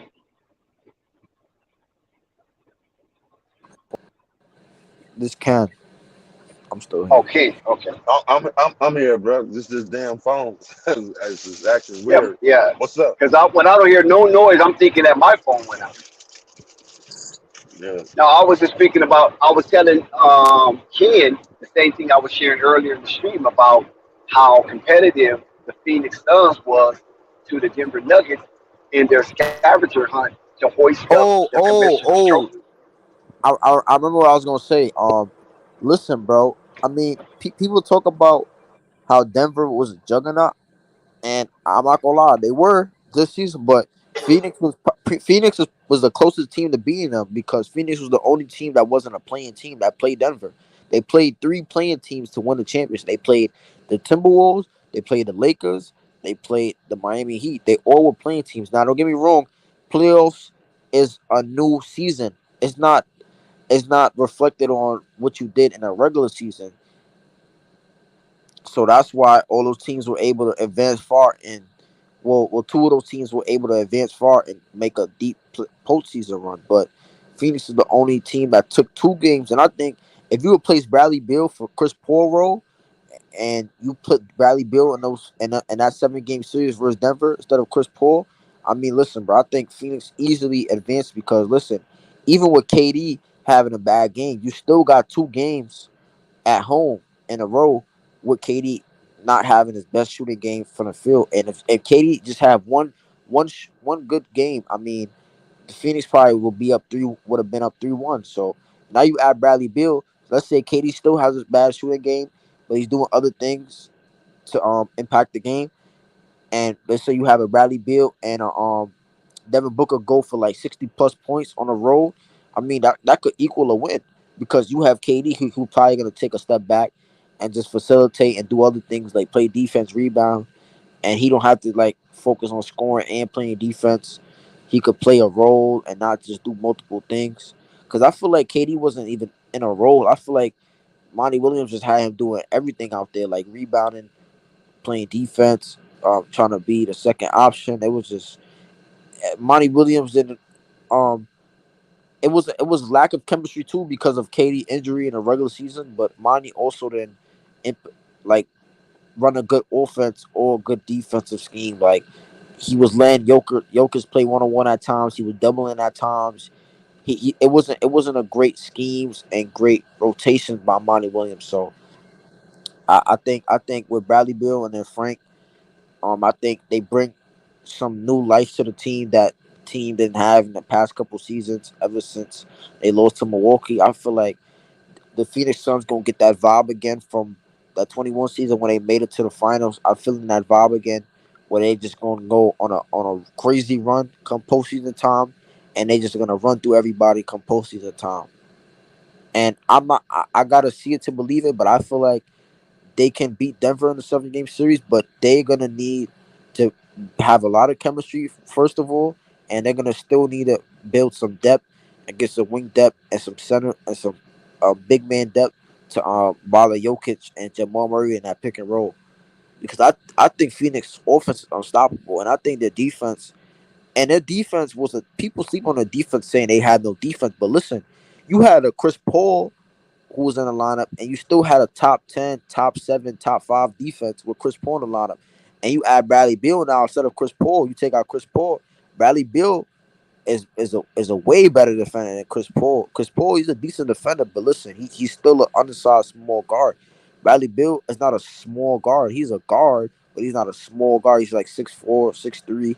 So he could hold his own and that aspect. But listen, bro, I think people sleeping on our defense because they could be a top 5, top 7 defense, and that's all they really need to be, bro. Listen, we just seen a Denver team who wasn't a great defensive team won with their offense. They offense literally was their defense because every time you wouldn't score, well, let's say Miami wouldn't score or Lakers would have scored, Denver would come back and put pressure on them because they were scoring every time, bro. And it's just come playoff time. If you have a great offensive unit like that, you can win a championship. And Denver just proved that.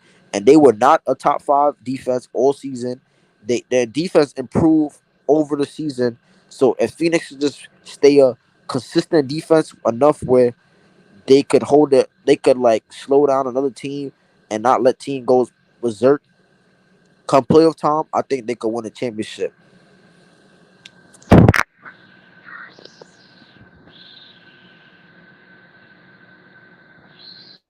But what you think? You do think they could have a championship defense? Phoenix? Yeah, enough, just a good enough defense to win the championship.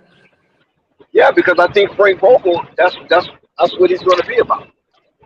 I think he's going to try to get him in that top 10 range. I don't know if somebody said earlier. I think it was CWE Sundown. I think he said the Phoenix Suns was the top 5.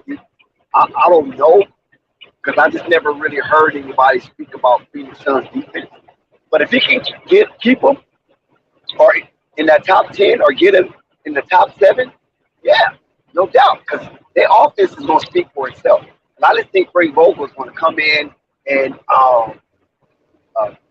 put some plaster over the cracks that's in the Phoenix Suns defense. Make them a better rotating team. I think that's what it was lacking when I was watching this. Their rotation wasn't as strong, and that could be because of the absence of Chris Paul. Something I don't know, but it didn't look like their rotation was strong. And when their rotation was strong, they won 2 games back to back. So I think Frank Vogel can come in and sew up that defense to the point where they are highly regarded and ranked within top 10, not or even the top 6 or 7 at their peak. And I think that'll do wonders for the Phoenix Suns if Frank Vogel and his coaching staff can get them in that top 7 vector in the defense of statistics of the NBA.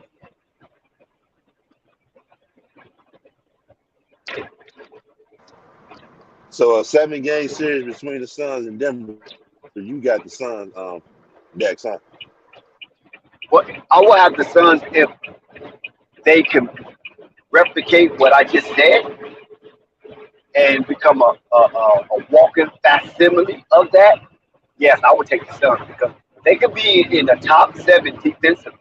With that firepower scoring, like Ken said earlier, how Denver was just ruining the teams that struggle with the offensive sets because of their dominance on scoring. Phoenix can match that, but then Phoenix would have that better defense to even slow it down at crucial moments during tightly contested basketball.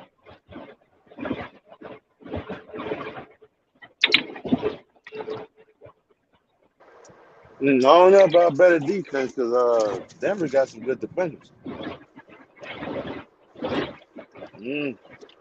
Gonna be a close one though. But Denver is not a great defensive team though, because of Jokic.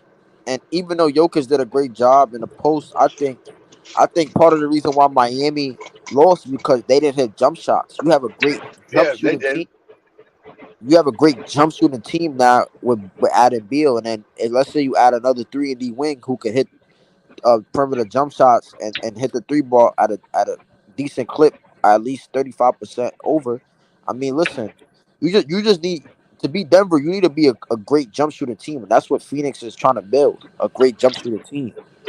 And a team who's versatile, who will get to the rim and get to the free throw line, which Bradley Beal brings, and his versatility to create his own shot off the dribble.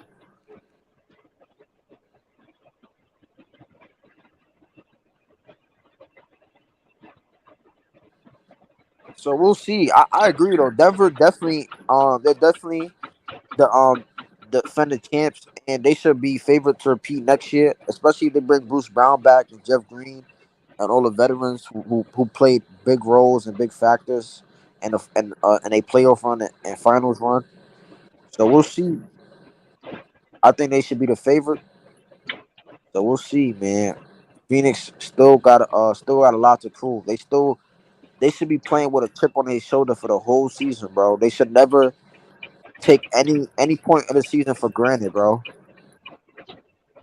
They should aim for a hot start for like a 20-5, But 15-5 start. they better, bro, because all that offensive power, they better be in the East and Yeah, Western Conference Finals. this can't go to waste, man. D Book only getting older. D Book not getting younger. And I know he's still in his prime. He's still very young. But listen, like these chances don't come often. And like when it comes, you need to like take advantage of it, bro. And you see Denver do it, and Golden State do it, and Milwaukee do it. So Phoenix need to take advantage of their championship window, which been open for the past 4 years, 3 years, bro.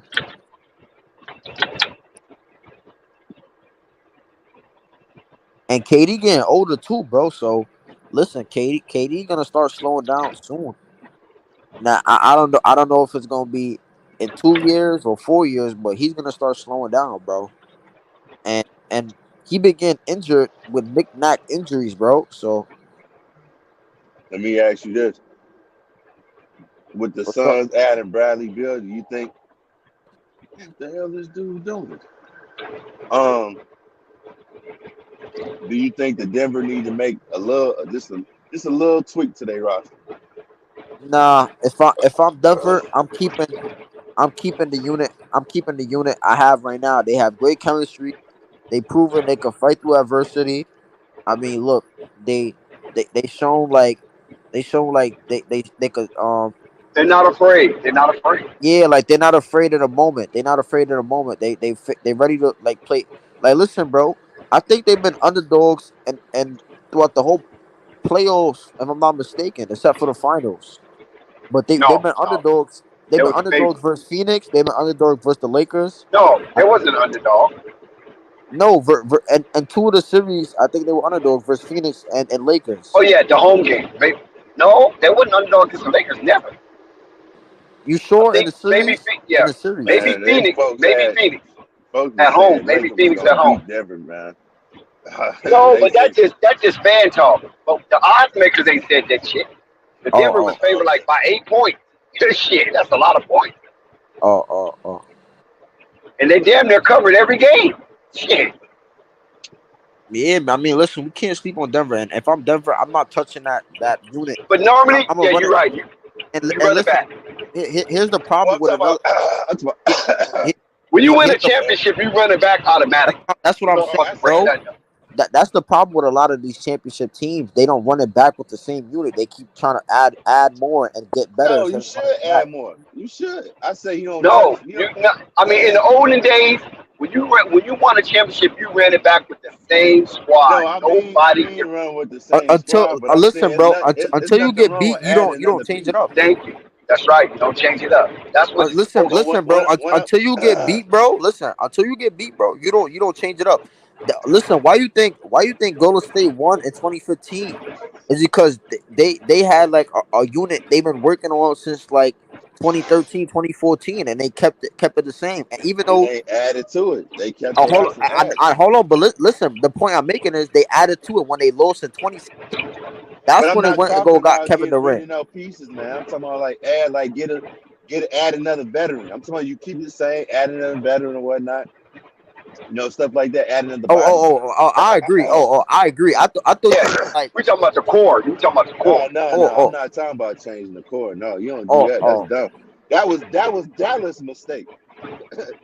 When Dallas won, what did they do? They dropped um Tyson Chandler and they the point guard. They just messed that whole squad up.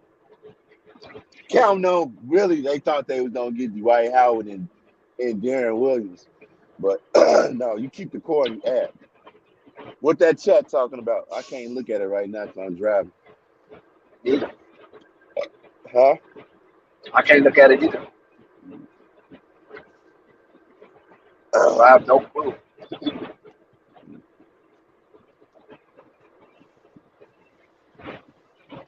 Let me see. Hold on. It's Slim Canoe.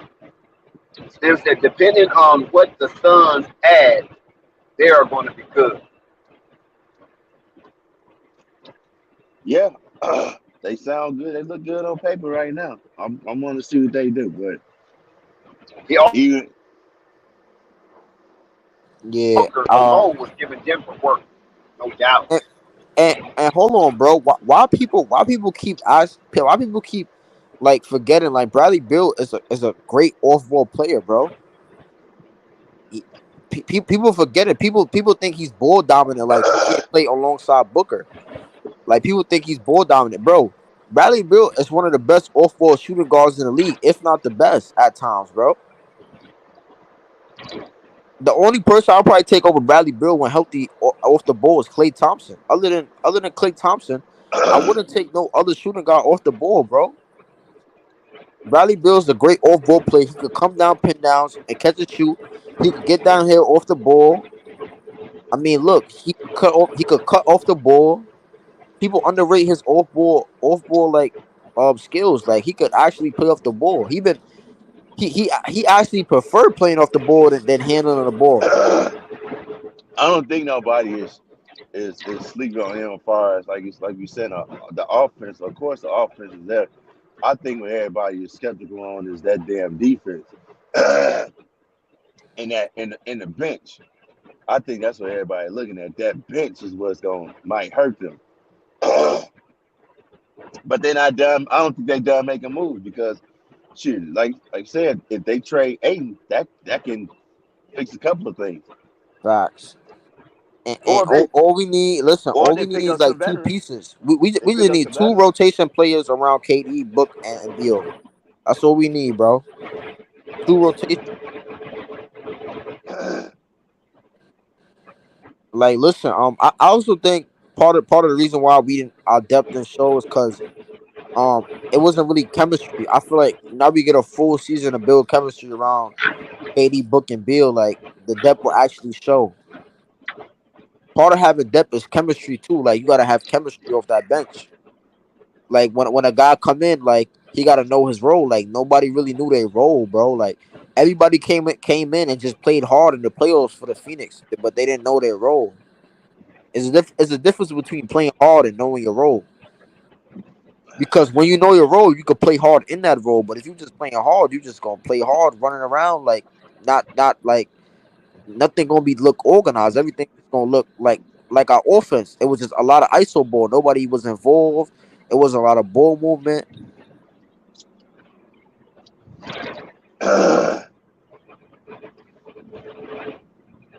So the big three is Clay, Booker, and KD. Huh?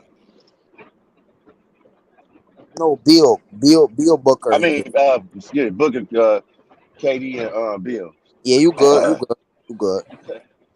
And remember, I said, and that's why I think I'm probably gonna like The bench. everybody just forgetting about Aiden. Oh yeah, Aiden. But Yeah, so I'm saying, look, man. I don't know. I had this weird feeling that Aiden he could turn back into 2021 Aiden when he was dominating. He was dunking everything, being very dominant. I feel like what messed it up is he got dominated in the finals by Giannis, and then everybody was saying it's his fault because Giannis was dominating and Suns lost because of him. But I disagree. I think Monty's stupid ass was playing 1-on-1 on Giannis instead of building a wall. Like how we see Giannis lose in the past years in the playoffs. You build a wall, and Monty Williams thought it was a great idea to play a center on Giannis 1-on-1. So I think Aiden could turn back into that 2021 Aiden, but Frank Vogel gonna need to like connect with him like on a personal level.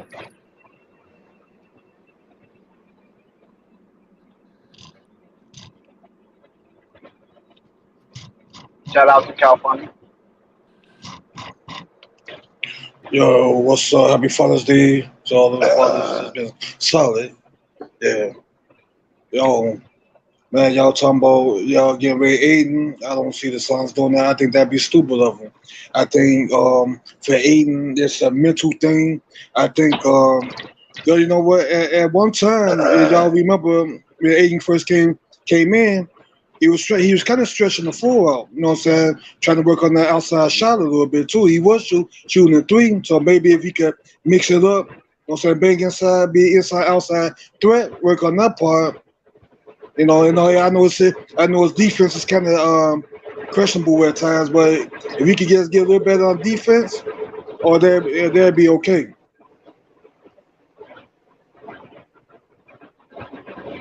I don't even think it was a mental, bro. It's just he ain't like the way they was moving and how he was using him. I mean, man, can you blame him though? I mean, Hell no, you can't blame. He was the first pick. He got drafted by his home team. but yeah.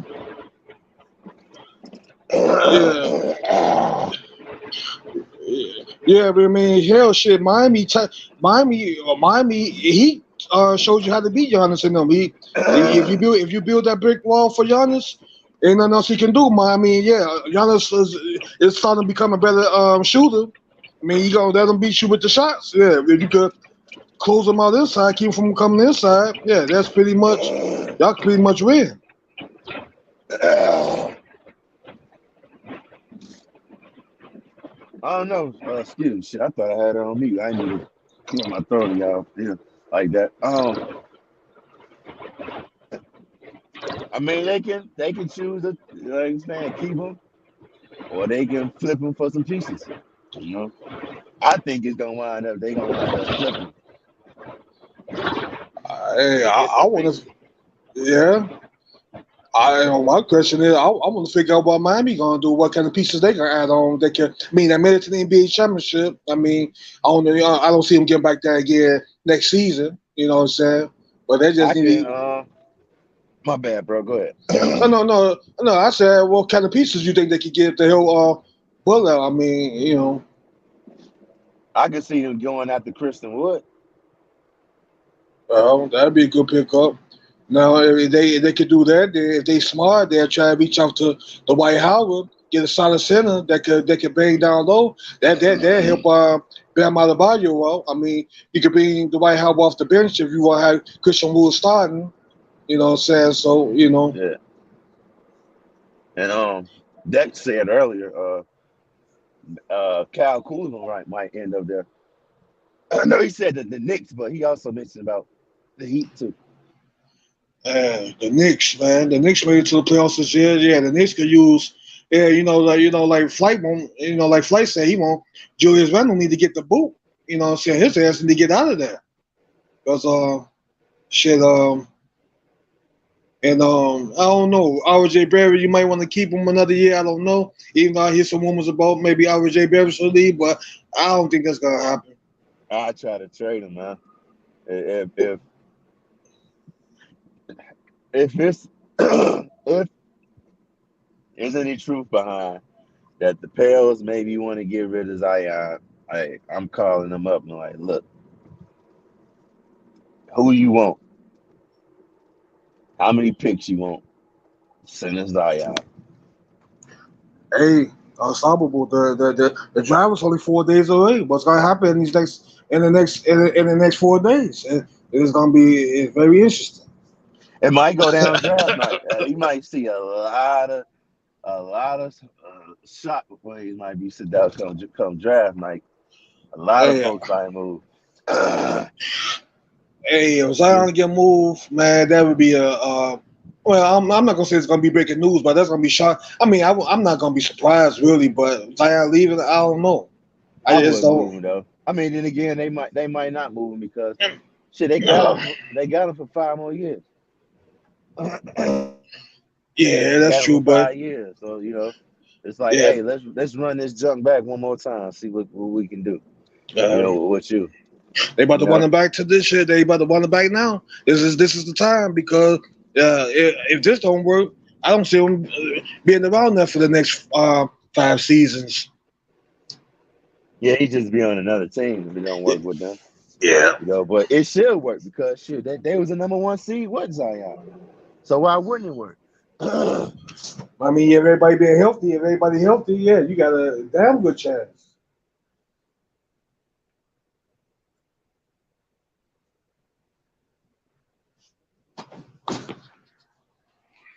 Yeah, so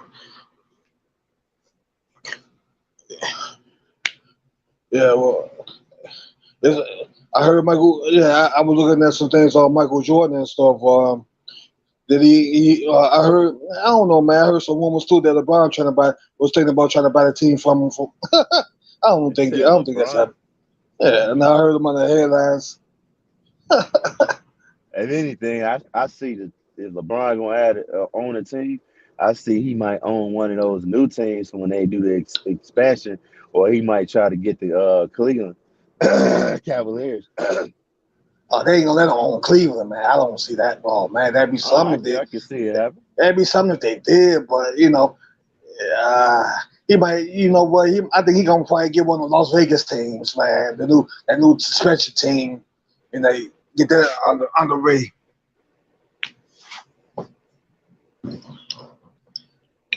I wonder, can you play and own a team?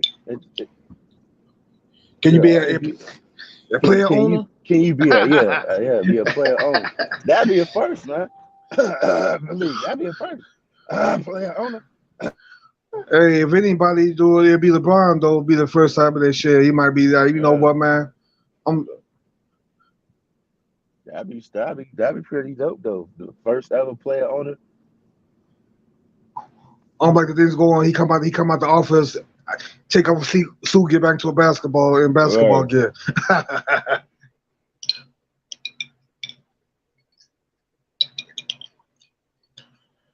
Yeah, Michael Jordan's trying to sell that team for $3 billion.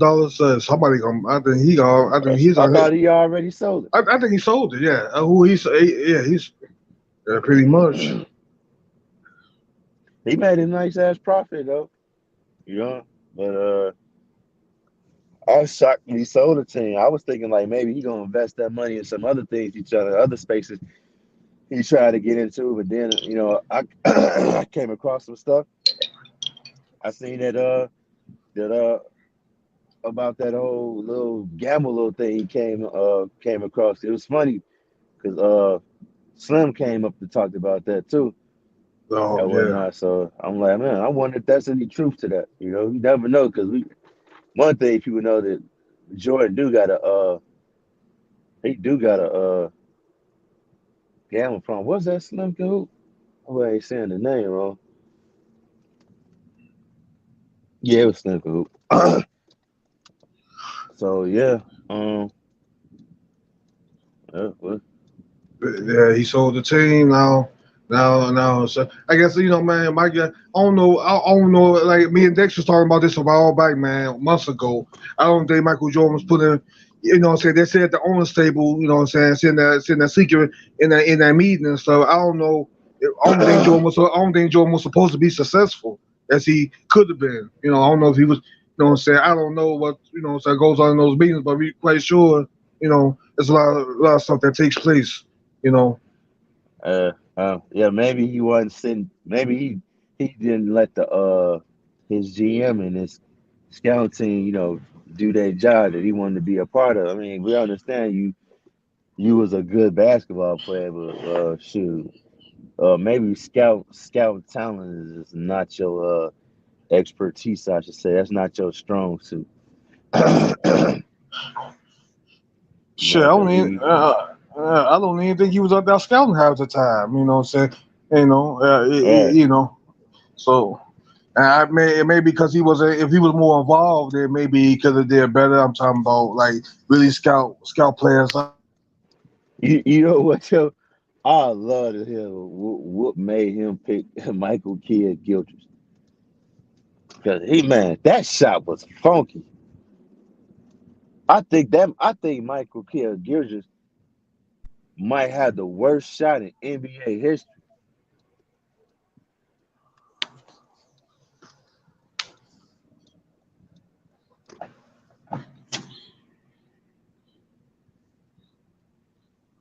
Yep. And he never developed. He just, man, they didn't even try to get nobody to fix his shot, which was even more crazy. Who's that? I don't know if you hear Michael Kidd Gilchrist. I said he had the worst shot in I think in NBA history, worst form. And I would love to know what made Michael was like, yo, yeah, this the guy right here.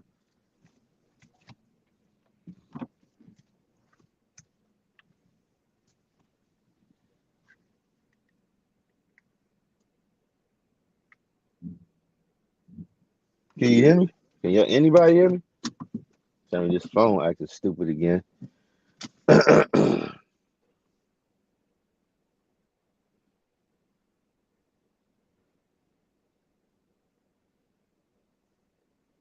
Yo? Oh my, I gotta reset this phone again. I don't know if any one of y'all can hear me, but I'm about to reset this phone again. I can hear you. I can hear you. Oh, okay. Yeah, so we'll see. What moves Well, okay. Charlotte will make. No. Get there. Everybody gone. It's me and you. I think Cavani. Cavani having issues too. But let's talk about Bulls. Me, you, Cavani. Devastated still in the building, but I don't know if he's Yeah, taking my a bad. nap. Yeah, I got kicked out. I ended up getting kicked out the room because I had my charger. Anyway, I'm back. Yeah. Okay, let's talk about these raging Bulls.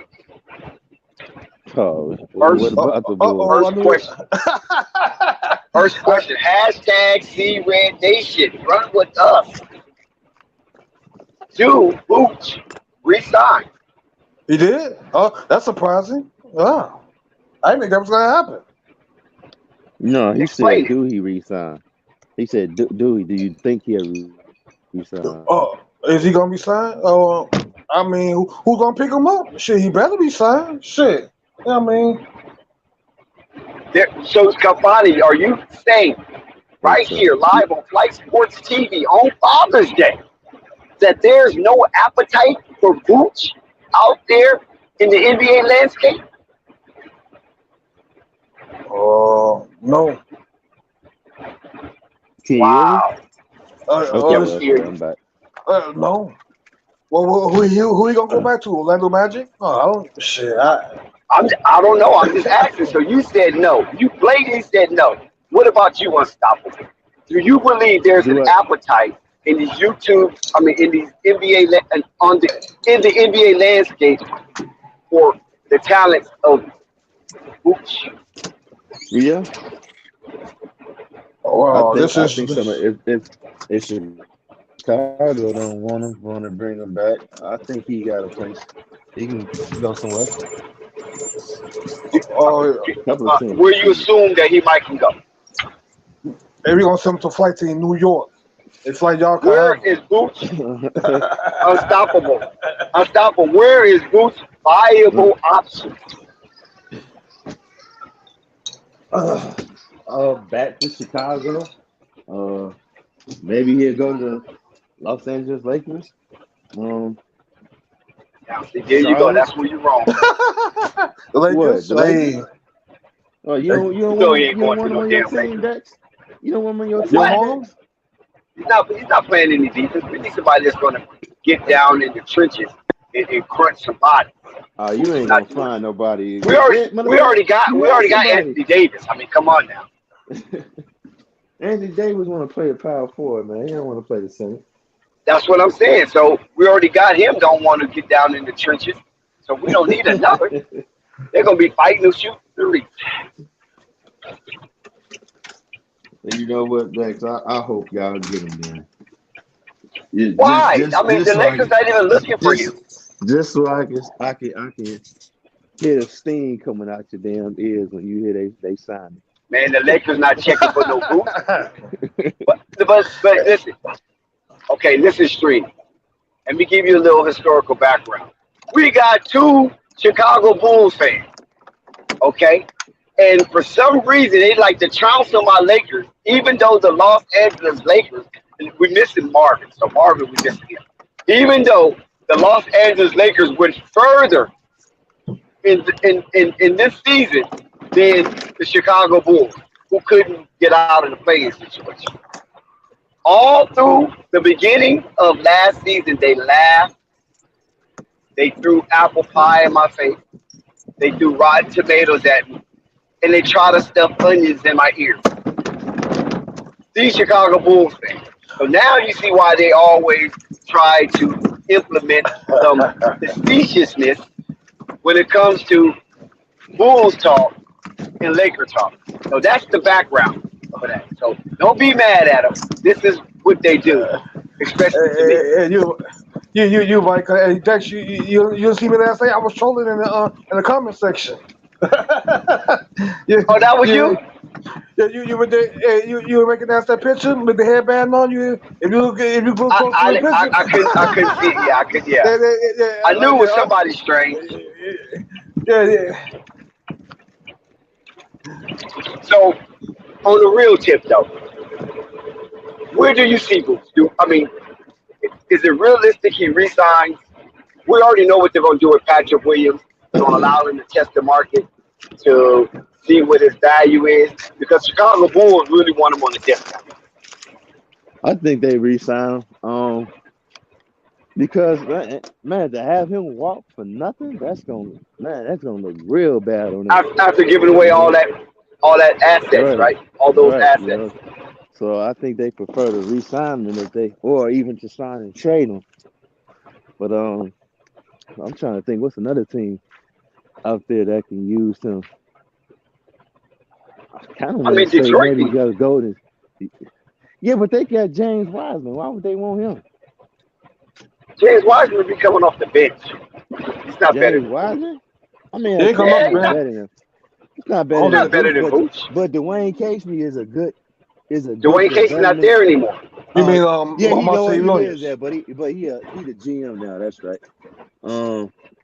Yeah, Monte Williams. Yeah, he probably would come off the bench, but I would rather them develop James Wiseman. If you ask me, I mean, you want to bring him here because he's a veteran and get, you know what I'm saying, for veteran leadership for the young bucks. Then yeah, but I don't. No, you watch. I'm, You don't bench. No, you don't bench James Wiseman. He that's why showed I don't he, think. sh- Yeah, you're right. I he don't think you showed should do that. improvement. Yeah, he showed improvement. His shot, his jumpers are getting better. So He's not nowhere near no Booch though. He's not nowhere near that. Even but though Booch is sloppy on defense, James Wiseman he can't even hold a candle to Booch, to be honest I with you. mean, yeah, Vooch is a better passer, better shooter. I mean, you know what I'm saying? He's a better Vooch, thinker. yeah. All he missing is the handles. Who need handles when you can't think the game through, Right, or you know. you can't think the play through? Oh yeah, I mean that's true. I mean, Booch will play within the framework of an offense. He has no problem with it, and it can be successful if you treat it right. If you treat that situation right. Booch have proven to take a team to the playoffs when he's the number one option. Booch has proven he could be an all-star. Don't bring Whitey up to that man like that. Don't. Booch is a guaranteed double-double. I don't know, man. It's gonna be tough. This league, the competition gonna be fierce this year. So I don't know. It's gonna be Could he tough. make a return back to the Magic? I mean, he could. That's what I said. He could if they willing to pick him up. Because he did say he wouldn't mind going back, finishing out his career. Oh, now that I didn't know. Yep. When did he say this? I believe this year. I'll try to look it up. I'll inbox it to you. Man, Gooch got about No, 4. you got to inbox that. I'm not that interested. You said what? I said you got to inbox me. I ain't that interested in that. You ain't that interested in Boots? No, I'm not saying that he want to return to Orlando.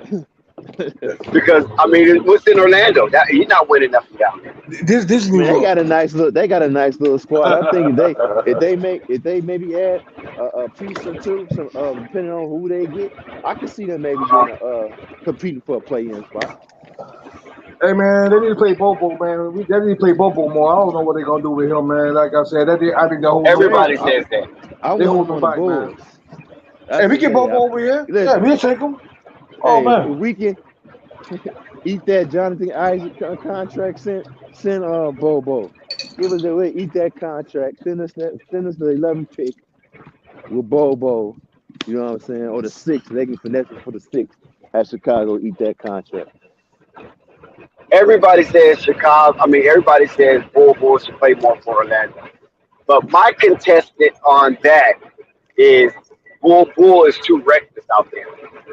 He doesn't play within the framework of the team's schematics. if they let him play his game, he gonna play his game. Let him play his game. He'll be all right. But if you play his game, then what Paulo Blanchard is going to do? What is Frank Wagner going to do? What is shit? They haven't been doing nothing. They gonna sit back and enjoy the show. Right, It's gonna be a show. And he gonna You pass let the that ball and boy all that play good his stuff. game. Yeah, let him play his game. So if you want him to play his game, then you need to trade him to Houston. Well, not anymore. I told you, bring him to They got Chicago, man. Chicago can use him. Shit, Billy's not even using Mark Williams. I mean, not Mark Williams, You right about Patrick that. Williams. You right How about you gonna? that. Well, Absolutely. but Bobo got handles, man. For a big man, he got handles. He can spread the floor. Nah, yeah. Yeah, he got Nah, handles. we don't deny his game. He has a skill set, and it's unique because of his height. Like I said earlier, Calpani, that I believe his handles is better than Victor Wembanyama. Oh yeah, without question, bro. He gonna shake and bake Wembanyama, bro. Shit. Bull is 7'1", doing crossovers and spins beyond the arc. Who does that? 7'2", that's a phenom. That's a unicorn. You know what I'm saying? Yeah, he over crossing people over at the beyond the arc and taking it to the rack. Yeah. And he's spinning, and he's doing spin moves. Victor's not doing that. Step Victor back, was all that. And he don't step back. Oh my God, step back 3. Oh. Yeah, Shit. Victor Wembanyama, his game is more control based. So and his moves are calculated. So he doesn't waste any unnecessary, frivolous activity by doing dumb moves in bad areas of the court. Ball don't give a damn where he at. He's gonna and one. He gonna get that basket, that man. Hey, shit. He's gonna mixtape you. Yeah. Dunk your ass too. Yeah, I see him dunking. Just hopefully your draft night we can hear that. Orlando Magic trade this pick or whatever, 11th pick to Chicago Bulls for Vucevic, and they get Jonathan Isaac and Bobo. Here we go to the Wolf fans. The stream was going really good. Yo, listen. Yo, let me dream. Quite frankly. Dream, man. Let me dream. And there go the Bull fans again. Put it in the universe. Let me dream, Dex. Put it in the universe. It might just happen. Put it in the universe. Hey, Bobo's gonna be paired up with Scoot Henderson. That's a good one. Hey, that would be crazy. San Antonio trade for the number 2 overall pick. Oh my God, that would be insane. No, San Antonio. If they trade for the first pick, I know, but they keep their first pick, but somehow trade for the number 2 pick so they can unite Scoop with Beyond. No. That'd be crazy. That'd be no. That'd be cheating. That'd be a cheat. How the hell they pull that off? Sure. Yeah, right. That'd be insane. That would be in a multiverse, in an alternate universe, right? San Antonio make a trade with Charlotte. San Antonio would get the number 2 overall pick. I would like to know. They would trade everything they got except Victor Wembanyama. hey, Dex, I would like to know who got paid and how much they got paid. Man, for real, huh? Somebody took a bribe on that one. Yeah, that would be insane. That would be totally insane. It'd be funny and insane at the same time. But back to a serious note, I just think that from the Bulls' perspective, that Acme, Arturis, Nicolas, and Mark Eversley, Acme, will try to run everything back. Because what do they have to lose? Right? They have nothing to lose if they run everything back. They got everything to lose. Being a no, they don't. Team, no, they don't. But still, it's better than a play-in team when you have something to cheer for and a simmer of hope. Then, because look what Miami did, right? Ken today on the stream highlighted Denver beat 3 play-in teams to win the championship. They only had one team that made the playoff wholehearted, and that was the Phoenix Suns, and that was the team that gave them the run for their money. That series was 4-2. And Phoenix Suns winning 2 games consecutively. The only time Denver lost 2 games consecutively in the playoff run. In their scavenger hunt, the boys, the commission trophy. So playing is not a bad thing. Miami just made playing not a bad thing. So They- what Miami did this season justified all of the controversy surrounding play in tournament. Yeah, that's true. They Dex, they overachieve. Yeah. they gonna get destroyed by the media if they don't do nothing. If they run it back, they gonna get cooked, man. 'Cause No, because what else you gonna do? Why would you start from the bottom when you already mid? you know why? Because they're gonna say, yo, it's looking like the team failed pretty much. You got the Vooch trade was they won the trade, and this team couldn't even make the damn playoffs. And it was like, yo, it's this team is constructed on Zoe being healthy. Okay, I'm gonna ask you this. Let me say this, and you can ask me. And Zoe not gonna be here next season. So now what? Nah, So he's what not. you gotta He's ask not. me? Yeah, he's not. He's out. Yeah, he's not gonna No, be it's here. out. Officially, he's out. Right. So what you got to ask me, brother? That when you talk about the boost trade, who were the players that the Bulls got? I mean, that the Bulls released in the trade to acquire Vucevic. I know Daniel Gafford was one of them. Wendell Carter Jr. was another. Somebody else. Wendell. Yes. She right there. Let me think. Who was it? Damn it. It was Daniel Gafford. It was it the number 8? The number 8 pick, because they sent picks, which was the number. They sent picks, which turned out to be the number 8 pick. And that turned out to be Franz Wagner. Yeah, I said Wendell Carter. Did you say Wendell Carter? Gafford. Yeah, I said Wendell. Daniel Gafford. Yeah, it was Wendell Carter and 2 first round picks. Okay, and who were those picks? What were the players? It was Franz Wagner and the number 11 pick. Huh? I couldn't hear you. What'd you say? No, I was like, you said Franz and who else? Franz and Yeah, it wasn't can you hear nobody me? else.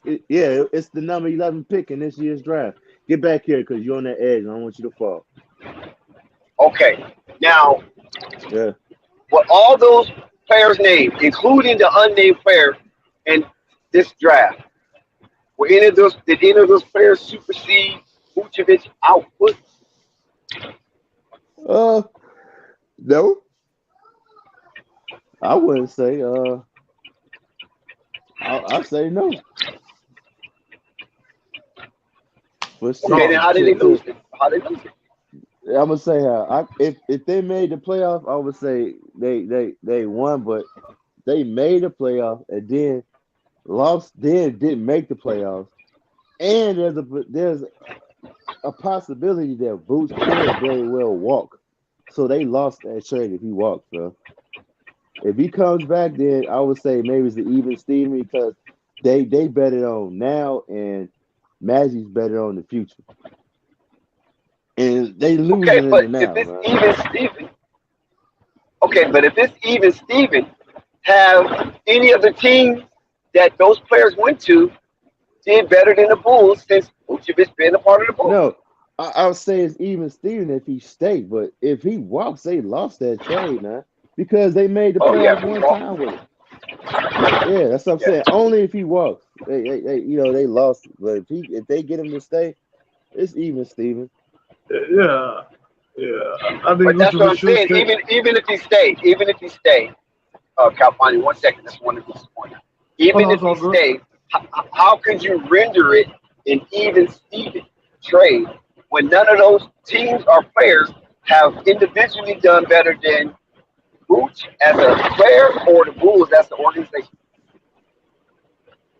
Well, what do you mean doing better as an organization? I mean, are we only gonna count Are you only looking at okay?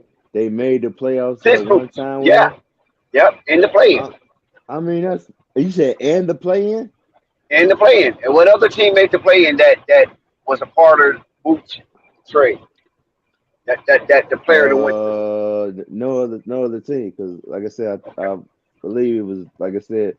They said 2 first-round picks. One turned out to be the 8th pick, which became Franz Wagner, and the other pick is the 11th pick, which is in this year's draft. I could have sworn they sent something else. Now I feel like I'm missing I know something. Daniel. Did Daniel Gafford, was he a part of that No, play-in? that's what I'm saying. I don't think Daniel Okay, Gafford. I'm trying to think. I want to say he was, but I don't think he was though because he when he went was to on Washington. Washington, Yeah, so right? it's like, why did he go to Washington? We got somebody. Let me do a quick search. Hold on.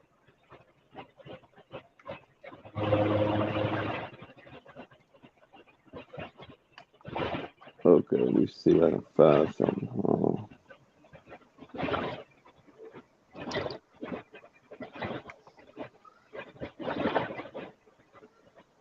Okay, I got it now. I think this is it.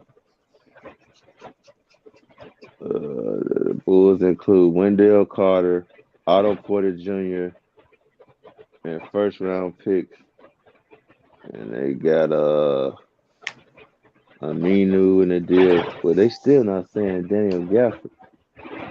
What trade did we get, Daniel? Let me look at the chat. So, Somebody all right, maybe. Daniel Gafford wasn't a part of that trade, so you can forget him. So now you got But I also trying to Auto. think. Well, why did he get sent to the Magic though? Why did they? I'm trying to think. What did we get for the Magic? 'Cause we had it. I mean, to the Wizards. So I was because you asked that earlier too. So it's like, damn, what did we? What did they get? But go ahead, Dex. While I try to find that out. Yeah, okay. What I'm saying is that when you name those players that was involved in the Boots deal, how can people that consider themselves Bulls fans feel that the Orlando Magic finesse y'all? When none of those players have turned out to be really much of nothing. I mean, Franz Wagner, Wagner doing his thing. he's doing a little bit of something. But Paulo is there now, and that's Paulo team. So France only had a half of a season with the Orlando Magic where he was featured. You know why? Because they looking at even though they probably wouldn't have got Wagner, but they looking at look if we didn't make the trade, we would have had Wendell Carter, maybe Larry Markkinen, Franz Wagner. You know what I'm saying?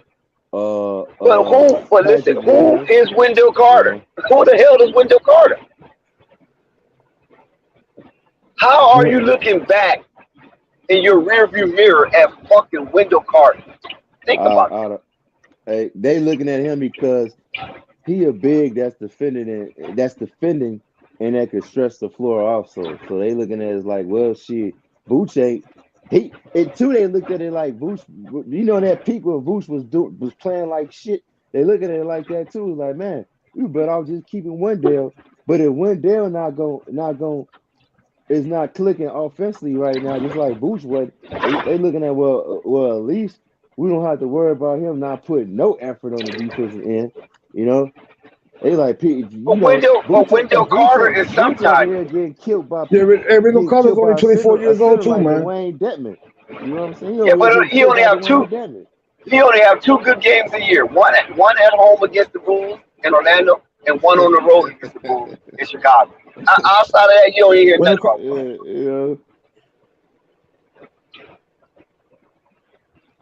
Yeah, Wendell Carter's he only This 24 years really old. gonna Hopefully, kill me, man. I mean, yeah, he can step with I that, don't man. think age have anything to do with it. I say, he have enough time to still get his game together. Though. I'm just saying, mentality-wise, though, he could. I mean, he got a lot of time to still step his game up. Like I said last time, it's about your mentality. How good do you want to be? Are you gonna get your ass in the gym, or you gonna be out there But partying? we're only speaking about his production since he left the Bulls is minuscule at best. What team is he on right now? Since he left the Bulls? He's on Orlando. Oh, okay. Ain't nobody heard out no breakout season for Wendell Carter Jr. They ain't gonna even use Bobo like that. That man as well only. That man as well trade him, man. Like I said, I'm looking at all other stuff right now. Okay, that's what I thought it was. Okay, I remember. Okay, I had a feeling that's what it was. I wasn't too sure. Okay, that trade with Gafford was when they sent Gafford over there and Chandler Hutchinson. It was a 3-team trade between the Wizards, the Bulls, and the Celtics. And the Bulls got Troy Brown Jr., Daniel Tice, and Javante Green. Celtics got Montrezl Wagner and Luke Cornett.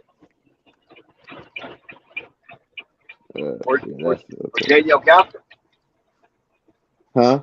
Yeah, that's the trade with Daniel Gafford. Yeah. Remember we was talking about so you that went to earlier. Boston first. You went to Boston first, then you went to Boston. No. It was a 3-team trade. Boston Wizards sent over Troy Brown Jr. Boston sent over Daniel Tyson, Javante Green. And then the Wizards got Galford and Chandler Hutchinson.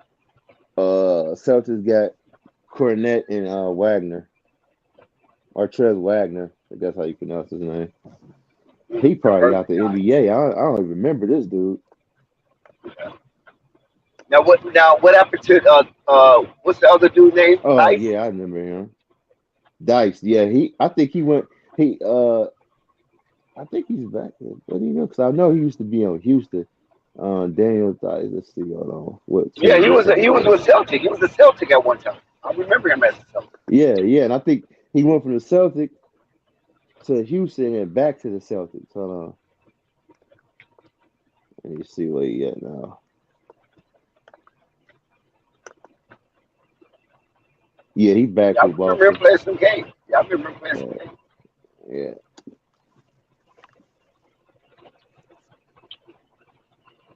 But I get you, but I mean, it's just like, man, like you traded for him. Don't get me wrong. That first year, they would have made the playoffs. They definitely would have made it if it wasn't for Zach LaVine's so-called getting COVID. I don't believe that shit. I think they just did that to stick it to Chicago. But anyway, he got COVID, and they didn't make the play-in because they would have made the play-in. Excuse me. Right. Second year, they made the playoffs. Third year, didn't make the playoffs at all. Lost the play-in tournament. And I mean, and to give up what you gave up for him is just like, man, it's like, I know this wasn't a vision you saying they should have been in the playoffs. So it's like, as far as future wise, I think future Magic won. Now I think I guess you want to say Chicago won, but I even think even now they lost that jump because they only made the playoffs one time. One time they made it. And he can very well walk. That's all. Now, if he walks, yeah, that's a different story if he walks. That's why I don't think they're going to let him just walk. Because those draft picks they gave up, that'd be a shameful act if they just let him walk and they gave him 2 first-round draft picks. Both of those picks were lottery, right? Exactly. Another team, because you asked me where Boots could go, I could kind of see him going to Boston.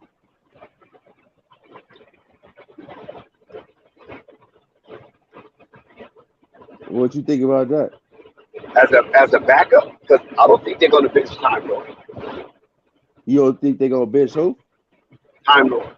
Robert Williams. Shit, they kind of have it. What's the name? Al Horford kind of been playing. Yeah, it's like it would surprise me. Hey, what you said earlier? Oh man, what's the name? James Wilder can't even sniff Vucevic's shit. The same thing with Time Lord. I don't think he can just sniff anything with Vucevic. You know what I'm saying? So I mean, does it help him? I think it do. He can space the floor, help Jason Tatum and what's his name? Jaylen Brown, and when he demand a double, he can pass it out to the right man, hit the right man. So but he doesn't play defense. No, he don't. But he don't play So that's what defense if he hurts. went over That's there what to hurts. Pistons too. Boston is a defensive But he team. don't play defense. What you saying when he went to? But what about Pistons? He don't play defense either. No, no, no, James Wiseman plays defense. no. But the Pistons is a different kind of structure. They're not winning it. So that's why Okay. I say he can go over there. If he's going to go over to Boston, Boston's already basically manufactured to have a deep playoff run every single year, no matter who's on that team. Because the defensive stance they take night in and night out. And so Boots would be an oddball or oddity playing with the team like the Boston Celtics when they're hell bent on defense.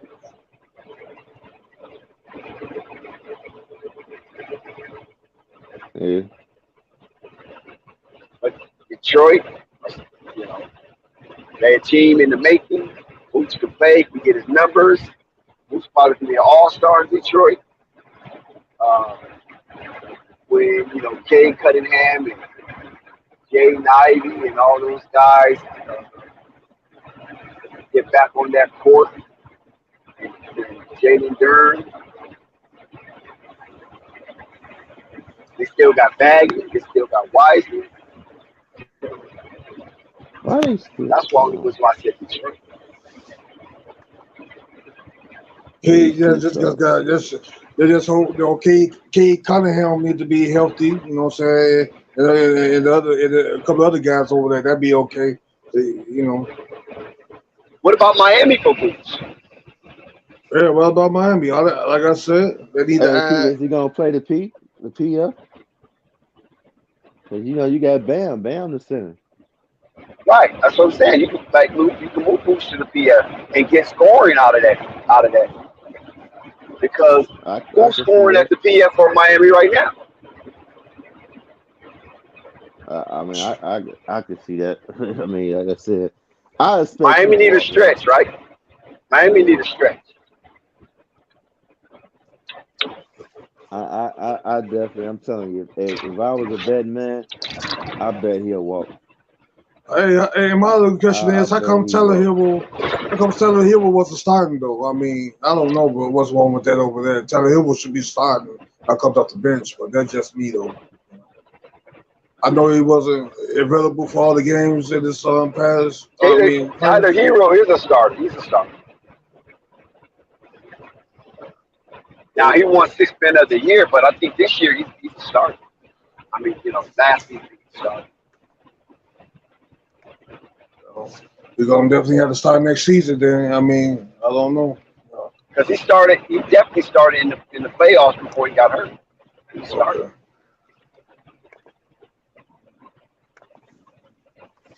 Man, I can't really. There's gonna be so many interesting things about to happen in 4 days. Oh man, we're actually 3 days now. Edric said the Pacers. He see him going to the Patriots. Say that again. The Pacers. Who's going to the Pacers? Hoops. Yeah. Edric said. Oh, we could get Miles Turner. He said the Patriots. Oh, we could get Miles Turner. Shit. Yeah, I wouldn't mind that. I mean, I forgot they even had Miles. Maybe he did too, Miles Turner. But yeah, I mean, if he can go to the Pacers, they want to do a sign and trade for sign and trade for Miles Turner. Then yeah, but I don't see them doing that because Miles Turner, I think, fits in perfect with them. I don't even think they would need Vooch. Well, man, he stretched the five, man. He stretched the floor. He good, man. He stretched the floor.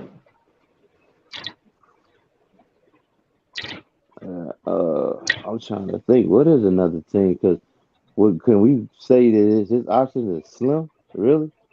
Orlando with the Knicks, man. You know? I can kind of see him going to Golden State though. Yeah. Golden State? Oh man, he'll live with Golden State. He'll live over there. You say he'll. You talking about Miles Turner go to Golden State? No. I was talking about Vooch. I can see Vooch going to Miles. I'm going to Golden State. What about you, Dex? You think that'd be a good fit? I don't know if it'd be a good fit, but it wouldn't be a bad fit.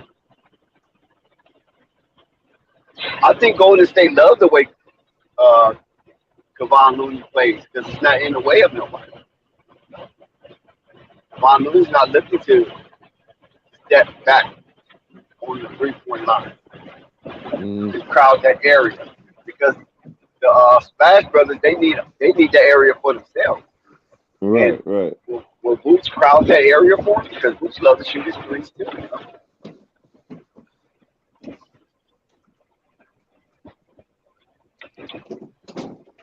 Yeah. There you go.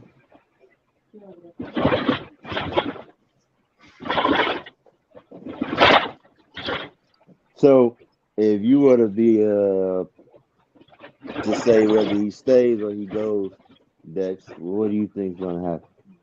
I think he stays. Yeah, he's staying. I don't see him going nowhere. I don't see him. Let's be honest, man. I don't see him going nowhere right now. I mean, where he go? I mean, They need to go. They need to just trade that man and rebuild. They need to just sign him, trade him somewhere. I really think they just So need you to go said and you said rebuild. sign him, trade him, rebuild. If you Yeah, sign Boots, you're gonna get something good, decent for him. yeah. You know what I'm saying? You're gonna get something hmm decent from Boots. So, what do you mean by rebuild? Why would the word rebuild come out your mouth? I just think they need to rebuild, bro. I just the way the team Rebuild is. or reload? Let me see if we go the right page. I think they need well, retool is what they say. Yeah, retool is where you Retool, just okay, change a couple that's of cool. pieces or whatnot. Retool is true. you got They, Draymond look like he ain't gonna be there. Draymond ain't I gonna would be say there. rebuild. I would say no. You talking about Golden State? You talking about Chicago, Dex? You You talking about said I'm Chicago? Golden. Back on Chicago? Okay. Yeah, with Chicago because of Boots. Uh, I would say rebuild because I don't see who they can get. They retool. Talk is that they want to get Scoop. So if you gonna get Scoop, you just gotta just do a rebuild and get players that fits around him. Because if you trade Zach, then you gotta trade DeMar. So just go ahead, trade, rebuild, and the main reason I say why they should rebuild is you can get these players coming out of high school now. So I just go with that. You know, Well, develop the these players. Chicago, but United Center makes too much money for that. I don't think they want to go through that dilapidation ever again. I Hey, think Right, I you know would how right now say they're selling out their building. you know I how would many say ticket sales? You know how many ticket sales they gonna lose, man? If that no. happens? I don't think they would lose many because Chicago, even when they was terrible, they was making money. You know what I'm saying? I think they should. I think some of the fans would be okay with it because again, look who's the GM now. You know what I'm saying? And they look over there and like, well, if we just could be patient a little bit, maybe we can do what maybe they can do what Denver did. And that's what I say, man. I mean, it starts with if they able to get Scoop, it starts with Scoop. They say, okay, we got a So point y'all gonna guard trade with that Charlotte Hornets? I mean, maybe. And maybe they trade with Portland. I told you, I don't think Charlotte gonna get Scoop. I think they're gonna get Brandon Miller, but you know, to be on the safe side to make sure they don't take him, I guess, yeah, they make a trade. I think Charlotte would love to have Zach LaVine if that's what it would take. I think they would accept that in a heartbeat, you know. I and they would, you know, I guess get the contract that match. They have to take Gordon Hayward. I even try to get Terry Rozier off their hands. We can get another pick, so we can take some of them contracts off their hands. Well, him ain't going to Hayward. Yeah, or they want the big contracts, but Yeah. So I think they should just go ahead and rebuild. Let AK work that magic that he did in Denver, and then just go from there. You know.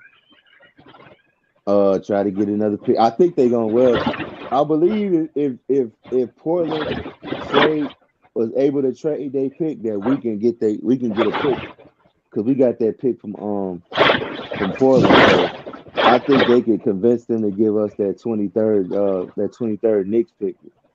if they play against from the Knicks, so you can get somebody else. So yeah, just draft some Yo, good listen, players, man, we let had a them hell of a shine. night of basketball, man. It was an Get some break. unbelievable night. We about to get up out of here, man. It was a hell of a crazy day. It was breaking news in the NBA. Bradley Beal. Tomorrow we got a lot of things to discuss involving the Charlotte Hornets. You know, they're wrapping up. They're bringing in Scoot Henderson and Brandon Miller for the final workouts. Michael Jordan will be overseeing it. Oh, really? Okay. Yes, we will be having a fallout tomorrow. It's Flight Sports TV. You already know what it is. Peace. Flight Sports TV, man. That's my dude. I rolls with him. You heard what the man said. It's Flight Sports TV.